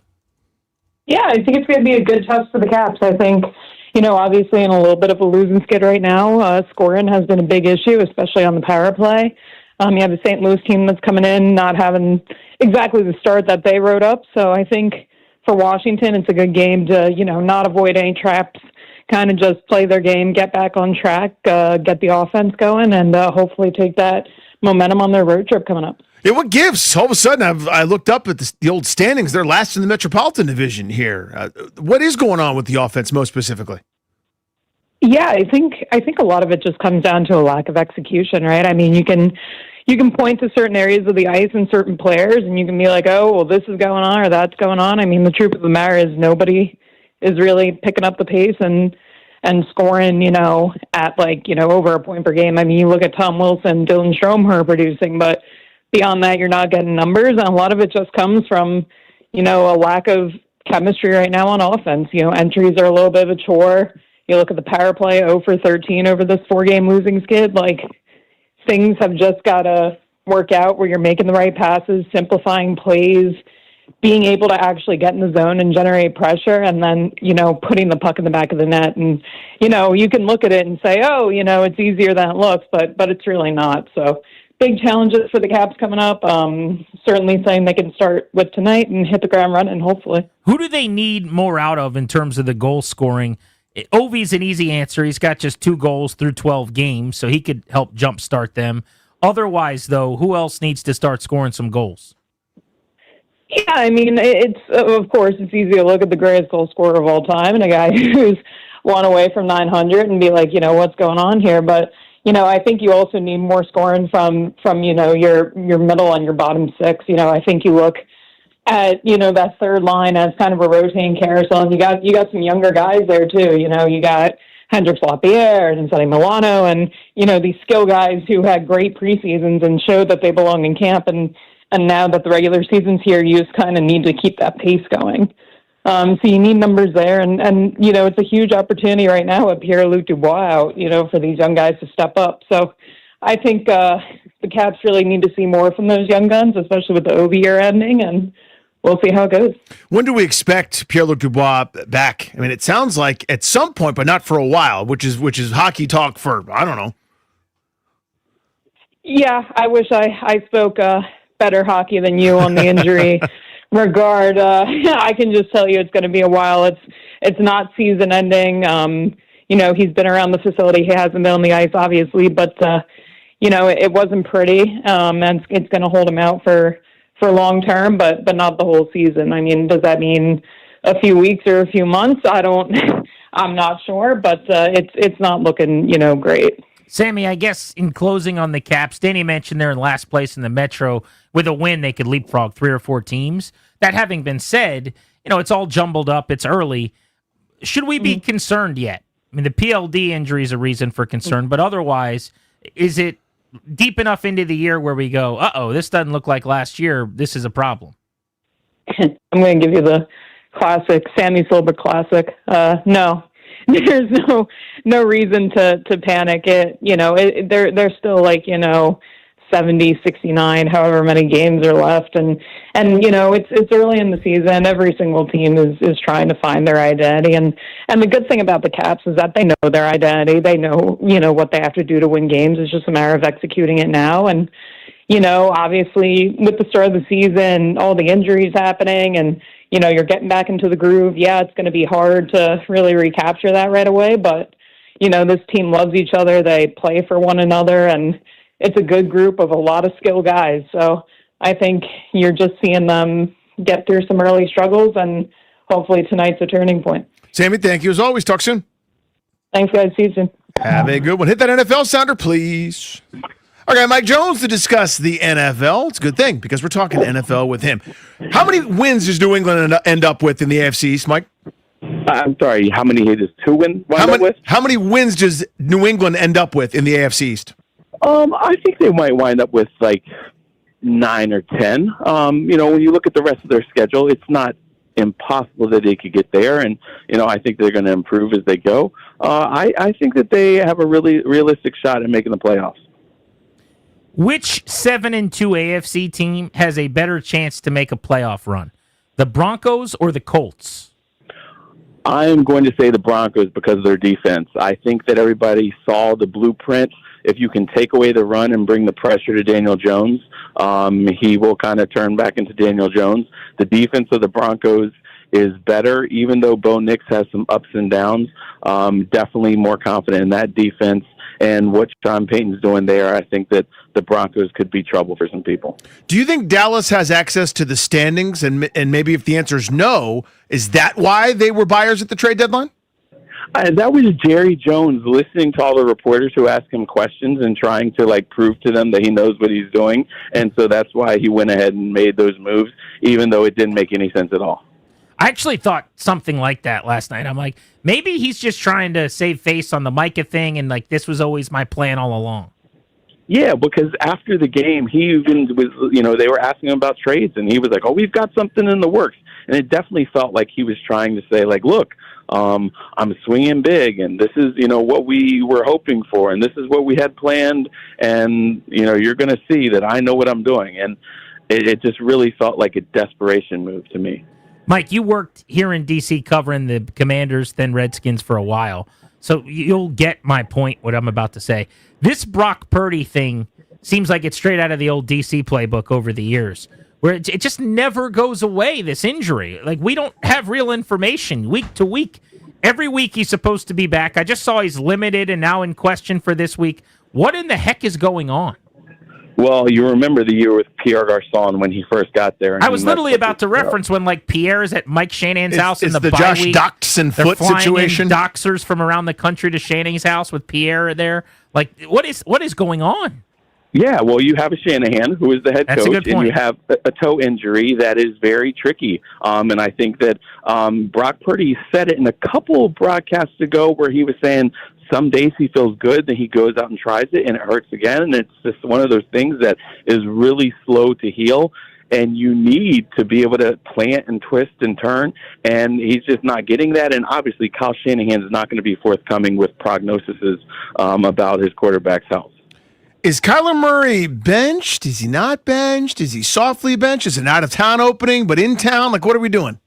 Well, he's going on IR, so I guess he is benched. But I think that even if that hadn't come, that he was going to be benched there. And I think that, Jonathan Gannon just has more confidence than Jacoby Brissett. I was asking around the league today, what kind of trade value is he going to have in the offseason? And three different guys in front offices, high up in front offices, says not very much, not very good. And one guy said, hey, look, he can still get similar to what Sam Darnold did. He's still got talent. It just takes the right place, the right fit. But a lot of people don't see a whole lot of value in him. One guy said because he's little and because he's hurt all the time now. And another guy said, and then you have to worry about all the off-the-field stuff and character issues. So I think that they kind of got fed up there, and they're like, you know what, let's roll with the reliable veteran, even though he's not as flashy, and let's see what we can do. Mike, there's a fun young quarterback matchup in Chicago at Soldier Field this weekend between Caleb Williams, 5-3 Bears, Jackson Dart, 2-7 Giants. I kind of think Jackson Dart, who I really like, gets way more love and credit around the league than maybe he should just yet. And then Caleb Williams on the other side, like every time he does anything, people want to tell you why it was wrong. So it's kind of interesting. But who would you buy stock in of those two guys, and what do you make of just kind of where those orgs are at? I would buy stock in Caleb Williams right now. Jackson Dart is fun and everything, but the guy who's making real strides and is more complete right now, and you see the way they're opening up the playbook and they're racking up points, is Caleb Williams. You can see him being more decisive. He's cut his sack totals down almost in half because, he was holding on to the ball too long. Now he's getting rid of the ball. They're putting up points. I think that they are trending in the right direction. I think they've won 5 out of their last 6 games. Who wins the NFC North, rather? Green Bay, Detroit, or Chicago, who you're talking about? I think it's going to be Green Bay. We see them kind of, play down to the level of their competition, but down the stretch of the season, I think that they're going to have their foot on the pedal, and they are the team that's the most complete in my eyes. Lions coming to D.C. this weekend. Got a new episode of Take Command I do with Logan Paulson coming out. He did a deep dive on the Lions offense, and it was his opinion that they're just not as good as they were last year. I think numbers-wise they've been solid, so I looked at it. You take the Bears' 50-point game out of the equation, they go from 8th in DVOA to 14th. Like, they're still really good. It's not quite the same level, but are they good enough to go deep into the playoffs? They've lost 2 out of 3. They're good. I don't think you have that elite creativity and elite offensive mind now calling the shots for their offense, and that suffers a little bit. And their defense is solid. I don't think that they go on a deep run. When you think of some of the teams they're going to have to go up against, we've just seen them kind of get into some struggles and things like that. So they can win a playoff game, but I don't see them making it to the NFC Championship game. Mike, thank you as always, buddy. Talk soon. All right, I'll see you guys. Hit that local 53 sounder, please. So we're trying to book a third guest to talk about Washington's football team. Striking out all over the place. We can't find anybody. Darius turns around, looks out the window, alleyway. Chris Russell, our buddy, fresh off his podcast on The Deuce, is screaming at the top of his lungs at a parked car. Nobody's sure who's winning the argument or who's losing it. Wow. But he's there. He's available. They waved to him, said, come on up and talk to us. So he joins us for the last part of the Beltway Blitz. Greeny. Thank you, buddy. You know, I am a permanent fixture in the alleyway, which is a horribly constructed alleyway, and whoever thought of it should be absolutely... Is that why you were yelling at the car? Just axe clubbed over the head. I am a permanent fixture out of CK's office window, and as a matter of fact, that's how some people actually knew that I worked here. Wow. Because they saw my face on a pogo stick thing, or whatever you call it, in CK's window. All right, enough about that. Let's get to the matters at hand on the Beltway Blitz. What don't you like about the alleyway structure? Oh, my God. It is an absolute nightmare. Whoever designed it should be, again, just clubbed over the head with an axe. People drive way too fast. People Sounds are very dumb. scary, by the way. People are stupid. And there's never-ending trucks in there that are blocking everybody's path. What do you think of people driving? They suck. Okay. They're horrible. If there was one municipality or state where drivers are better or worse, like is there one in particular in your mind that like one group of people are worse? Well, I used to think it was Maryland, but now I just think it's Maryland, D.C., Virginia, Florida. Oh, it's everybody. I'm sure California, New York. No, in New York, we're pretty smart. We actually know how to drive. Do you really? Yeah. What is it about drivers that annoys you so much?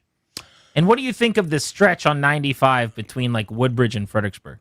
Well, thankfully, I don't really have to do that much anymore, but it sucks. It's awful. 95 is a pit of hell. 66 is, it's not a pit of hell, but it is like a puddle of hell. A little slice of hell. Yeah. It's a little slice of hell. It all sucks. It all stinks. Nobody can drive. Everybody's too busy zigzagging and changing lanes and going absolutely nowhere. I'm going to probably get into a fight or worse one day because I beat my horn at people that decide to switch lanes unnecessarily just so that they can move 3 inches ahead of somebody else. So talking about futility and moves that don't make any sense. Oh, Yes. thank you. Here's your transition. Can you believe that the local football team didn't do anything? Like nothing. Nothing. Like nobody's benched. Nothing. No one's lost a little responsibility. Well, Joe Witt's coming out of the press box. He's just changing his vantage point. He's literally he's gonna make bad calls from a different spot. Can you believe that? It's astronomically perplexing. Look, I did not want them to add anybody at the trade deadline. I wanted Certainly them not. to trade about 15 guys. I would have taken anything, a used bag of footballs, a couple of sweaty jock straps, or a draft pick in 2029 if I could get that. What do you but want to do apparently with I a couldn't couple get that. sweaty jock straps? Well, I mean, you guys do a segment on Mondays, don't you? Game balls and gassers? Oh, yeah. Well, I was thinking maybe we could do game balls and sweaty jock straps. I guess we're up for anything. Right. We're We'll open to change some it up. ideas. We love ratings. Look, someone's got to pull the rope around here. Well, certainly not those of us on the deuce on listen, the podcast. You want some nummies? Get Corporate Clarity to get some video going of you on a jock strap that's dirty, that's used, and we'll have some business. That would be silly. You'll get some clickies. How do we get that? But seriously, the fact that they didn't do anything, again, I have no problem that they weren't Dallas. The Giants didn't do anything either, and they're worse than the Commanders, but at least the Giants have a healthy quarterback. This quarterback is going to be out for at least 3 to 4 weeks, and probably, I don't know, after the gobbledygook I heard from Dan Quinn today about still getting more medical opinions and this, that, and the other thing, I have no trust, You can't no be throwing faith. gobbledygook at Dan Quinn. That's your guy. It was my guy. It was my guy. Whoa! Hold on! Hold the phone. Whoa! Stop screeching record! I'm a little salty after what he said last week about the Was wide your receivers. guy? Yeah. A little salty. You're flipping on That's a Dan past Quinn. And the fact that they butchered the Noah Brown thing, and they're going to butcher the Terry McLaurin thing, and they're going to butcher the Jaden Daniels thing. with Ben Johnson. I You're know. already hopping off the Dan Quinn Well, train. the difference is I actually had empirical proof that Dan Quinn would be a good hire and a good head coach. I did just too. had play calling success with a bunch of great players. Yeah, crazy that having an offensive Well, mind I mean, is a I bad had idea. data that suggested Dan Quinn would be a great hire and a great culture changer. And that's exactly what he was. Excellent. Year 2, problem, just like it's been for I feel like Jaden Daniels. I feel like a crazy person. Yeah. Okay. I'm all of a sudden defending all these guys because I think people are reacting way too much, way too fast. Now, if you're just saying you're frustrated, he's not doing a great job, he needs to do this better, needs to clean this up, whatever. But like, there are people, I think it's insane, who think Adam Peters should be on a hot seat, who think Dan Quinn should be fired. No, I'm not suggesting that. I know, but I'm just saying, I think that the discourse has gotten crazy. Even now, it's my turn. I'm now defending Jaden Daniels. Yeah. People are saying he's a bust and all that. Like, the insanity the last month during this horrendous stretch, I don't understand. Now, I get, and I'm not a homer. I'm not one of these people carrying water. This has been terrible. Everyone should be furious. But I am... Can we all agree there's like a difference between calling for jobs and having these crazy opinions after a month and saying, okay, let's figure something out? Yeah, I mean, I'll admit I'm semi-irrational at times, maybe more than semi-irrational, but I'm not ridiculous and just some of the crap that you see in the cesspool of hell known as Twitter. And by the way, true. Maybe I'm overreacting. And by the way, it's rarely a very that we loud get, minority. It's rarely that we get that on the phones. I don't think. I mean, you get passion and you get guys that are frustrated on the phones, but I don't think you get the idiocy that you get on Twitter. I'll just say that. But that being said, I want to be clear. I am not trying to fire Dan Quinn. I am not trying to bench Jaden He's just not your Daniels. guy anymore. He's lost some support from the old Rooster Radio. So two things. One, I'm impressed you can get calls doing a podcast. That's hard to do. That's big technology. That's a big deal. It's a live podcast. That's crazy. Second, so walk me through this Dan Quinn situation, because it was a 10. You were Vince McMahon entering the ring for Dan Quinn 2 weeks ago. I don't know about that. Before he was hired, a little elbow to the ribs, and you're coming at me like Mama Bear. I've been a little critical of DQ because remember games 1 and 2, he butchered the end of the first half in terms of clock management and all. Games 3 and 4 and 5. Yeah, I've been a little bit out on DQ all year. Every game that he's ever coached. I've been a little bit out on DQ all year, just like I have been on Jaden Daniels. It sounds like Chris Russell's a free agent and might be signed to team. Ben Johnson alert. Ben Johnson alert. Oh, buddy. They're 5 and 3, Are you a Chris. free agent, Rainey? You know what I hope for? Huh. I hope that somehow Jackson Dart and that bald-headed freak Brian Dable can just walk right into Soldier Field and just pummel them a little left and a little right and a little left and a little under. Good luck with that. By the way, he just called Brian Dable a bald-headed freak. What does that even mean? It means he's a bald-headed freak. I mean, that's not a weird term? He's bald and he's a little bit of a freak. Is he a freak? Do we know that? What does that even mean? He's a wild, uncontrollable maniac. I mean, did you see him getting fined by going into the blue tent? Get out of here. I don't care about your concussion. Get out Unhinged, I think, is fair. Unhinged. Freak has a different... I mean freak in a different way than you're probably taking it. Not like Petey Pablo freakily. Yeah, right. Exactly. I don't know who that is. Like we're not going to hear about Brian Dable parties. No. You know what I mean? No. Right. Like, he's not going full Rex Ryan. He's not in No, he's not sucking toes. Okay. I think that's a good place to end the Blitz today. I think we came full circle. Alleyway to toe sucking. Rini, thanks for joining us as always. Thank you, boy. Love you, buddy. Thanks for rescuing me. Guess what? You're going to be happy about this. The New Yorker NU is going to be fired up. We got some audio from Mad Dog Russo to play next because Chris Russo is very mad about something. What are you talking about? And I want to ask if he is actually right about this next on Grant and Danny.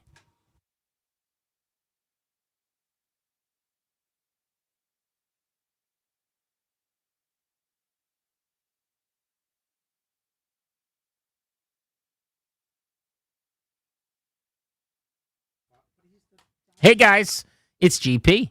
FanDuel is an official sports book of 106.7 The Fan. Every NFL Thursday is your chance to hit the jackpot on FanDuel, because with FanDuel's Thursday touchdown jackpot, you can win a share of $2 million in bonus bets each week. To get in on this Thursday's action, all you have to do is place an anytime touchdown scorer bet before the game kicks off. And if your player scores the first or last touchdown of the game, you're going to win your bet plus a share of bonus bets as well. Just visit FanDuel.com/GP to take a shot at the jackpot. That's FanDuel.com/GP for your chance to win a share of $2 million in bonus bets.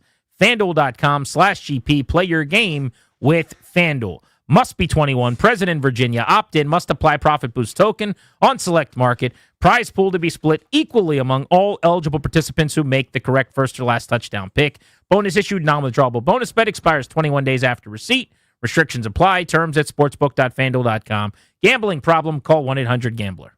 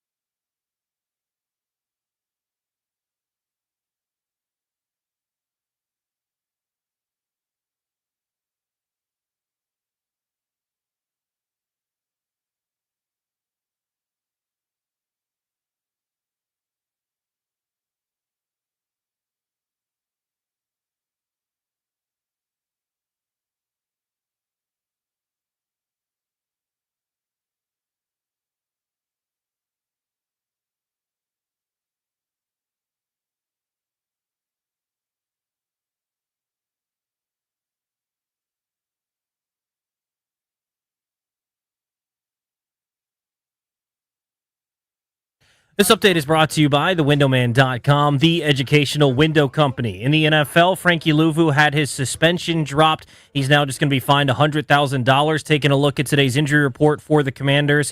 Players that didn't practice: Zach Ertz with a rest day, Quan Martin, Terry McLaurin. Von Miller had a rest day. Tyler Owens also did not practice. Players that were limited: Trey Amos, Bill Krosky-Merritt, Eddie Goldman, Johnny Newton, and Colson Yankoff. Other injuries around the league: Texans quarterback C.J. Stroud going to be out on Sunday. Davis Mills will start, and Cardinals quarterback Kyler Murray goes to injured reserve. Jacoby Brissett will continue to start for Arizona. Hockey tonight, the Caps taking on the Blues at Capital One Arena, 7:30 right here on The Fan. Basketball, the Wizards taking on the Celtics in Boston at 7:30. You can hear that over on the Team 980.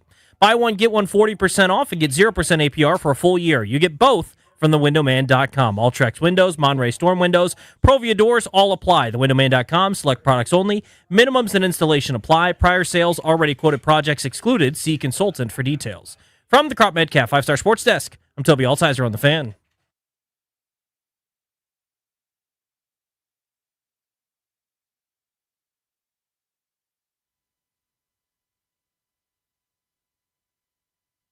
Here's the 0-2 pitch. Kirk bounces one up the middle. That's to the bag. Over to first to beat the champ. You gotta knock him out.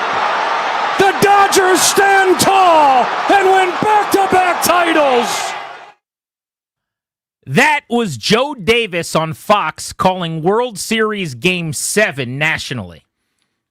What's interesting about that is that Joe Davis, who is the A broadcaster for Fox's Major League Baseball presentation, is also the daily voice of the Los Angeles Dodgers. So he is effectively Bob Carpenter for us here in D.C. with the Nationals year-round. He has obligations to call NFL games that cost him occasionally chances to do to the Dodgers, and national MLB obligations when they have national TV games on the weekends and in the playoffs and in the World Series.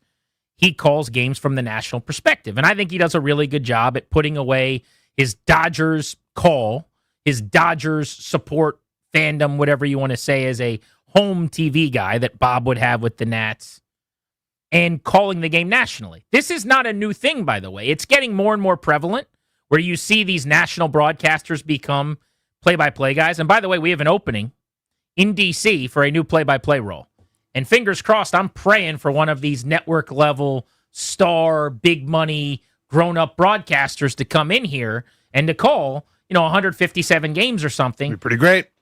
Joe Davis is not available because the Dodgers have him. Adam Amin or somebody like that, right, who calls games. That'd be pretty cool. Now, he does Bulls games. He's probably too busy. He's DJing it till 3 a.m. in Chicago, I see on his Instagram. But, a guy like that would be pretty sweet, right? The Brewers play-by-play guy is, his name just escaped me. Brian Anderson, thank you, from Turner Sports. And he calls all the games on Turner throughout the playoffs. He's their A guy, and he's the Brewers' everyday play-by-play guy. So, this is a thing where I was at the Brewers-Dodgers series, and guess what?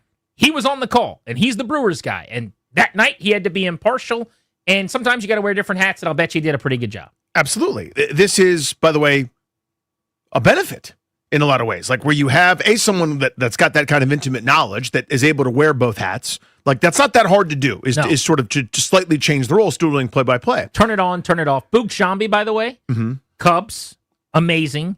ESPN Radio National, also some ESPN TV. He called Cubs playoff games on the radio nationally. He's the Cubs everyday play-by-play guy. So think about this.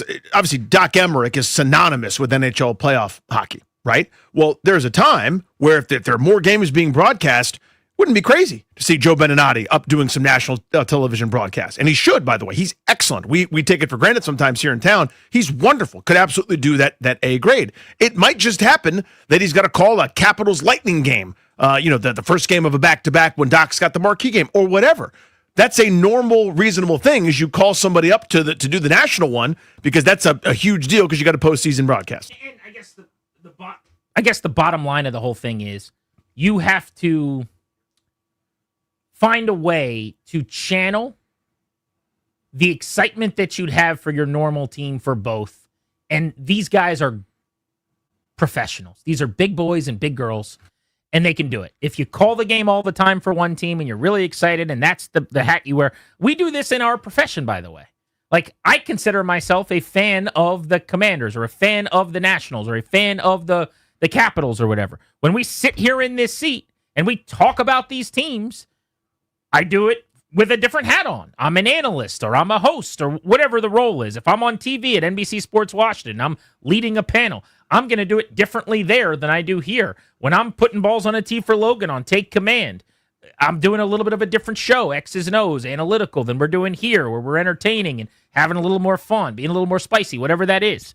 And so my point in all of this is to say Joe Davis called the World Series. Dodgers were playing. I thought he did an amazing job, and I did not think he favored them in any way. I never once thought that. Now, granted, I wasn't on the hunt for it, but it never occurred to me. It was just great calls, whether it was a Shohei homer or one of the electric moments in that series for Vladimir Guerrero Jr. They were epic, really good calls. But after the World Series, he was on the stage during the Dodgers World Series celebration. All right, so that brings us to the topic here, where yesterday, I guess it was, they had their World Series celly, and he emceed it. So think about if the Nats do an event and like when they're over there and they're retiring Ryan Zimmerman's jersey and Dan Kolko is hosting the event, where they did something this year recently. Might have been when they announced Paul Taboni, honestly. I think something like that. But like Kolko will be there and he'll be like, welcome into Nationals Park. I'm Dan Kolko of the Nationals, and Paul Taboni's coming up to the stage. They had Joe Davis doing that. Face of Fox MLB coverage. Because he's their play-by-play guy. Most teams have the play-by-play guy. They would have Charlie do it here, or Dave do it here, or Bob do it here. Yeah, for the Caps parade, John Walton and Joe Beninati did it. Exactly. Mad Dog Russo didn't like that very much. And by the way, the reason this has become a thing, a lot of people thought it was a really bad look. But this is what he had to say about Joe Davis a couple of days after calling the final out of the World Series with the Dodgers beating the Blue Jays, being on stage, giving hugs and high fives to all the Dodgers as their play-by-play guy.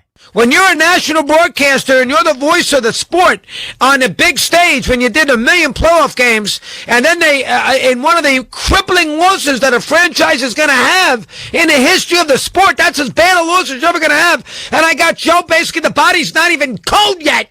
And I got Joe at Dodger Stadium doing the freaking Dodger parade. Oh my God, that's bad. I'm sorry. I don't care what you say. You can say I'm screaming and yelling about nothing. That would piss me off if I'm a Blue Jay fan. I got Joe Davis shaking everybody's hand. Give me a shaking freaking Ohtani's hand, and he's freaking wacky, getting rings. He's the announcer for the World Series. You think Kirk Gowdy was getting any of this nonsense? You think Garagiola was doing the parade in '82 with the Cardinals? Oh my God! And he's got the trophy right there. God, if you're a Blue Jay fan, you're vomiting right now. That is bad. I don't care what you say. That is, you could say I'm being hard. That's ridiculous, Chris. What's the big deal? He does the games. Nonsense. There's so many great bullets in there.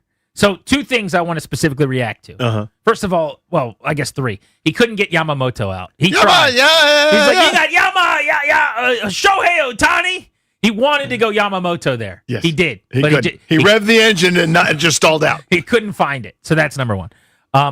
He said, if I'm a Blue Jays fan, I'm furious. I agree with that. His line is great. The body is not even cold yet. I was talking to a buddy of mine who's a Blue Jays fan. What's today? Wednesday? So Monday. And they were still crestfallen. Yeah. So I agree that the guy that called the whole series being on stage, yucking it up as a fan of the Blue Jays might annoy you. I don't know if that's the threshold, though, as to whether or not he should have done it or whether or not, like, because some Blue Jays fans who are in their feelings might be annoyed by that. Probably isn't the reason not to. His best point, though, is the changing landscape of media. When he's yelling, would Kurt Gowdy have done this? Was Garagiola doing this? And he cites the year after the World Series, 82 or whatever. No, they weren't, because, again, it was a different time. You would not have had the network-level guy also calling the game all the time to the same extent. But now, teams that actually spend money and take their broadcast seriously go get these broadcasters that are the best in the sport, like Brian Anderson in Milwaukee, like Boog Shambi in Chicago, like Joe Davis in Los Angeles. The Tigers have done the same thing. I mean, you could go around the sport at this point. And is there a conflict of interest? Is it a great look? No. Do I think that you can wear multiple hats and do a really good job, and Joe Davis did, Brian Anderson did? Yes, I believe you can. I think I have my radar is pretty sensitive when it comes to conflict of interest stuff. I think maybe more so than the average bear. A lot of times I'll be screaming and ranting like a crazy person when the regular public, I'm very aware, doesn't care. My radar didn't go off for this one. And because I tried to think of a million different examples of where this would happen. If the Brooklyn Nets ever win the whole thing, Ian Eagle could very well be presenting the trophy. Here's this guy who just helped us win it. Like, that's a reasonable thing to me. But so I blame myself because we keep jumping back and forth between like the calling of the game. Really, the story for him is right after it ended, you're at the party, partying with them and emceeing the party. Because he's there. Should he have been doing that? Yeah, my answer is yes, because he's there from February 1st in a pitchers and catchers report the whole way through. He's on the team plane 80% of the time.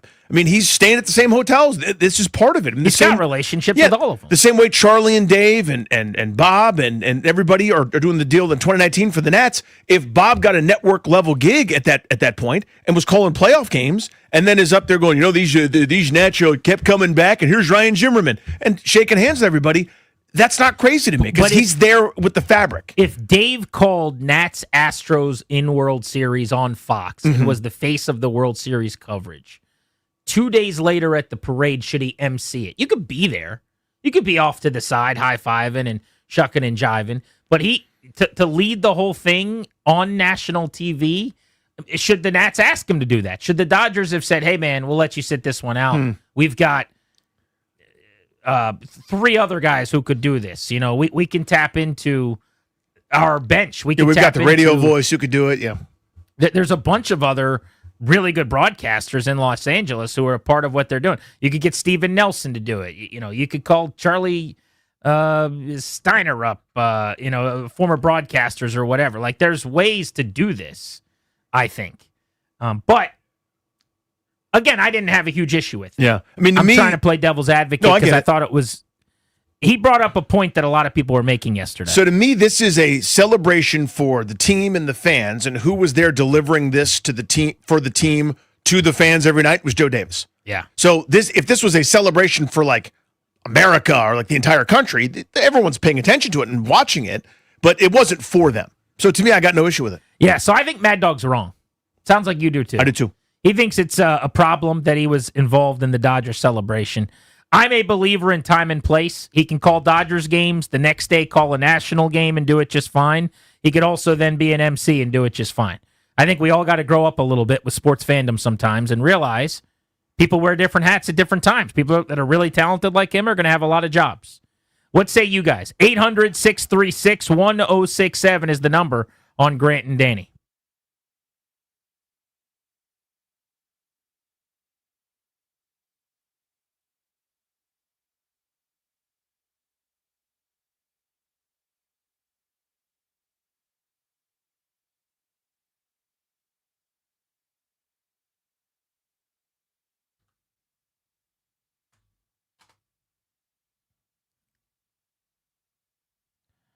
Hey, it's GP for Metropolitan Moving and Storage. Gosh, do I love these guys. They were so good to me and my family when we've had to move. They've done such a good job. They do it all. They stage your home. They pack your boxes. They'll build custom crates for chandeliers or sculptures or art, whatever you need. They're even going to send a moving consultant to your home if you want.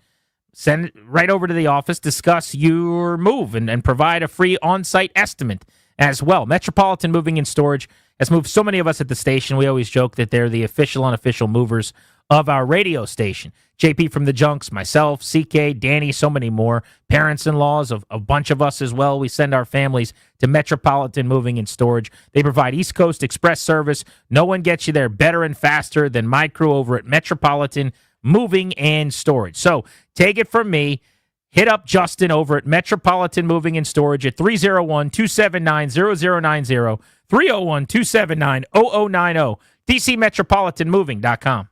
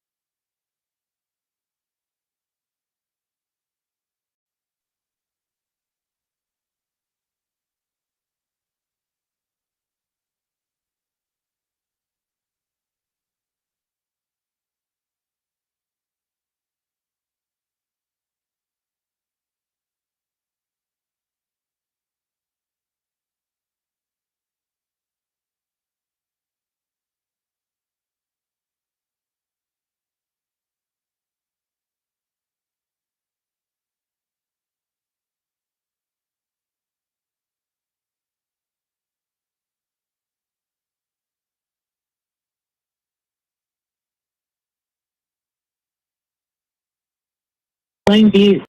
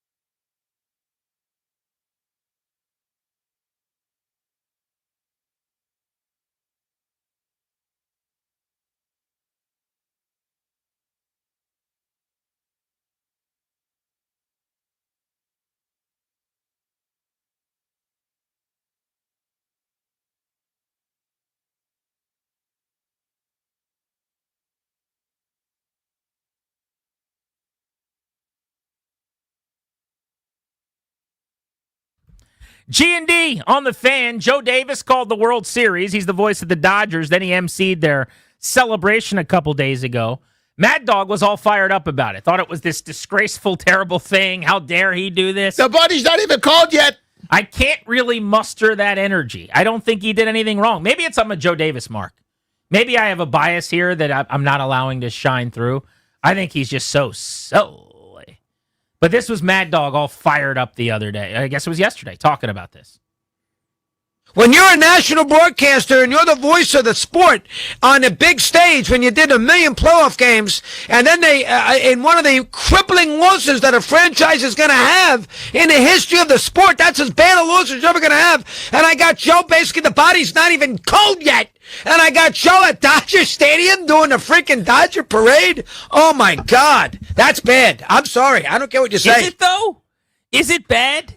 Now, the thing he said that's correct is that a Blue Jays fan is going to turn that on and be annoyed. And here's my response.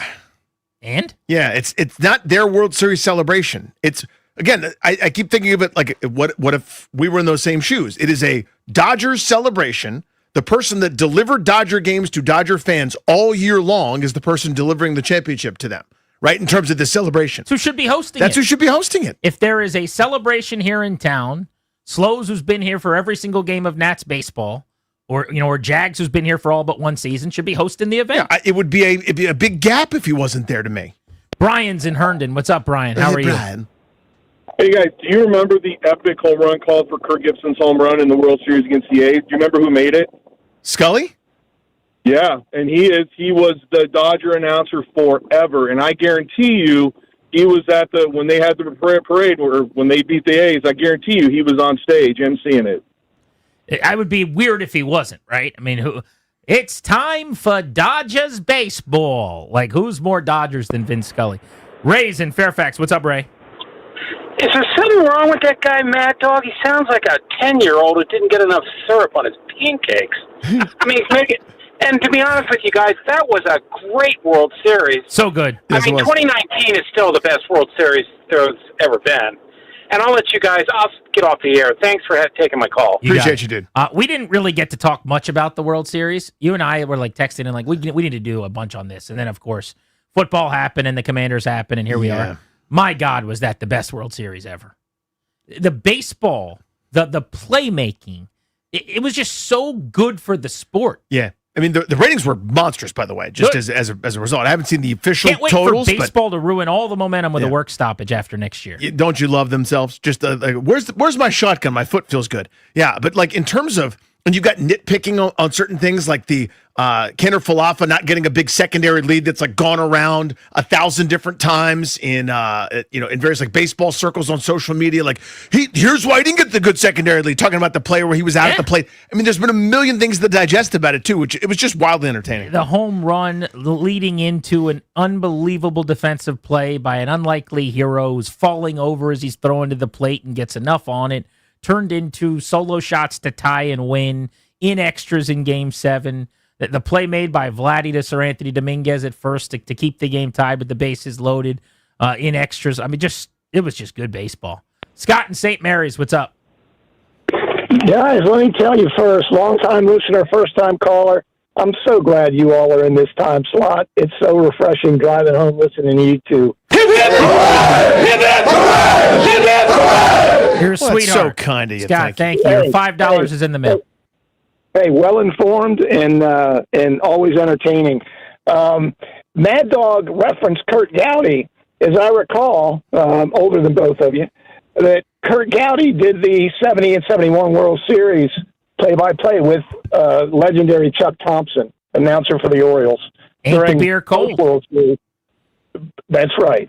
Ain't the beer cold? And so before you throw Kurt Gowdy's name around, Mad Dog, you need to do your research. Like if the Red Sox had ever won something during his time, I mean, I think he was a Red Sox broadcaster forever, if memory serves, Kurt Gowdy. But I don't know. It's just one of these things where I understand the look isn't amazing until you've like if you didn't know that he was the Dodgers day-to-day broadcaster, you go, what? Can you imagine Joe Buck presenting doing the Super Bowl parade for like, I don't know, for the Lions this year? That'd be ridiculous. Of course it would be. He's not doing their games at home. It would be a lot less ridiculous if he called every Braves game and then did the Braves. Right. Or the Cardinals in his case, because he's from St. Louis. Mm-hmm. But I guess for me, I have a little bit of pet peeve's the wrong word, but like a skin in the game on this, because sometimes I'll deal with this where people will critique like your own performance or, oh, you're a fan of the team, how could you do that? As if there's not just a professionalism and an opportunity to, like, I go into NBC Sports Washington as an example, and if they want me to be a fanalist where I'm sitting there during an altcast and we're reacting and we can, after a goal, get excited and break it down and we're kind of broadcasting as fans, that's very different than if the next night they say, hey, we're coming in, you're in two boxes, it's Alan May on one side and you on the other, and you're breaking the caps down. And it's a very different role the next night. And I'm able to, do that if you want me to. If the Nats need me doing pre and post on the radio, you and I have done that. And it's going to sound different than our radio show. That's the gig. That's professionalism. That's having a little flexibility and some range beyond that of, Marching Gortat or something. Joe Davis can do it. He can turn it on and off. It's not any different than asking a guy to play a few positions in the field. Did any of you guys in the producer room before we move on? Nobody had an issue with this, correct? I mean, just to be on the same side, because it was in the chat. I think Toby threw it in there originally.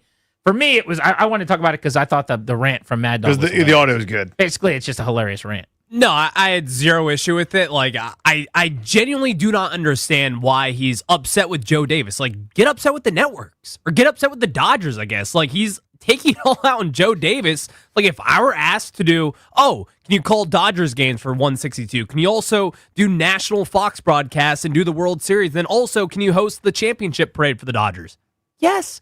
Why would he ever say no? Why should it be on him to say no? Right. Yeah, that is a good point, too. If somebody here should be questioned, maybe the Dodgers telling him to sit a play out, but I don't even think that's necessary. Yeah, I'm sorry that Joe Davis is very good at what he does and is so good that he's not only the Dodgers broadcaster who followed up Vin Scully, but he's also good enough to lead Fox's A-team broadcasting. Yeah, he's the country's for MLB. broadcaster. Yeah, I'm sorry that he's so good that he can hold these multiple hats and actually be good at it. It's not Joe Davis's fault. Well, and of course it's going to suck if you're a Blue Jays fan, but at the same point, are you going to deprive the Dodgers fans, even though they're got it pretty privileged? But still, if the Nationals won and Bob Carpenter, I get to go to the parade, I want to see Bob Carpenter up there. I don't want to see just random Joe Blow that you grab from whoever to lead this thing because Bob Carpenter was on the call. No, I'm a Dodger fan. I get to see Joe Davis call this thing, and now I get to see Joe Davis go through the parade. So, yeah, no problem. How Rick would Toby be if he showed up and me and you were leading it? They just pulled us. Livid. They're like, You Bob, imagine? Charlie, Dave, you guys can have the day off. Let's have Grant and Danny, World Series ring owners, present this trophy. I would literally apologize to start the thing. I almost did that the time I did the Masson games. You did. It was perfect. No, I didn't say it. I thought about doing it. Did I say it? You did. I'm not Maybe trying I to. did. I'm not trying to run under the. I thought it was Yeah. brilliant what you did. You're like, yeah, I'm not sure I get this either. It was something that you had a great line. I thought I did, but I don't remember if I said it or not. You guys know what I'm talking about? Where Grant was doing color on the Masson broadcast. Yeah. You're like, yeah, I'm not sure about this either. Anyway, let's talk about the Brewers or whatever it was. So I It was remember great. saying I was going to. I just don't remember if I did. Maybe I did. But I was going to start the broadcast by saying something like, I think this is crazy too, but thanks for having me. Yeah. Everybody knows this is kind of a wacky bit, right? But yeah, like us being there at the start of the World Series celebration, probably apologize. And there's going to be a lot of angry Tobys out there because it should be Bob's thing. Yeah. It should be Charlie and Dave. And this should have been Joe Davis or, one of the fabric guys that you watched and tuned into all year long. G&D on the Fan. Kurt Warner had a lot to say about Jaden Daniels. Did almost a 40-minute breakdown on his play and why he thinks he's not playing at the same level as he was last year. We'll get into that next on the Fan.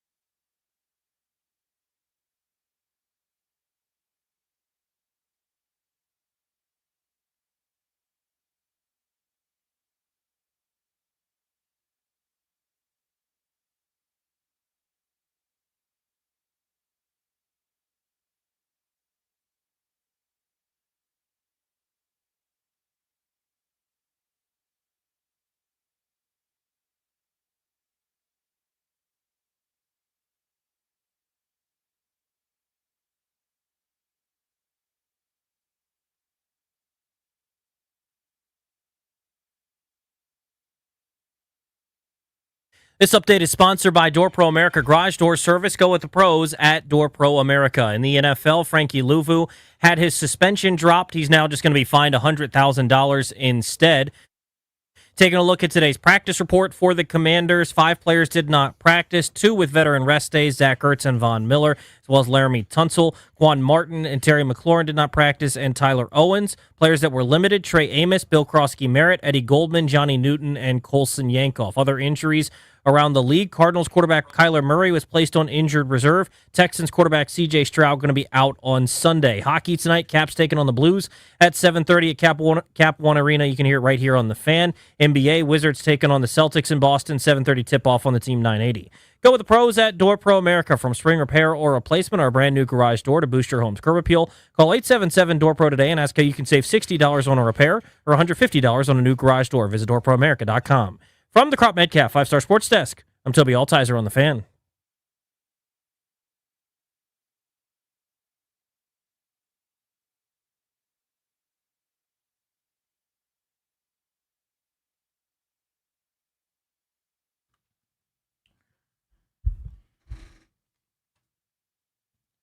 Grant and Danny, welcoming you back. We'll take you up to 6:30 on The Fan. Your next chance to win Foo Fighters tickets on the show comes your way tomorrow at 4 o'clock ahead of the Blitz. We're brought to you today and every day by the law firm Condori and Murad. We love those guys. You can see them for a myriad of things. Estate planning, elder law, real estate transactions, probate administration. They will take great care of you. Their attorneys are always there to protect you and your family's assets. Schedule a free consultation with their team today by visiting kmlawyers.com and be sure to let them know that we sent you. That's kmlawyers.com. So Jaden Daniels is hurt. He will be out for an extended period of time. There's a possibility he'll be out for the rest of this season. We're still awaiting word on the timeline from Washington. Dan Quinn today was asked again. This would have been the day we got that update. He said they're still getting some opinions, finalizing some things. So on Monday, he basically kicked the can to today. And today, he kicked the can to tomorrow. I think we're going to have to get some finality or at least some type of update tomorrow where they come out, Danny, and either say he's done for the year or there's some hope that he's coming back. But whether or not they put him on injured reserve, and whether it's that he can come back at some point or it's permanent for this season, I would think tomorrow's got to be the day you let us know if you're going to. Otherwise, they could just do the thing they did early in the season when they just kind of keep taking the air out of the ball. That's honestly what I think they're going to do. I think they're going to avoid telling us for as long as humanly possible for whatever reason. I don't know what's to be gained from that, to be honest with you, but it just leads to more questions, which they seem to be annoyed about. Like Dan Quinn doesn't like answering the constant questions. Well, that comes when there's nothing definitive. So, if it's like ordering a dish and being stunned when that menu item comes that you ordered moments ago. But I digress. Yeah, I don't think we're going to get clarity as much as I would like it. My guess is tomorrow they put him on IR and he announces the severity of the injury and the road ahead, whether that means he can come back or not this season. I'm speculating. I have no idea. That's just my guess. But I guess a good follow-up to that would be, okay, if they're going to do that tomorrow, why wouldn't they have done it today? And I don't have a good answer unless they really are just getting more opinions and it's taking more time. And it has taken this long since Sunday to get all the answers that they need. But in discussing Jaden Daniels, at some point he's going to be back. Hopefully that's in 4 to 6 weeks. More than likely, at the earliest, it's with a couple of weeks left in the season, and it's very possible it won't be until the start of next year. But when he comes back, Washington's going to need this offense to look more like they did in 24 than 25, and they're going to need Daniels to look more comfortable, and like he did in 24 more often than 25. Now, I'm of the belief that there's a lot of variables at a dependent position. Joe Theismann talks about this on our show all the time, how dependent the quarterback position is. There's a lot of things outside of Jaden Daniels' control that have led to his regression, if we're going to call it that this year, whatever this step back was. Notably, injuries, receiver talent, and my biggest reason for his regression is his lack of time playing. His lack of time on the grass. Those are practices with just him playing, period, in practice and in games, but also preseason activity. Practices with Debo and Terry, with this offensive line. Like collectively, everybody together, practice either matters or it doesn't. I happen to believe it matters a lot. They've had one of these years because they have a bunch of veterans like Zach Ertz and Bobby Wagner, where today, as an example, Ertz is getting this rest day. And it's just constantly days where your offense is not intact on the field because of injuries and rest days. And I think that's part of the problem. I think Jaden not getting to play in the preseason or them electing not to have him play. The lack of practices with the injuries, just the fact that he missed time. All of these are factors for why he has taken a step back this year, in addition to the fact that just naturally, last year was probably not sustainable. Unless you really thought in year 2 he was just going to be an MVP and a top 4 quarterback in the league on the Mount Rushmore with Burrow and Mahomes and Allen and those guys. And that's what he played like last year. If you thought that was going to happen again, okay. But progress is not linear, and it's really, really hard to replicate that. That was a hard thing to do twice. Writing the second best seller is harder than the first. And I just thought naturally, harder schedule, a little bit less luck as a team. It was going to be tough to replicate. And throw all of this into a stew that I'm cooking. This is why we're here. Yeah, there's a million reasons why. I think the biggest one, though, is about confidence. And it's not to say that he's not a confident person anymore. The analogy I'll draw is when I was very little, my dad was trying to teach me how to pitch. And I just would take the ball out of my glove, put it right by my ear, and basically just kind of like throw a dart because I felt like I knew where it was going. He said, no, you have to have an arm circle. You have to drop the ball down, make a long circle there. Like, no, I don't want to do it. Because the first time I did it, I threw it 6 feet in front of me, and I didn't know what I was doing, right? And I was trying to learn something. I didn't trust that it was going to work for me. And that confidence and that trust has gone away. Why? The answer is yes, by the way. Everything that you just said. Better opponents, less time on the grass, less preparation, too many injuries, too little time with players, having things not work out, throwing to unfamiliar faces, defenses doing things different, etc. There's no trust there anymore. So I've seen a million quarterbacks come into this league that have started to see those pass rush ghosts, where the instant they drop back 1,000, their eyes are already darting down to where the pressure's coming from. See Carr, David, right? Who was never the same after got sacked 2 trillion times. See a million other guys that we now think of as kind of punchlines, and we laugh because they never amounted to anything because they lost their ability to trust. They lost their ability to have any kind of confidence that what they were going to do was going to work out. I'm not saying Daniels is at that level, by the way. I'm saying it's no longer this invincible Superman type deal. So to me, there needs to be some kind of reset. Easier said than done, by the way. This is why people get paid a lot of money to fix these sorts of problems. There needs to be some kind of reset, some kind of, use this opportunity during a wasted and lost season to sort of rebuild that athletic arrogance, number one, but number two, the idea that it's going to work if you do what we say. Because that's not happening right now, right? I mean, down the stretch last year, Cliff Kingsbury was calling something and Jaden was like, that's nice. I got to go make a play. And it was working. Now, within the structure of the offense, he doesn't believe that it's going to work. And I think that's been a huge issue. Yeah, I mean, I think there's so many factors for why their offense looks broken. But in this game against Seattle, we'll just take this one for what it is. He got pressured half the time. A lot of those pressures are on their pass protectors. Some of them are on him holding the ball. That's going to be the case for every quarterback in every NFL game. But the vast majority of the time, I thought he was not protected well in that game. And what happens when you get hit a lot and you get pressured a lot? You start to leave the pocket as often as you can. There also was not enough opportunities down the field to hit on anything. And so what inevitably happens is I think you start pressing to take the shot and you start turning down some of the underneath stuff. You start trying to kind of want that big play because it's being taken away from you. You feel like when I get that chance, I can't miss it. And you don't take the layup because you're waiting on the 17-footer or the three-pointer. Some of that happens in this game. But the fact is, in the end, when he wasn't running, they had nothing. So I can get annoyed and frustrated if I want to that he's turning down passes to run sometimes. But when you don't have explosive, dynamic players on the outside and you can't run the ball with your backs, which in that game was not happening effectively, it felt like the Tampa game in week 1 or the Atlanta game at the end that you were talking about, where it was like on every play he felt like, I think, he had to be special and go make a play with his legs. And in the NFL, it's not going to consistently work, right? So that brings us to Kurt Warner, who's a Hall of Fame quarterback who was evaluating Daniels' performance. And Warner tweeted something out. I'll find it here. But he tweeted something out a couple of days ago, basically watching the Jaden tape and saying that year 1 to year 2 change is stark and substantial. Pull it up and you can read it if you got it over there.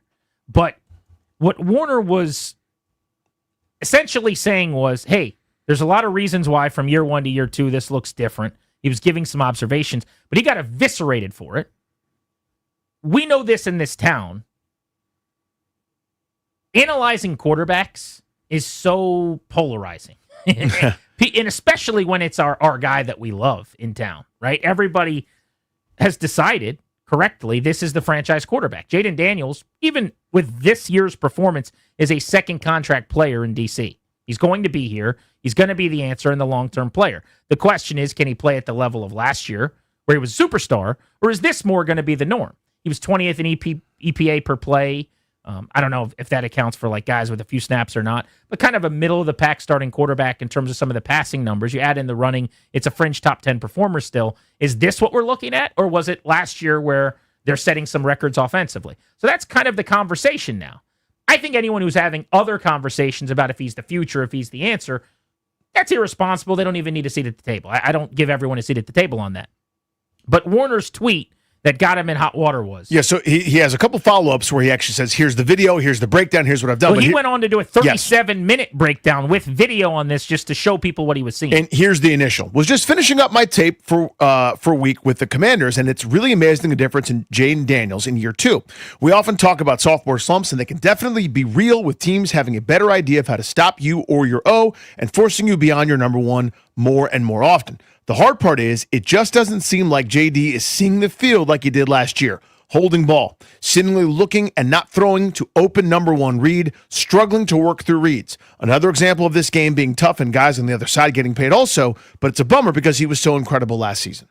So he took a bunch of heat, goes back and forth with fans a bunch, and then finally says, all right, you know what, I'll show you.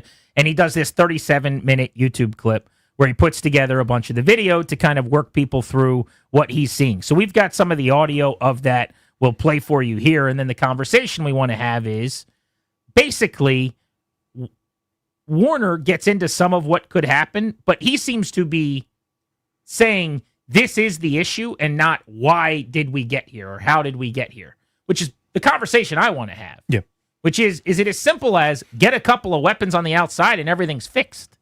Get a receiver who can win in man coverage. Like if he has Justin Jefferson, what's it look like for Jaden Daniels? Hell, if you go back to last year where you just have Olamide Zaccheaus, there's nobody like him right now. De'Ami Brown, they don't really have somebody like him right now. Noah Brown and Terry McLaurin, his top four guys. Jamison Crowder, a veteran in the slot. They don't really have someone like that right now. Does it look that different that quickly? So this was Warner. Go to cut one on how he assesses the position and what types of things he's taking into account. There's a lot of factors, no question. There's always a lot of factors with the quarterback and with the team and whether guys are healthy and whether they're healthy and all those things.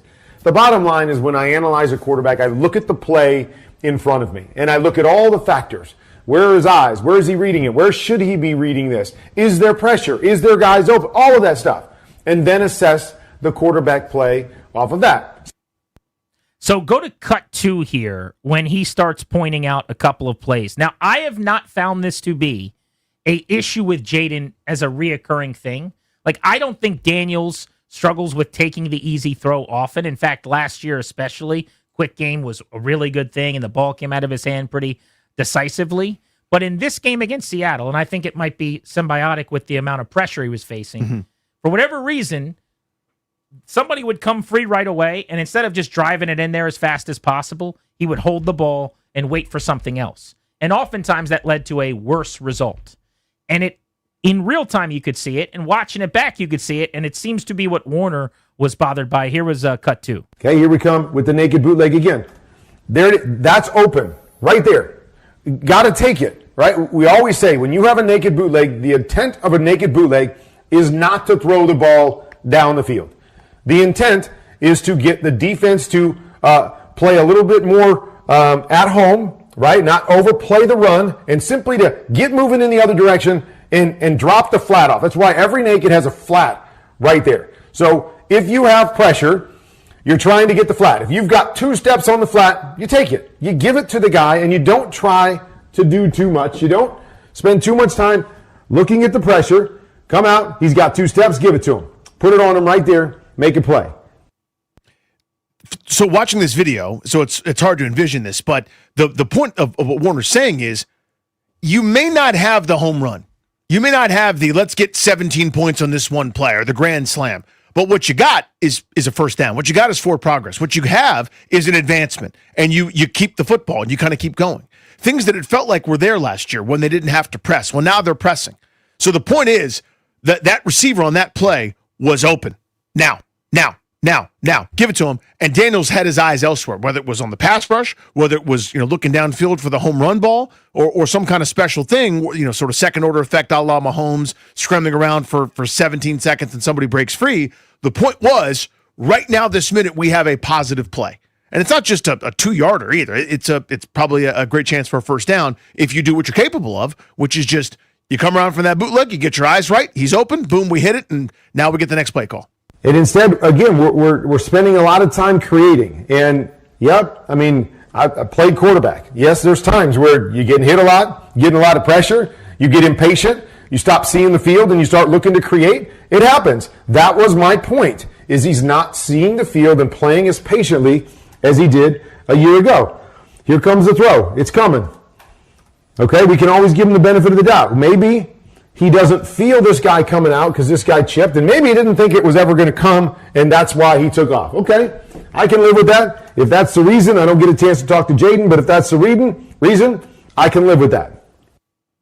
The context of why this is happening is probably the most important element of the conversation. 100%. Because there's ebbs and flows, and Warner would go on in one of these clips to talk about how he would go through these phases where he felt like he didn't see it as clean, or he would have these games on tape. He'd go back and say, why didn't I just take that throw? And I guess that's the question on the phones for people at 800-636-1067. Is this just a product of the walls caving in offensively right now where they can't run the ball? They don't have guys getting open at receiver. Cliff's not helping them very much by scheming guys open. And so you're in this run and make a play, or maybe in his mind, extend to get somebody free to get a chunk. And that's your mindset going into the play, so you're not taking the 3 or the 4. Now, I still remember the conversation we had with Kirk Cousins on air one time. I was going to bring it up. Where his adage that he always went with was, you can't go broke taking a profit. And it's based on this sit-down he had with Jay Gruden where they watched the tape of Tom Brady over a few games, all the cut-ups. In 2015, he was probably not far from being benched as the first-year starter. And Jay's like, which throws can't you make? And they watch it, and he makes every single throw that Brady can make. And he's like, I could do that, I could do that, I could do that. And he's like, Tom Brady's brilliance is he's just taking what's there. It's completions. It's keeping the chains moving. It's 2nd and 6, becoming 3rd and 2, becoming 1st and 10. It's, completions are the game here. And I guess what frustrates me a little bit about this week, or this new conversation, or even what Warner's talking about, is I have perceived that to be a strength of Jaden Daniels. I don't think it was in this game. Now, I would wonder, I don't know if Kurt only looked at this game. I wonder if he would go back and say this was the case in other games. He knows more than I do. Yeah, it might be, honestly, where you're not seeing the same level of production, and there's good enough reason for it. I was going to bring up another Kirk Cousins axiom that he would talk about all the time, where he would learn to trust it, whatever it was. Throwing in the tight window to Pierre Garçon, and what was the phrase he used? Do you remember? He would make me right. He would make me right. Meaning, I now know that if Pierre Garçon doesn't have a step, he's got a step. Well, but Jaden doesn't trust these guys to make him right. This is the point. I don't think he trusts anybody or anything. And I'm not saying that's right. I'm saying I think that's what's happened. He doesn't trust the pass protection, doesn't trust the receivers to be in the right spot, doesn't trust guys to make plays. Pass pro was problematic before this week? I mean, it's very normal amounts of, it's not perfect on every snap, but this is not a bad pass protecting group. This week they were. Not to necessarily impugn the line, because he has a part in it too. I mean, whether it's, not assigning the right protection, not having the right slide on. I mean, everybody wears that. To me, I've learned enough over the years that it's not just because the left guard missed a block or whatever. Sometimes it is. But to me, I just don't think he trusts any part of it right now. And I think that's what has to come back. How are we going to read this? With us being condensed into the boundary, to me, what we have to do is we've got to start right here. Okay, so if that guy stays tucked inside, okay, and takes that away, then we're going to basically get a 2-on-1 out here with the flat coming underneath it. If that defender widens because we're doing all this out here, we're going to look right here, and we're going to try to get it, and then we're going to work accordingly. Okay, if you work inside, it could easily be, okay, if this guy turns and takes this away, then just dump it to your back underneath. But again, what's right here? Okay, so I got to be set. Here it comes, right there. There comes the throw. To me, he's looking at it right there. This is a huge window in the NFL. He's looking at it. Okay, so take it. Okay, you don't like it, you don't take it, whatever. Okay, come right here. Work through your progressions. Take it. There it is right there. Take the back. Everything else is condensed because this guy pushed through, this guy pushed here. You don't have anything else but this. Yep, the pressure's starting to come now. No question about it. But that throw should have already been off, or you should have plenty of time right here to hold this and get this off to the back right here based off of that decision. Hall of Fame quarterback Kurt Warner with a detailed breakdown on Jaden Daniels. We'll open up the phones on this next. 800-636-1067. 800-636-1067. So he's pointing out that he thinks he's taken a step back. We want to know why you think that's happening and how much of this is him being a product of this, frankly, bad offensive environment right now. Grant and Danny on the Fan.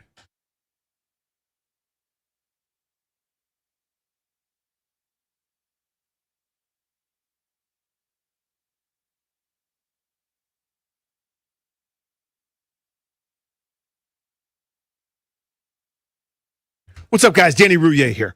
When you're thinking about selling your home, what do you want? What do you need?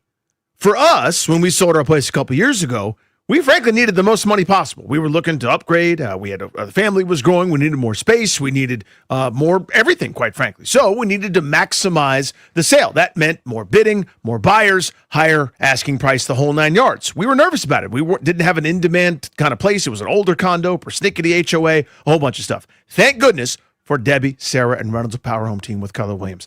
They took the stress away. They moved the stress to somebody else. Wasn't on us. They helped us figure out what do you need to renovate? What do you need to leave alone? What do you need to spend on? How do you show it? How do you make sure that it's marketed properly? They, from A to Z, soup to nuts, took care of everything. Way over asking price. The whole thing was done in a weekend. It was an unbelievable experience. Don't leave it up to just anybody. Your friends, cousins, fathers, former roommates, some guy that you met one time. I'm telling you, they are the best at this. This is your chance to maximize the value of your place. Give them a call just like we did. 844-654-SOLD. That's 844-654-SOLD, or go to DebbieHasTheBuyers.com.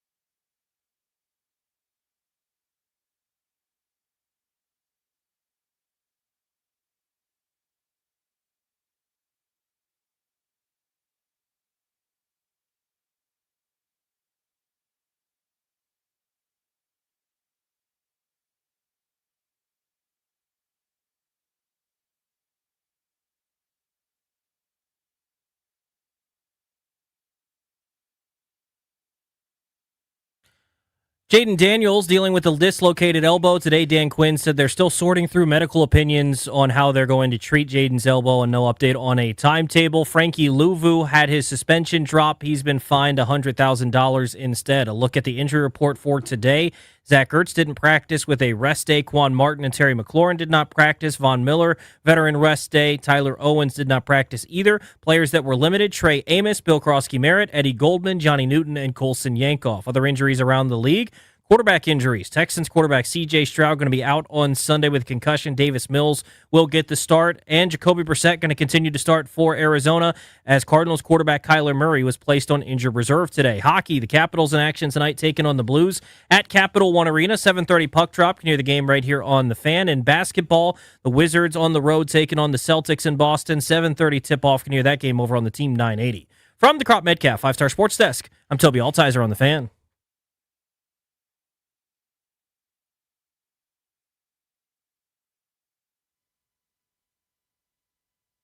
There's a lot of factors, no question. There's always a lot of factors with the quarterback and with the team and whether guys are healthy and whether they're healthy and all those things. The bottom line is when I analyze a quarterback, I look at the play in front of me and I look at all the factors. Where are his eyes? Where is he reading it? Where should he be reading this? Is there pressure? Is there guys open? All of that stuff. And then assess the quarterback play off of that. Kurt Warner, the Hall of Fame quarterback, had a lot to say about Jaden Daniels on social media. Took some heat for it, and then did a 37-minute breakdown on YouTube talking about what he's seeing. He says that there's been a drop-off, and obviously the numbers bear that out, and anecdotally, you've watched the games. It's not quite the same as last year, which is not necessarily a big story to me by itself, because no one wants to acknowledge that replicating last year was probably not a fair standard. It's what I said all offseason. Why should he be expected to do that again? But he's gone from elite, top five-ish, to good in terms of his performance. And so we're trying to figure out, I guess, long-term, what's the norm, but also not debating Kurt Warner, who's saying he isn't playing at the same level, because I think most of us agree. The question is why. That's what we're trying to answer. How and why did we get here? So I got 4 answers. I'll rattle them off. Then I want yours, Danny. Then we'll hit the phones. 800-636-1067. As to why Daniels is not playing at the same level as last year. Number 1, lack of time playing. Games missed, practices missed. By my count, at least 5. It might even be more than that when you count some limited practices when he did play. But I think 5 of 9 practice weeks for him have been at least hindered, if not completely missed. That matters for a second-year quarterback. Number 2, injuries and rest days around him. Forget his own injuries and time missed at practice.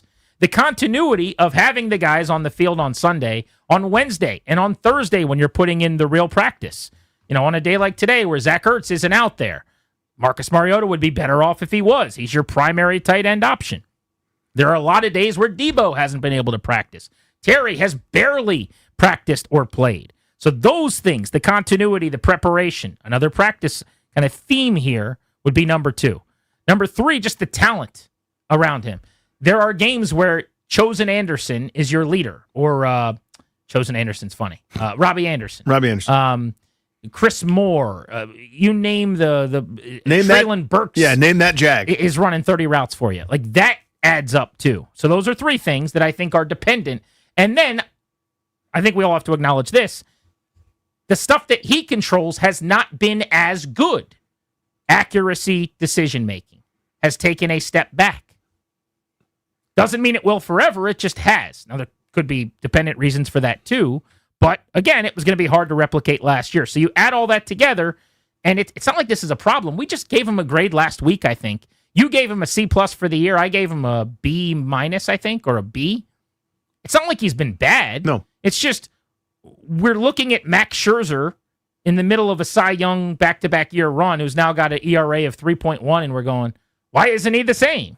And that's, I think, what we're trying to get to the bottom of. Yeah, I add in better opponents. I add in time to prep. I add in a giant lack of adjustments and sort of coaching, just sort of going, oh well, sort of letting all this happen. Like some of these bad habits to me, excuse me, are correctable.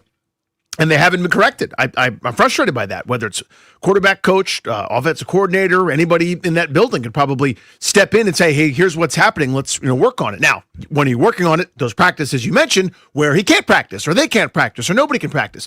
To me, I think this boils down to, it's not one thing, but it ends up boiling down to this big old stew, and the stew is called lack of trust.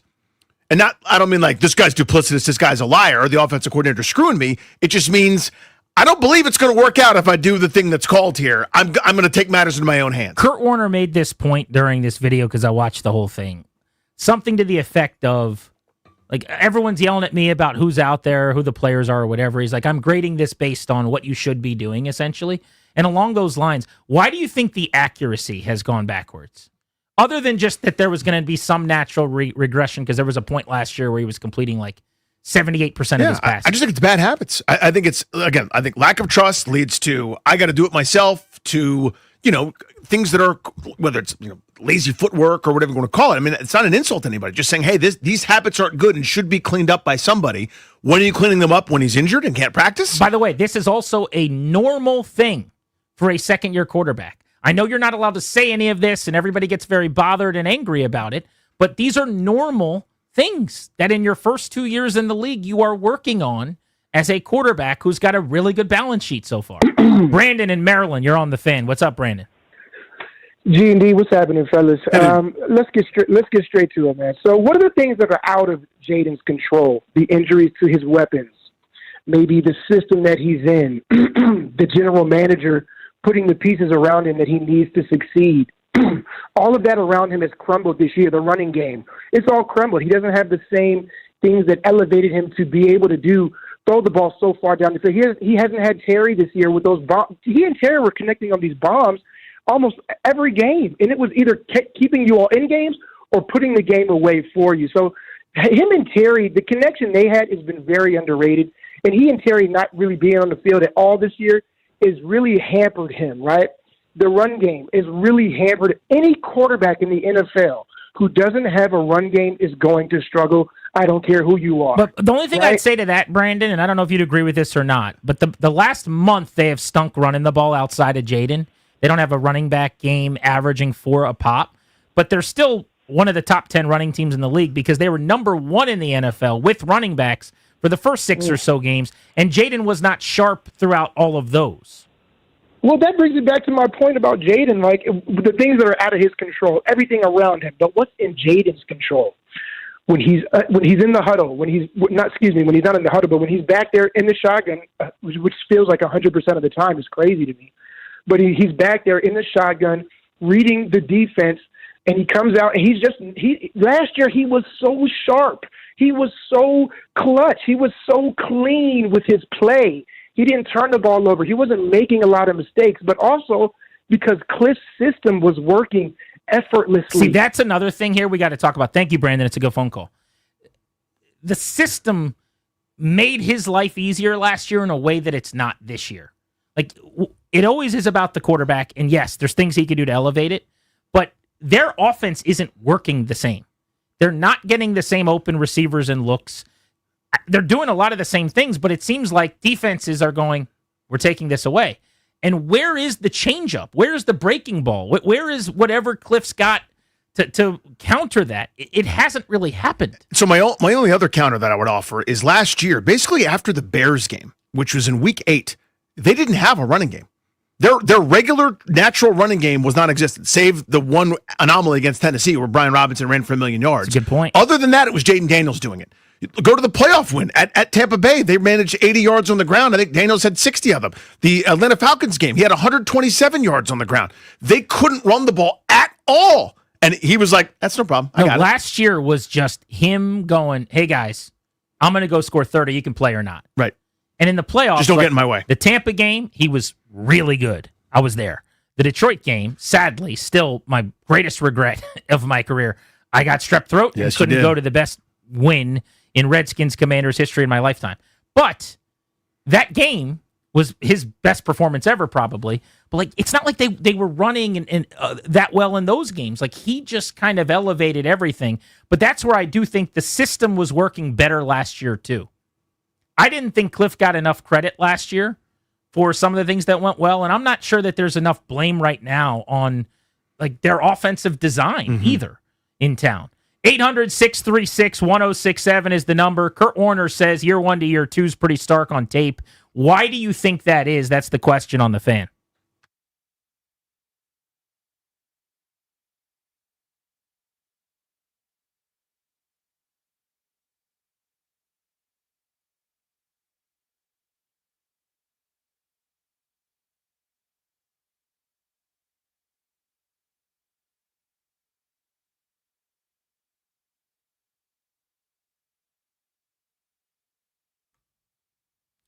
Hey guys, it's GP for the FanDuel Sportsbook, an official sportsbook of 1067 The Fan.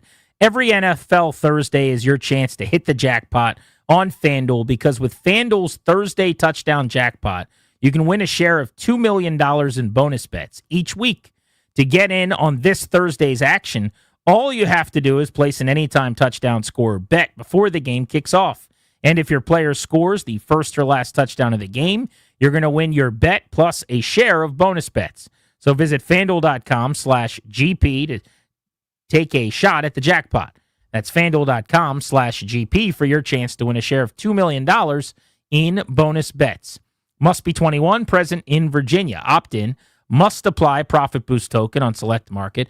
Prize pool to be split equally among all eligible participants who made the correct first or last touchdown pick. Bonus issued non-withdrawable bonus bet expires in 3 weeks. Restrictions apply. Terms at sportsbook.fanduel.com. Gambling problem, 1-800-GAMBLER.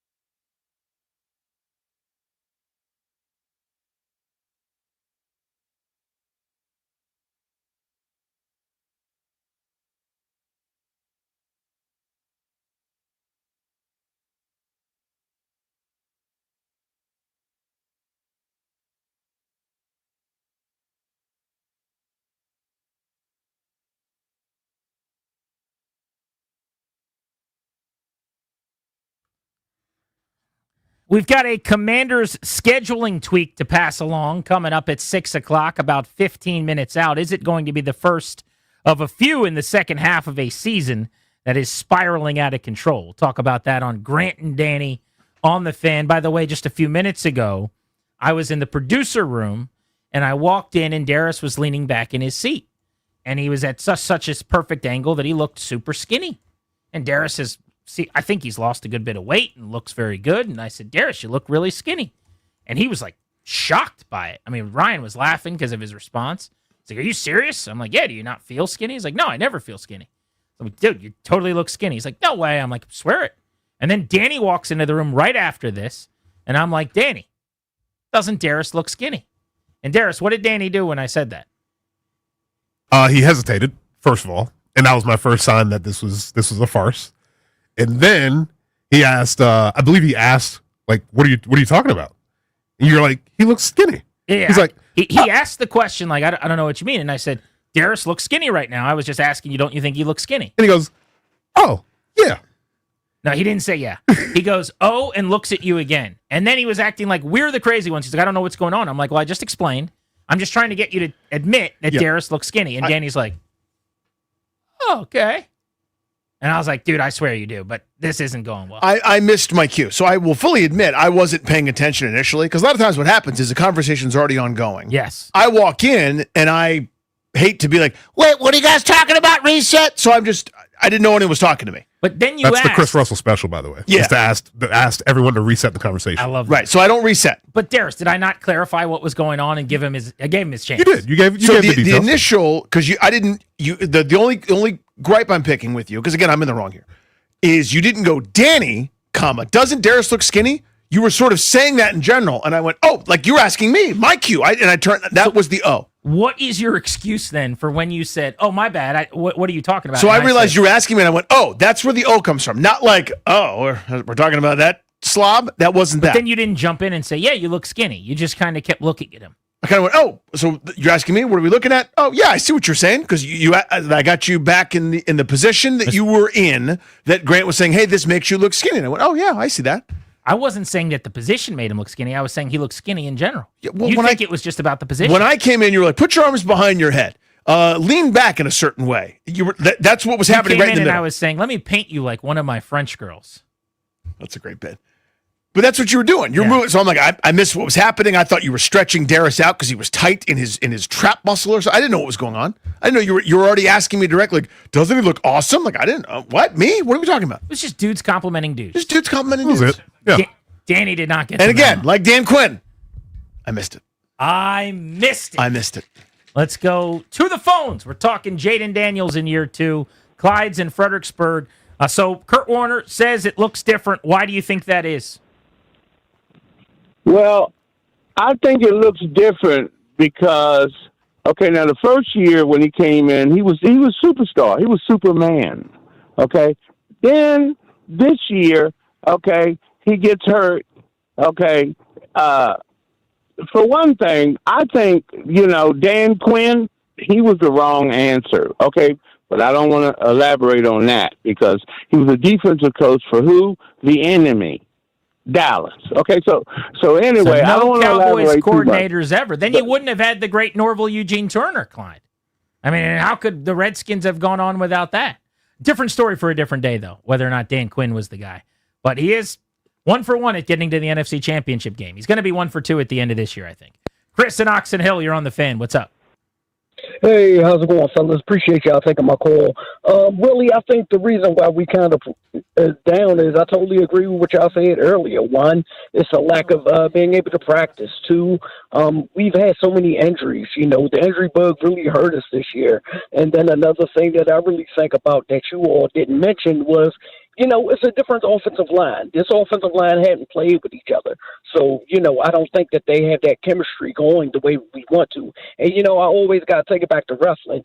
When we think about if we go ahead and we look at Stone Cold Steve Austin, when he first came out, nobody really knew about him. Everybody was like, who is this guy? But then as soon as he put together that promo, that Austin 316, that's when people knew about him. And so I feel like as far as with JD5, if he continues to progress, he's going to get seen. I really appreciate y'all taking my call. Appreciate you, dude. There you go. Get that piece of crap out of my ring. I'm not even old enough to remember when Stone Cold was whatever his name was before that. I know you are, but you didn't watch wrestling as much. All I ever knew was Stone Cold being the rattlesnake. He was something else, and it was dumb. Like they tried to make him a regular face. Stunning Steve Austin. Yeah, it was something stupid. But when this, of course, typified the Attitude Era when I was all in. You can't quite be a face, but you're not quite a heel. You're something in between, the kind of the anti-hero. He and The Rock sort of doing that. When The Rock was like Rocky, and he was a nerd, a dork, and a regular face, everyone hated him. But when he started cutting promos where he was mean to everybody, like Stone Cold was, that's when he ascended. Let's go to Rockville. We don't have a sounder like we do for Bethesda, but Rockville is kind of like Bethesda. Sure. Andreas, what's up?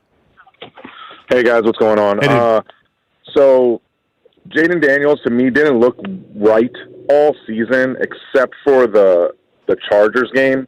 He looked like he was holding the ball from day one way too long. Last year, he was getting the ball out of his hands quick or getting out of that pocket and making a play. I think Eckler is a big reason why they're having trouble this year because he was the outlet. He was the guy that got those 3rd and 7s, 3rd and 8 draw plays and screen passes and dump offs, and not having that guy right next to him has made a big difference in the way they run that offense. I think not having the whole skill position set from last year also is something that I know we talk about a lot, but it can't be understated. So I mentioned this earlier. Last year, look at their targets or whatever. McLaurin, non-factor most of this year except Kansas City with Mariota. Noah Brown, Olamide Zaccheaus, De'Ami Brown, Jamison Crowder had some big games. Austin Eckler, like that's 6 guys. Yeah. So it is a complete turnover, and now you don't ever practice with the guys that are new to you in this year. It's a major deal. And the guys that are back are McLaurin and Ertz. That was, well over 200 targets between them. Ertz is same guy, but still maybe even a step slower, if that's even possible. And McLaurin has been a non-factor this year. So there you go, right? I mean, you're talking about 500 passes among quarterbacks, and you're not throwing to any of the guys really that are familiar to you. 800-636-1067. You want to hop in on Grant and Danny. Some scheduling tweaks with Washington no longer as big a draw as they were, especially with Daniels not being on the field for the next several weeks. We'll tell you what they are next on The Fan.